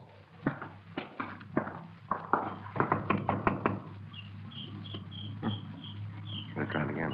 Yeah. Yeah, who is it? Police officers. Well, You're Miss Philip Myson? yeah. Miss Frank Smith, my name's Friday. All right, your name's Friday, his name's Smith, my name's Myson. Where's that get us? We'd like to talk to you for a minute, Miss Myson. You mean you want to come inside? Well, it might be a little easier to talk there. Nobody's stopping me. Yes, ma'am. You want to sit down, you have to clear off a space. I'm not much of a housekeeper. Sorry, we can stand. Suit yourself. Miss Myson, is your husband home? Phil? Yes, ma'am. Mm-mm. Do you know where we might get in touch with him? No. You must have some idea. I haven't seen him since last March. Oh? What kind of a car is he driving? Ask him. Did he ever own a Buick sedan? License number R1V15347. Why? We'd like to know where the car is now. It's out in the garage, and that's where it's staying. You can tell that lousy crumb if he thinks he's going to take the car away from me. He's got another thing coming. Your husband isn't trying to take your car. Yeah? What are you doing here? We'd like to check the license plate, that's all. You sure that's all you want, just to check the license? That's all. Oh, wait a minute. I'll get you the garage key. Thank you. Sorry if I gave you a rough time. But you can't blame me. Sorry you're like my husband. He's apt to try anything. Yes, ma'am. Well, here you are. Be sure you lock it up when you're done. Yes, ma'am. I'll take a look at it, Joe. Right. Well, I might have known it was too good to last. Ma'am? Not hearing from Phil for over 2 months. Is he still in Los Angeles, would you know? Not if he's got good sense. What do you mean? If he's smart, he'll stay as far away from me as he can. Yeah. He's just plain lucky I didn't kill him. Given me a shirt with some other dame's lipstick on the collar, expecting me to wash it out. I should have throttled him with it. Yes, ma'am. Do you have a picture of your husband, Miss Mason? Why? We'd like to know what he looks like. Like a bum, that's what. Do you have a picture? Snapshot, maybe. Would you see if you can find one for us? All right. Just looking at him will probably spoil my supper. Yeah, here's some. I'm married to a face like that, and I have to worry about other women. All right, if we borrow this for a couple of days. Do me a favor. Keep it. Sure. Excuse me, Miss Mason. Yeah. That's the right license plate for the wrong car. Buick sedan? Just like BMV had at 6 years old. Okay. Here's your key, ma'am. You locked up tight? Yes, ma'am. Sorry if we bothered you. Oh, forget it. Hey, wait a minute. Yes. Not that I give a darn, but how about telling me why you're so interested in Phil? It was just a police matter. You don't think he pulled a job or something? Why should we think that? You shouldn't. You do, you're way off base. You really picked the wrong guy. Yes, ma'am. Take it from me, if a jerk like Phil ever got out of line once, just once, you boys wouldn't have to go looking for him. Oh? No. You'd catch him red-handed.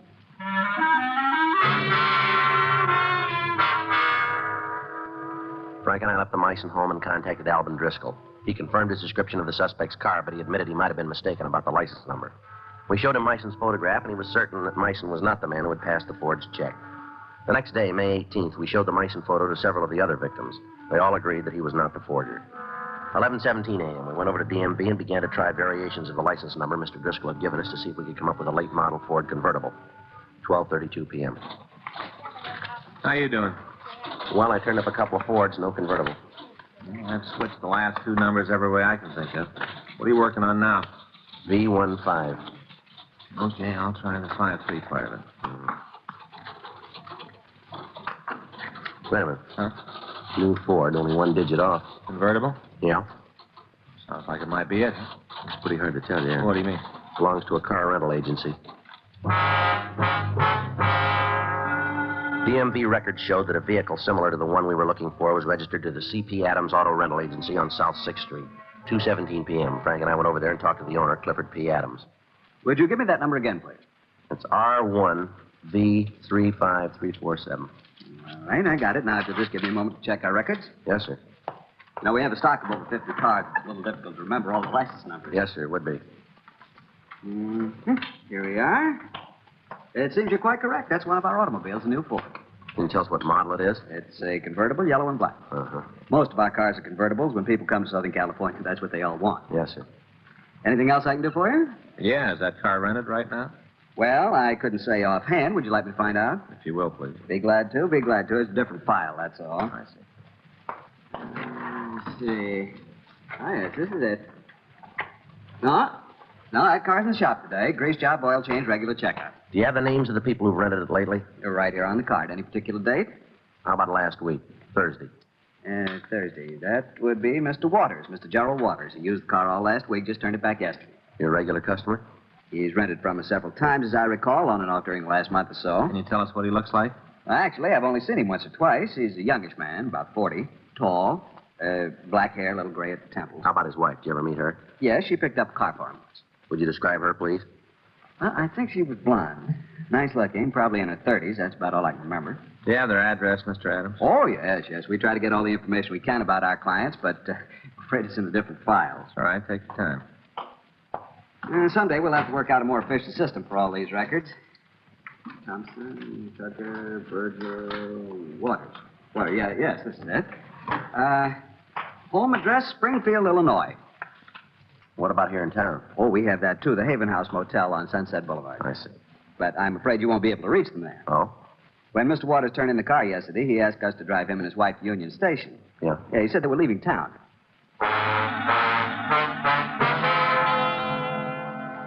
We got a sample of the suspect's handwriting, and we asked Mr. Adams to get in touch with us if he heard from Gerald Waters again. We sent a teletype to Springfield, Illinois, requesting any information they might have about Gerald Waters. The next day, May 19th, the Springfield PD replied that a man answering Waters' description was wanted for a series of Illinois check forgeries. They also said his true name was Fred H. Joyce. They said that they were forwarding a mugshot airmail special delivery. The mug arrived on Friday, May 20th. We showed it to 4 of the check victims, and they all positively identified the photograph. 3:36 p.m., Frank and I drove over to the Adams Car Rental Agency to confirm the identification. Hi, Mr. Adams. Well, this is quite a coincidence. Sir? You're coming here today. I just called you a little while ago. We didn't get any message. Well, I didn't leave any message. I wasn't sure it was important. Well, what was it you wanted? About Mr. Waters. You told me to let you know if I heard from him again. That's right. Well, I did. What's that? He wants to rent another car.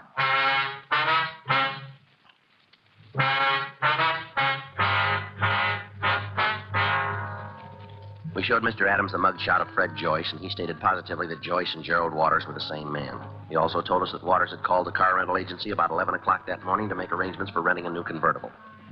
Joyce had asked him to have the car ready at 5:30, and he said he would pick it up. Frank and I waited in Adams' office, 5:28 p.m. Want to go ahead and answer? C.P. Adams Car Rentals. Who? Oh, yes, just a minute. It's him, Mr. Waters, or whatever his real name is. Let's find out what he wants. Yes, Mr. Waters. Oh, yes, it's all ready. I thought you were going to pick it up. Oh, well, I don't know. Hold on a second. He says he's tied up, that he can't get away. He wants us to deliver the car. Ask him where he's calling from, will you? Where are you, Mr. Waters? I say. Well, I don't know. I'm a little short-handed today. I'll have to check. The phone booth somewhere in Wilshire. Where does he want you to send the car? Where do you want the car delivered, Mr. Waters? The Crest Plaza. How soon? I guess we could make it by then. Tell him you gave it to him. All right, Mr. Waters, we'll do our best. Thank you very much. You'll be in the bar of the Crest Plaza Hotel at 6:30, just off the lobby. Right, thanks a lot. Oh, about the car, I wouldn't want it damaged. Don't worry, Mr. Adams. You don't need to send it. What? We'll take care of his transportation.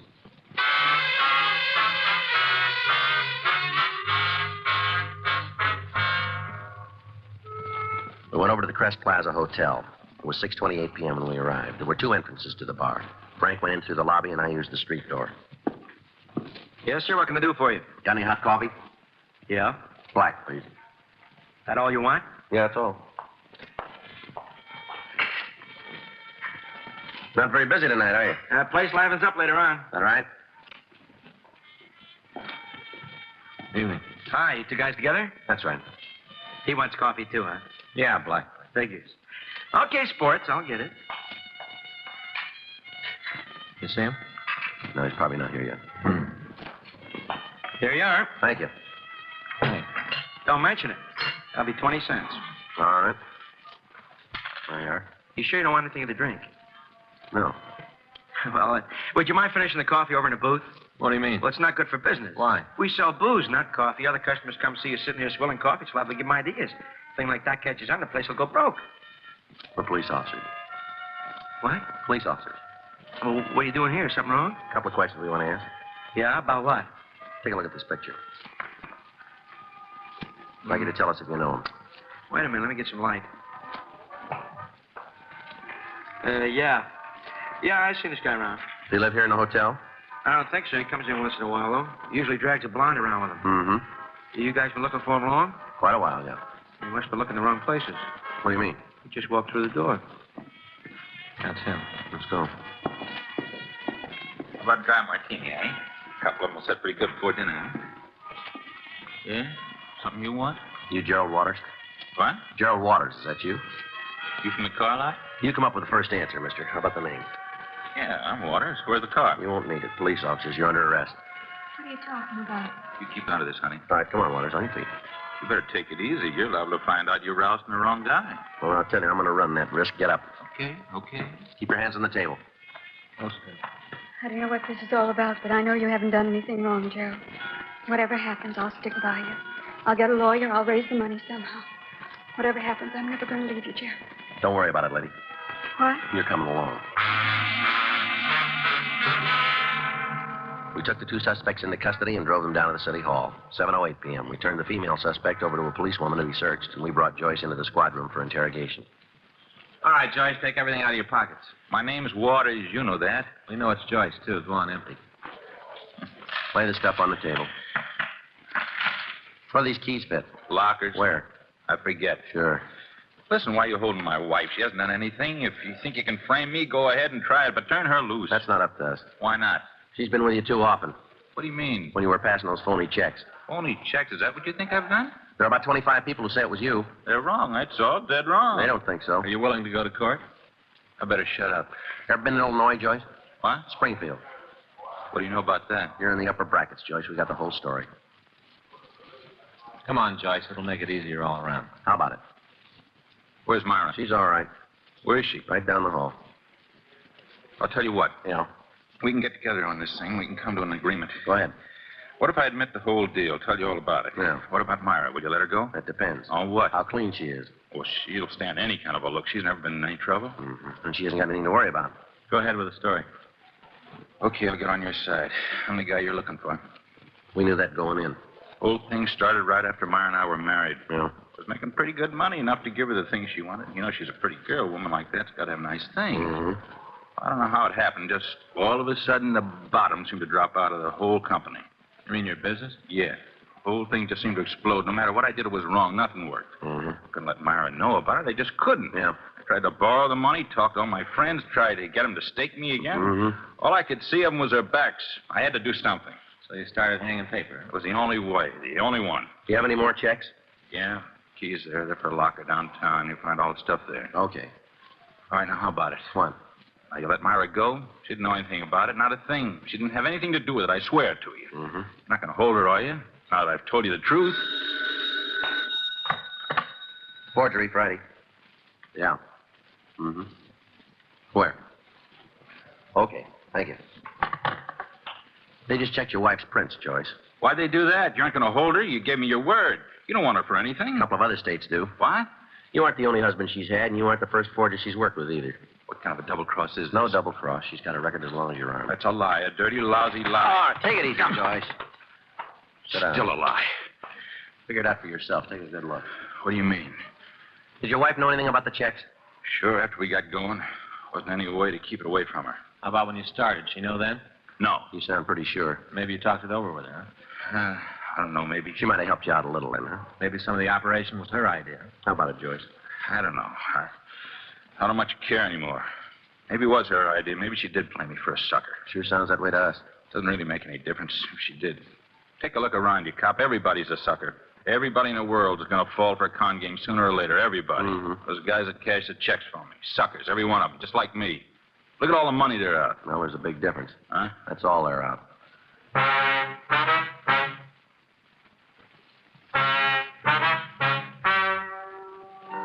The story you have just heard is true.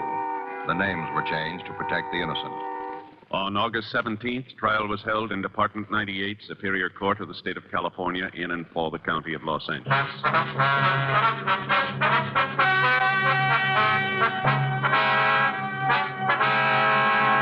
Frederick R. Joyce, alias Gerald Waters, was tried and convicted of forgery, 5 counts. Forgery is punishable by imprisonment for a period of not less than 1, nor more than 14 years on each count.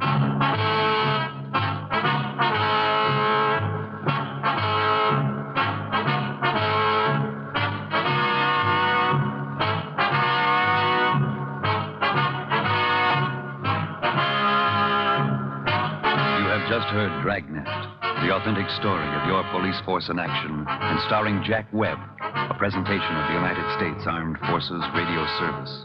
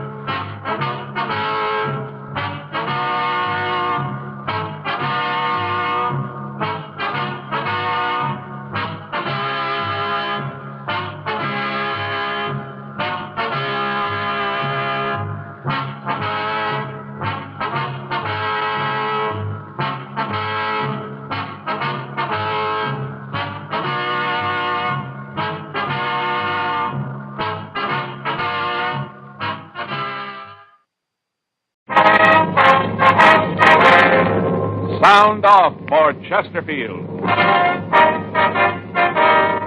Chesterfield, first cigarette in America to give you premium quality in both regular and king size, brings you Dragnet.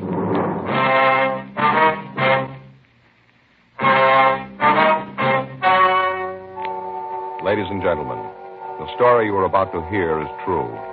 The names have been changed to protect the innocent.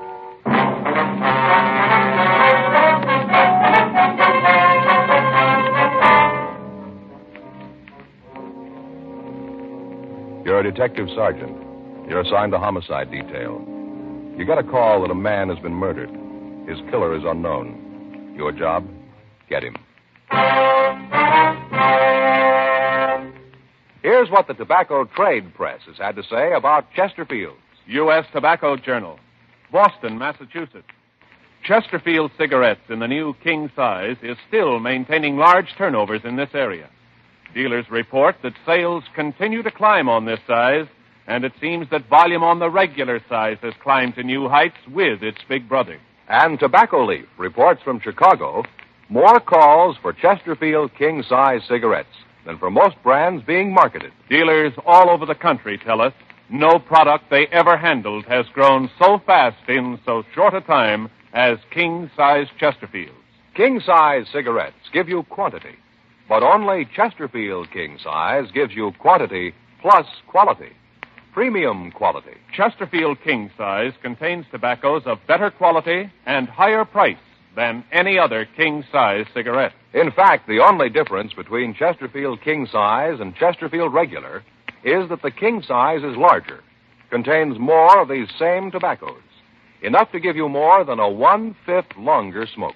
So remember, Chesterfield is the only cigarette to give smokers premium quality in both regular and king size. Ask your dealer for Chesterfield, either way you like them. Premium quality Chesterfields, and much milder.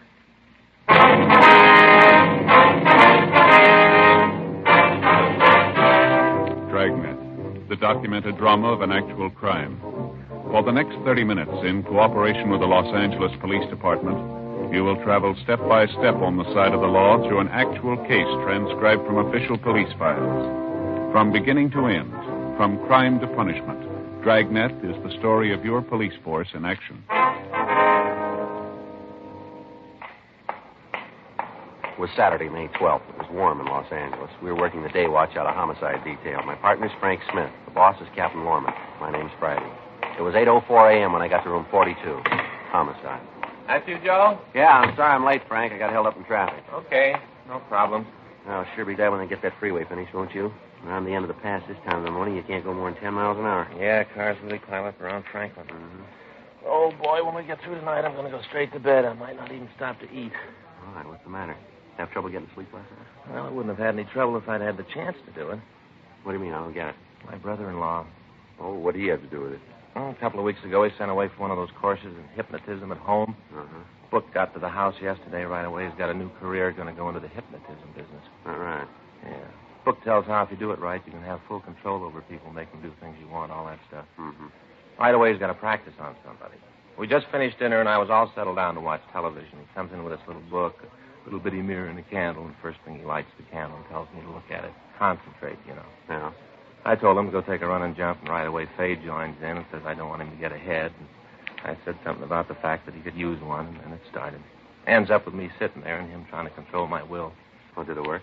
I don't know. Waved his hands in front of me and flashed the mirror in my eyes, and I fell asleep. Yeah. And right away wakes me up, wants to know how it felt, what it was like when he put me under. I told him he didn't, and I just went to sleep, so he kept trying to use what this book calls post-hypnotic suggestion. You know, while I'm asleep, he says something I'm supposed to do when I wake up. Oh, yeah. And then he woke me up and waited for me to do it. And what do you want you to do? I never found out. He just sat there and looked at me. Every time I'd doze off, he'd wake me up so I could do whatever it was he suggested. And around 1:30 this morning, he gave up. He said the book wasn't any good and he was going to get his money back. All the time, Faye's sitting there just watching, miserable. If I'd known what it was he wanted me to do, I'd have done it to get him off my back. Never did find out what it was. No. This morning, wouldn't even say hello. Figured I wasn't cooperating, I guess. I get it. Homicide, Friday. Yes, ma'am. Yes, ma'am, it is. Yes, well, what was that address again? Yes, ma'am, we'll be right out. Something for us? Yeah, a woman out on Burn Street, 6425, says her son's been murdered. Frank and I drove out to the house. It was a typical residential neighborhood. When we got there, a crowd had gathered around the front of the house. A radio car had arrived, and the officers had gotten the people back from the lawn and the entrance of the house. We went in and met the woman who had placed the call, a Mrs. Edith Curtis. She was a woman in her late 40s with graying hair. As we talked to her, she kept wringing a handkerchief in her hand. Jeff was cleaning the gun. Middle of the week, he looked at it and said that it needed cleaning. He's always home on Saturday, so this morning he said he might as well get at it. After breakfast, he got out all the things he uses, put them on the table in there, and started to clean the gun.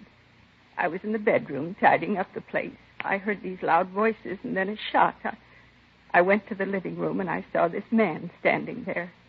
As soon as he saw me, he turned around and ran for the door. I yelled at him, but he didn't stop. What'd you do then, ma'am? I went over to Jeff. He was just lying there, still and quiet. I could see where he'd been shot. I knew he was dead, and then I called you. Before you got here, the other men, the ones in the car, got here. But it was too late. My boy was dead.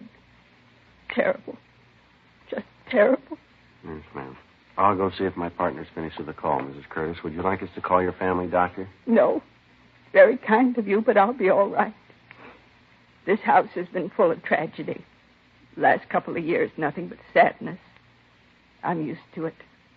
I guess the good Lord makes you used to it. If he didn't, I don't think a mother could go on. Ma'am? My youngest daughter, Alice. 2 years ago, this next month, the 24th, she killed herself, Sergeant. It almost killed me, too, losing her. Yes, ma'am. That's why I say I'm used to it. I got to the point after Alice was dead where I couldn't see any reason for going on. Then I figured that the good Lord must have wanted it this way. And I wasn't the one to say it was wrong. Alice was going to have enough trouble as it was. I don't think I understand. Suicide, Sergeant. The one unforgivable sin. Yes, ma'am. Okay, Joe. I called them. Checked with the fellows in the car. They're looking around the neighborhood. Miss Curtis. Yes.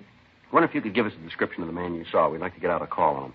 Of course, I saw him pretty good, just standing there looking at me. Well, how old a man would you say he was? Maybe 35 or 40. Not any older than that, I'm sure. Mm-hmm. How tall would you say he was? Taller than you. About how much taller? Oh, maybe a couple of inches. Well, I make him about 6'1" or 2. Is that right? Yes, I think that's pretty close. About his weight. How heavy do you think he was? I'm not very good at that. I guess about 180, around there. Uh-huh. What about his clothes? What was he wearing? Could you remember? He had on one of those blue denim outfits, you know, the trousers and the jacket, light blue. Mm-hmm. Then the coat had that dark blue trim, knitted around the bottom and collar. Had on a white shirt, no tie. And a pair of those shoes with the real thick soles, that rubber. Mm-hmm. Anything unusual about him? I don't think I know what you mean. Or did he have any marks or scars, anything that might make it easier for us to identify him? No, not that I could see. But you won't have any trouble identifying him. I'll tell you if you have the right one or not. Did he have a car? Would you know that? I don't think so. I didn't see one. All right, thank you, ma'am. Mm-hmm. I'll call us in right away, Joe. Get out the local and APB. Yeah. Miss Curtis? Yes? Could you tell us exactly what time the shooting took place? Not exactly, but I'd say about 7:45. Uh-huh. Did this man say anything to you? No, not a word. You never saw him before, maybe around the neighborhood, the stores, in the street someplace? No, I never saw him. I know that. But if I see him again, I'll know him. All right, ma'am. I'll be right back, Joe. Okay. I hope you won't take offense, ma'am. What's that, Sergeant? Well, you don't seem too greatly concerned about your son's death here. I thought I'd explain that to you. I told you that I have to figure that it's the Lord's will. Mm-hmm. I might as well tell you, Sergeant. You'll probably find out anyway. What's that, ma'am? Well, Jeff and I had a few arguments. Nothing serious, but we did have words. I beg your pardon, ma'am? Well, I told you that my daughter took her own life. Oh, yeah. She lived with us here in this house. I thought it was a happy home. I found out it wasn't. I found out too well. Mm-hmm. You see, Alice, that's my daughter. Yes, ma'am. Well, she was going to marry. She'd met a young man who worked in an aircraft factory. She seemed to think he was very nice. I couldn't see much in him. I told her so. We had quite a few rows about it, once when he was here. Mm-hmm. On that night, the row, Alice's young man left, made quite a fuss about my trying to run the children's lives. Told Alice that he'd marry her right away that night. But when they were married, he didn't want to have anything to do with Jeff or me. Well, did Jeff take any part in this quarrel? No, my yes. Finally, the young man stormed out of the house. Alice was in tears, just seemed to go to pieces. That night, she took an overdose of sleeping pills. I'll never forget when I called her for breakfast. Terrible. That's not doing any good. I'm sorry, Sergeant. That's quite all right, ma'am. Now, you said you and your son had several arguments. Was it about this engagement thing? Yes, after Alice's funeral. Jeff seemed to sulk around the house. Then at night he'd go out and drink quite a bit. He seemed to think that I'd caused Alice to do away with herself. I tried to tell him that I didn't, that I was just as sorry as he was. I told him how badly I felt, but it didn't seem to do any good. Well, have you heard from Alice's fiancé since that night? He was at the funeral. Well, what's his name, Mrs. Curtis? Dudley. Bruce Dudley. Do you know where we can get in touch with him? I think Jeff had his address. I can look for it. Thank you. But you don't think that Bruce had anything to do with this? I know it wasn't him. I know Bruce. I know what he looks like. It wasn't him in the living room. Well, we just want to talk to him, ma'am. Of course, he might have hired someone else. No, I'm sure Bruce had nothing to do with it. Even with what he did say. Ma'am? That night, when they had the fight, Jeff told him that if he didn't get out, he'd throw him out. Mm-hmm. When he left, Bruce said that someday our meddling in other people's lives was going to backfire, that it might take some time, but that we'd be repaid. And that look in his eyes when he went through the door, Sergeant, Yeah. maybe he did do it. He looked mad enough to kill us both. 9:12 a.m. The coroner arrived and removed the body. The men from the crime lab crew went over the place. A complete set of pictures was taken before the body was removed. Leighton Prince went over the rifle on the table and the cleaning apparatus. Frank and I noticed that the tablecloth on the living room table had been on the floor when we got to the house. Mrs. Curtis had told us that her son had grabbed it as he fell to the floor. We talked with the neighbors. One of them, a Mrs. Alvin Kemper, said that she had been watering the lawn between 7:30 and 8 a.m., but that she had seen no one enter or leave the Curtis house. She told us that she had heard frequent and loud arguments between Mrs. Curtis and her son. Frank and I drove out to the address of Bruce Dudley. It was a modern one-room apartment on Riverside Drive in the San Fernando Valley. We rang the buzzer a second time and waited. Looks like he's not in. Oh, what time you got? 12:17. He's probably gone out. Come on, we can check the manager. Yeah? Oh, Mr. Dudley? Yeah, what do you want? Well, police officers would like to talk to you. Okay, come on in. I just got up, out late last night. I don't feel at all well. Now, move those clothes and sit down. I'm going to put a pot of coffee on. Oh, I feel like a troop of midgets ran barefoot over my tongue. Yes, sir. Go right ahead. What do you want to see me about? You know a Jeff Curtis? Yeah, I know him. Hey, what'd you say your names were? Well, my name's Friday. This is my partner, Frank Smith. You got any badge? Something to prove that you're cops? Yes, sir. Here's my ID. Uh-huh. Sergeant Joseph Friday. Okay. Now, what's this about Jeff? He's dead, Mr. Dudley. Dead? Yes, sir. How'd it happen? Accident? Well, we're not sure. He didn't kill himself, did he? Why do you ask that? I just thought he might have. Sister killed herself. Thought he might have done the same thing. Do you know of any reason that he'd do something like that? Oh, no, not that I could name. I understand you and Mr. Curtis didn't get along too well. We got along all right. Oh, when Alice and I split up, there were some words, nothing serious. Well, the way we get it, you were pretty sore at him. Yeah? Yeah. I understand that you and he had quite an argument. He was ready to throw you out of the house. You've been talking to his mother. She's been throwing lies around again. Well, is it true? Did you and Curtis have an argument? Yeah, I got nothing to hide. You been out of the house this morning? No, why? Have any way of proving you were here all morning? Just got up. You know that. You guys got me out of bed. What are you trying to prove? Just want to know if you can account for your time, that's all. You think I had something to do with Jeff's death, is that it? We didn't say that. No, but you meant it. Oh, excuse me, I got to get the coffee. You want some coffee? No, thanks. How about you? No. You don't mind if I have a cup, huh? No, sir, go right ahead. Thanks.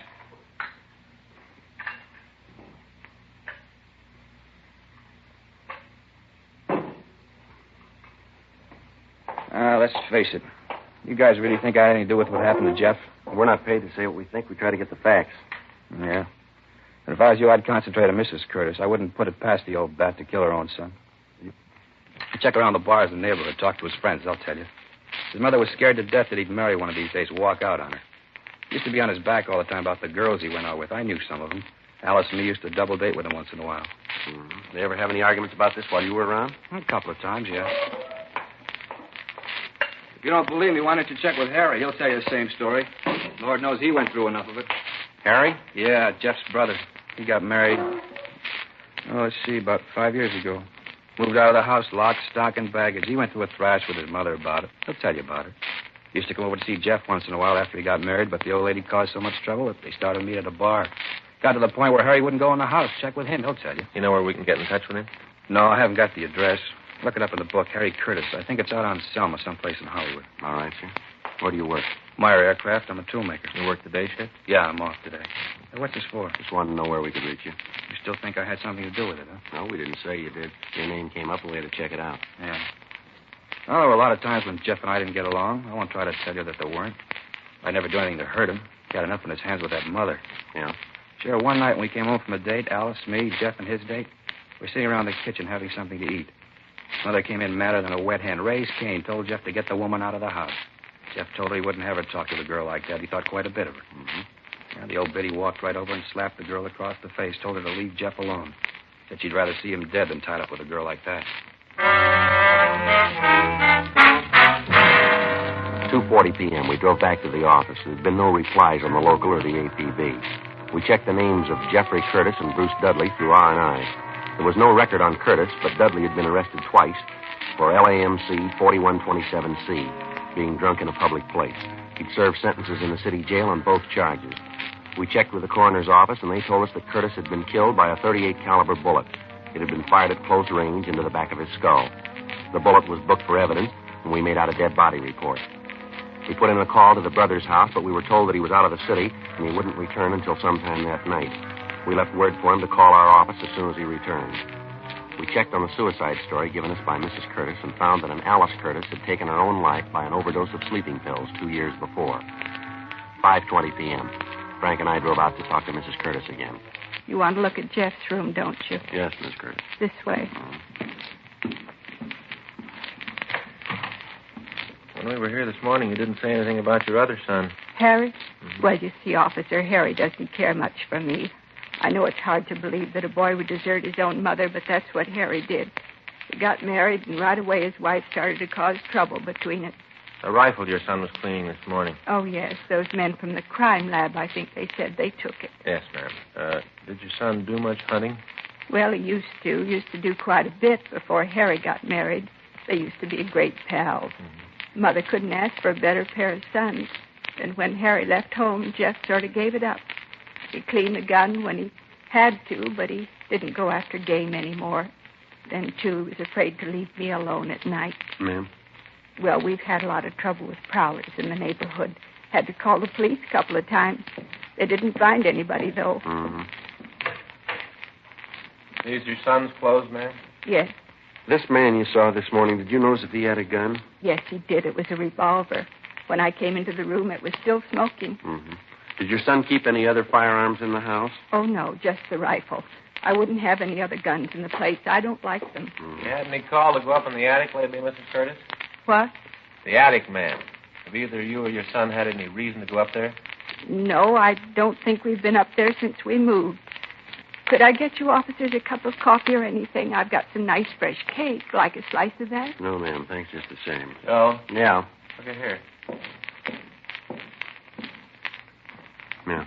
Look at here on the shoulders of these suits in the back. Mm-hmm. You see this dirt? Looks like it came down from that door to the attic. Yeah. Let me get a chair and we'll have a look. What's this all about? I told you we haven't used that attic. Don't you believe me? We'd just like to take a look if you don't mind, ma'am. Well, maybe I do mind. It's just going to take a minute, ma'am. I think you officers have sure got your nerves. I tried to be nice to you, help you out. Isn't enough that my boy's dead. Now you have to come in here and tear my home apart. There's something up here, Frank. I think I can reach it. Yeah, here it is. Get my pencil.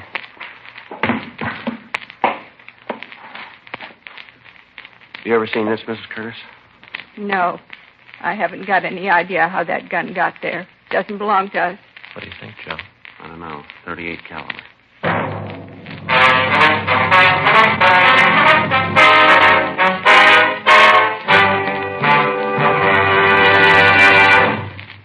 You are listening to Dragnet, the authentic story of your police force in action. And now a report every smoker should hear. Nose, throat, and accessory organs not adversely affected by smoking Chesterfields. First such report published about any cigarette. A responsible consulting organization reports a study by a competent medical specialist and staff on the effects of smoking Chesterfields. For 6 months, a group of men and women smoked only Chesterfield, 10 to 40 a day, their normal amount. 45% of the group have smoked Chesterfields from 1 to 30 years, for an average of 10 years each. At the beginning and end of the 6 months, each smoker was given a thorough examination, including x-rays and covering the sinuses, nose, ears, and throat. After these examinations, the medical specialist stated, "It is my opinion that the ears, nose, throat, and accessory organs of all participating subjects examined by me were not adversely affected in the 6-month period by smoking the cigarettes provided." Remember this report and buy Chesterfields, regular or king size. Premium quality Chesterfields, and much milder.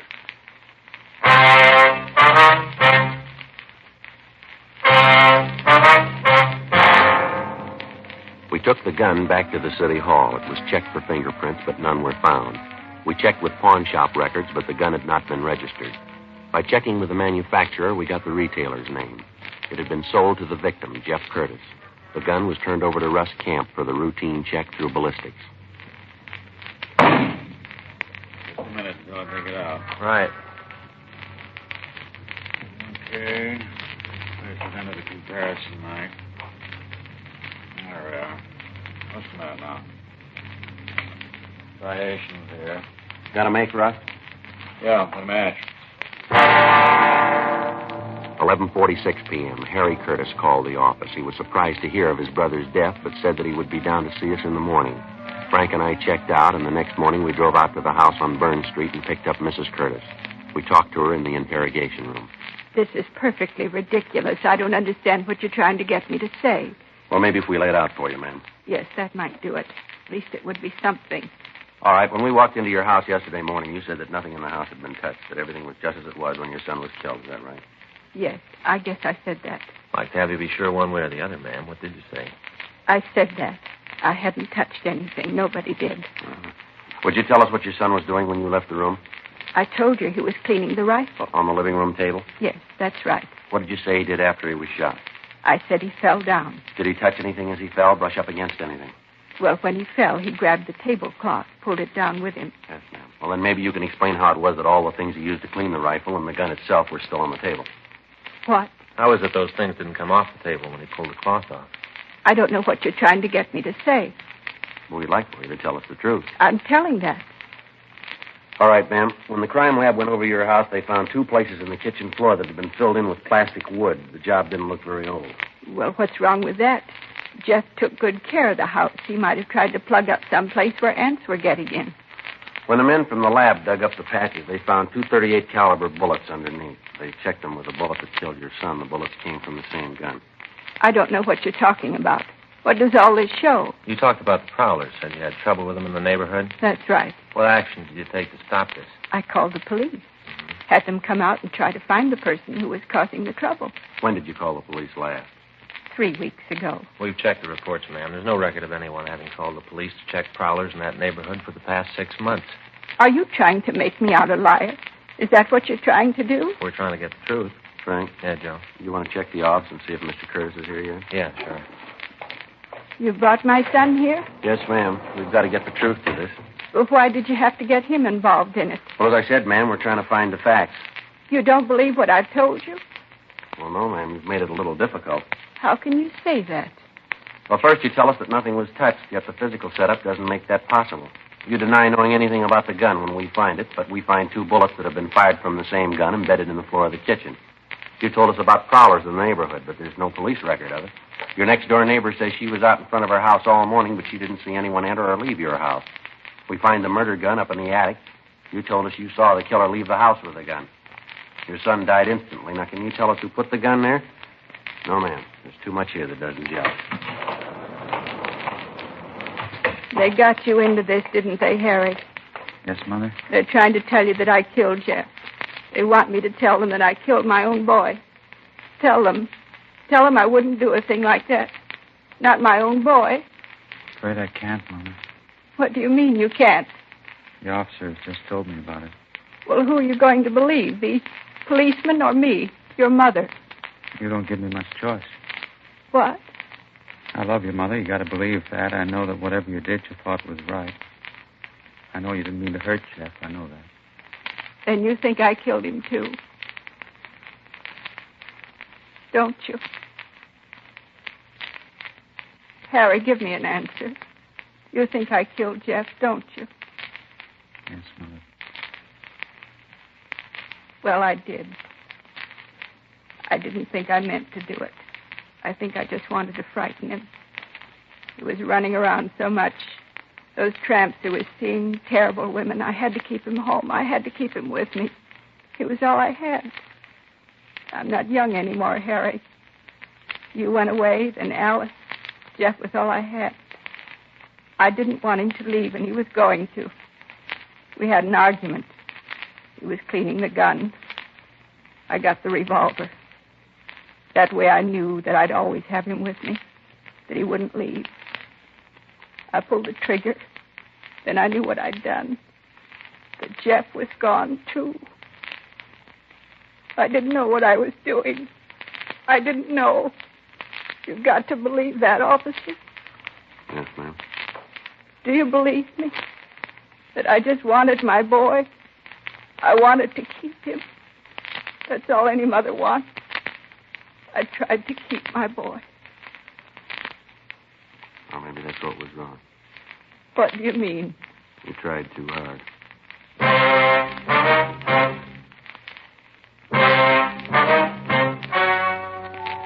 The story you have just heard was true. The names were changed to protect the innocent. On September 4th, trial was held in Department 87, Superior Court of the State of California, in and for the County of Los Angeles.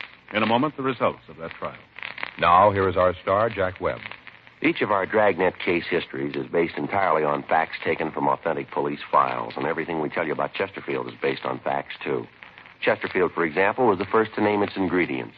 Chesterfield tells you what it's made of, because you should know what gives you the best possible smoke. Now, that brings me to the report that George Fenneman and Hal Gibney read earlier. That, too, is based entirely on facts. Nose, throat, and accessory organs not adversely affected by smoking Chesterfield. First such report ever published about any cigarette. Remember this the next time you buy cigarettes and ask for Chesterfield.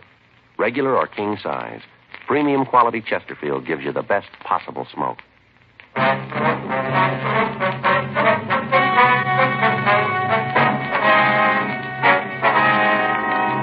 Edith A. Curtis was tried and convicted of murder in the first degree and was sentenced to the state penitentiary for women, Tehachapi, California. While serving her sentence there, she died from natural causes. Murder in the first degree is punishable by death or confinement in the state penitentiary for life.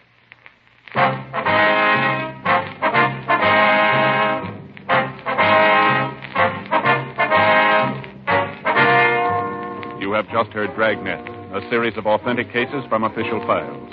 Technical advice comes from the Office of Chief of Police W.H. Parker, Los Angeles Police Department. Technical advisors, Captain Jack Donahoe, Sergeant Marty Wynn, Sergeant Vance Frazier. Heard tonight were Ben Alexander, Herb Ellis, Helen Klebe, Whit Connor. Script by John Robinson. Music by Walter Schumann. Hal Gibney speaking. Tomorrow, sound off for Chesterfield. Either way you like them, regular or king size, Chesterfield gives you the best possible smoke. Much milder Chesterfield. Chesterfield has brought you Dragnet, transcribed from Los Angeles.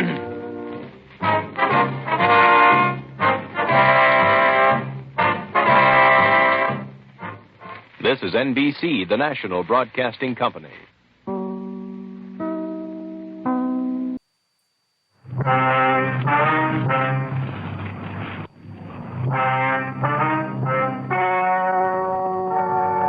Ladies and gentlemen, the story you are about to hear is true. The names have been changed to protect the innocent. Dragnet.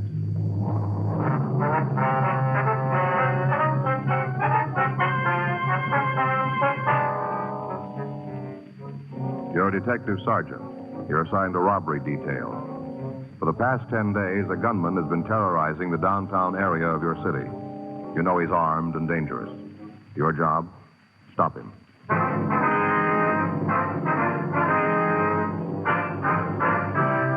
Dragnet, the documented drama of an actual crime. For the next 30 minutes, in cooperation with the Los Angeles Police Department, you will travel step by step on the side of the law through an actual case transcribed from official police files. From beginning to end, From crime to punishment, Dragnet is the story of your police force in action. It was Tuesday, October 5th. It was raining in Los Angeles. We were working the night watch out of robbery detail. My partner's Frank Smith. The boss is Chief Detective Thad Brown. My name's Friday. I was on my way back from Metropolitan Division. It was 7:56 p.m. when I got to the City Hall. Robbery squad room. Hey, buddy, you didn't have to make a special trip in to bring the tie. Well, I might have forgot it tomorrow and left it in the car again. Here you are. Oh, thanks. Hey, the card's still in the box, you want? No. Hey, look at this. Real pretty. Go good with my brown suit. Real silk, too, huh? Mm-hmm. That's a pretty clever idea, putting a name on a tie like that. Don't you think? Yeah. Yeah, I used to do the same thing with ink and paper when I was a kid. You know, put a gob of ink on the paper and then fold it over. Mm-hmm. You got some pretty weird-looking pictures. This name business makes a nice, neat tie pattern, don't you think, Joe? Yeah, if you don't mind the switch. On the name, you mean? Yeah. No. Unless you're looking for it, you wouldn't know it said Joe Friday. Here, take a look. See? This is how it's going to be when I'm wearing it. It's kind of hard to see. Yeah, well, as long as you're satisfied, you're the one that's going to wear it. Well, sure. Looks great to me. Of course, if you're going to turn your head sideways and read it, then you can see it says Joe Friday, but I don't think people are going to go to all that trouble. You think so? No, I don't think so. Did you talk Stoner? Yeah, says they'll meet us later. All right, better get going, huh? Yeah. Want to get your coat? It's coming down pretty hard out there. Right. You think it'll keep the suspect inside? I don't know. It isn't going to work for us. Hot shot, I got it.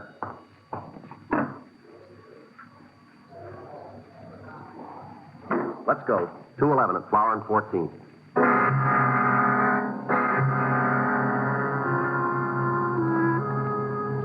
Frank and I left the office and drove out to the address. It was a small neighborhood liquor store. In spite of the heavy rain, a large crowd had already gathered in front of the place. We parked our car and tried to get into the store. Let us through here, folks, please. Now, stop pushing. There's no reason to give you a special pass. Police officer, let us through. Oh, I'm sorry. I didn't know. It's all right. Let us through here. I've been around, seen a lot of tough guys, but there was something wrong with this fellow. Back there, Joe. Now. You call the ambulance yet? Can't we do something for poor Claude? Don't just let him lay there. You from downtown? That's right. Friday and Smith Central Robbery. Did you answer the call? Me and my partner. That him outside? That's right. You get a description? It's out. Okay. Ain't anybody going to ask me what happened? Yes, sir. Just a minute, please. Seems all you fellas are interested in is what the guy looked like. Don't nobody want to know what happened? Yes, sir, we do. If you'll wait just a minute, please. No choice. Anything more I can do here? No, not right now. Okay. I'll be outside if you need anything. Right, thanks. All right, sir, you want to tell us? About time. What's that? All this running around and yelling. Wonder you fellas don't catch anybody. Don't slow down long enough for me to tell you what happened. Uh-huh. You want to go ahead? Worst thing I ever saw in my whole life. Most terrible. Yes, sir. Were you alone in the store when the shooting occurred? No. Well, who else was there? Claude, Anita, and me. Claude's the victim, that's right? Yeah. That's him there. Yes, sir. Don't you think somebody ought to do something for him? Seems like the ambulance ought to be here. Well, he's dead, sir. Claude? That's right. You've got to catch the fellow who done this. Most brutal thing I ever saw. No reason for any of it. That guy was off his rocker. You mentioned somebody named Anita. Is she still here? Yeah, in the back room. She wasn't feeling too good. Almost scared her half to death. Went back there to take an aspirin and lay down, scared. I wonder if we could talk to her. You have to? Yes, sir. Okay. I'll go get her. You just wait here. Anita? Anita? It's me, Hanley. Can you come out? Police. They want to talk to you. We don't like to bother you, lady. We'll try to be as brief as possible. It's all right. Would you give us your name? This is Miss Anita Blaine. I'm Hanley Dawson. I don't think you told us your names. Miss Frank Smith. My name's Friday. Hello. How you doing? Is there anything we can get for you, Miss Blaine? No, I'm all right now. All right. Would you tell us what happened? We was back of the counter playing a game of cribbage. You and the victim? Yeah, me and Claude. His full name's Claude Langford. We was there playing the game. Were you in the store at the time? No, I came in later. I'm trying to tell you in the right order.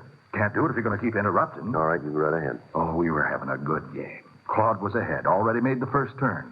Oh, my crib and I really had a good hand. Might have caught him. Yes, sir. We was just about to play the hand when the door opened. Kind of surprising. Why is that? Didn't figure anybody'd be out on a night like this. I see. It was this young kid. All right, go ahead. Come in and ask me where we kept the canned nuts. You know, cashews and almonds. Yes, sir. Pointed it out for him, and he went over to have a look. Mm-hmm. Claude and me started back to the game, but the kid found what he wanted, and he come up to the counter. All right. I got up to wait on him. Handed me a $5 bill for 2 cans of peanuts. Yeah. Opened the register to get change.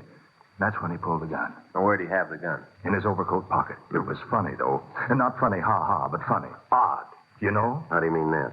Well, you know how most raincoats have a little slit in the pocket so you can reach into your pants pockets without unbuttoning your raincoat? Yeah, I know what you mean. Well, the kid unbuttoned his coat and reached right through the slit with the gun. Kind of like this. You see? Yes. Mm-hmm. Now, what did he say when he showed you the gun? Like this. This is a stick-up. Keep your mouth shut and you might not get hurt. Might. That's what he said. Mm-hmm. What happened then? Told both Claude and me to come out from behind the counter. Said for us to lay down on the floor. Yeah. We did like he said, you know. There was just something about that kid, so you had to go his way. Mm-hmm. He made us lay down right there, where Claude is now, on our stomachs. Yeah, what happened then? Went over and took the money out of the cash register. Then he really got sore. I thought he was going to explode. Why, do you know? Wasn't much for him to take, only about $20, $25. Guess he expected more. I see. He come over to where me and Claude were on the floor. Told us to take the money out of our pocket. Stood there with a gun pointed right at us. He was mad. Mm-hmm. He did what he said. You just bet we did. I only had about $6 on me. Gave it right to him, though. Yeah. That's when Anita here come into the store. Just walked in, like a rabbit into a fox's trap. That's right. I didn't have any idea what was going on. Couldn't you see through the door? I guess I should have, but it was raining so hard I didn't take the time. Glass was kind of steamed up, too. Made it tough to look in. I see. Well, what happened when the hold-up man saw you? He told me to keep my mouth shut, not to make a sound, and get down on the floor. Just like us. Mm-hmm. He grabbed my purse and took the wallet out, went through it and took the money. How much was it? Just a couple of dollars. I came over to get a bottle of wine, and I only took what I needed. All right. You want to go on? He started on Claude. Told him to empty his pockets. Yeah. Claude didn't take too kindly to the way this fellow was acting. If he'd just come in and taken the money, it might have been different. But Claude don't like to be shoved around. Yeah. He did like the kid told him, though. Emptied his pockets right out. I see, sir. Well, you'd just figure the man was real sore when he saw how much money he was going to get. Yeah. You see, Claude don't work. He's got some kind of pension. All alone in the world, he usually don't have much money. Main reason he comes over to play cards. He ain't got nothing else to do. And it's free. Mm-hmm. How much do you have on him tonight? 37 cents. Kid saw that. I thought sure he's going to kill us all. He sure acted like it. Then he figured maybe Claude was holding out on him. Told him to turn his pockets inside out. He did like he was told. Yeah. When he did, something fell out of his pocket. A coin hit the floor and rolled around, disappeared under the counter over there. The man with the gun saw it and got real mad. Said Claude tried to get away with something. Said for him to go pick up the coin. Claude told him if he wanted it that bad, he could get it himself. Yeah. Fellow just looked at Claude for a minute and then put the gun right against his head. Right here, see? Didn't say a word. Just pulled the trigger. He was crazy. No reason for it. Claude must have been dead when he hit the floor. Just brutal. What did you do then? Ran outside. Did you try and follow him? No, sir. Me and Anita were trying to see if there was anything we could do for Claude. Did the man get into a car, do you know? I didn't see. Might have, but I didn't see it. Did you hear a car? No. Uh-huh.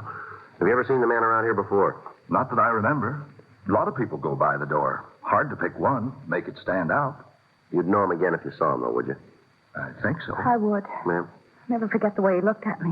Like some kind of animal. I see. Something about his eyes. He looked crazy, real wild. Well, how do you mean that? Well, he wasn't looking right at us. Like there was somebody standing behind me. He was looking at them. He couldn't focus, you know. I know what you mean. Say, did you see the coin that Langford dropped? No, just heard it hit the floor. Uh-huh. Find it? I think so. Look, sure doesn't make much sense. Take a look at it. Yeah. What is it? Streetcar token.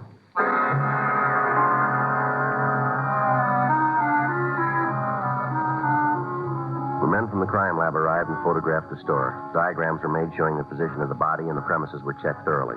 The victims were taken to the city hall to check the mug book. They were unable to make an identification. A canvass was started at the immediate area in the hope that we might be able to turn up a witness to the shooting. One of the uniformed officers talked to a newsboy who had seen a man run from the liquor store. Frank and I went down to talk to him. Yeah, I saw him. I heard this noise like a backfire, and then this fella come out of the store and started to run down the street. You get a good look at him? No, he went down that way, away from me. You see if he got into a car? No, he ran around the corner. I didn't think a lot about it till after the whole thing was over. Could you describe him for us? No, I just got a look at his back. Nothing about that'd stand out. Uh-huh. Might talk to that girl, though. What girl? Well, when the fellow ran out of the store, he almost knocked her down, ran right by her. You know who she is? Not right out. Sure feel like I do. How do you mean? I see her every week. Where's that? Home every Saturday night. What's that? She's on television.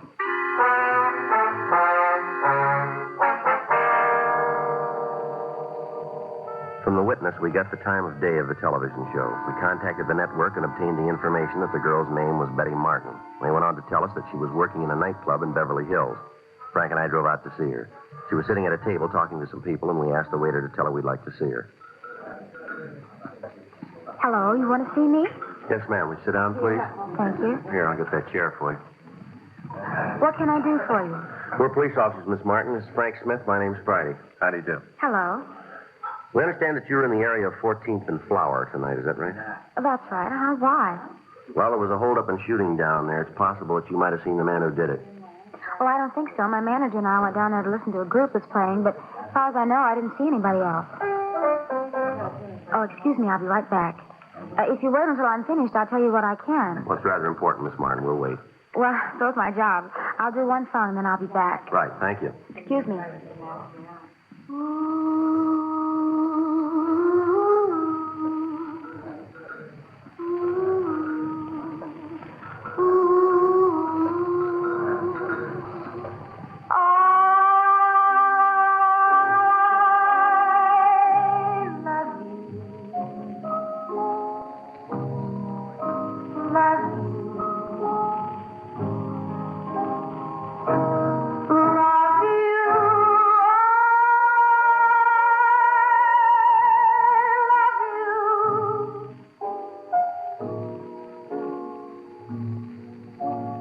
Any questions?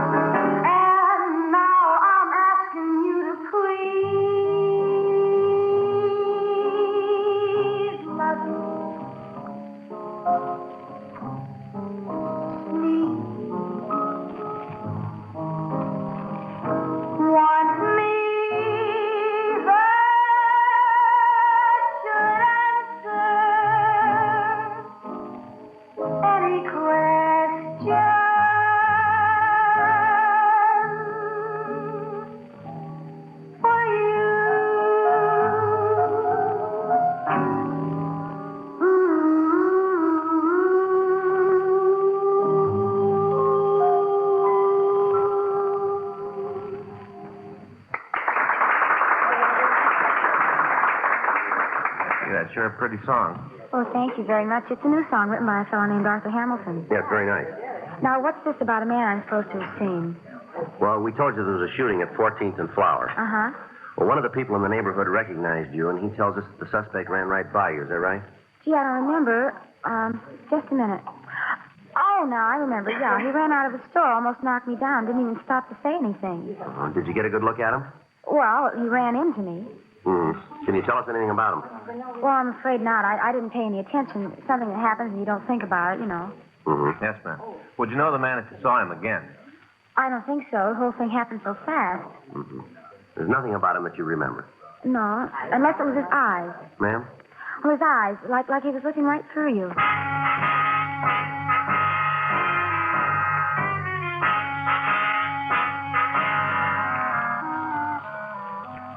11:46 p.m. Frank and I went back downtown. The search for the killer had spread throughout the city. Additional units from all divisions were called in to help. From the description given us by the victims and witnesses, it appeared more than likely that the suspect was a narcotics user. If this was true, it was more than possible that he'd cut down anybody who got in his way. Frank and I contacted the office and talked to Captain Donahoe. He'd taken over the search for the gunman. Because it was impossible to cover all of the liquor stores in the area, it was decided to ask the owners to close. Frank and I were assigned to places along Vermont Avenue. The first 6 stores we contacted cooperated. By the time we got to the 7th, the rain had stopped. We parked the car in front of the place and walked in. At first, there was no one in sight, but then in the storeroom, we found the owner. He was lying on the floor, his head buried in his arms. You go away. Leave me alone. You all right? I am now. I want to stay that way. Now, you get out of here. Look, we're police officers. What's the matter with you? Now, don't try that with me. I know who you are. You got all the money. There's no more to take. Come on, this is no joke, fella. Now, listen. I remember what you said. I ain't going to get up from here for another 2 minutes. I can see my watch. Still got 2 minutes. Come on, get your head up from the floor. You can see this card. Huh? It's an identification card. Here, see it? Are you sure? Well, you're looking at it. Now, look, if this is a joke, I'm not going to like it. Come on. Don't worry about it. Now, get up. Come on. Well, it's about time you got here. It's a terrible thing when a man's robbing his own store and nobody's going to take the time to protect him. You were held up tonight? Yes, sir, not more than 3 minutes ago. Guy left. He told me to stay where I was for 5 minutes. What did he look like? Huh? The man who held you up, can you describe him for us? Yeah, young kid, just out of his teens, roaming around the streets, threatening citizens. You cops ought to do something about it. What did he look like? Well, he was dark, black hair, black eyes, wildest looking eyes you ever saw. One look at him, and you knew he meant what he said. Stay put, and I did. I'll call him. All right. What's he going to do? Put out a broadcast. For the holdup man? That's it. Well, I don't want to tell you your business, but it sure seems like a waste of time. What's that? Well, if he hears it, he ain't going to give himself up.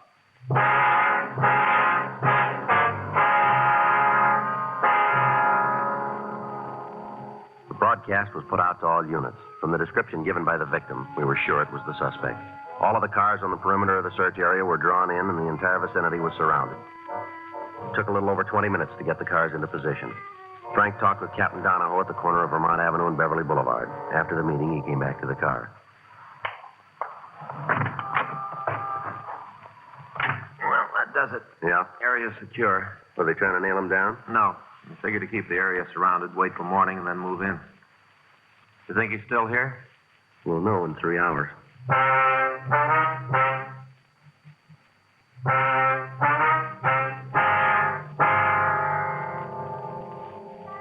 The preliminary search of the neighborhood netted nothing, and the area was secured for the night.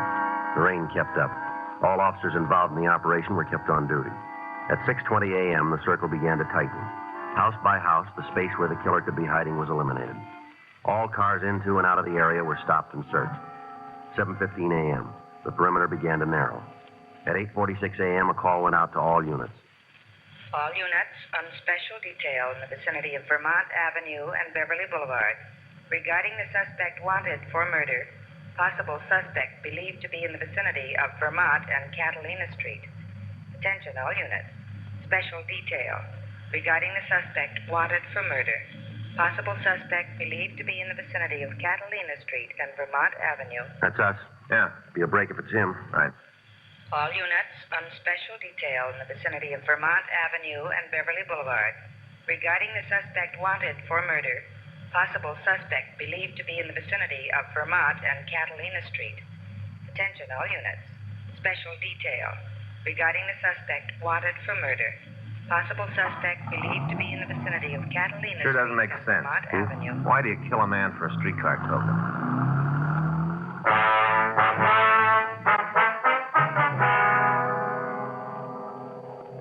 According to the report received by the complaint board, a woman in the vicinity had seen someone run through her backyard. When she shouted at the person, he continued running and disappeared into the alley. All cars in the area converged, and a complete search was started. As time went on, the possible hiding places narrowed, and finally the suspect was left with less than a block in which to conceal himself. Frank and I joined the officers on foot. After 20 minutes, we found ourselves in the backyard of one of the houses on the street. Looks like a chicken house back there. Better check it, huh? Yeah. All right. You got it covered? Yeah. Joe. Yeah.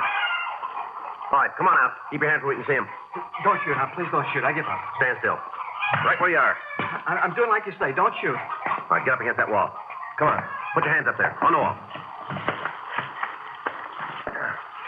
.38 revolver. I'd have given it to you. I don't want any trouble. Always works out that way, doesn't it? What do you mean? Well, you guys are big as long as you're holding the gun. As soon as somebody else has got it, you fall apart, don't you? I don't want no lectures, Cop. Just take me in. That's all you got to do. Take me in and make a bookie. We'll do that. We'll end up on a limb anyway. You got nothing to hold me on. Is that so? Yeah, I've been around cops a long time. I learned it the hard way. Don't tell them nothing. That's the way to make it. Don't tell them nothing. Well, you missed one of the big points. Huh? This gun you were carrying. Yeah? Maybe that'll tell us.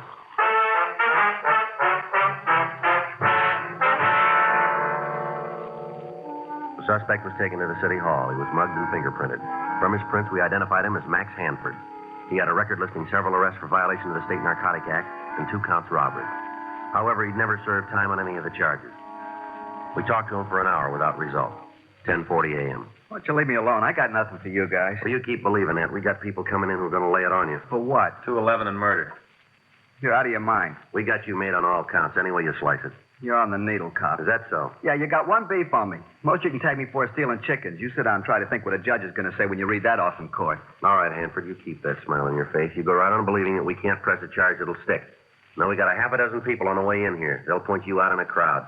And as soon as they do, we'll drop you in a cell and hold you ISO. Won't be long till that yen gets so big you'll be yelling for us to turn you loose. You got it all figured, haven't you? That's right down the line. You're a hype. You're hooked, and you're hooked bad. Everything's working for us. You go through the cure, and you'll tell us what we want to know, and you'll be glad you got the chance to talk. We don't need your help. We're home free without you. You keep up the way you're acting, see how far it gets you. You really figure you can box me in? Without a door. When'd you call the people? What's that? To point me out. A little while ago. Well, can you get them before they leave home? Why? No reason for them to make a trip. I'll give it to you. You want a stenographer? Might as well. I got nothing to lose. I'll give you the story. I'll get it. Go ahead. Lousy deal. Is that right? Yeah, I didn't want to kill that fella, you know. Well, why'd you do it? I was high. I just had a pop. I felt like I owned the world. Maybe pretty sort of think the guy was holding out on me. Guess you think that's a pretty bad reason. That's right. People don't understand. You get a bad habit working on you, you'd do anything to feed it. Is that right? Sure, you let me talk to anybody. Let me tell them what it means to have a supply shut off. I'll tell them what it's like. I don't care who it is. You put me in front of a jury, I'll tell them. Yeah, well, you'll get the chance. I'll tell them it wasn't my fault I got hooked on this stuff. That's why I did it. I'll tell them. Well, while you're at it, you can tell them something else. What? Why you started taking narcotics.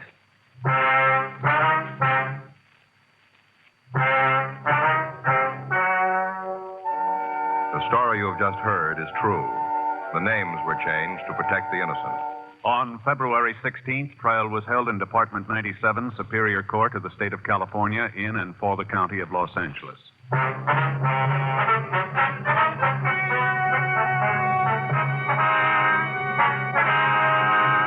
Max Gifford Hanford was tried and convicted of murder in the first degree and received sentence as prescribed by law. Because the jury failed to return a recommendation for clemency, he received the maximum sentence and was put to death in the lethal gas chamber at the State Penitentiary, San Quentin, California.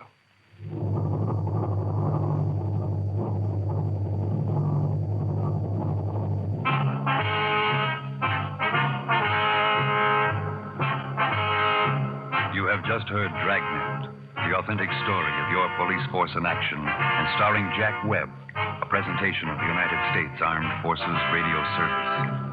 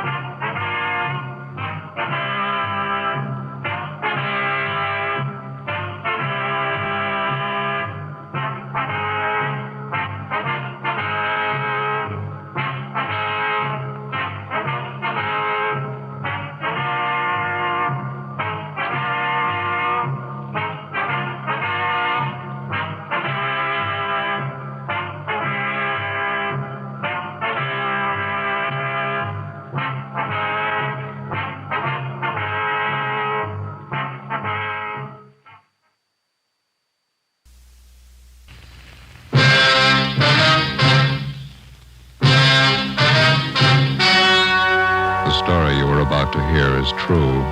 Only the names have been changed to protect the innocent. Fatima Cigarettes, best of all long cigarettes, brings you Dragnet.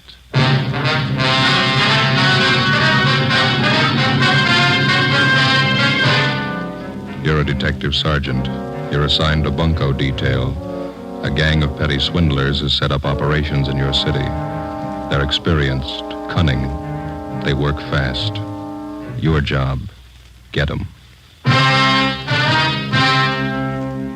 You'll be amazed when you compare Fatima with other long cigarettes. You'll find they now cost the same.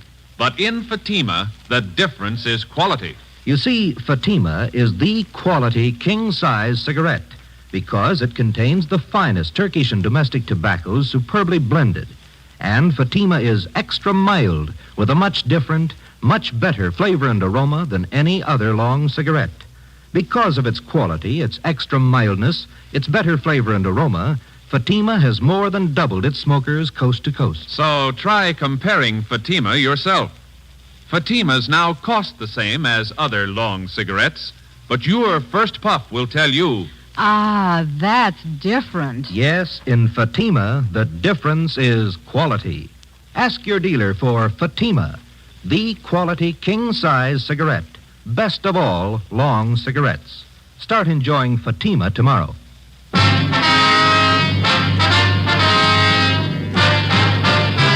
Dragnet, the documented drama of an actual crime. For the next 30 minutes, in cooperation with the Los Angeles Police Department, you will travel step by step on the side of the law through an actual case transcribed from official police files.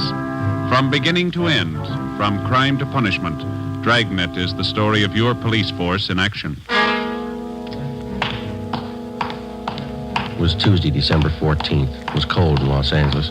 We were working the day watch out of bunco detail. My partner's Ben Romero. The boss is Captain McCauley. My name's Friday. It was 10:35 a.m. when I got to room 38. Bunco detail. Joe? Yeah, Ben. Joe, this is Miss Bergstrom. You talked to her on the phone last night? Oh, yeah, sure. This is my partner, Sergeant Friday. How do you do? Glad to know you. Would you care to sit down? Thank you. I was downtown, so I thought it'd be just as easy for me to come in and see you. Did you bring those things with you, Miss Bergstrom? Here they are. Wristwatch. Pen and pencil set. Mm-hmm. Sure make them look nice, don't they? On the outside, yeah. Let me take the back off the watch for you. There. You can see for yourself, Sergeant. It's junk, not worth 15 cents. Charged me $48 for that watch. Said it was wholesale. He wasn't making any profit on it. Told me he was doing it because he'd known Harry so well. Watch only ran for a day, then it stopped. How about the pen and pencil set, miss? This is bad. Pen's just a shell, won't even write. Same with a pencil. I paid him $30 for them. Mm-hmm. This engraving on the pen. With love from Harry. That's Harry's boy I was engaged to. That's how the man got me interested to start with. Came to my house and gave them to me. The watch and the pen and pencil. Said Harry had ordered them as presents for me. See?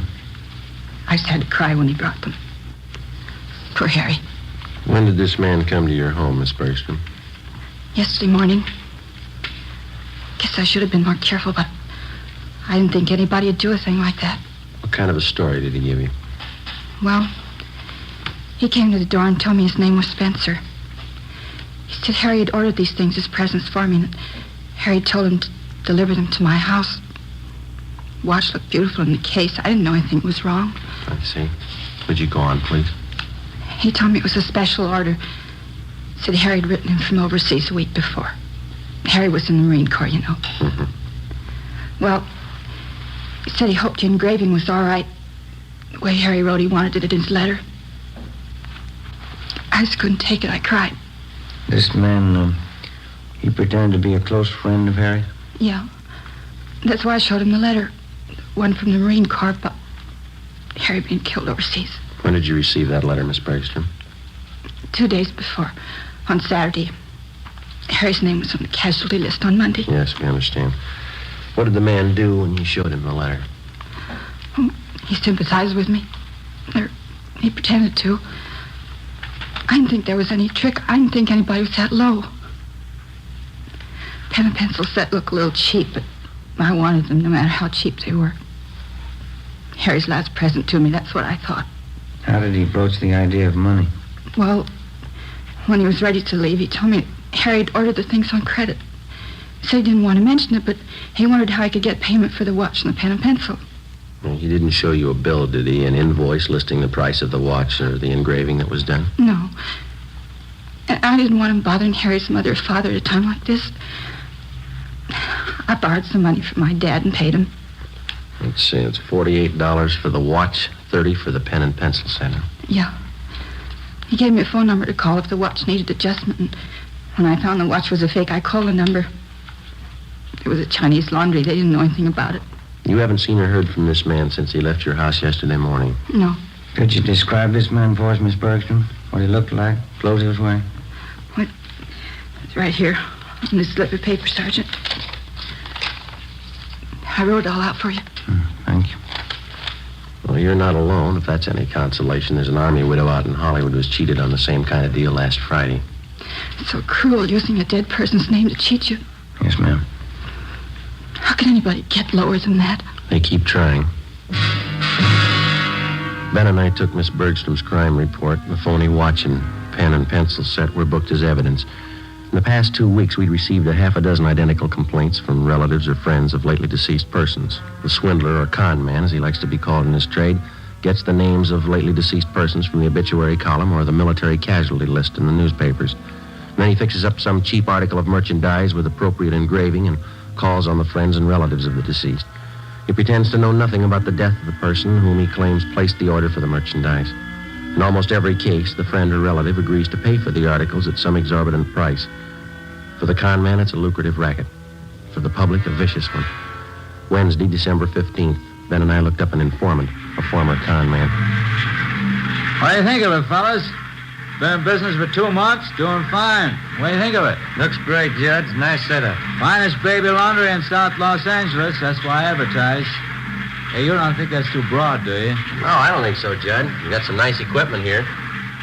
Baby laundry. How'd you ever get started? Father-in-law set me up with a loan. Says he got tired of me trying to sell him bum watches. Well, that's a good break for you, Judd. Say, you got a couple of minutes? We'd like to talk to you. Sure thing. Come on back here. Okay. Fine, thanks. Yeah, I've squared away, living a solid life. Not bad at all, you know. It surprised me. You ever see any of the old gang, Judd? Not much, no. Some of the old grifters look me up now and then, try to touch me. No go. Hey, here you are.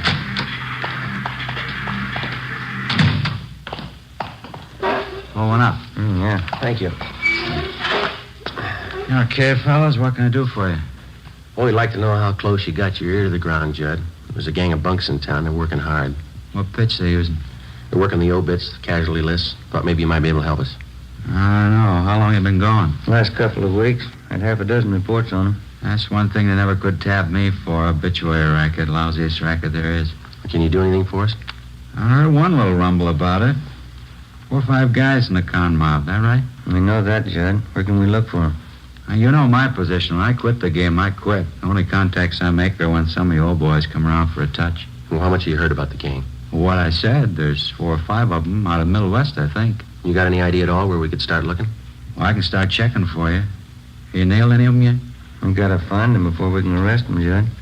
Yeah, well, as I say, when I quit the game, I quit. But maybe I can take a few soundings for you. Can't promise you anything. I'm strictly on the up and up. Okay, Judd. You know where to get in touch with us. We'll appreciate anything you can do. Yeah, well, you've helped me plenty of times, fellas. Wouldn't hurt a bit to tab that bunch. I'll walk out with you. Fine.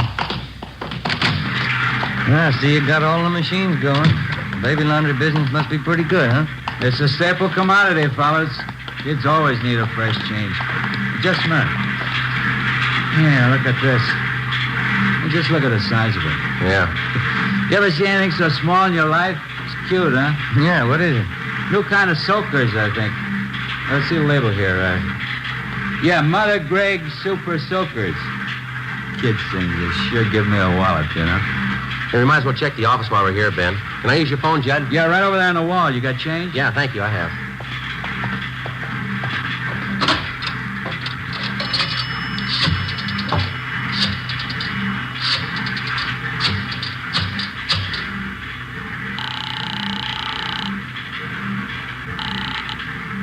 City Hall. 2572. 2572? bunco fugitive, Brian. Joe Friday, Tom. Anything doing? Yeah, Joe. Think we might have a lead on those bunks working the obituary racket. What do you got? They reached a woman in Highland Park. Where are you? Baby laundry. Oh. Well, it's a Mrs. Westerly. Her daughter was killed in an auto accident. Last night they came around and sold the woman a watch her daughter was supposed to have ordered. Also a necklace and pen and pencil set. $250. Usual junk. Did you talk to this Mrs. Westerly? Yeah, we took the report, the man's description, his M.O., the rest all match up. What's the lead? She watched the man when he left her house. Yeah? He got in a taxi cab. 10:30 a.m. While Sergeants Bryant and Ullery got out a broadcast on the suspect, Ben and I drove to the offices of the cab company where we contacted the special agent. He helped us check the way bills for the preceding night. On the way bill for cab 213, we found the trip listed. Starting point, the intersection nearest the Westerly home. Destination, a hotel on South Flower Street. We went to the hotel and interviewed the desk clerk. From the description we gave him, he identified the man as Fred G. Norris from Minneapolis. At least that's the way he'd signed the hotel register. The clerk told us Norris wasn't in. We had him show us Norris's room. In his suitcases, we found quantities of dime store costume jewelry, monogrammed, and 24 cheap wristwatches and wallets and handbags done in poor quality imitation leather. Also a portable engraving set. The clerk told us that Norris was expected back shortly. We told him to say nothing to the suspect when he arrived. We called the office and arranged for a stakeout at the hotel. Then we drove back to the office. 1 p.m. They told us Norris had been recognized from his description and picked up by Unit 17R on the way back to his hotel shortly before noon. Ben and I joined Sergeants Ullery and Bryant in the interrogation room where they were questioning the suspect. He looked about 40 years old, white, male American, about 6 feet tall, 170 pounds. He would admit nothing. Bryant kept questioning him. You're wasting our time and your own, Norris. Face it. You were playing a rough game and you lost. Now, how about it? You're going to feel pretty silly when you find out you got the wrong guy. Who do you work for, Fred? You can do what you want about investigating me. You haven't a thing to hold me on. There's no use wasting any more time. You got that list of victims? Yeah. These are the ones that tabbed Norris. Thank you. Couple more here, Joe. Thanks, Ben.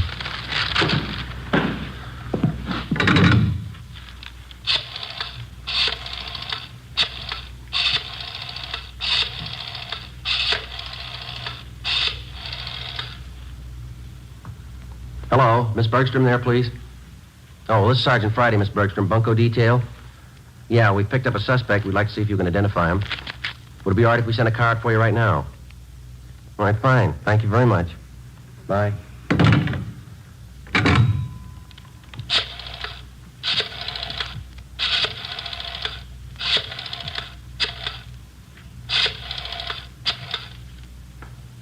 Look, I can't sit here all day. I have business to attend to. Quiet, Norris. He's on the phone. Hello, Miss Cronin there, please.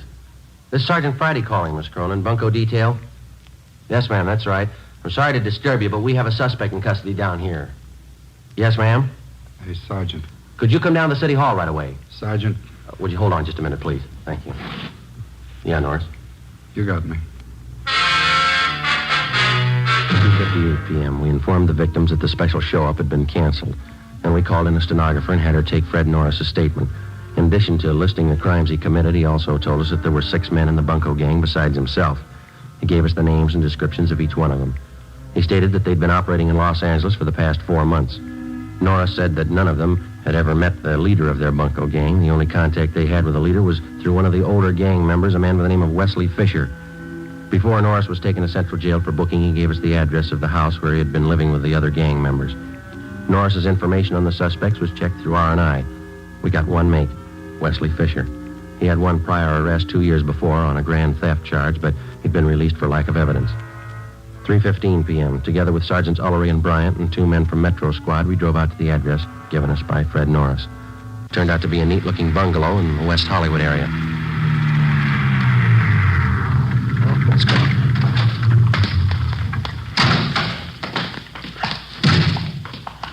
We can take the front door, Joe. Yeah. Say, Tom. Yeah? You want to have Johnson and Brewer cover the back of the place, please? Okay, Joe. Maury and I'll cover the sign. Thanks. Let's go, man. Did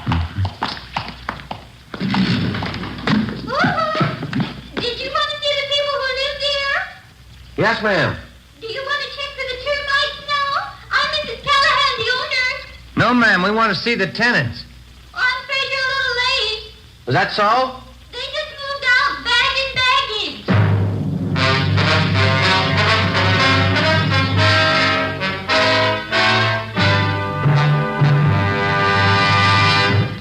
You are listening to Dragnet, authentic stories of your police force in action. You'll be amazed when you compare Fatima with other long cigarettes. Buy a pack. You'll find Fatimas now cost the same. Light a Fatima. Ah, that's different. What a difference. Yes, friends, in Fatima, the difference is quality. Quality of tobaccos, the finest Turkish and domestic varieties, extra mild and superbly blended to give you a much different, much better flavor and aroma than any other long cigarette. Quality of manufacture. Smooth, plump cigarettes, rolled in the finest paper money can buy. Quality, even to the appearance of the bright, clean yellow package, carefully wrapped and sealed to bring you Fatima's rich, fresh, extra mild flavor. Try comparing Fatima yourself. Fatimas now cost the same as other long cigarettes, but your first puff will tell you... Ah, that's different. Yes, in Fatima, the difference is quality. Ask your dealer for Fatima, the quality king-size cigarette. Best of all long cigarettes. Start enjoying Fatima tomorrow.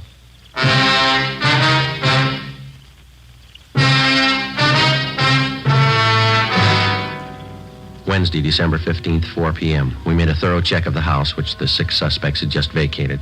We found nothing that would help us. We talked to the owner of the house where the suspects had been living. She told us that she'd rented the place, furnished, to them about 3 months before. She identified Wesley Fisher's mugshot, but she told us that he'd used the name of Charles Wilder. She also recognized each of the other gang members from the descriptions that Fred Norris had given us. She told us that while they were living there, the men seemed to keep odd hours and that they had a car. She told us that she'd taken the license number of the car the day the men moved in. The number was checked with DMV. It was registered in the name of Wesley Fisher, 1008 California Street. It's a transient hotel. The manager told us Fisher had moved about 9 months ago. There was no forwarding address. We got out an all-points bulletin on Wesley Fisher requesting that all occupants in his car be held for investigation of grand theft. Thursday, December 16th, 8 a.m. Ullery, Bryant, Ben, and I met with Captain McCauley.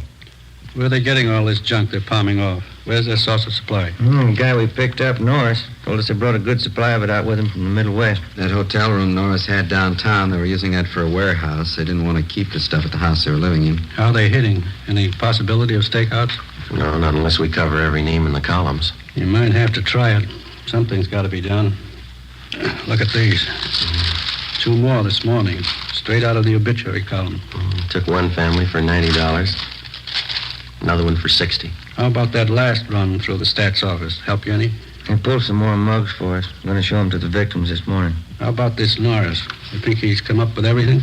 We were up talking to him again at county jail yesterday. Didn't have anything new, Skipper. We dropped in at the sheriff's bunco detail. They've got one new case, same M.O. Description comes close to one of the guys. The victim was the father of a Navy flyer lost overseas. They sold him a gold watch chain that his son was supposed to have bought him for a present. Solid brass. The sheriff's men got anything new? We've been working pretty close with him. Nothing new. Excuse me. Bunko fugitive, Captain McCauley. Can I talk to Joe Friday? Oh, yeah, hold on. You, Friday. Oh, thank you. Yeah. Joe, this is Judd. Can you meet me out at my place? What do you got? Name Wesley Fisher mean anything to you? 8:30 a.m. Ben and I drove out and met with Judd at his home. He was still in his bathrobe when he met us at the door. He told us he had an important appointment downtown at 9 o'clock and he was in a hurry. We talked to him while he shaved. Hope you fellas don't mind. Can't miss this date, lining up some new business, you know. It's all right, Judd. Go right ahead. Yeah, I gotta move fast on these things before they cool, you know. Well, works the same with us, Judd. What's the story? Well, I don't know what's worse. Brother Max called me this morning. You remember my brother Max, don't you? No, I don't think so. He works the Pink Parrot Bar in South Main. When you were in to see me the other day about those grifters you want, I gave my brother a tumble on it. Told him keep an eye open. Hand me that towel, will you? Oh, yeah. Here you go. Thanks. They're all steamed up. What'd Max come up with? Well, he's night bartender at the Parrot, you know. Now, last night he spotted a couple of guys at the bar. Had some day-old newspapers. Uh-huh. They were sitting there with the papers turned to the obituary column, checking off names, writing down addresses. Max is pretty sharp that way. Spotted him right off. Lousy razor. Does Max know these two men he spotted? No, not by name, but he knew that one of them lived in the hotel next door to the bar. When the hotel night clerk come in for a beer, Max asked him about it. He tabbed one of the guys as Wesley Fisher. Did he have anything on the other man? No, the clerk told Max he doesn't live at the hotel, but he spends a lot of time there with Fisher. Had he seen Fisher and this other guy at the bar before? Yeah, Max says he's been in before. Got lashed up a couple times. Mm-hmm. Say, would it be okay to contact your brother at his home, Judd? We Sure. We don't want to contact him at the bar. Yeah, sure thing. Get your address as soon as I'm finished here. He just moved. I see. I don't know. Hope I didn't get you guys out here for nothing. We appreciate it, Judd. Looks good. Seems to fit. That hotel down there, it's a hangout for con man. Angles are all there. Let's hope Fisher is. 8:53 a.m. We arrived at the hotel on South Main Street. We checked with the desk clerk, who told us that Wesley Fisher had room 37. As far as he knew, Fisher was in his room. We got a pass key from the clerk and went up to room 37, where we found Fisher and another man. He identified himself as Raymond Breen, one of the gang members identified by Fred Norris. We also found a small supply of cheap watches and pen and pencil sets in Fisher's car. It was parked near the hotel, was impounded. We took both suspects back to the city hall. We questioned them separately in the interrogation room. Breen was first, but he refused to answer our questions. He was taken back to the squad room, and Wesley Fisher was brought in. Sit down, Fisher. Thank you. Guess you know why you're here. No, I haven't the least idea. All right, then we'll show you. Do you know Fred Norris? Fred Norris. Name sounds a little familiar. Can't quite place it. Well, he places you pretty well. He says he worked with you and Breen up till a couple of days ago. That's so? Yeah. Says he lived with you in that bungalow out in West Hollywood. That's so. Norris, West Hollywood. When was that? 2 days ago, Fisher. Your landlady identified your mug. She even had the license number of your car. What's it prove, gentlemen? Proves you're lying. You and Breen worked together. You did work with Norris. You're part of one of the filthiest rackets going. Gentlemen, you're making a bad mistake. No, there's no mistake, Fisher. Your picture's been identified by at least a half a dozen victims. Now, you can go on playing coy all you want, but we can prove that the pen and pencil sets that you sold some of the victims are identical with the ones we found in your car. I haven't any idea what you're talking about. Believe me, that's the truth. You wouldn't know the truth if it followed you, mister. Now, look, maybe you're great at conning old men and young girls, but don't try to pass any of it here. Now, just a moment, please. Now, you listen, you two-bit thief. I couldn't begin to tell you off for the rotten things you've been pulling off in this town for the past 3 months. That young girl who lost her boyfriend overseas, that widow out in Hollywood, the old man in Highland Park whose wife passed away. You must have felt pretty sharp cheating them out of a few bucks. Maybe you don't remember, mister, but we do and they do. And you're going to pay for them. You all through? I'm through, Fisher. You're just starting. I have nothing further to say, gentlemen. You can talk to my lawyer. We'll give him your new address. Yes? County jail. Suspects Wesley Fisher and Raymond Breen were booked and transported to the county jail. Both of them were positively identified by the victims. Warrants were obtained for the 3 suspects, Norris, Fisher, and Breen. They were arraigned and held to answer at a preliminary hearing on several counts of grand theft. During the next 2 weeks and through the Christmas holidays, identical complaints of bunco operations continued to come in. Friends and relatives of lately deceased persons were still being victimized. The gang's operations continued as usual. There was only one change. The crime reports showed that a woman was now operating in the obituary racket along with the male suspects. Christmas came and went. On New Year's Eve, Ben and I were assigned to standby duty. A few minutes before 8 p.m., we got a call from the county jail that Wesley Fisher wanted to see us. Went to the 10th floor of the jail, the interview room. I'm not going to take all the heat. They're in just as deep as I am. If they can't do right by me, I'll square it up myself. I'll tell you everything I know. Go ahead, Fisher. What is it? Her name's Betty McGraw. She's the one you've been looking for. The whole idea was hers. She planned it out. She got everybody together. It was her show. Where can we find her? 213 Foster, apartment 8. Wesley Fisher gave a complete statement of all his crimes and also implicated the other members. He told us Betty McGraw was his girlfriend. She'd come up with the idea for the obituary racket. She gathered the men together for the job, and it had been planned that she was to stay in the background. In case of trouble, she would furnish aid to the gang members in the form of bail bond money and lawyers. She received a percentage of the take from each of the gang members. We checked her through R&I. She had a criminal history dating back 11 years. We obtained her mugshot. 10:30 p.m. We went out to the address Fisher gave us. A maid answered the door. She told us that the McGraw woman was not there, that she'd gone to a New Year's Eve celebration at a downtown hotel. It was 11:15 when we got there. We identified ourselves to the special officer at the hotel and showed him the mugshot of Betty McGraw. He thought he'd seen her at the main bar. We started looking. Sure do pack 'em in. Yeah. Say, excuse me, please. Can I get through here? Thank you. Sorry, excuse me. Hey, Joe, over this way. I think we can get through. Okay, do you see her yet? No, they're jammed in there. I can't see a thing, but... Hey, wait a minute. Yeah. Can you see down at the end of the bar there? Where? In the black dress? Oh, yeah, that's her. Would you let her through here, please? Excuse me. Sorry. Joe? Right behind you. Is your name Betty McGraw? Is your name Betty McGraw? Yeah, I'm Betty McGraw. I don't know you. Who are you anyway? Police officer. We'd like to see you outside. Outside? I'm staying here. This is where the party is, right here. Let's go, lady, outside. Is there a bar outside? I didn't know there was a bar outside. Okay, Ben. Come on, Lenny. I don't know you at all. I'm not going. I'm not going with you. There it is. Happy New Year! Happy New Year! No use trying to get through this. We'll have to wait. Yeah. Well, Happy New Year, Joe. Yeah, same to you. Maybe next year we'll have it off. I don't know why. I always cry when I hear that song. No reason, I just cry. Yeah? Every year, they play it and I cry. No reason at all. You got one this year, lady. Come on.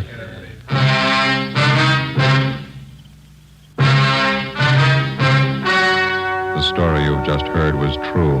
Only the names were changed to protect the innocent. On March 28th, trial was held in Superior Court, Department 93, City and County of Los Angeles, State of California. In a moment, the results of that trial. Now, here is our star, Jack Webb. Thank you. In the past few weeks, I've asked you to send me the names of cigarette dealers who are out of Fatimas. You see, the demand for Fatimas is so great that I want to make sure that all of you can buy them. So keep your letters coming. If you find a dealer fresh out of Fatimas, let me know and we'll have something done about it. Write your dealer's name and address on a card and mail it to me, Jack Webb, Post Office Box 951, Hollywood 28. That's Jack Webb, Post Office Box 951, Hollywood 28. Now for you, Mr. Dealer. The coming holiday season will find new thousands insisting on Fatima quality. So step up your order for Fatimas tomorrow. Get in on the increasing demand for the quality long cigarettes.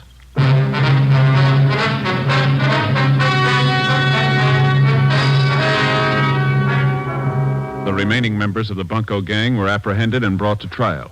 All of them, including the gang leader, Elizabeth McGraw, were tried and convicted of grand theft. They are now serving their terms in the state penitentiary.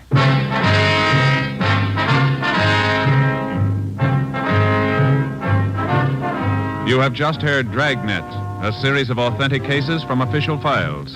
Technical advice comes from the Office of Chief of Police W.H. Parker, Los Angeles Police Department.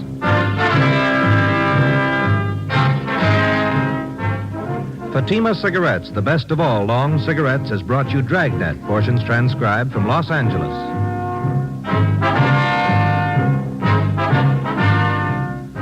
Coming up, We the People, then Screen Directors Playhouse on NBC.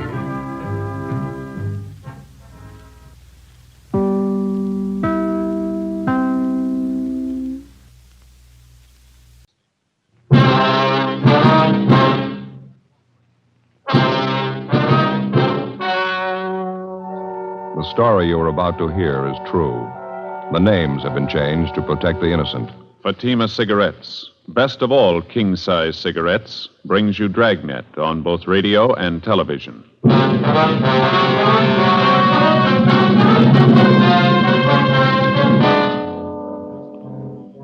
You're a detective sergeant. You're assigned a robbery detail. A jewelry salesman is slugged and robbed of $20,000 in precious stones.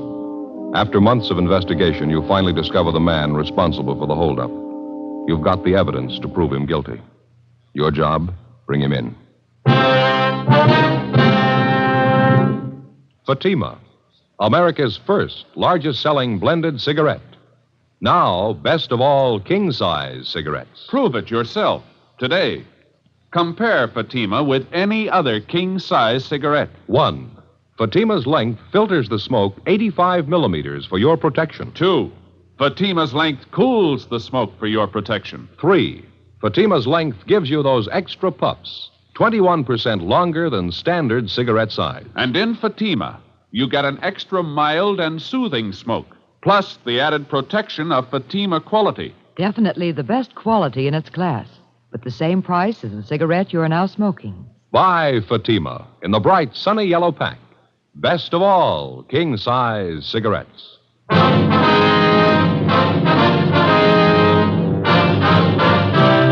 Dragnet, the documented drama of an actual crime. For the next 30 minutes, in cooperation with the Los Angeles Police Department, you will travel step by step on the side of the law through an actual case transcribed from official police files.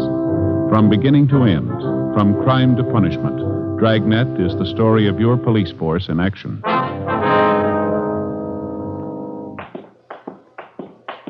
It was Thursday, July 18th. It was sultry in Los Angeles. We were working the day watch out of robbery detail. My partner's Ed Jacobs. The boss is Captain Didion. My name's Friday. It was 1:35 p.m. when we got back to the city hall, the interrogation room. So now, Mr. Garvey? Yes, You want to call the captain, Ed, let him know we're back? Okay. Thanks. I'd still like to know what this is all about, Sergeant, dragging me down here in the middle of the day. I've got an office to Just a run. minute, Mr. Yeah, I just got back. All of them? Good. Yeah, the interrogation room, right? The others check in yet? Yeah, they're all back. Worked out fine. Would you please explain what this is about, why you've brought me down here? We think you know why. Well, I don't. I haven't any idea. You take me away from my store on a busy day. You put a police guard on it. You insist on bringing me down here. What's it all about? Tell me. No, you tell us, Mr. Garvey. Tell you about what? The jewel robbery 9 months ago, that holdup. What holdup? My store hasn't been We're talking robbed. about your friend, Thomas Ashley. Ashley? What about him? We think you remember it 9 months ago, parking lot back of the building down on 4th Street. Oh, sure. Some hold-up man slugged him, stole his case of samples. I remember it now.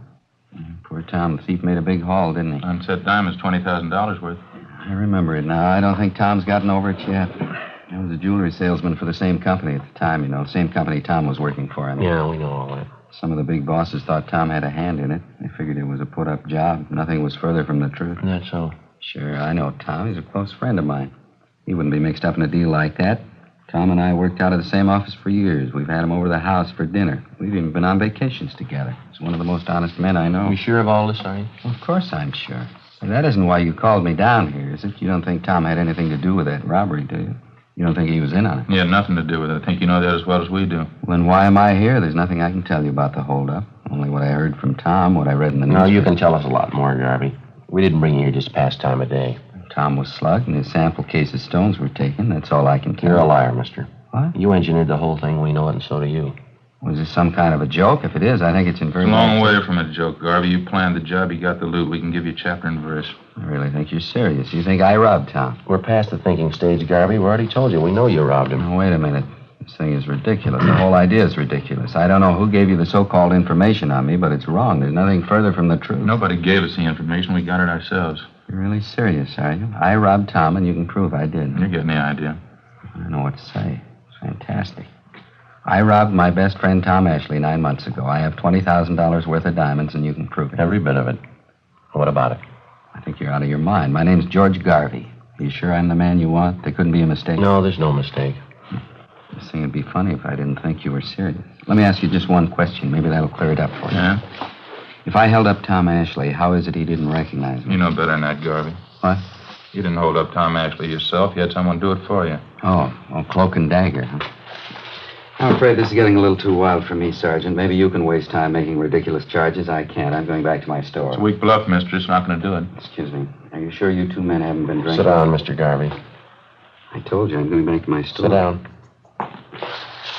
Look, you have no right to keep me here. These are ridiculous charges. You think I'm one of those cheap hoodlums you're used to dealing with. No, now come off it, mister. You got a $5,000 car and a $40,000 home. That doesn't rate you as special treatment. You're a thief, and you know it as well as we do. I don't have to take this from you. You haven't got much choice. We just finished 5 months' legwork proving it. Proving what? All right, now sit down there. You engineered that holdup. We know who you got to do it. We know how it was carried out. We know how you planned on disposing of the diamonds. We know who your fence was. We know what the split was. We know what you did with part of the money. We know how much you got left. Is that right? Yeah, that's right. What can I say? I don't even know what you're talking about. Any way you want it, Mr. Garvey. Maybe you'd like to tell me why I did all this. You know it better than we do. No, I mean it. Tell me. You weren't making enough money at your job to suit yourself, suit your wife either. That's pretty good. Marilyn would get a big kick out of that one. All right, fella, we can wait it out as long as you want. We spent 9 months on this already. Another few days aren't going to make that much difference. Just as a matter of curiosity, how'd you first start off on this tangent? Whatever gave you the idea that I had anything to do with the holdup? When you started to spend money. New car, new office for yourself, fur coat for your wife, transferred your 2 children to that private school. And that makes a holdup man out of me because I wanted to send my kids to a better school? Where'd the money come from? Can you explain that? Don't you think that's my business, Sergeant, where I get my money, what I do with it? Not when you get it stealing. I'm afraid you're going just a little too far. You insist I'm a thief. I'm going to insist you prove it. All right. Have a look over here, Mr. Garvey. Yeah? Some of the reports on the investigation. Reams of them. They cover everything from the time of the jewel robbery up to late yesterday. It's all right there. Everything from the crime report to signed statements. Well, how would that concern me? 3/4 of the stuff concerns you. Have a look for yourself. I still can't get it straight in my mind. What makes you think I had anything to do with that robbery? You know what this is, Mr. Garvey, this machine right here? No? Some kind of recording apparatus? That's right. It's a tape recorder. You've been taking down this conversation, and why? No, not this one. We've been recording every conversation that took place in your office for the last 4 months, every word. What do you mean? Just that, Mr. Garvey. Every time you talked on the phone, every visitor you had, it's all down on tape. 25 reels of it. Interesting. Is that supposed to frighten me? No, we don't care if it frightens you or not. Something else here. Yes? Reports on what you've been doing for the last 4 months. Daily reports, every movement you made. That's so. Everywhere you went, everybody you talked to, everything you did. Want to hear a sample? This must be some kind of a joke. That's the only explanation I can think of. May 12th, Thursday. Sergeants Bitteroff and Rafferty. Those are the 2 officers who were tailing you at the time. You checked in at your new office at 9:38 a.m. At 10:03 a.m., you had a visitor, Kenneth Tyson. You talked to him in your office. Conversations recorded. Tyson left at 10:18 a.m. At 10:32 a.m., you left your office. If you're trying to impress me, I'm afraid it isn't working out very well. You care for a cigarette, Garvey? No, thanks. I have my own. All right. Well, I've wasted enough time. Exactly what's the point of all this? Pretty simple. You're responsible for a robbery. We can prove it. We're giving you the chance to make a statement. It's nonsense. Is it? Of course, people following me, checking everything I do, where I spend my money, where I send my kids to school. What's it all about? It doesn't make any sense. All right, Mr. Garvey, we've said it before. We can wait it out as long as you want. Look, let's get this thing straight. Let's go back to the beginning and take it step by step. That's fine. The holdup was last fall, wasn't it? Sometime in October? October 7th, Monday, 5:20 in the afternoon. All right, now just what am I supposed to have done? None of your vague references about a new coat for my wife or where I send my kids to school. Let's have some facts. Joe? All right, Mr. Garvey. You went to work as a jewelry salesman for the company 10 years ago. Your friend Tom Ashley, the victim, started the same year. The 2 of you have been pretty close friends. That's right. I told you that. Now, we'll skip the rest of your background for now. 2 weeks before the robbery on September 24th, you had a meeting with a Kenneth Tyson. You met in a cafeteria on South Broadway. Tyson's 19 years old, lives with an older sister. He works in a gas station on Olympic Boulevard. He's done some work on your car for you. That's how you happen to know him. Yes, I think I remember the boy. I don't know him well, though. I don't recall the meeting either. No, you know the boy very well. At the time of the meeting, you promised him $1,000 if he'd hold up your friend Tom Ashley. Ridiculous. Tyson agreed to it, and you briefed him on the plan. The following day, you gave him a gun. .32 caliber Smith & Wesson, serial number 362744. Nonsense. Where did you get that information? Tyson. Well, he's lying. Believe me, if he told you that, he's lying. Is he the one who robbed Tom? October 7th, at your direction, he was in the parking lot behind the Hunter Crosswell building. Tom Ashley came out to get in his car. He had his case of sample diamonds with him. Tyson held him up, slugged him, took the stones, and got away. Of course, it's obvious. Tyson's trying to say I put him up to it. He's trying to get out of it that way. Afraid not, Mr. Garvey. Boy couldn't have carried off the holdup by himself. Well, of course he could. It's obvious he's trying to cover up. There were 6 people in the company you worked for who knew that on Mondays, Ashley always took the case of sample diamonds along when he made his calls. Only on Monday, you were one of the people who knew that. I suppose you've considered the other 5 people. They were all checked out at the time. They were all cleared, you along with them. But I'm not clear anymore, is that it? This young hoodlum Tyson, you're willing to take his word over mine? After the robbery, he took the case of diamonds to you. That was the next day. You paid him $500 and promised him the other $500 when he got rid of the stones. Oh, I suppose I've gotten rid of them, or do I still have them? 2 months after the holdup, you contacted a fence up in San Francisco. You drove up there and sold him some of the stones. Then he broke them up and sold them.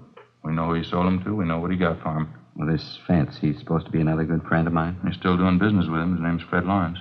It's a new one on me. I don't know any Fred Lawrence. Can't even recall the name. Now, maybe this will help you, Mr. Garvey. Listen to him on the tape recorder. It's reel 4, isn't it, Ed? Yeah, I think so. They're all labeled there right on the back of the box. Yeah, here we are. Well, what's all this about? Phone conversation, Mr. Garvey. One of the things we recorded from your office. I told you about it before. Let's see. This one was on March 18th. I always thought wiretapping was against the law, or do you pay any attention to that? We didn't tap your telephone line. We recorded everything from dictographs we installed in your store and back in your office. They started recording the day you moved in. That was the 1st of March, wasn't it? I don't know why you're telling me. I can sue you for that, you know. I can sue you for your last dollar. All we're concerned with right now is Fred Lawrence. And you say you don't know him. I'd like to have you listen to this. This was recorded March 18th in your office. Okay? Here we go. Go. Yeah, Marion.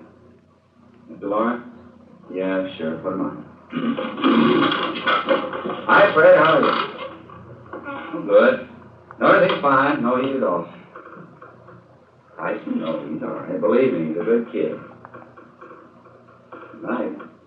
All right, where? I don't know. It might not be so good if you're seen down here. 8 o'clock, 8:30. Okay, fine. Suppose 8:30 is ready. Bye, friend. Bye. Mr. Garvey, you recognize that? How about it, Garvey? I understand they can do clever things with tape recorders nowadays. There's a way of piecing words together, isn't there? They can record your voice and then fix the tape, take a simple sentence and change the words around to mean just the opposite. You can examine the tape if you like. We didn't make a splice in it. All you'll find are the usual factory splices, just the way it comes from the manufacturer. What difference does it make anyway? There's nothing criminal about that conversation, nothing at all. You told us a few minutes ago you didn't know Fred Lawrence. You never heard of him on that recording. It sounds like you know him pretty well. It's a fairly common name, wouldn't you say? Must be quite a few Fred Lawrences. I didn't happen to remember the name right off. How about Tyson? What? Tyson. You told us you didn't know him well at all. I don't. Well, it didn't sound that way on that tape, did it? You were telling Lawrence that he was all right. You said, believe me, he's a good kid. Now, what you said, now how about it, mister? How about what? Is this some kind of a frame? What are you trying to make me say? We're not going to make you say anything, Garvey. We work robbery detail. That's the job, robberies. They pay us to clean them up. I can pay you. What? Never mind, I didn't mean that. I meant I pay my taxes, I pay your salaries. I help to, anyway. I don't know why I have to be treated like this. No reason to make a big headache out of this for anybody, Garvey. Now, you engineered a holdup. We can prove that. We're giving you a chance to make a statement. That's all we want here. I've got nothing to say. Make a statement about what? All you're going on is hearsay, circumstantial evidence. You can't say I planned that robbery. Well, you admit you know Tyson. You know him well. I don't. I admit nothing. What about phone conversation? It's a fake. They're phoning those things up all the time. You know it as well as I do. You admitted you know Fred Lawrence. We proved that from the recording. I admit nothing. You don't even know Tyson. Is that what you want to say? I know him, that's all. He worked on my car a couple of times. I don't know him well. All right, sir. I'd like to play you another recording. It's a waste of time. I haven't got the whole day to spend here. I got to get back to my store. I've got a business to operate. Well, this won't take very long. Yeah, here we are. April 5th. A lot of foolishness anyway. How do I know you made those recordings? You could have gotten actors. Maybe you made them up yourself. There weren't any dictographs. You make those things. There were dictographs, Mr. Garvey. Remember, before you moved into that new suite of offices, you had them redecorated? Yeah. There were sound technicians from our crime lab out there working side by side with the painters and carpenters. They installed dictographs in your store and back in your offices. They bugged the entire place. Wiretapping. I'll bring this into court if it's the last thing I do. Look, now, we already told you, Mr. Garvey, it's not wiretapping. We didn't touch your phone lines. We didn't have to. It's invasion of privacy. I'm going to take this into court. Yeah, well, let's listen to this recording. Might clear up a few things. Clear up what? What are you trying to prove? Okay, Joe? Yeah, it's coming in here now. Date on this is April 5th.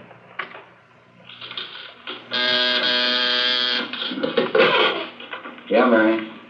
Who? Tyson? Well, does he know I'm in? Yeah, okay, send him back.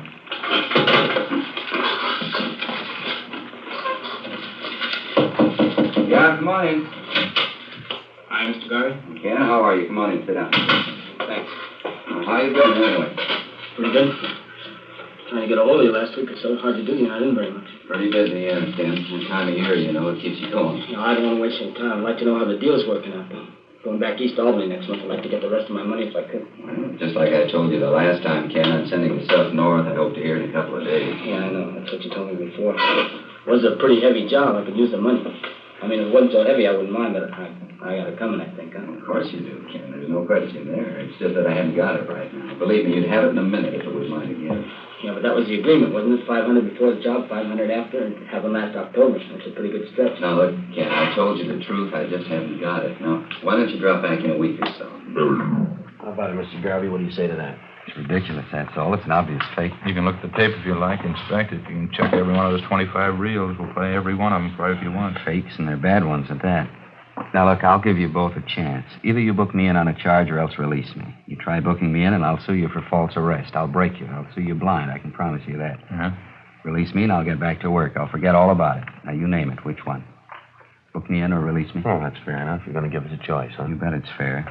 You could get in a lot of hot water. Now, it's up to you. Which one? You ran a bad bluff, mister. What? We're booking you in.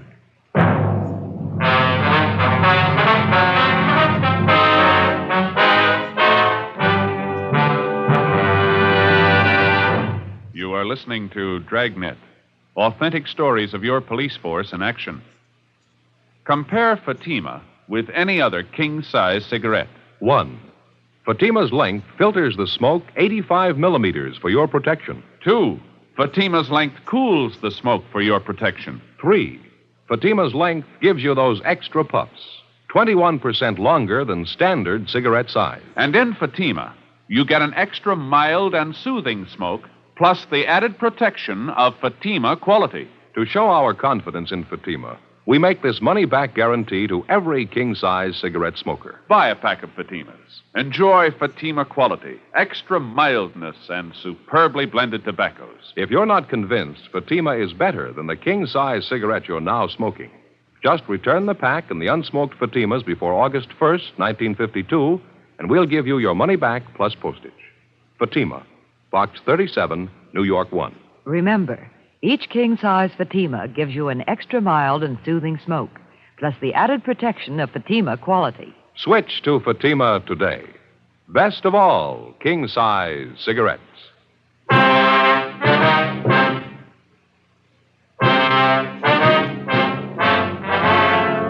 Thursday, 3:55 p.m. Ed Jacobs and I continued questioning the robbery suspect, Ernest Garvey. Despite the evidence at hand, he still refused to admit any knowledge of the $20,000 jewel theft 9 months before. The questioning went on. Garvey's answers became more and more confused. We kept pressing, laying out the case against him step by step. 4 p.m., 4:30. We stayed at it. You must have taken quite a bit of money, didn't he, Garvey? A wife's new fur coat, new car for yourself. Where'd he come from? Now, look, there has to be an answer. Where'd that money come from? Simple. I borrowed it. Where'd you borrow it? Some of it from friends, some from the banks. I don't see how it concerns you. How much money did you borrow? Don't you think that's my business? Wasn't it about $7,000? Is that about right? Yeah. No, it was more. Well, what's the difference? It's my business. You want to grab that folder, Ed? The one with the dark brown. That's it. Got it. Complete financial file on you, Mr. Garvey. Took us quite a few weeks getting this together. A lot of work. You must like snooping in other people's affairs. No, not especially. It's pretty dull. Here's a copy of your bank statement. It's a photostat. It doesn't make much sense. What do you mean? Well, we checked your income for that month, amounted to $620.18. Your bank statement here shows you made deposits totaling $760 the same month. Now, how is that possible? Well, for your information, I made a loan that month. That's probably some of the loan money I deposited. I quit my old job that time. I was going in business for myself. I needed the money to redecorate the new store and the office. It's as simple as that. Yeah. The photostats of your loan papers right here. The loan was for $2,000. A month right. before that, February, you'd borrowed from another bank. Let's see, for $3,000. Made another one in April, too. That was for $1,500, different bank again. That's right. Do we have to go over this line by line? In 3 months, you made bank loans for $6,500. Besides that, in the same 3 months, you earned a total of $1,713.88. Together, that makes $8,213.88. What's the point? Copies of your bank statements, Garvey. You have 5 different savings accounts in 5 different banks. They show from February to April, the same 3 months, you made deposits of more than $11,000. Now, how do you explain that? Garvey, any explanation? It's almost 5 o'clock. Can I use the phone? I have to call my wife and let her know. All right. We'll have to listen in on the extension. Conversation's going to be mine. Go ahead. I don't care. Okay. Dial 9 to get an outside line. No.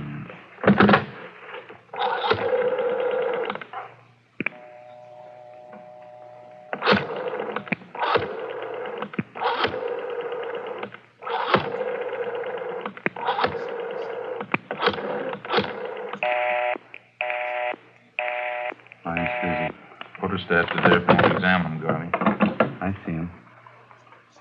You want to give us an explanation? You only had $8,200. How could you bank $11,000? It had to come from somewhere, didn't it? Purely a personal matter, that's all. I borrowed $3,000 from a brother of mine who lives back in Minnesota. You'd already made 3 loans. Why'd you have to borrow from your brother? You mind telling us? Yes, as a matter of fact, I do. Well, that still doesn't balance the books, Mr. Garvey. You earned and borrowed $8,200. You got another $3,000 from your brother, you say. That's $11,200. You banked $11,000. Yes, that's right. You always have to repeat. That'd leave you with $200. You and your family live for 3 months on $200, is that Why it? not? That could easily be. A lot of people do it. Yes, sir, but not your family. I'm getting sick and tired of this. You're trying to tell me you know my family better than I do, what they eat, what they spend, what it takes to support them. We've been on this thing for 9 months, Garvey. We've put in a lot of hours. We know your family pretty well. If you like, I'll tell you the last time you ordered steak from the meat market when you paid your gas bill, the last time your wife bought a pair of shoes. I guess this is standard procedure for you, huh? Threatening people. We're not threatening you, Mr. Garvey. We're giving you facts. Here's another file here. It took us over a month to get this one together. Complete record of your expenses from February 1st. Covers February, March, April, May, June. I hope the police department has a good lawyer, Sergeant. You've got a fair warning. You say you and your... I'm sorry, go ahead. I hope the police department has a good lawyer, Sergeant. You've got fair warning. I'm going to sue you for your last dollar. Now, you say you and your family lived 3 months on $200. That doesn't jibe with what we've got here. Take a look if you want to. It's all Lies, here. forgeries. It's all lies. I promise you. Photostat of the receipt for your wife's coat, Garvey. $1,612.34. That includes the tax paid in full. Photostat of the contract for your new car. Down payment, $2,000. Liquor bill for the big party you threw in March 20th. Liquor bill, $387. Catering bill, $194. Full year's check for tuition, room, and board for your kids at the private school you sent them to, $1,864.07. Well, that's only the beginning, Garvey. Comes to a lot more than $200. Have you heard enough? I better try to get my wife again. I have to let her know. And you handle extension, will you? All right, yeah. All right, go ahead. Dial 9 to get outside, Garvey. Yeah, I know.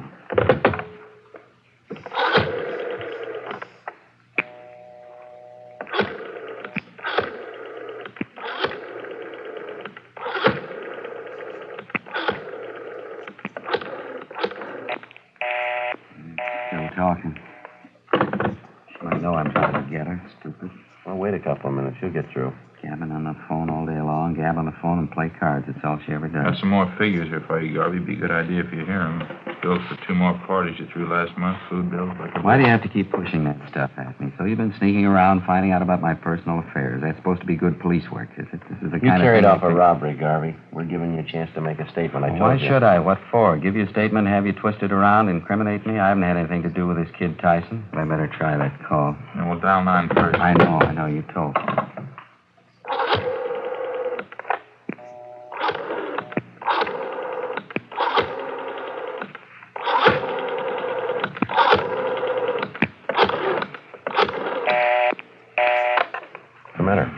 What's the matter with her? Stupid. She ought to know I'm trying to get her. What's the matter, Garvey? Don't forget dial 9.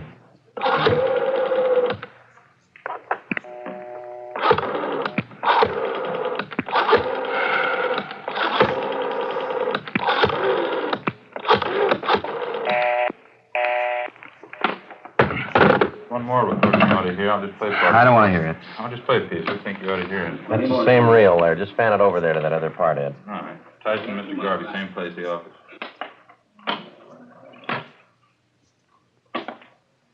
But you told me on the phone, you say you'd have the dope for me today. You said today, sure. Now, wait a minute, Tyson. I didn't say that at all. I said maybe I'd have it for you. I didn't say definitely. Look, I can't give you what I haven't got. I want the 500, Garvey. I need it. I stuck my neck out on a robbery job. I get 5 to life. All right, Ed. You'd be Couldn't be any plainer. Now, what do you say? Wait a minute. Just a minute. Dial 9. Yeah.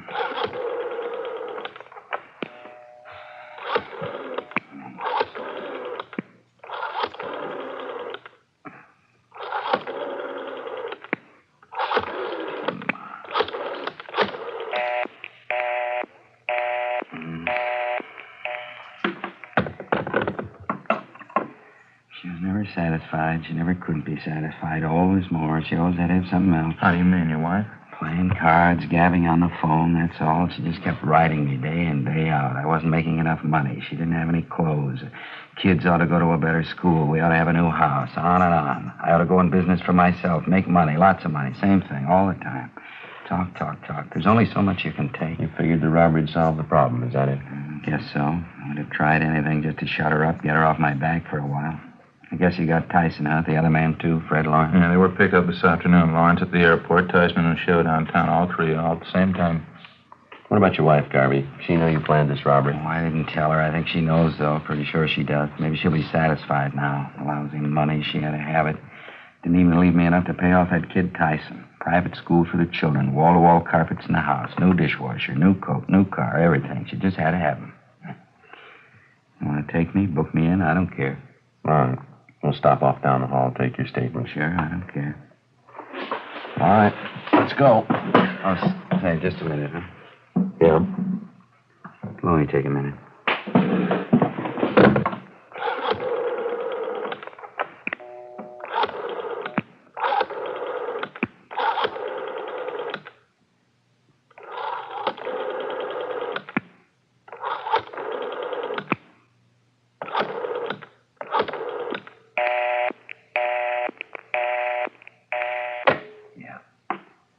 That's what I figured.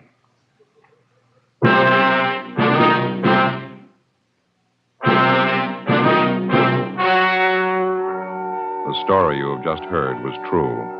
The names were changed to protect the innocent. On November 4th, trial was held in Superior Court, Department 87, City and County of Los Angeles, State of California. In a moment, the results of that trial. And now, here is our star, Jack Webb. Thank you, George Fenneman. Friends, I make it a habit to carry 2 packs of Fatimas around with me. One's for my smoking, and the second one's for smokers I see with other king-size cigarettes. All I have to say is, here, compare Fatima. I know they're going to be sold on Fatimas the next time we meet. How about comparing Fatima yourself? You'll find Fatima's length filters the smoke 85 millimeters, cools the smoke, all for your protection. You get those extra puffs because Fatima is 21% longer than standard cigarette size. And Fatima gives you an extra mild and soothing smoke, plus the added protection of Fatima quality. Prove it today. Buy Fatima.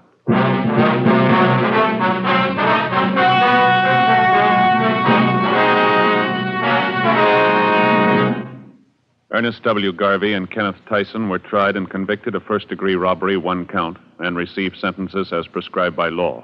Fred Lawrence was tried and convicted of receiving stolen property, 1 count. First-degree robbery is punishable by imprisonment from 5 years to life. Receiving stolen property is punishable by a prison term of not more than 5 years.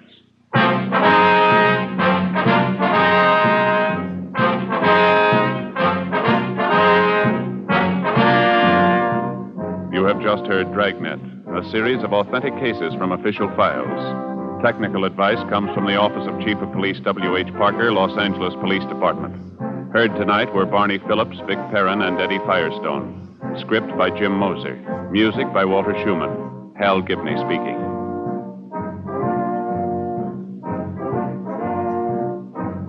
Fatima Cigarettes, best of all king-size cigarettes, has brought you Dragnet, transcribed from Los Angeles.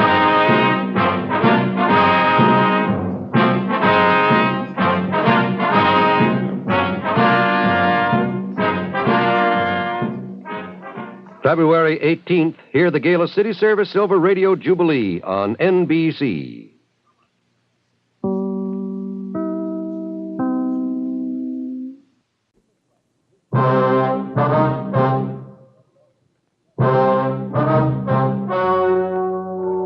Ladies and gentlemen, the story you are about to hear is true. The names have been changed to protect the innocent. Fatima Cigarettes, king size, extra mild and soothing, brings you Dragnet on both radio and television.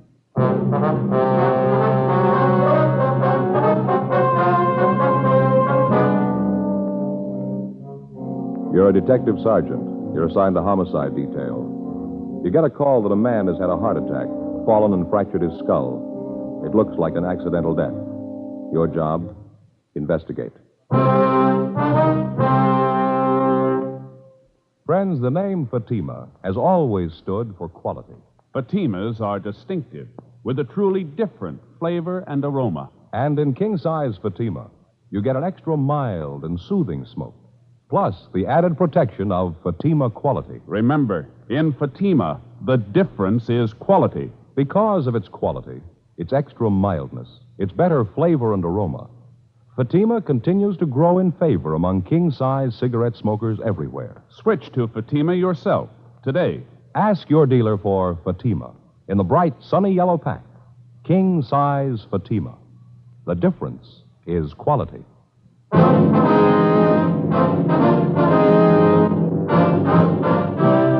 Dragnet, the documented drama of an actual crime. For the next 30 minutes, in cooperation with the Los Angeles Police Department, you will travel step by step on the side of the law through an actual case transcribed from official police files.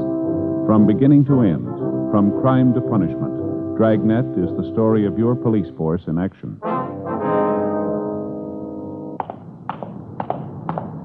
It was Wednesday, September 4th. It was warm in Los Angeles. We were working the night watch out of homicide detail. My partner's Frank Smith. The boss is Thad Brown, chief of detectives. My name's Friday. It was 10:46 p.m. when we got to 2102 West Francis Avenue. The front door. Yes? Miss Prater? Yes, that's right. Police officers, ma'am. Oh, yes, of course. Come in. Thank you. Well, I'm Sergeant Friday. This is my partner, Frank Smith. How do you do? How do you do, ma'am? How do you do, Mr. Smith? Won't you sit down? Yes, thank you very much. Doctor said you'd be here. Guess he told you about the accident. Yes, ma'am. Well, if there's something you want to know, I guess I can tell you about it. Mm-hmm. Your husband's full name was Alfred Kenneth Prater, is that right? Yes, Alfred Kenneth. I wonder if we could go in, Miss Prater. Yes, he's in the dining room. Yes, ma'am. We just finished dinner, and Alfred got up from the table, said he wanted to see the ball game on television. Excused himself and got up, then all of a sudden he put his hand on his chest and started to stagger. Said something about his heart. Asked me to help him. Yes, ma'am. Go ahead.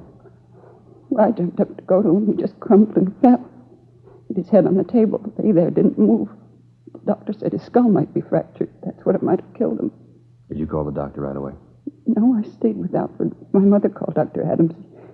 He's her own doctor. When we got here, poor Alfred was gone. I'll try to take it easy. Dr. Adams, he's the one that called us. Yes, he said he would. Something about a death certificate. I didn't understand it. Well, Miss Prater, maybe you'd like to go into the living room. Yes, please. Can we get you anything? Glass of water, anything? No, I'll be all right. It'll just take a minute. All right. I'm sorry. Yes, ma'am. Just a few more questions. Did your husband have a history of a bad heart, any trouble like this before? Not that I know of. He never said anything about it. He used to work awfully hard, long hours. Well, has your husband been under the care of a physician? No, never was sick. Had a doctor where we used to live. Since we've been here, we haven't had any need for one. Your husband ever give you any indication there was something wrong with his heart? No, if there was something wrong, Alfred would have said something about it. We had no secrets, told each other everything. Married 14 years and never had a single fight that amounted to anything. Wonderful husband. One couldn't ask for anything more. Good provider. Well, who was here when your husband had the accident, ma'am? My mother, she lives with us. She here now? Yes, she's in the next room lying down. It's been a trying time, officer. Yes, ma'am. All those years, Alfred and me. When Ray was born, he's 9 now. Happy family. All the neighbors used to tell me how lucky I was, but I knew it. I knew it. Now it's all gone. I wonder if we could speak to your mother, Miss Prater. Yes, of course. I'll get her. Sergeant? Yes, ma'am. She's 55. Hasn't been too well lately, and this whole thing's been quite a shock for her. I'd appreciate it if you'd be as brief as possible. Yes, ma'am. We understand. Mother? Mother, are you awake? Yes, dear. What is it? Well, there are 2 officers out in the living room. They'd like to talk to you. What about? It's about Alfred. Alfred, what about him? I just wanted to ask you some questions. Nothing wrong. I'll tell him I'll be right there. All right, dear. She'll be right out upstairs. All right, thank you, Miss Prater. Can I get you something? A cup of coffee or something? No, not a thing, thank you. No, ma'am. Thank you very much. If you don't mind, I'd like to make a pot of tea for Mother and myself. Yes, go right ahead. Do you want to come out in the kitchen? We can talk while I put the water on. All right, ma'am. Did you call the coroner, Frank? Yeah, Joe, before we left the office. Should be here any minute now. Have to get a sketch of the room before he removes the body. Yeah. Ray's the one who's going to suffer for it. How's that, ma'am? Poor little kid. He and his father were great friends. I don't know what he's going to do when he really knows what's happened. Well, doesn't the boy know about it yet? Yes, he was here when it happened, but I don't think he realizes yet what it means. How old did you say he was, ma'am? 9. He was 9 last month. Where is he now, Miss Prater? He's in his room, asleep. Here's Mother now, officers. Mother? Yes, dear. Mother, this is Mr. Friday and Mr. Smith from the police. My mother, Mrs. Atkins. Hello. Hi, young man. Ellen says there's something about Alfred? Yes, ma'am, that's right. I don't see any need to call the police. Accident, that's what the doctor said. Well, there's no death certificate, ma'am. We have to look into it. It's just routine. Mrs. Prater told us pretty much what we want to know. We'd just like to get your side of it. Sure, I was there, you know. I saw it all. He got up from the table, said he had a heart attack. Well, he wasn't fooling me. I beg your pardon? He wasn't fooling me. I knew. Heart attack. Phooey. I don't understand. He was drunk. Mother. Well, I still think he was, and you ain't going to change my mind. Had Mr. Prater been drinking? No. Well, he maybe had a drink on the way home from work, you know, to relax him a little. Mm-hmm. Relax him. There was no trouble relaxing him. Big thing was to get him off the dime. Laziest man I ever knew. I told her not to marry him. I was against it all the time. I knew his type. Out carousing around, hanging around in bars. And he'd come home and take it out on poor Ellen and little Ray. Mother, please. Alfred was my husband. He's Ray's father. He's dead. Find a little forgiveness in your heart. That's all I'll find. A little. Officer, I'm not afraid to say what I think. I didn't like him. I never did. As far as I'm concerned, he was no good. Drunken bum, that's all he was. He hated me. Never did like me. Regretted every mouthful of food I ate. Never was too quiet about it either. Mother, that's not true. Alfred never regretted having you here with us. Well, that's what you say, and I know different. He might have died from a heart attack, all right. But if he did, that was that cheap liquor brought it on. Got up from the table, staggered around, and fell. Well, you say it was his heart, and I say he was drunk. Just plain drunk. Well, how about it, Miss Prater? Had Mr. Prater been drinking enough to make him fall, do you think? Certainly not, officer. You'll have to excuse Mother. She doesn't mean what she's saying. I do, too. If you're going to call me a liar, I'm going to my room. When you're sorry about what you said, you can call me. You'll have to forgive her. She doesn't know what she's saying. Yes, ma'am. My father died when I was very young, Sergeant. That was all Mother had. Guess she never did think any man was good enough for me. I hate to do this, Mrs. Prater, but there are some questions we have to ask for our report if you'll bear with us. Of course, I understand. Now, you said his full name was Alfred Kenneth Prater, is that right? Yes. What was his age? 36. Birthday's November 22nd. How about his physical description? 5'11", 167 pounds. Front door. You mind answering it? Not at all, ma'am. I imagine it's for us anyway. I'll get it, Joe. Miss Prater, we'd like to get this straight. Just your mother, your son, and yourself were present when this accident occurred, is that right? Yes, just the three of us. The water's ready. You sure you don't want a cup of tea? No, ma'am. Thanks just the same. How about the other officers? No, I don't think you'll want him either. About your boy, Ray, Miss Prater. What about him? You said he was asleep? That's right. We put him to bed right after the accident. He was so close to Alfred. They were great friends. Thought it might be best if he went back to sleep. You want to see him? Well, probably better if he sleeps right now. We can talk to him in the morning if we have to. I'd appreciate it if you could, Mr. Friday. He's just a boy and all this. You know. Surely, ma'am. We understand. Deputy Coroner, Joe. He's taking care of the body. Well, what about that? They're going to take Alfred now. Yes, ma'am. Will he be? Can I go along? Poor Alfred. There's no need for it, ma'am. There'll be an inquest after the autopsy. We'll give you a call about that. We know how you feel, ma'am. We don't like to intrude at a time like this, but it's one of our duties, there being no doctor in attendance at the time of death. Meantime, if there's anything we can do for you, here's our card, and you let us know. Anything at all. Thank you very much. Michigan 5211. Yes, ma'am, that's right. Station 2521. All right, Mr. Friday. Terrible thing. Can't hardly believe it. Alfred dead. Terrible. Officers, Yes, ma'am? I hope you didn't take Mother seriously about Alfred drinking. I know she didn't really mean it. Well, don't worry about it, Miss Prater. We understand. Don't forget to call us if there's anything you need. I won't. Good night, Mr. Friday. Mr. Smith. Good night, ma'am. That's one for you, huh, Joe? Yeah. Even when he's dead, his mother-in-law won't leave him alone. Must have been a real pleasant life. He's been rough on his wife, too. Hey, you. Joe, you hear that? I think I did over there by the window, didn't I? Yeah, there's somebody there. Well, did you call us, son? Yeah. You the cops? Yeah, that's right. Is there something you wanted? Yeah, I'm Ray Prater. Something I wanted to tell you. All right. What is it, son?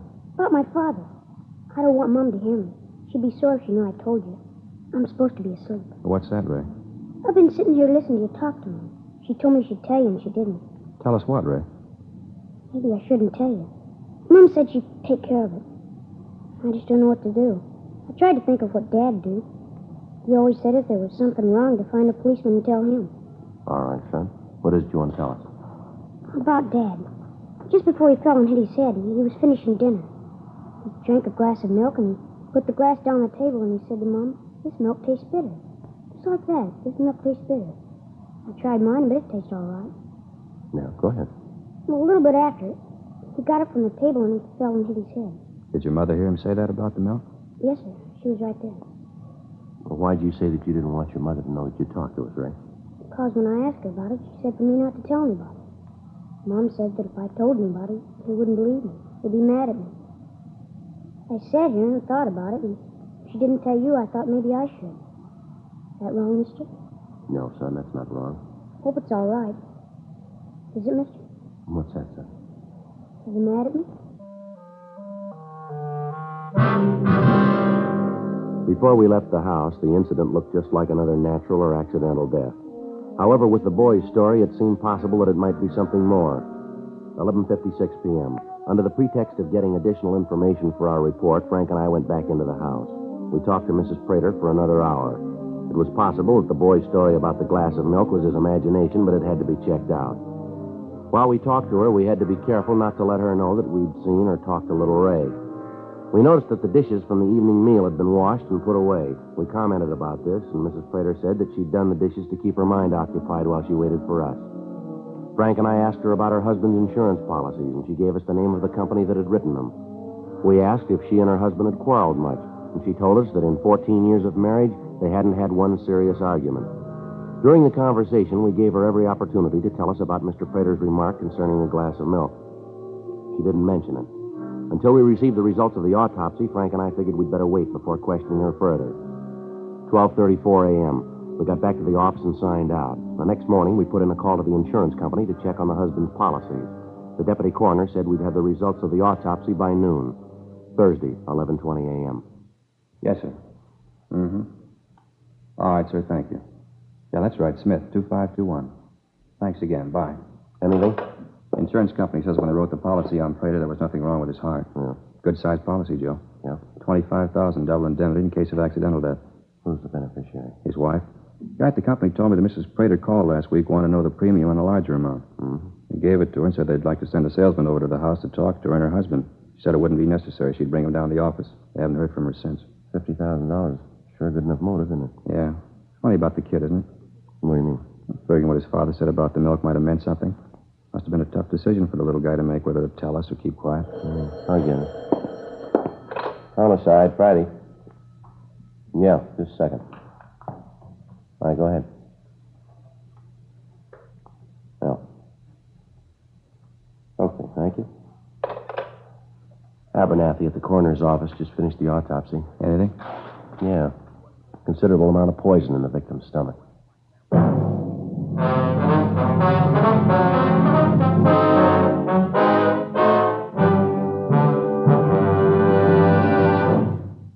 You are listening to Dragnet, authentic stories of your police force in action. Friends, the name Fatima has always stood for quality. Fatimas are distinctive, with a truly different flavor and aroma. And in king-size Fatima, you get an extra mild and soothing smoke, plus the added protection of Fatima quality. Yes, there's a good reason why Fatima continues to grow in favor among king-size cigarette smokers everywhere. In Fatima, the difference is quality. Quality of tobaccos. The finest Turkish and domestic varieties, extra mild and superbly blended to give you a much different, much better flavor and aroma. Quality of manufacture. Smooth, round, perfect cigarettes. Rolled in the finest paper money can buy. Quality, even to the appearance of the bright, sunny yellow pack. Carefully wrapped and sealed to bring you Fatima's rich, fresh, extra mild flavor. So next time, insist on Fatima quality. Look for the bright, sunny yellow pack. Smoke Fatima, the extra mild and soothing king-size cigarette, with the added protection of Fatima quality.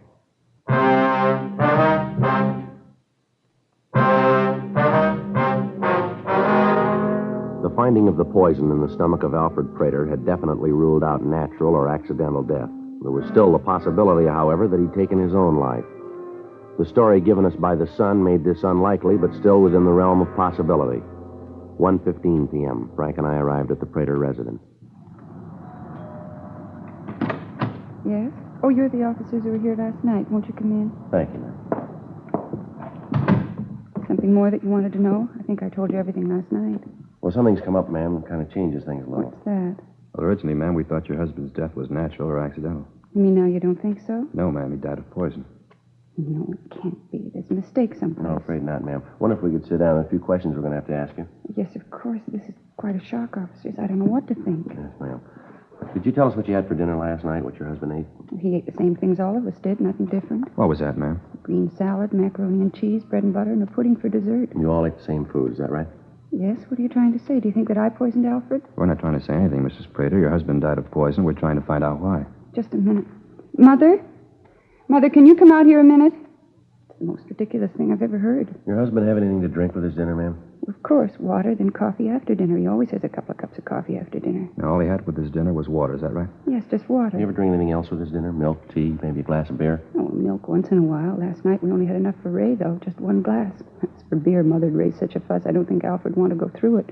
No, if he wanted beer, he drank it at the bar down the street. Well, you're sure, though, that last night your husband only drank water with his meal. Is that right? Yes, I told you, just water. Why all this harping on milk? What are you trying to say? What are you getting at? Mother, are you coming out? That's all the ruckus about. Can I even take a nap in peace? These officers just told me that Alfred's death wasn't accidental, Mother. Not accidental? Nonsense. The doctor said it was an accident. What more do you need?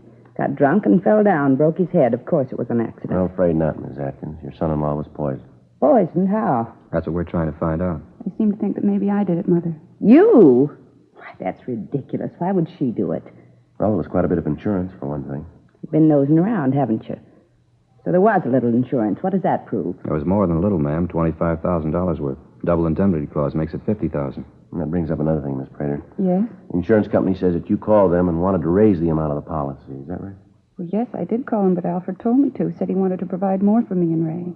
Anyone hear your husband say that he wanted more insurance? No, we're not in the habit of discussing our private business around other people. Other people learn to keep their noses where they belong. The world would be a better place. Miss Atkins, I wonder if you could tell us what you had for dinner last night. But that is the limit. I just told you what we had. Isn't that enough? Come in here and you ask a lot of questions. Poor Alfred's not even buried, and you come in here and upset things.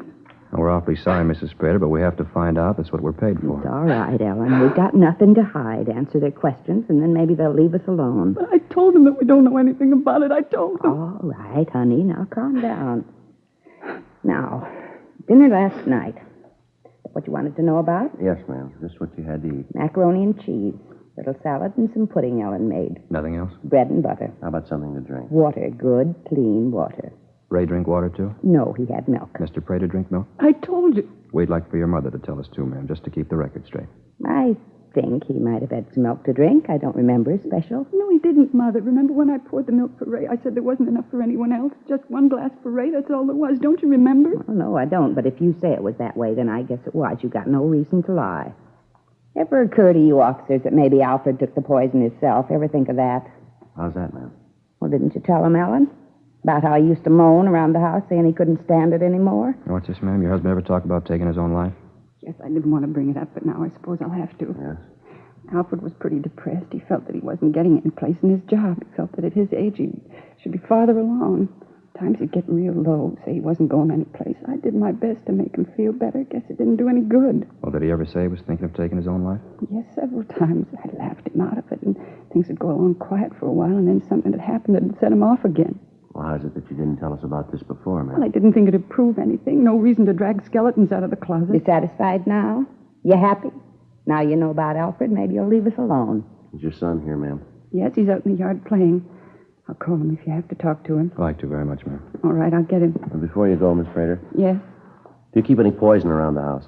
Of course not. I'd be afraid that Ray might find it. Nothing at all? Nothing for rats, gophers, anything like that? No, never been bothered with rats or mice. There aren't any gophers around. No, Sergeant. There's no poison in the house. Well, you wouldn't mind if we looked around, would you? Maybe your husband bought some and he didn't tell you about it. No, go ahead and look. I know you won't find anything. Alfred and I had talked about keeping anything around that Ray might get into. I don't recall ever having bought any poison, and I'm pretty sure Alfred didn't. Well, we'll take a look later, ma'am, if it's all right. Now, if we could just talk to your son. I'll get him. Ray? Ray, come in here. No, right now. He'll be right in, Mr. Friday. I hope you won't say anything to upset him. Yeah, Mom? What do you want? These men here'd like to talk to you, son. They're policemen. What do they want to talk to me about? I haven't done anything. We know that, Ray. Just have a couple questions for you. This is Mr. Friday and Mr. Smith, my son Ray. Hi. Pleased to meet you. You bet. Wonder if you could tell us what you had for dinner last night, Ray? Dinner? Yes, son. Well, Mom fixed macaroni and cheese. We had that. Mm-hmm. Anything else, son? A salad. I didn't like it. Then we had some pudding for dessert. What'd you have to drink, Ray? Milk. What'd your father have? Ray? I don't remember too well. You better ask Mom. She'll tell you. I told you, Mr. Friday, only Ray had milk. His father drank water. Ray? That's right, Mr. Friday. Dad drank water. Nothing else. It was apparent that Mrs. Prater didn't know Ray had talked to us the night before, and we were reluctant to involve the boy any more than was necessary. We searched the house and the garage, but we found nothing that could have been used to poison the husband. We obtained samples of Ellen Prater's and Mrs. Atkins' handwriting. We canvassed the drugstores in the immediate area. None of the druggists we talked to could remember selling poison to a woman answering either description. We contacted the office, and Sergeants Gill and Cenas and Danny Galindo were dispatched to the neighborhood where the Praters had lived previously. They were to canvass the drugstores and at the same time talk to the neighbors. In talking to the people in the area around the house, we found that the Praters were the subject of constant gossip. We heard tales of violent arguments between the victim and his wife. Several of the quarrels had resulted in the neighbors calling the police to quiet them. Around the neighborhood, we found out that Mrs. Prater had a violent temper and had had several arguments with her husband in the corner bar. According to the bartender, she accused him of running around. He went on to tell us that as far as he knew, nothing was further from the truth. That Alfred Prater loved his home and his son, and that he took to drinking as an excuse to get away from his wife's nagging. 5:20 p.m. Frank and I checked into the office. Rough day. Yeah, a lot of legwork. Not that so much. Just hoping Cenas and Galindo did better than us. Well, we didn't do too bad. We pretty much proved that what you'd said about the happy home life wasn't true. I suppose. Without being able to show they were in possession of the poison, we weren't going to be able to prove much. I got it, Joe. Homicide, Smith. Yeah, Gil. Mm-hmm. How about that? Yeah, ask him to, huh? Okay. Said what? Yeah, I got it. Right. See you then. And Cenas? Yeah, they found the place she bought the poison. Druggist out there remembered her from the description, checked the book, used the name Eileen Peters. Funny thing, though. Yeah. When the druggist asked her the address, she gave him the real one. You know, the house they lived in previously. She said what she wanted the poison for? Yeah, Gil said the book read to destroy pests. On the way out to pick up Mrs. Prater, Frank and I outlined the plan for identification. In the event the druggist was unable to give a positive identification, we thought it better if the suspect didn't know she was being observed. This would forestall any embarrassment to the druggist. We arrived at the Prater home and took the suspect into custody. She said that she couldn't understand why we were arresting her, but that she'd be more than happy to go with us to get the thing straightened out. 6:40 p.m. Frank and I talked with Mrs. Prater in the interrogation room. Alfred and I got along perfectly, never a misunderstanding. Oh, your neighbors don't bear that out, Miss Prater. What? They said that you two used to fight all the time. Had to call the police a couple of times. They're busybodies, Mr. Friday, busybodies. They were jealous because Alfred and I were so happy. Once in a while we had a little fuss, but nothing worth mentioning. How about the police being called, ma'am? Well, they might have come by when we were playing the radio a little loud, having a party, something like that, but never an argument. And you said your husband didn't drink any milk the night he died, is that right? That's right, I did. Your boy Ray seems to disagree with that. He said that his father did drink some milk, commented on the fact that it tasted bitter. The little sneak, he's lying, of course, you know that. Wait a minute, you talked to him. He said that his father drank water, like I said. What are you trying to do, cause trouble between me and my son? No, ma'am. I should hope not. Poor little kid, father dead, and you trying to say that I did it, that I killed Ray's father. You ought to be ashamed of yourself. Yes, ma'am. Frank? Yeah, Joe. It's a little warm in here. You want to open the door for a minute? Yeah, sure. Thank you. That's better. Not too cold on you, is it, Miss Prater? No. Miss Prater, did you ever buy any poison for any purpose? You asked me that before. I told you no then. The answer's the same now. You're sure that you never bought any poison of any type? Absolutely. You ever do any business with a Mr. McLean in your old neighborhood? McLean? Don't recall the name. He's a druggist. No. No, I always bought from Mr. Swenson, little drugstore in the corner near the house. Excuse me, Matt, will you please? I want to check something down the hall. Yeah, all right, fine. Listen, maybe you haven't got anything else to do, but I have. So if you'll get this foolishness over with, I'd like to go home. Well, we're almost finished, Miss Prater. Just a couple more things. Well, get 'em over with. Same one, Joe. He's positive. Mm-hmm. Miss Prater?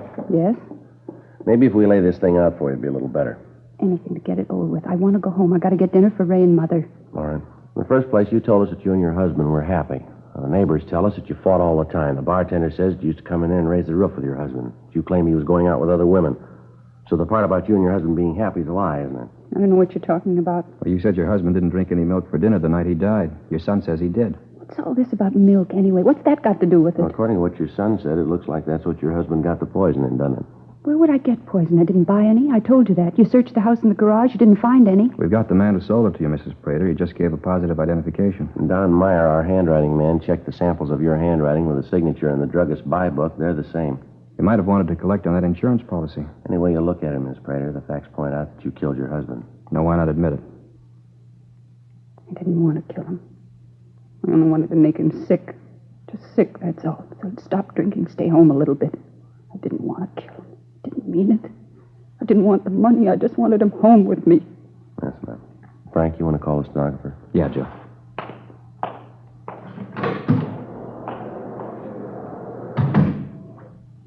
You can understand it, can't you, Mr. Friday? Ma'am? You can understand it? I thought he was running around. I wanted him home with me and Ray and Mother. A nice little home for Ray. That's all I wanted. Is that wrong? Something nice for Ray. Is that wrong? No, I don't know. What? What's he got now?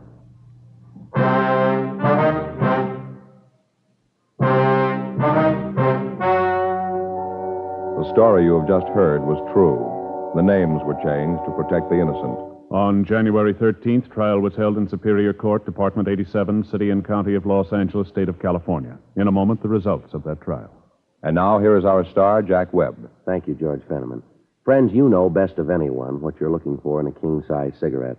So here's all I ask you to do. Try Fatima's and then make up your own mind. If you're looking for an extra mild and soothing smoke and a really different flavor and aroma, then Fatima is the king-size cigarette for you. Ask for Fatima in the bright, sunny yellow pack. King-size Fatima. The difference is quality.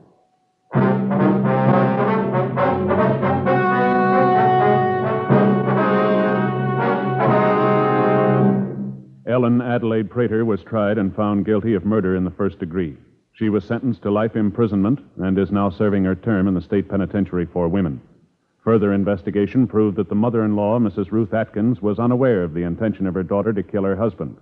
She was not connected in any way with the death of Alfred Prater.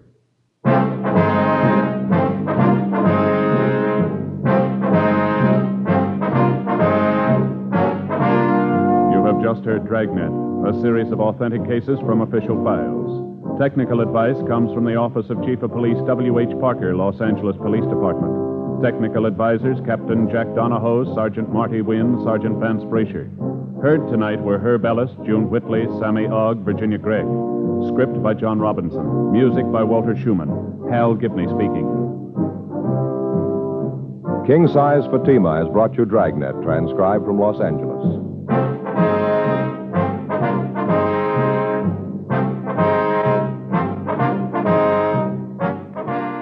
This is NBC, the national broadcasting company.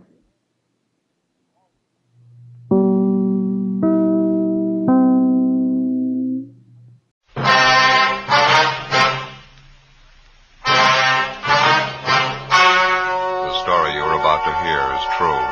Only the names have been changed to protect the innocent.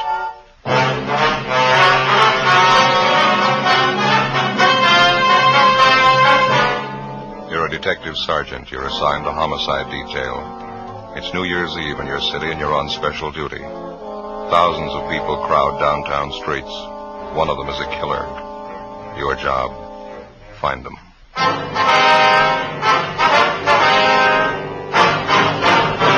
Dragnet, the documented drama of an actual crime. For the next 30 minutes, in cooperation with the Los Angeles Police Department, you will travel step by step on the side of the law through an actual case transcribed from official police files. From beginning to end, from crime to punishment, Dragnet is the story of your police force in action. It was New Year's Eve. It was cold in Los Angeles. We were working the night watch out of homicide, special duty. My partner's Ben Romero. The boss is Thad Brown, chief of detectives. My name's Friday. I was on the way back from dinner, and it was 8:35 p.m. when I got to room 42. Homicide. Joe? Hi, Barney. How is it outside? It's cold. Not keeping people at home, though. Did you check the crowds? Yeah. Been watching it from the window here. Seems bigger than last New Year's. Crazy. You're on with Ben and me tonight, is that right? Uh-huh. Thought I was going to have it off. Wife had a little house party planned and everything. Well, that's too bad. Maybe next time, huh? Yeah, that's what I said last New Year's. Nah, guess we better start moving. Yeah, where's Ben? He went down the hall a minute, said he'd be right back. I better take my top coat, huh? Yeah, I would if I were you. Nothing for us in the book, is there, Barney? I almost forgot Jack Conley called, having a little party out at his house. Wants you, Romero, to drop around when you get off. Said he'd call back. Oh. Hi, Joe. Hi. You about ready? Yeah, let me grab my overcoat. All right. I just tagged back communications. Switchboard's lit up like a Christmas tree, doing a million bid. Just like last year, they're starting off strong. 415s, 507, calls coming in with a dozen. I'd like to see it just once. People celebrating New Year's without tearing up half the town. I get it. Homicide Friday. Oh, yeah, Jack. Yeah, well, Barney just mentioned it. Well, we'll try and make it. You know how things are tonight. Yeah, we'll try, sure. Thanks a lot. There's Jack Conley, Ben, on his way home. He wants us to drop by his place if we get off early tonight. Not much chance of that. You ready? Yeah, I am. You, Barney? Let's go.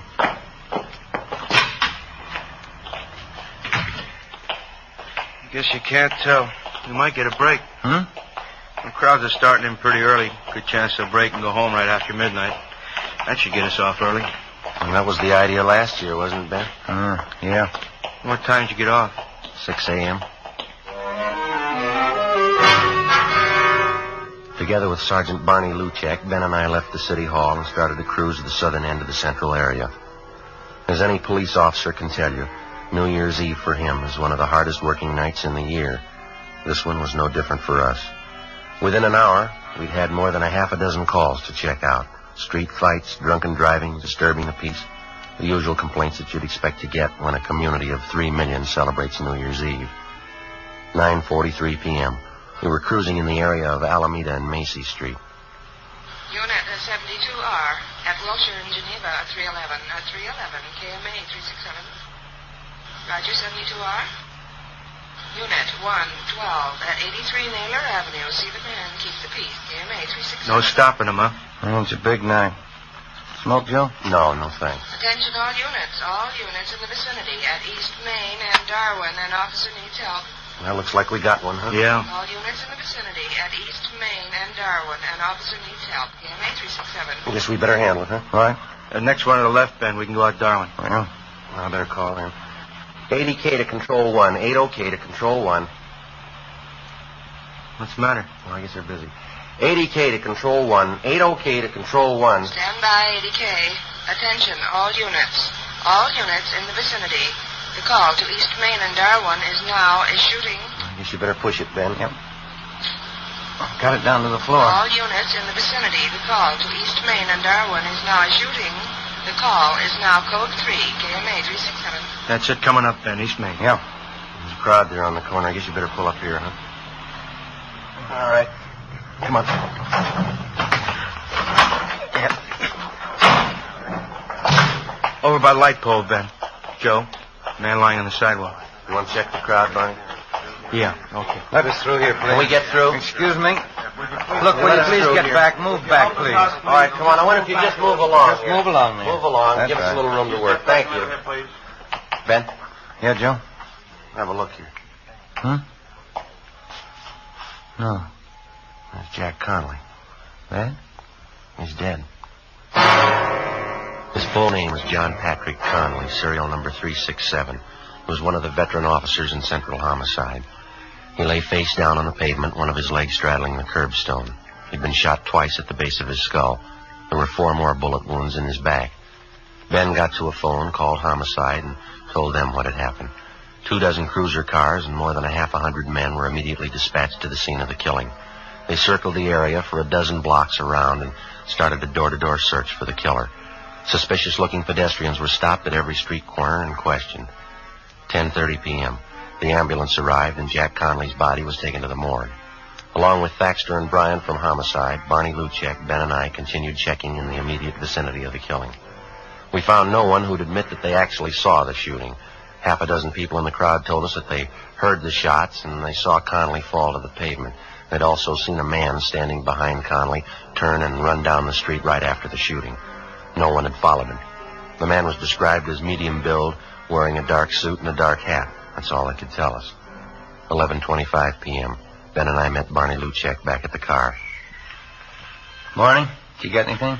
Checked out every store in the neighborhood that's open. Not much. How about you? No, it's the same. Pretty thin. Brian and Thaxter turned up a newsboy down the street. He told him he saw the guy in the dark suit running down the street. Yeah. Thought he saw the guy come out of this bar here. We heard that too, Barney. We talked to the bartender. He doesn't recall the man. Oh, say, I almost forgot. I checked with the office. Mrs. Conley's been calling in. Wants to know where her husband is. Oh, yeah. I asked personnel to hold off notifying her. Thought maybe you fellas would want to tell her. You knew Conley pretty well, didn't you? Yeah, a long time. Family man? 3 kids. If you fellas don't want to tell her, I'll call personnel back. They can do it. No, it's all right. We'll tell her.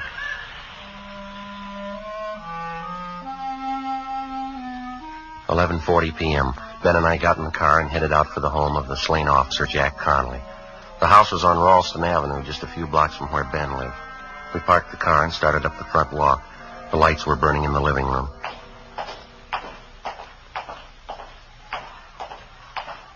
Lousy job. What? I said it's a lousy job. Yeah.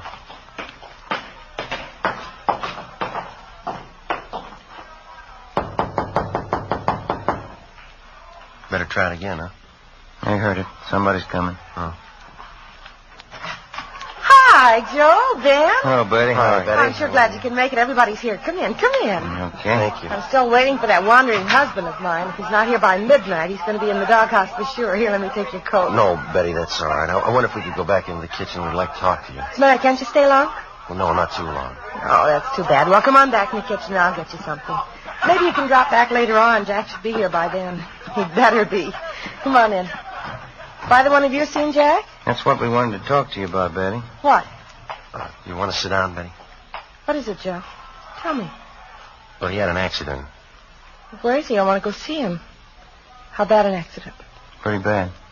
I want to go see him, Joe. If he's hurt, I want to see him. Couldn't be that bad, could it? Yeah. Oh, please, Joe. Please, not dead. Tell me, Joe, please. I'm sorry, Betty. Dear God. Oh, God. Want to give me a hand here, Joe? Yeah. She's white as a sheet. Be worse when she comes to. We better get a hold of the family doctor. No, we're going to have to wait. We'll never get through now. Huh? Phone lines are probably jammed. It's midnight. Oh, yeah. Happy New Year. 12:30 a.m. We finally got a hold of the Conley's family doctor, and he told us that he'd be over as quickly as possible. Some of Betty Conley's relatives at the party said that they'd look after things until the doctor arrived. Ben and I left the house and drove back to the scene of the murder. The house-to-house check of the entire area was still going on. There was no trace of the killer. 1:30 a.m. A low fog moved in over the city. Traffic began to thin out a little. The street crowds disappeared. 2 a.m. The search went on. A little before 2:30, a patrolman on foot located a taxicab driver in the neighborhood who claimed that he'd seen a man answering the killer's description just after the shooting. Ben and I went down the street to talk to the driver. He sat behind the wheel of his cab. It was especially equipped with shortwave radio to handle calls directly from the taxi company's dispatch office. Try to pass it on for whatever it's worth, officer. It happened just a minute or two before I picked up my last fare. What time was that? Do you remember? Oh, remembering, too, and I got it right here on the waybill. Yeah, here we go. 9:48 p.m. I was parked just where I am now. Same old stand. I picked up a fare, drove them to North Main and Sotelo, and I came back here. My cab broke down. Lousy distributor. I've been waiting for the repair truck ever since. Well, just what was it that happened before you picked up that fare here? That was at 9:48, is that right? Yeah, 9:48, yeah. Well, I was going to say, it was just a minute or two before that. I was parked right here. This guy comes running down the street through the crowd. He was really running, too. Yeah, go ahead. He's almost past me when he stopped all of a sudden, turned around and looked at me. I thought he wanted a cab, so I opened the door for him.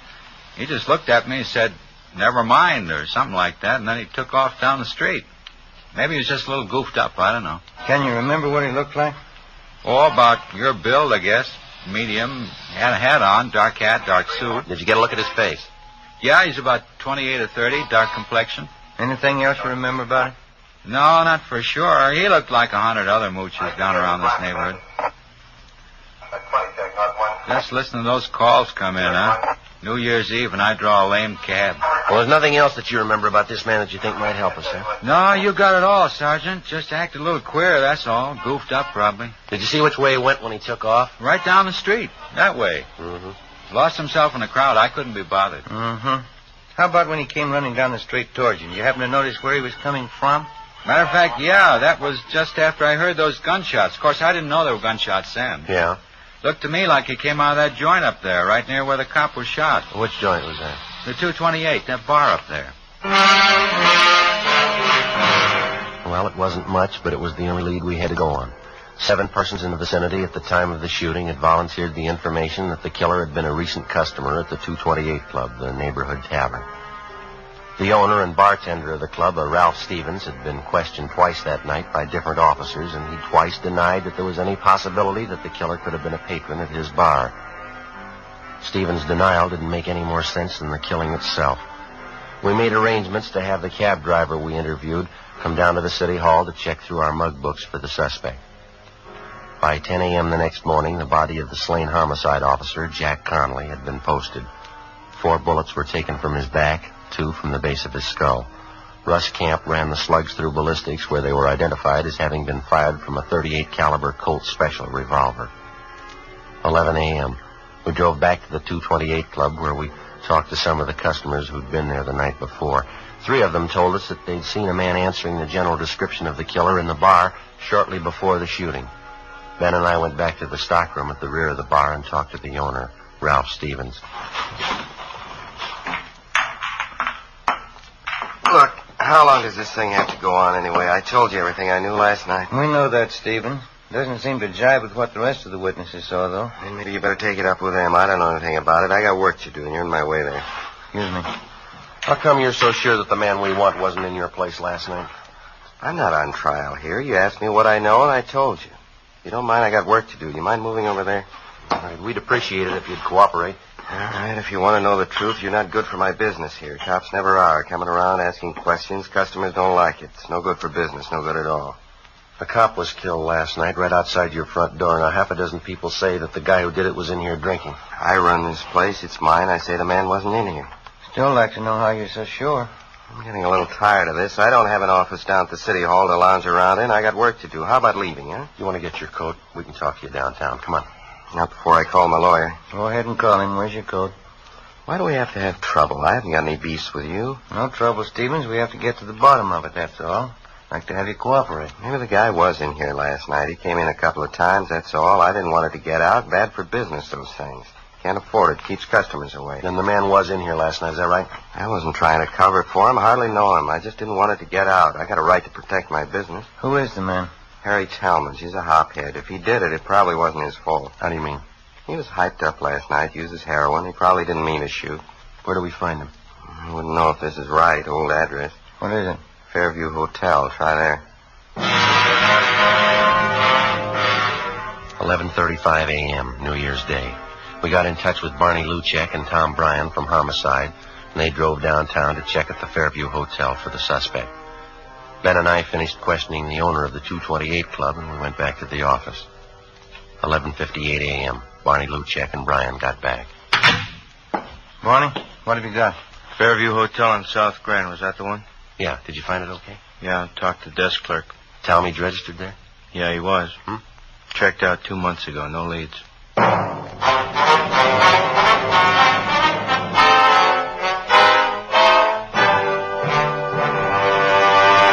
You are listening to Dragnet, a series of authentic case histories documented from official files.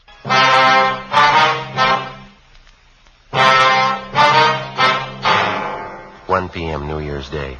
After we found that the suspect, Harry Talmadge, had checked out of the Fairview Hotel months before, Ben and I went back to the office and ran his name through R&I.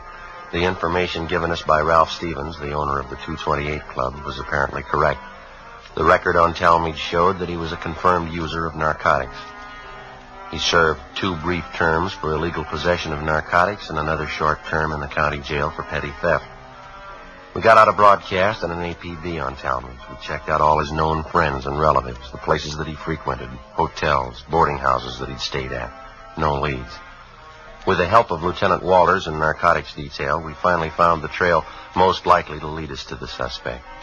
The peddlers, who were suspected of supplying Talmadge with narcotics, they were kept under a 24-hour watch. 3 days passed. No results. January 4th, 9 a.m. Ben and I went to the funeral and burial services for the murdered officer, Jack Conley. 11 a.m. We got back to the office. Don't know why, Joe. I just don't cotton to funerals.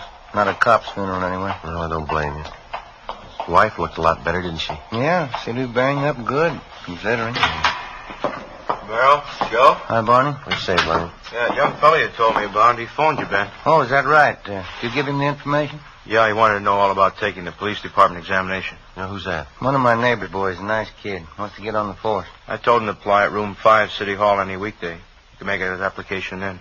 That it? Fine, Barney, thanks. Well, they got the recruiting campaign going now? Yeah, all this month. Taking applications from all over the country. I'll get it. Homicide, Friday. Oh, yeah, Walters. Just a minute. Okay. A-L-D-S-O-N, Donaldson. Okay, fine. Thanks a lot. Lou Walters and narcotics might be something. What's that? Oh? Well, he got a line on one of the mules who used to push heroin to town. He's a guy by the name of Donaldson. He's been sounded out. He's ready to talk to us. This Donaldson was close to Talmadge? Well, supposedly, yeah. You know where Talmadge is? Well, let's ask him. Ben and I left the office and drove to the address on South Alameda where Donaldson, a friend of the murder suspect, was supposed to be staying. Turned out to be a cheap hotel in the Skid Row district. It was next to one of the rescue missions down there. We finally located Donaldson across the street. He was standing on the sidewalk along with 4 or 5 other men. They were listening to a small Salvation Army band playing outside one of the beer joints. I hardly miss any of these sidewalk meetings, Sergeant. Like 'em. Band music. I even listen to the sermons. Do me a lot of good. I understand you're not pushing junk anymore, Donaldson. Is that right? And you want to call me Big, Sergeant? Name's really John, but everybody calls me Big. All right. No, I haven't been pushing junk. Not for months.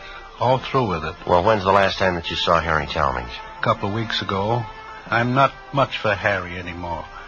Like I say, I've been regular at these sidewalk meetings, hearing the sermons.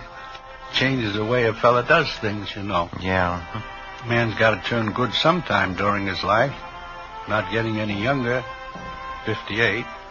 I figure it's time I start living by the word.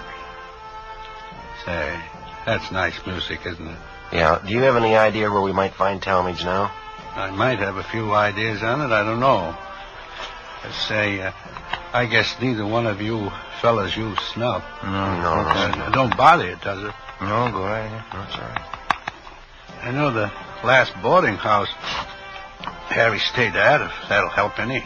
Place on 12th Street. I can give you the address. Well, is he still there, do you know? I don't think he is, no. Matter of fact, I'm sure he's not. Wish Harry'd come around and see me. Like to get him interested in these sidewalk meetings. Get him listening to the sermons. Might help him. Did an awful lot for me. Yes, sir. Will you say that you saw Talmadge about 2 weeks ago? Well, not quite 2 weeks ago. It was the day after Christmas. Came down to my hotel and wanted some money. I couldn't give him any. That's when he told me he was moving. Going to some rooming house up around the City Hall section up there. Did he mention any address? Not that I recollect, no. That sure is nice music, isn't it? Well, how about some of his other friends, Biggs? You think they might be able to help us? Well, Duke might help you. Harry and old Duke are still great friends. Duke sees them more than I do. Where do we find Duke? Well, you know the Penny Arcade down on South Main? Right down from the train depot there? Yeah. That's where Duke works. He's a janitor there. I've been trying to get Duke to come to the sidewalk meetings, too. He sure could stand it, old Duke. Well, thanks very much, Biggs. Not at all, Sergeant. Always glad to help out. Now, look at that now.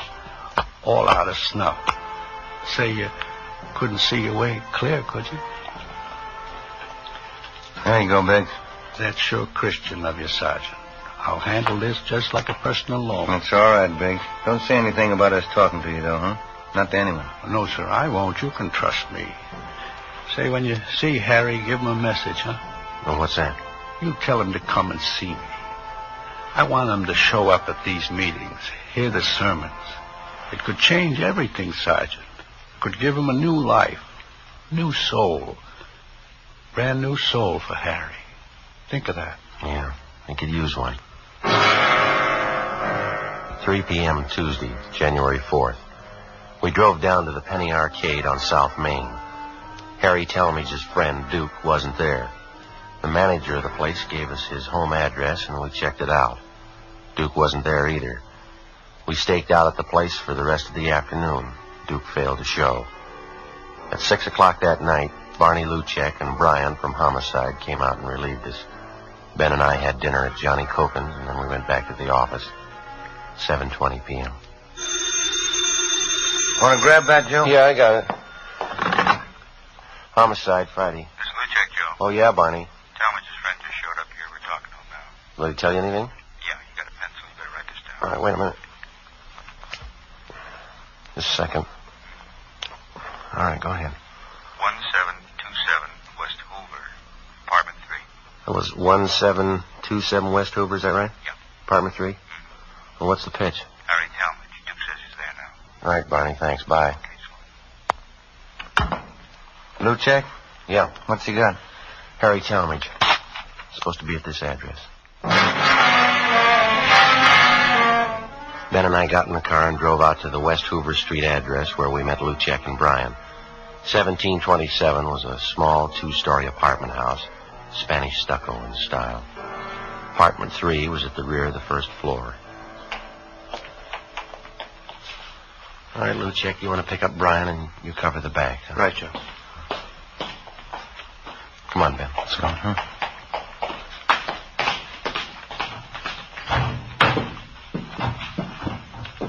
Get us up the stairs, huh? Mm-hmm.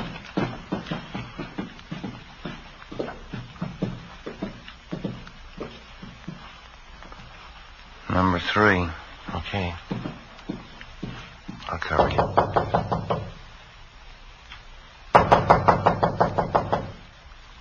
No sound inside.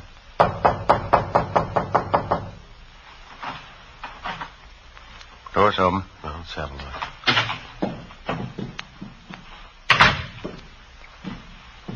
No, it's empty. You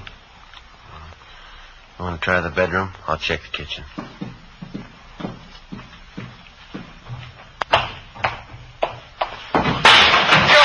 in here! All right, tell me. What's the Ben? Got a gun, Joe. Grab it. All right, you're a cop. All right, come on, drop it. Drop it!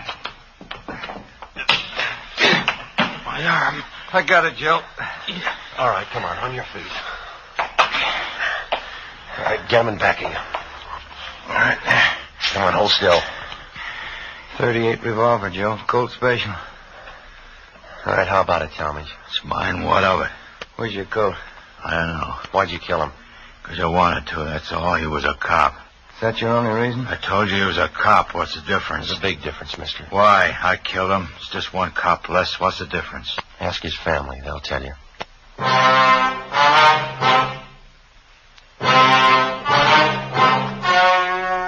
story you have just heard was true.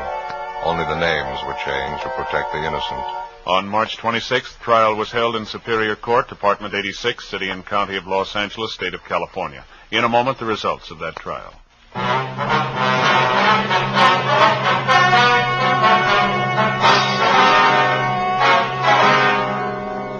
Harold Wesley Talmadge was found guilty of manslaughter by jury trial and was sentenced to the state penitentiary.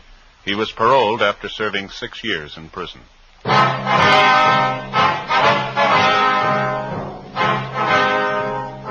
You have just heard Dragnet, a series of authentic cases from official files. Technical advice comes from the Office of Chief of Police W.H. Parker, Los Angeles Police Department.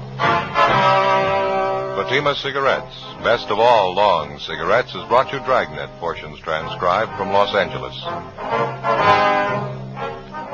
Stay tuned for Counter Spy, more good mystery on NBC.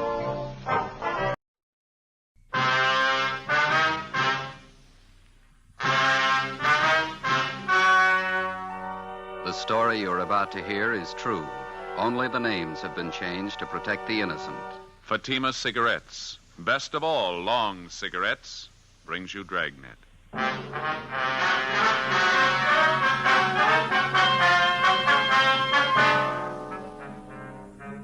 You're a detective sergeant.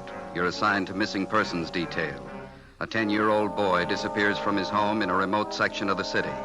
2 nights and 2 days pass. There's not a trace of the boy. Your job, find him.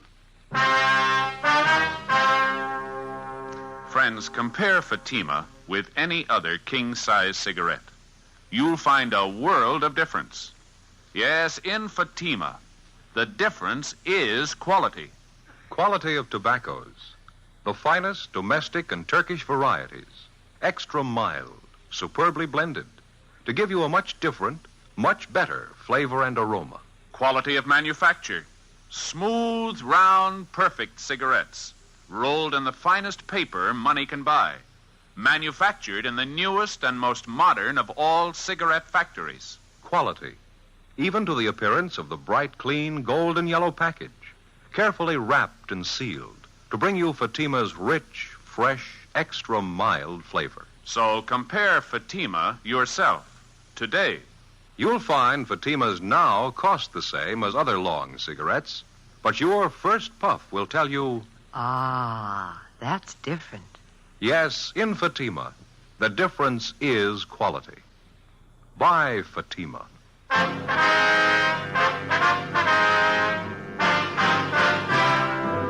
Dragnet, the documented drama of an actual crime. For the next 30 minutes, in cooperation with the Los Angeles Police Department, you will travel step by step on the side of the law through an actual case transcribed from official police files. From beginning to end, from crime to punishment, Dragnet is the story of your police force in action.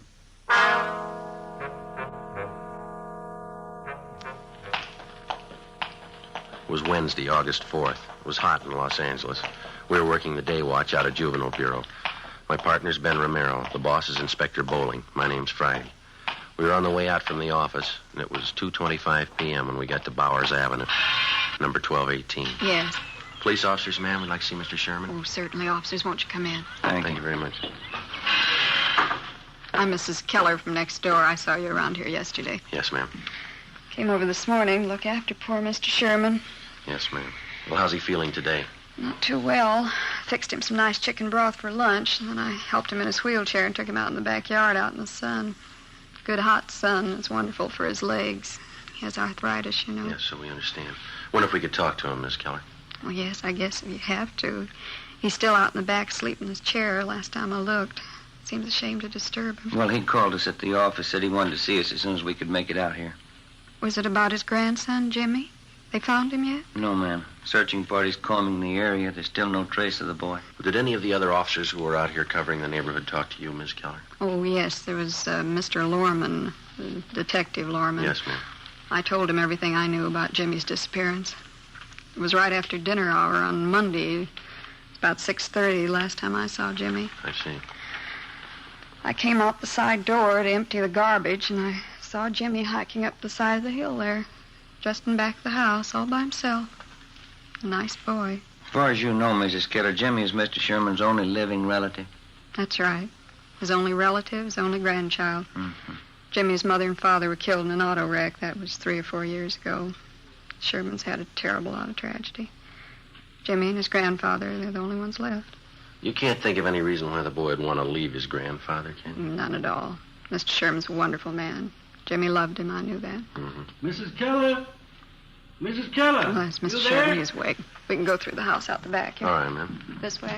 Thank you. Go ahead, ma'am. Yeah, okay.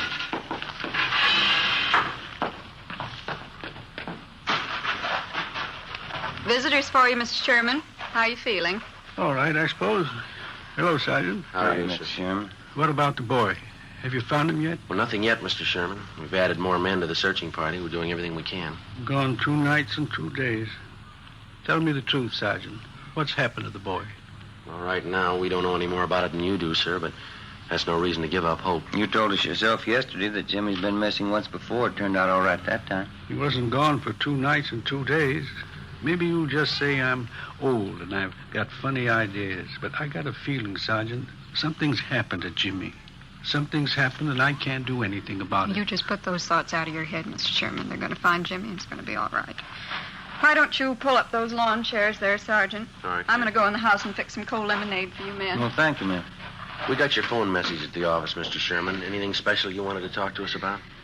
Yes, there was something. When you were talking to me yesterday, Yes, sir.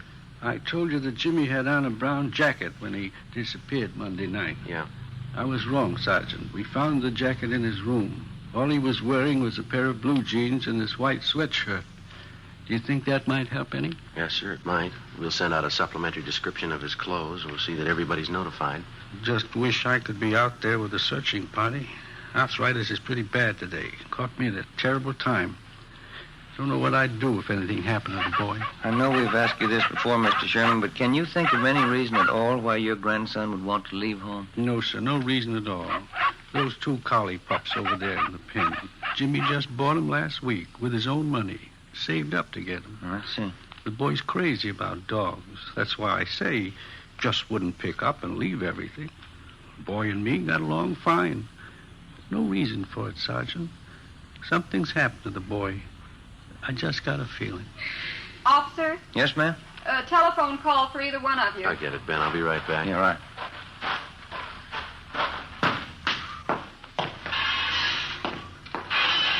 The man said it was your office calling. Thank you, Miss Keller. Where's the phone? Telephone straight back there in the hall. Thank you very much. Friday talking. This is Bowling, Joe. Just heard from the search party up in the hills. Oh, did they find something? Yeah, in the Elysian Park area by the upper reservoir. Uh-huh. Found a pair of kids' trousers right by the edge of the water. What kind of trousers? Blue jeans, nothing in the pockets. They'll start dragging for a body as soon as they get the equipment. Check it out with the grandfather, huh? See if the boy was in the habit of hiking up there around the reservoir. Right. We'll call in just before we leave here. Right, Joe. Right, bye.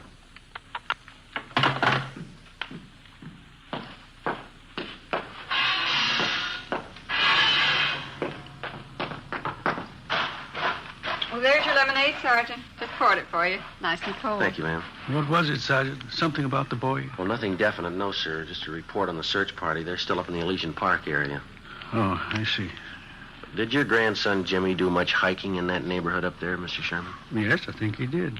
Likes to hike up there around the reservoir. Why? The name on the 316 report, missing juvenile, read James Philip Sherman, WMA, 10 years old. He lived with his 68-year-old grandfather, Oscar Sherman, in a small cottage in a sparsely populated section of the city. Shortly after 6 p.m. on Monday, the boy went outside to play. When darkness fell and he failed to return home, his crippled grandfather went out to look for him. Half an hour later, the neighbors joined in the search. No sign of the boy. At 10 p.m., Juvenile Bureau was notified, and throughout the night, squads of men on foot and in cruiser cars canvassed the area. A local broadcast and an all-points bulletin was gotten out on the boy. Neither the grandfather or the neighbors could find any reason for his disappearance. After almost 48 hours of continuous searching, the only lead we had was the pair of trousers found on the edge of the upper reservoir in Elysian Park. They were shown to the grandfather, but he failed to give positive identification. Dragging operations at the reservoir began immediately. Meantime, Ben and I, together with Lorman and Lopez from Homicide, checked out every possible lead on the missing youngster. One of the tips came from a Frank Grady, an unemployed carpenter who lived 5 blocks from the Sherman home.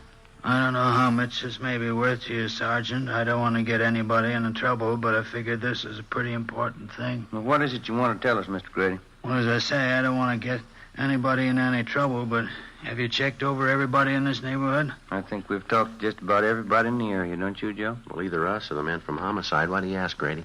Well, there's a guy who lives down the street there, right down the corner from this house. Old guy by the name of Gilby.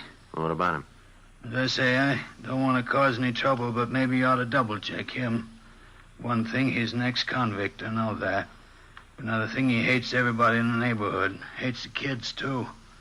Wouldn't be surprised if he was your man. Why do you say that, Grady? Does he have any special reason for disliking the Sherman boy? Old man Gilby wouldn't need a reason. A real queer one. Say, I got a couple cans cold beer in the icebox, and I fix you fellas up. No, thank you very much. Just the same. What makes you think this Gilby had anything to do with the boy's disappearance, Mr. Grady? Well, number one, I saw old man Gilby out walking Monday night when the Sherman kid disappeared. Yeah? Saw him walking along the road up there. The same one that goes up by the reservoir. And I watched him. It was dark by the time he got back to his house. I'd check on him again if I were you. As far as you know, has Gilby ever been in trouble for bothering the kids in the neighborhood? Oh, Sergeant, he bothers everybody in the neighborhood. Real queer. Lives by himself, always complaining about something. Frankly, I think he's your man. I think he took that kid and he did something to him. Well, do you have anything at all to back up your opinion? You dig around, you'll find something on him. He's no good, and I'll bet on it. I've had a couple of run-ins with him myself. He just isn't any good, that's all. Well, all right, Grady. Thanks for the tip. We'll be sure and double-check on the man. You won't tell him where you got the tip, though, huh? Like I say, I've had run-ins with him before. It might cause trouble. No, he won't know where we got it. Thanks again. Okay, Sergeant. It's a pretty important thing. I didn't want to make anybody look bad, but the old man's just no good. Now, you understand that, don't you? Sure, Grady. We understand. As a matter of routine, we double-checked on Grady's neighbor, Mr. Harold Gilby. We found out that he had no jail record and that he had been at work on Monday from 3 to 11 p.m. He could have had no direct connection with the Sherman boy's disappearance, no more than Grady himself could have had. The so-called tip he'd offered us was like 100 other phony leads in 100 other cases. Spiteful, small-minded neighbors trying to use a tragic situation to work out their jealousies and prejudice on somebody that they didn't get along with in the neighborhood. The search continued. So did the hot weather. Friday, August 6th, no sign of the missing boy. The temperature climbed into the mid-90s. Dragging operations at the reservoir went on. Saturday, August 7th, more legwork, more hot weather. By noontime, Ben and I had run down the last lead we had on 10-year-old Jimmy Sherman. Went nowhere. 1 p.m., we headed back for the office to check with Inspector Bowling. These are the days when I wish I had a little swimming pool in my backyard. Sure be nice to go home to. Yeah, well, save your money. No, it doesn't cost so much. No, I read in a magazine where a fella built his own pool for $95.37. It can't be much of a pool, can it? Oh, yeah, it's good size. Of course, he did all his own labor. Had all his friends in to help out. He must have had a lot of friends, didn't he? Yeah, he did after he finished the pool. Friday, Ben? Hi. Oh, hi, Skipper. How'd you two make out? Anything?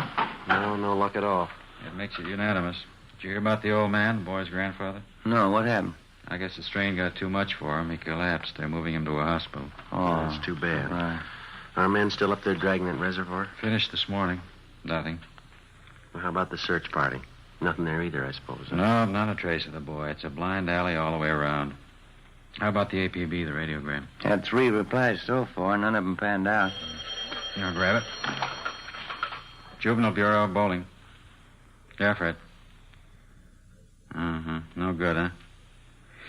Yeah, all right. Check you later. I heard it once. I heard it 50 times. No trace of the boy. Got me, Skipper. Something real weird about the whole thing. Well, now, look, we know he didn't just disappear into thin air. Kid's gone. There's a good reason for it. There's got to be an answer somewhere. That's right. You'll find it. Another week passed, and then a month. 2 months.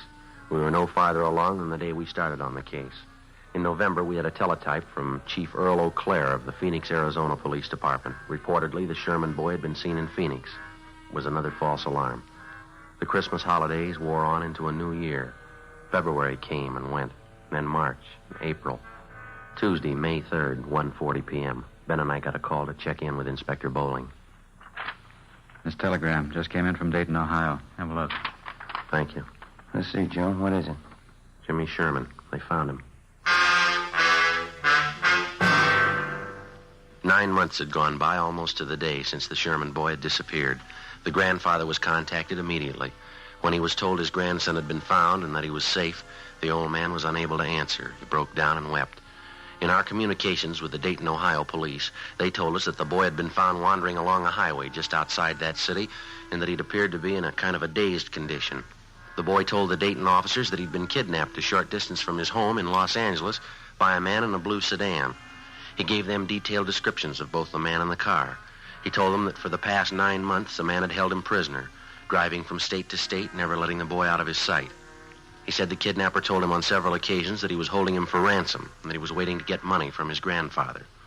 On May 8th, the youngster was returned to Los Angeles and reunited with his grandfather.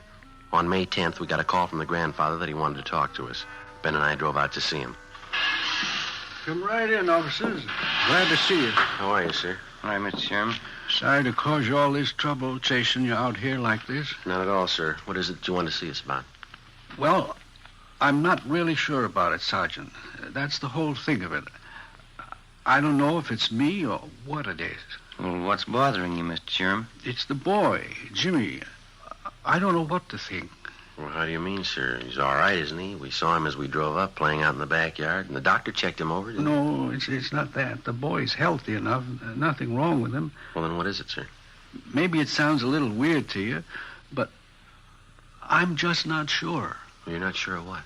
That boy out there, Sergeant. I'm not sure he's really my grandson.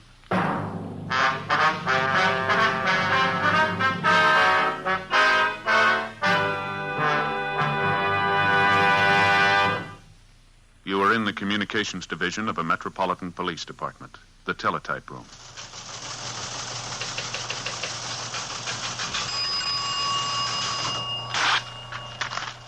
.43, LOS 52951, 12:03 p.m. APB, WMA 150, 5'6", dark hair, dark eyes, wearing gray suit, no hat. Suspect is wearing glasses, heavy build, 22 years. Suspect is armed with blue steel revolver. Any information? Forward. You have just heard a teletype description of a suspect.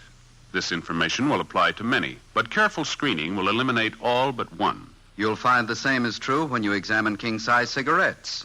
Careful screening will eliminate all but Fatima. Compare Fatima. Fatimas are the same length as any other king-size cigarette, 85 millimeters. Fatima has the same circumference, 1 1/64 inches around. And Fatima filters the smoke exactly the same long distance as other king-size cigarettes, but in Fatima the difference is quality. Fatima gives you extra mildness, a much different, much better flavor and aroma. You get all the advantages of extra length, plus Fatima quality, which no other king-size cigarette has. So compare Fatima yourself. Your first puff will tell you... Ah, that's different. Yes, in Fatima, the difference is quality. Best of all, long cigarettes.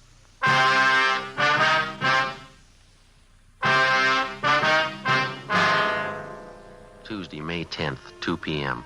When the aging grandfather, Oscar Sherman, told us that he wasn't sure whether the recovered boy was really his grandson, Ben and I didn't know what to think.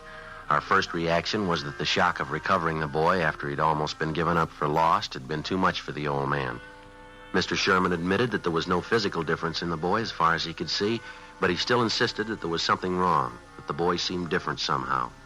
To satisfy the grandfather, Ben and I talked to the boy, but he failed to give us any reason to believe that he was not Jimmy Sherman. We checked with the boy's friends, all the people in the neighborhood who'd known Jimmy over a period of years. They confirmed our opinion. A few thought that the youngster had changed a little, but no one had any serious doubts about it. The boy was really Jimmy Sherman. So the matter was dropped. Thursday, May 12th. Ben and I had lunch, and then we checked back in at the office. Joe, want to grab that? Yeah, I'll get it. Juvenile Bureau, Friday. Sergeant, this is Mr. Sherman talking. Yes, sir. Mr. Sherman, Yes, sir. How are you? I want you to come out and take this boy, Sergeant. He's not my grandson. I'm sure of it. Well, how do you mean, sir? This boy's got a scar on his side. He's had his appendix out. Yes, sir. My grandson never had an operation in his life. Before we left the office, Ben and I briefed Inspector Bowling on the phone call from the grandfather, then we drove back to the Sherman house. While Oscar Sherman didn't claim that he knew his grandson's complete medical history, he was certain that the boy had not had his appendix out and that he had not had an operation. He told us that his neighbor, Mrs. Keller, could substantiate that she had known Jimmy since he was a baby. We put in a call to the Sherman's family doctor. He wasn't in. We left a message, and then we went next door to see Mrs. Keller. We found her in the kitchen washing dishes. I just got a couple more to rinse. Can you wait a minute? Yes, go right Of course we can.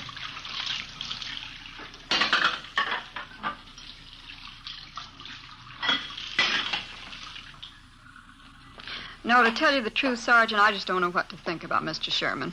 Maybe the whole thing was too much for him. His mind's going back on. Well, to your knowledge, Mrs. Keller, was the boy ever operated on? No, not as far as I know. But it's possible he did have an operation. I didn't hear about it. Sergeant, as far as I'm concerned, that boy's Jimmy Sherman.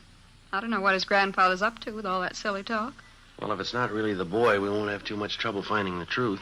There's no question in my mind. Of course it's Jimmy. Why, when he was over here the other day, he talked about the party I gave for him one Halloween. He even remembered the children who were there. Mm-hmm. Are the other neighbors as sure about the boy as you are? Just about. Miss Foster down the street, Jimmy was in to see her yesterday. He talked about some changes she'd made in her living room, asked her about some relatives she has living out of town. Mm-hmm.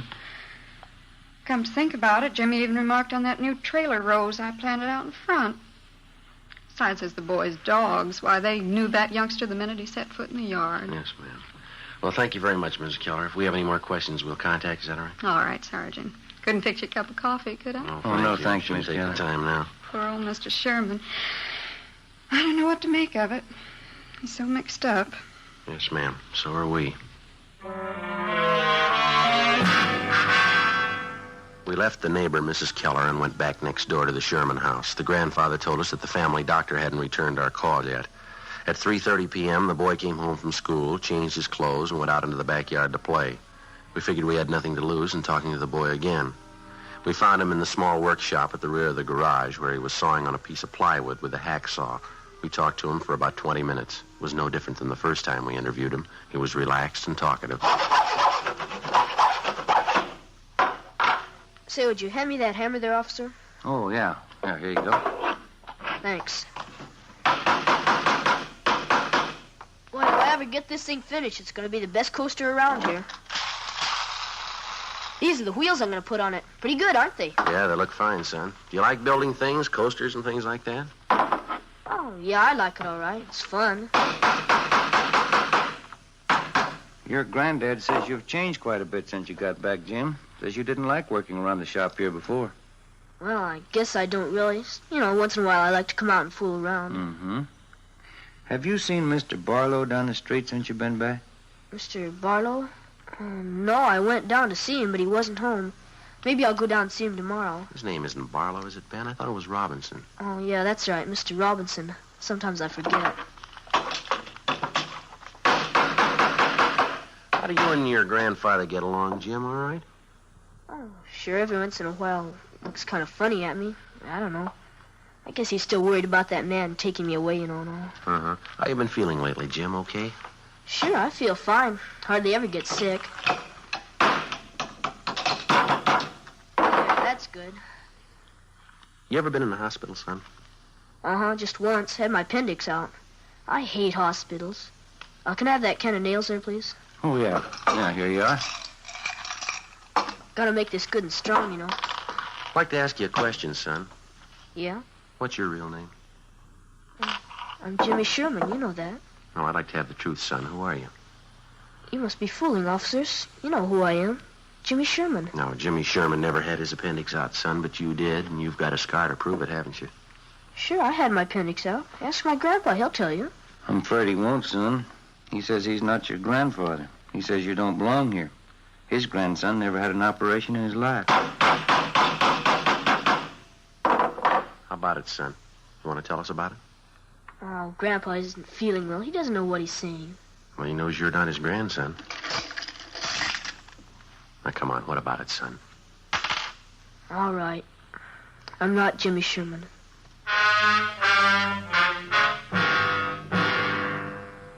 He told us his real name was Donald Rush. He said he'd run away from his home in Springfield, Ohio 2 weeks before. He said that he'd been picked up by the police on a highway just on the outskirts of Dayton, Ohio. On returning the boy to the station, the police officers saw that he fitted the description of the missing California boy perfectly. It was almost as if the two were identical twins. Under the impression that the youngster was suffering from shock or amnesia, the police officers told him all about his home and his friends in California. They gave Donald Rush all the information that they had on the missing Sherman boy, all the newspaper stories, pictures, the dozens of teletypes and circulars which had been sent across the country in an effort to locate the missing youngster. On his way out to California on the train, the Rush boy was given dozens of newspapers to read, which contained thousands of words concerning the disappearance of Jimmy Sherman. So, by the time he got to Los Angeles, Donald Rush knew everything he had to know about the boy he was impersonating. We questioned the Ohio youngster further. Besides an exceptionally high IQ, he admitted to having an almost photographic memory. We took him in the house to face the grandfather of the boy that he'd been impersonating, the boy who was still missing. Mr. Sherman. Yes, Sergeant. Sit down, won't you? The boy here has a confession for you. He wants to tell you himself. I think I know. I was right all along, wasn't I, Sergeant? I didn't mean anything by it, mister. I just thought it'd be fun to make out like I was somebody else for a while. You wouldn't know the difference, would you, Sergeant? No, sir, I'm afraid I wouldn't. That picture over there on the mantel and the boy here, they look exactly alike to me. There's only one thing I'd like to know, son. Yeah? Why'd you do it? Why'd you try and fool me? Oh, I don't know, mister. I ran away from home, and the cops picked me up near Dayton. They thought my name was Jimmy Sherman. They said I was a missing kid from California. Well, why didn't you straighten them out right then, son? I was kind of afraid, and if I told them what my real name was, they would have sent me back home. So I just let them think I was really Jimmy Sherman, and they seemed to be pretty sure I was. How long did you think you could keep it up, son, pretending you were somebody else? I don't know. Guess I never thought much about that. I got here, and everybody was nice to me. I just didn't think about anybody finding out. Honest, mister, I didn't mean to do anything wrong. I didn't mean to hurt anybody. And you never saw my grandson? You never saw Jimmy? No, sir. I just got on the train. They brought me out here. You don't know where he is? You don't know how he is? All right, try to take it easy, Mr. Sherman. Why would you do it, boy? You're a stranger. Why would you try to fool me about Jimmy? I'm sorry, mister. I didn't mean it. Honest, I didn't mean it. Thought I had him back. Thought I had him back. Come on, Ben. Let's go, son. I didn't want to make him cry like that, Sergeant. Honest, I'm sorry. Couldn't you just let me stay here with him? No, I'm afraid not, son. I won't do anything wrong. Don't you think I could just stay here with him? I'll go right back in there now and tell him I'm sorry. Yeah, I'm sorry too, youngster, but you're not the boy he's looking for.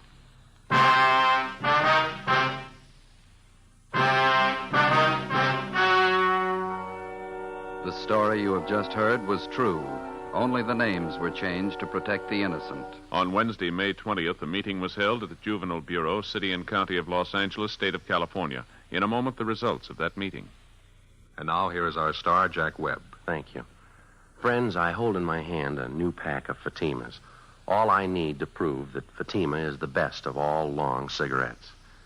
Now here on the side, you'll find this statement. Fatima contains the finest Turkish and domestic tobaccos superbly blended to make Fatima extra mild. Fatima gives you all the advantages of extra length plus Fatima quality, which no other king-size cigarette has. So tomorrow, buy a pack of Fatimas. I know you'll find that in Fatima, the difference is quality.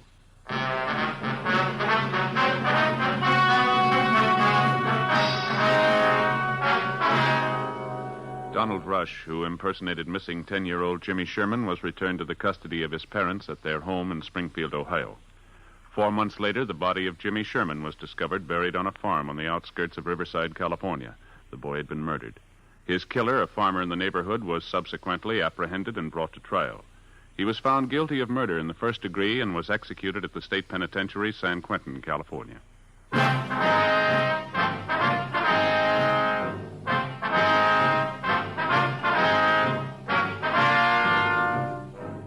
You have just heard Dragnet, a series of authentic cases from official files. Technical advice comes from the Office of Chief of Police W.H. Parker, Los Angeles Police Department. Fatima Cigarettes, best of all long cigarettes, is brought you Dragnet, portions transcribed from Los Angeles. Stay tuned for Counter Spy, next over most NBC stations.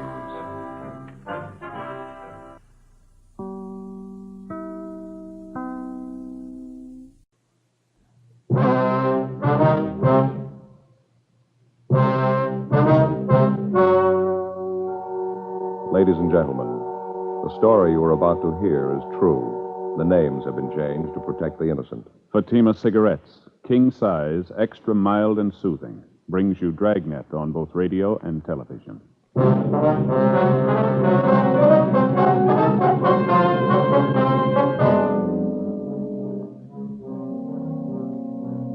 You're a detective sergeant. You're assigned to homicide detail. A young man walks into your office and tells you that his best friend has been killed by unknown assailants.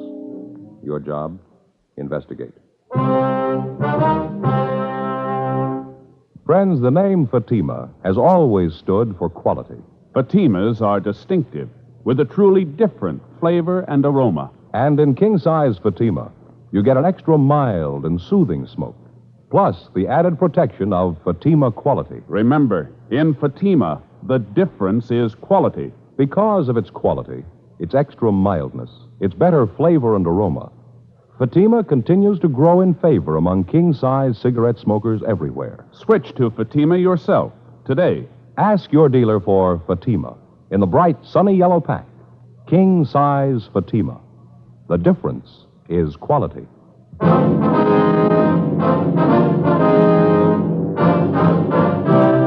Dragnet, the documented drama of an actual crime. For the next 30 minutes, in cooperation with the Los Angeles Police Department, you will travel step by step on the side of the law through an actual case transcribed from official police files. From beginning to end, from crime to punishment, Dragnet is the story of your police force in action. It was Monday, August 9th. It was warm in Los Angeles. We were working the day watch out of homicide detail. My partner's Frank Smith. The boss is Captain Warman. My name's Friday. It was 7:58 a.m. when I got to room 42. Homicide. That you, Frank? Yeah, morning, Joe. Looks like it's going to be a scorcher today, doesn't it? Yeah, nice and clear. How'd the weekend go? Lousy. Why? What do you mean? Oh, Fay and me had a ruckus Saturday night. Was that so? Yeah, it happens every time we have somebody over for dinner. Never fails. Yeah. And she gets to yakking it up with the company. We never eat till 10:30. A miserable time for dinner. Yeah, it's pretty late at that. Saturday night, we had the Johnsons over. Going to play a little cards, have a little dinner. You know, relax. Mm-hmm. Wife fixed Swedish meatballs. They're on the stove. Everything's dandy. She gets to talking. We finally sit down to eat. It's 10:15. Meatballs are burned. Yeah. By that time, we're all so hungry we lost our appetite. It was real embarrassing, Joe. We finally sat down. I figured let Fay know I was pretty sore. But I didn't want to come right out and tell her in front of the Johnsons, you know. Yeah, I understand. So I picked up one of the meatballs that was burned, said she'd invented something new. Everybody else used chlorophyll for their teeth, but we had built-in charcoal. Yeah, what'd she say? Nothing, just a look. Hasn't said a word to me since. Sends the kids with messages for me. It's pretty miserable. She'll probably be over it when you get home tonight. Pardon me. Yes, sir? Is the homicide department where you report a murder? Yes, sir, that's right. You the fellas I talked to about a murder? Yes, sir. Come on in. Sit down. Take that chair over there. Thought I'd never make it. Are you all right? Yeah, now that I'm here, it's all right. Your face is pretty badly cut there. Those bruises, scratches on your throat. You sure you're all right now? Yeah, I'm all right. I never thought I'd get here. Times I was ready to quit, but then I'd think of Kevin, what they did to him, and I had to keep walking. I had to. For Kevin, I had to. Well, everything's all right now. You can tell us about it. I don't know where to start. What's your name, young fella? Bruce Hamilton. All right, Bruce. I'm Joe Friday. This is my partner, Frank Smith. Hello, Bruce. Hello. We know that you must have been through a terrible ordeal, but you can tell us about it. It's all right. What day is today? It's Monday, the 9th. Monday. And it was Saturday night. Just 2 days. Seems like 10 years. We just finished dinner, sitting around the fire having coffee, trying to figure out whose turn it was to do the dishes. Then we heard them. You heard them? Who's that? Horsemen. Lots of them. They rode right into the camp. One of them yelled something, and they all stopped. Stood there looking at us. We didn't know what to do, who they were. We just stood there. Then this big guy, I guess he was the leader, said something to us in Spanish. We couldn't understand him. All right, go ahead. You see, Kevin and I go to school together.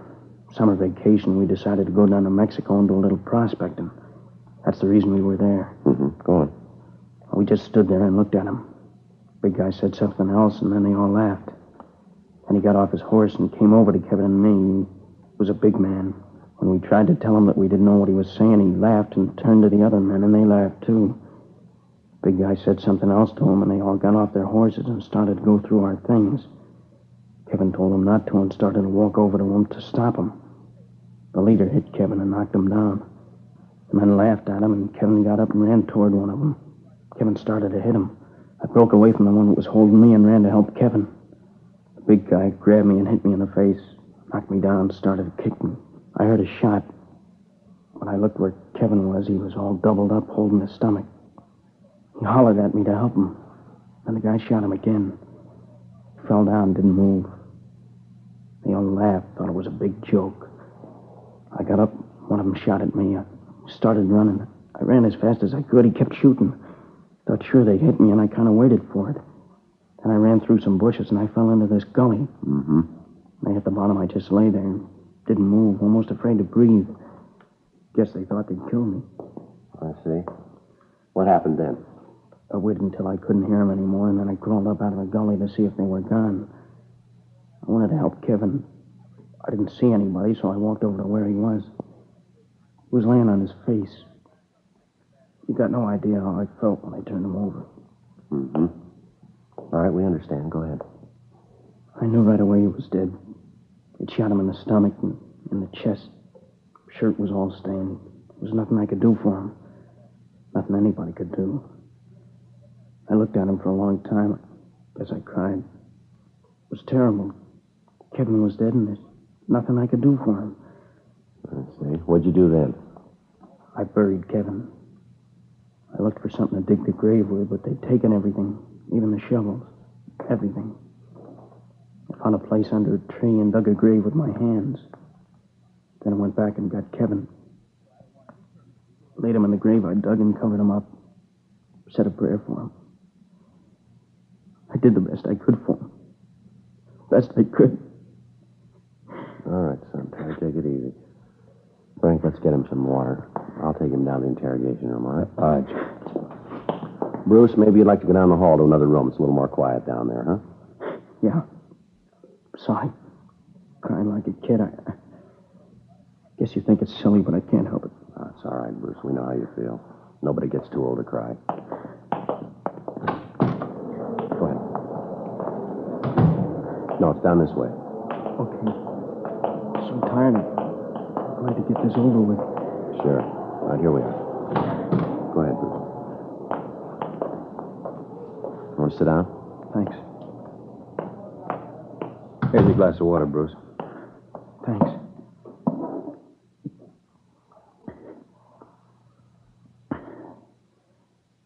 Tastes good. Helps. All right. Now, is there any more you want to tell us? Well, there's a little more. There was nothing I could do. I looked around. They'd taken everything. Dishes, food, supplies, clothes. I went over the mesquite bushes where we hid in our duffel bag. We kept all our money and papers in there. Wallets, identification, all our valuables. They'd found that. It was gone. They hadn't left anything. Well, they took everything. Didn't leave a thing, huh? Nothing. What'd you do then? Started to walk. We parked our car just off the highway. It was about 5 miles. When I got to where we'd park it, the car was gone. I didn't know what to do. What could I do? All right. I started to walk to Ensenada to tell the police. Then I began to think that the bandits had taken my wallet. I didn't have any identification, no way to prove who I was. Couldn't even speak the language. Got scared that they might not believe me. Now, you walked all the way from Ensenada to the American border, is that it? That's right. I walked all Saturday night, and Sunday morning I found an old adobe house, and I crawled through a window and slept. I don't know how long I was asleep, but it was dark when I woke up. I started to walk again. I walked all Sunday night, too. When I got to the border, I was afraid to go through the gate, so I went down by the riverbed and found a hole in the fence. I crawled through and went over the American side. When I got there, I felt better. Safe. I figured that I'd go up to the first policeman I saw and tell him what happened. Did you notify the authorities down in San Diego? No, I got to the police station, but I didn't go in. I didn't tell them. Why not?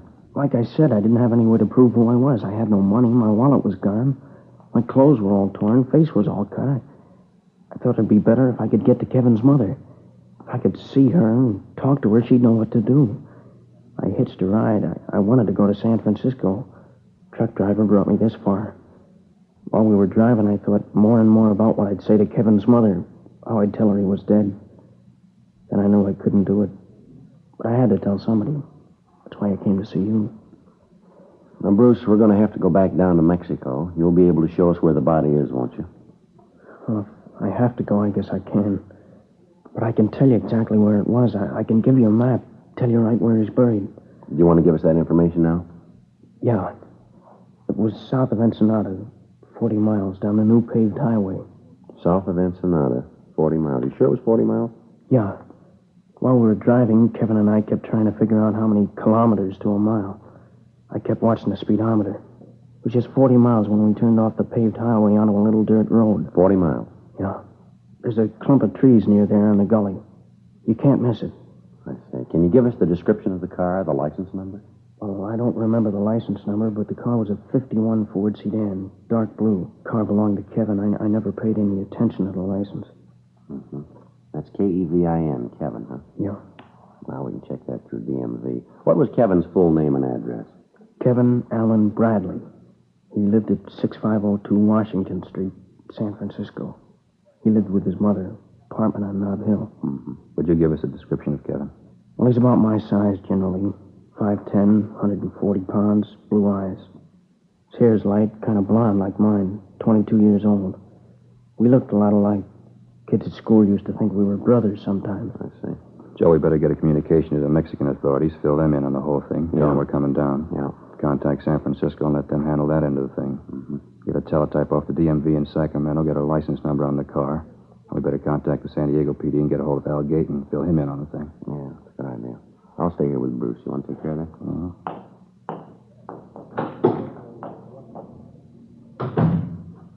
Now, look, young fella, would you know these bandits again if you saw them?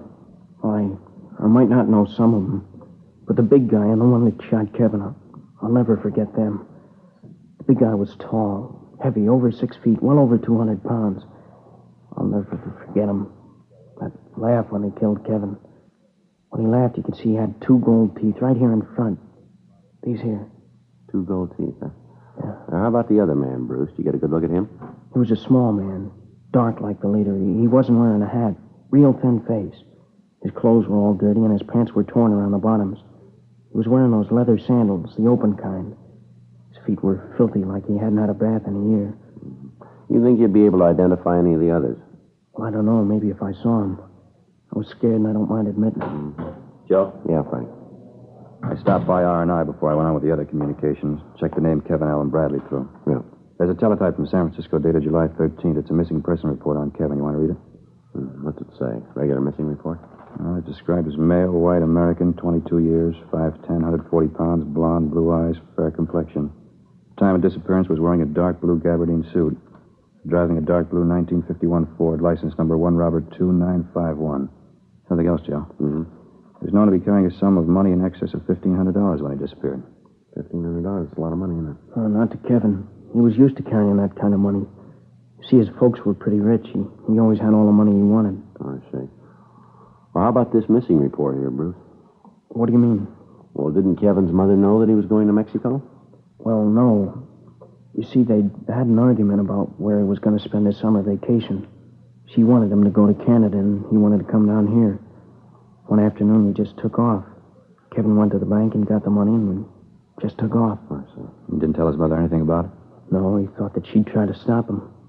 Probably would have, too, if she'd known. Oh, was the money among the things that were stolen from you? Well, yeah. It was in Kevin's wallet in the duffel bag. Mm-hmm. I suppose it was kind of foolish to leave that much money just laying around, but we did. We didn't think that anything had happened like this. I stop and think back over it. Kevin being dead, I don't know, I just get sick. Now, you say you didn't have any money. How did you get along? I didn't think much about food. The important thing was to tell somebody about Kevin's being killed. That's all I thought about, telling somebody. Yeah, sure. Well, you must be pretty hungry then. You'd like something to eat now, would you? Yeah, it might taste pretty good. Sandwich and some coffee. How about you guys? You gonna eat? Frank, how about you? Yeah, after I get communications off, I'll run across the street and pick up some sandwiches and coffee and bring them back here. All right, fine. What kind of sandwich you like, Bruce? No, anything. Doesn't make any difference. Joe? Oh, ham's all right. White bread, a lot of mustard. Yeah. Okay, I'll be right back. Right. Oh, say, Joe, I'm running kind of low on my allowance. I only got $1.50. You got a little change? Yeah, sure. Yeah, here, let me get this. What's that? Huh? Did you say you had some money? Well, I have got $10. $10 bill. Well, maybe I'm wrong, but I thought you said the bandits took all your money. Did I get it wrong? Well, what I meant is I didn't think I had any money. I found this 10 in my pocket just before I walked in here. Oh, I see, yeah. Look, you can see it's all wadded up. It must have been in my pocket for a long time. Just a 10 all wadded up. Yeah, it's all crumpled up there. You can hardly tell what it is, can you? Yeah, that's right. But you can see it's a 10. Mm-hmm. Sure. It's all wrinkled up. You can see how I missed it. Yeah. I'll tell you, why don't you put everything in your pockets right here on the table, huh? Why? What'll that show? All right, come on, boy. I haven't got anything in my pockets. Well, you found the 10. Maybe you'll find something else. All right, but I don't know what it's going to show. Pocket knife, handkerchief, comb. You got the 10 on the table there. That's all. Maybe there's something in your coat pocket. No, I don't carry anything in my coat pockets. Stretches them. Well, you take a look anyway, huh? I told you I don't use them. See? Nothing. How about the inside pocket? No.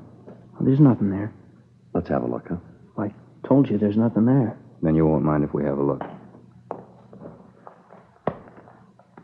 What's that you got there, Bruce? That's my wallet. Guess they didn't take it after all. Gee, thanks for finding it. No, I probably wouldn't have thought to look for it. I just figured that it was gone. Here, let me have it. Let's see what's in it, huh? Well, just some cards, personal stuff like that. Nothing you'd be interested in. I forgot all about it. I feel pretty silly. I didn't even know it was there. Take a look, Joe. You say this is your wallet, is that right, Bruce? Yeah, it's mine. I told you it's mine. How about letting me have it, huh? There's quite a bit of money in here, Bruce. Huh? I don't know, just a glance here. Looks to be about $1,000, doesn't it? Well, just a minute. I think I can explain that. Well, there's another thing here I don't think you can explain. What's that? The name in the wallet, Kevin Bradley.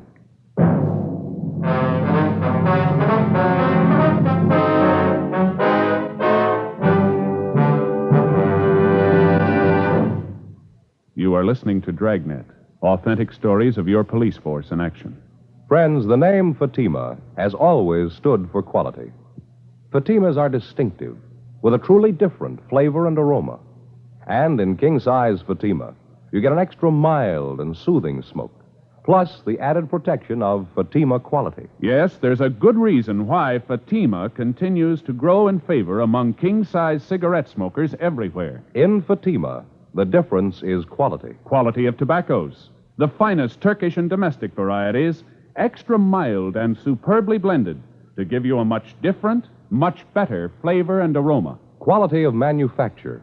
Smooth, round, perfect cigarettes. Rolled in the finest paper money can buy. Quality, even to the appearance of the bright, sunny yellow pack. Carefully wrapped and sealed to bring you Fatima's rich, fresh, extra mild flavor. So next time, insist on Fatima quality. Look for the bright, sunny yellow pack. Smoke Fatima, the extra mild and soothing king-size cigarette, with the added protection of Fatima quality.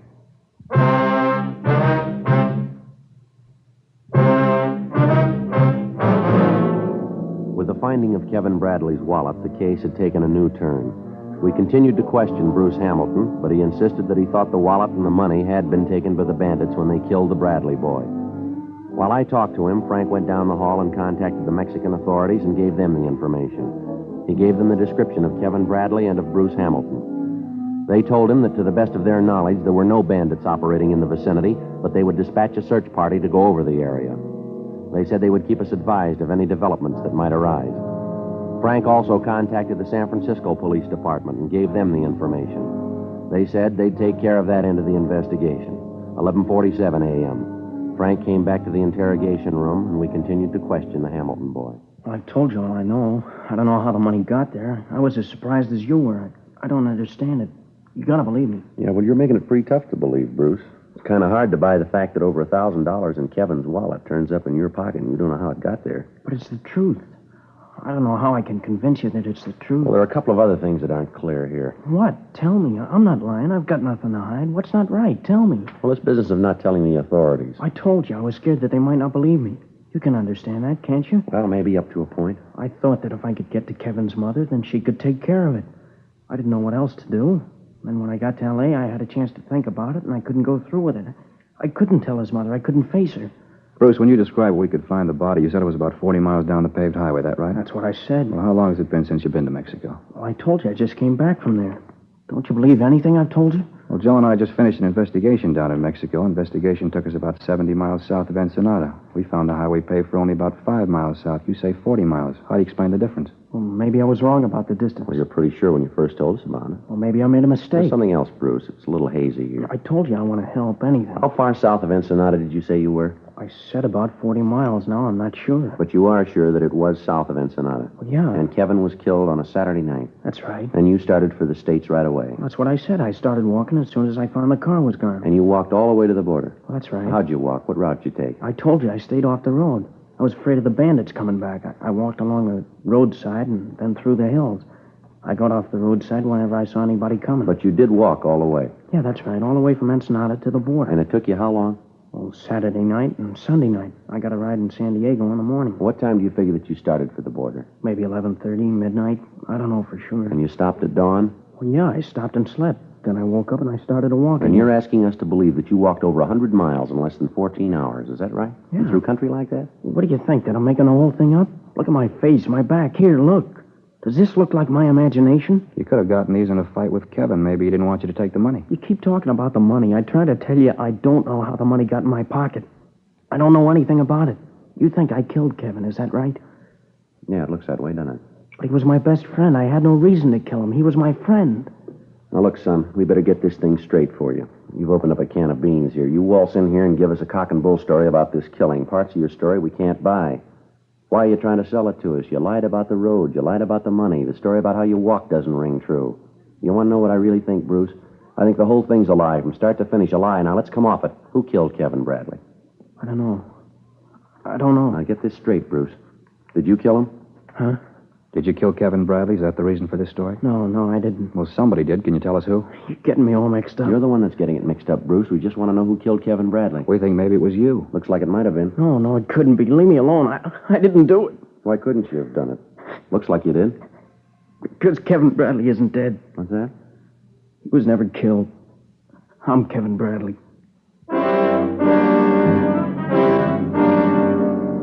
The boy broke down completely and admitted that the whole thing was a hoax. He said he hadn't been in Mexico at all, but that he'd spent the past week in a downtown hotel working out the story that he planned to tell us. He admitted that the wounds were self-inflicted. He explained that he had scratched his own face and hit himself with a rock to produce the cuts and bruises. He went on to say that he had picked Mexico as the scene of the false killing because he thought the story would be more difficult to trace.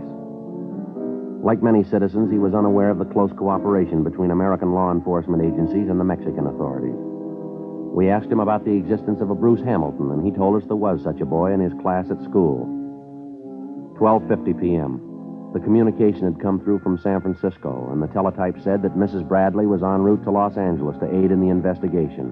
When we told Kevin about this, he lapsed into silence and for another hour refused to say anything. 2:05 p.m. All right, now look, boy, you've been sitting there for an hour and you haven't said a word. If there's something you want to say, we'll listen. There's nothing to say. I tried to get away from her. All my life she's told me what to do. I tried to tell her, but I couldn't. Nobody would understand. You don't, you can't. Every time I tried to get away, she'd say something or do something, so I couldn't leave. I was trapped, and I didn't know what to do. Then I thought I did know, and even that didn't work. I thought that if you told her I was dead, she'd forget me. Leave me alone. I can't even die right. Kevin, you're here. I knew what they told me was wrong. I knew you were all right. Hello, Mother. What happened to you, Kevin, darling? Your face, your clothes. Oh, my poor baby, how did this happen? Are you all right? Oh, your poor face all cut. What's happened, Kevin? It's all right, Mother. No, it's not all right. I don't know what happened or who did this awful thing, but I'll take care of it. Officer. Yes, ma'am. What do you know about this? I beg your pardon? What do you know about this? Did you do it? Did you hit this poor boy? Look at this poor face. Just look at it. It's terrible. That's what it is. It's terrible. I mean to find out just what happened here. I'll get to the bottom of this. No, don't you worry, Kevin, baby. Mother's here. She'll take care of you. Mother, please. It's all right, honey. Everything will be all right. Mother, these officers had nothing to do with it. Of course not. If you say so, Kevin, baby. Have you called the doctor about this? Have you gotten in touch with someone to take care of his face? Never mind. I'll take him to a doctor. I'll look after him. Poor baby. Mother'll look after him. Mother, please don't. Now, Kevin, you know that Mother knows what's best. Mother'll take care of it. Stop it. Shut up. Kevin. I'm sick of it, tired of it. For 20 years, as long as I can remember, you've taken care of things. Did you ever think I might want to take care of a few things myself? Have you ever thought that I wasn't a kid anymore? I'm an adult. Like it says on the missing report, male, white American, 22 years, an adult. All right, take it easy, son. No, I've tried to say this before, and I've never had the nerve. I've got it now, and I'm going to finish. I'm tired of having you make all the arrangements for me. I'm going to have dates with girls that I want to go out with, not the ones you pick for me. I'm going to get a job and make my own way. I'm going to buy a car, and if I smash it up and me along with it, it's my business. I'll never forgive you for what you've done. You spent 20 years making me an outsider, always on the fringe. I couldn't do the things I wanted to, only the things you wanted me to do, only the things you thought best. I'm sick of having you make the decisions for me. From here on in, I'm going to make them myself. I tried to kill Kevin Bradley for no reason. You killed him a long time ago. Take a good look at me, Mother. Take a good look and see what you've done. I hate the sight of you. I hate everything about you. Now leave me alone and go away. All right, take it easy, boy. It's all right, officer. I understand. Sometimes he gets like this. He doesn't mean it. I know him. All right, Kevin. I'm sure the officers are impressed. Dry your eyes and we'll go home. Do you hear me, Kevin? Stop this foolishness, I said. We're going home. Yes, Mother, I hear you. I'm sorry, officer. Embarrassing. I don't know why he does these things. He's always been pretty emotional. Yes, ma'am. There's nothing else. We better be going. I want to catch the early plane back to the city. A party planned for tomorrow night. A million things to do. You'll have to help Kevin. Kevin, do you hear me? Yes, Mother, I hear you. Well, then say goodbye to the officers and let's go. Goodbye, Mr. Friday. Mr. Smith. I'm sorry this all happened. Yeah, so are we, son.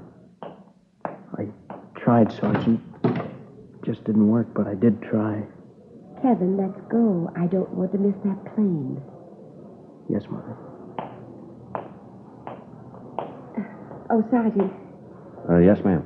Thank you for giving my boy back to me.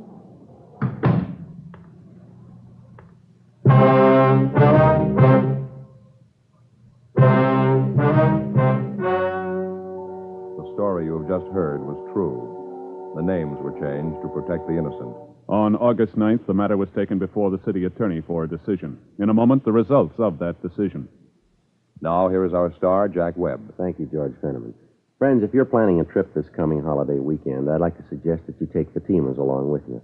Get a carton or two, and that way you'll have enough to last the trip. In Fatima, the difference is quality.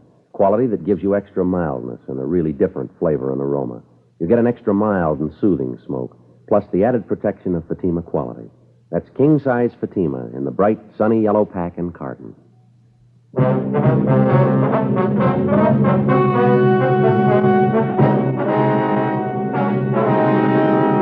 In the interest of justice, there was no complaint filed against Kevin Allen Bradley.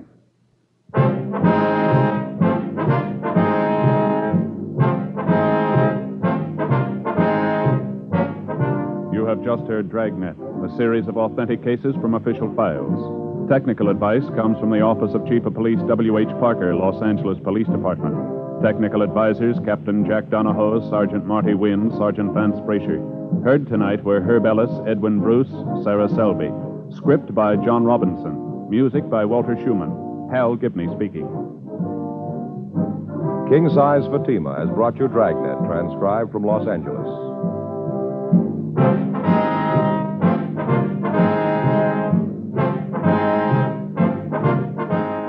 Friday, hear the Mario Lanza Show on NBC.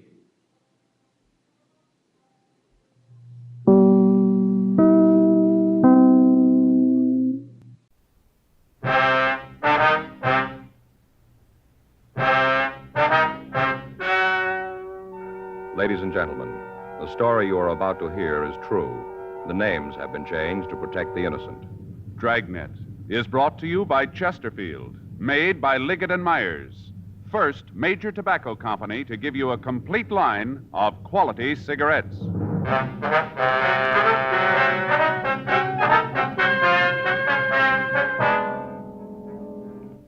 You're a detective sergeant. You're assigned a robbery detail. A gang of truck hijackers has been working in your city. They've stolen 14 loaded trucks. They've kidnapped and beaten one of the drivers. There's no clue to their identity. Your job? Get them. the winter season coming on, young America and all of us will be concentrating on our favorite winter sports: ice skating, bowling, basketball, skiing. One thing you'll notice: whatever young America does, wherever it goes, Chesterfield goes along. Yes, Chesterfield is the choice of young America. Chesterfield is the choice of more thousands of smokers everywhere. People are learning the facts about Chesterfield, learning that Chesterfield is highest in quality, low in nicotine, learning that Chesterfield is really mild, really satisfying. How about it, friends? Change to Chesterfield yourself. Smoke America's most popular two-way cigarette. Regular and king-size Chesterfield. Best for you.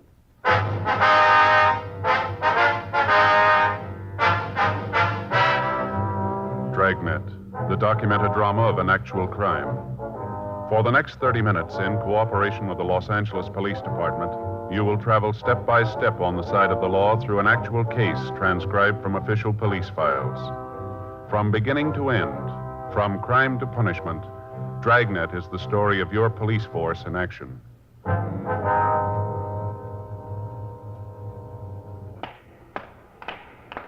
It was Wednesday, June 4th. It was warm in Los Angeles. We were working the day watch out a robbery detail. My partner's Frank Smith. The boss is Chief Detective Thad Brown. My name's Friday. We were on the way out from the office, and it was 9:47 a.m. when we got to the county hospital. Ward 419. Hi. Mr. Gilmore? Yeah. I know you guys. No, sir. We're police officers. This is my partner, Frank Smith. My name's Friday. I do, sir. Hello. A couple of stools over there. Drag them up. Sit down. I'll get him. Here you go. Thanks. How do you feel, Mr. Gilmore? Rough. Real rough. Feel like I've ridden 50 miles in the back of a ready-mix cement truck. Weren't for the pills they'd be giving me, I think I'd go off my rocker.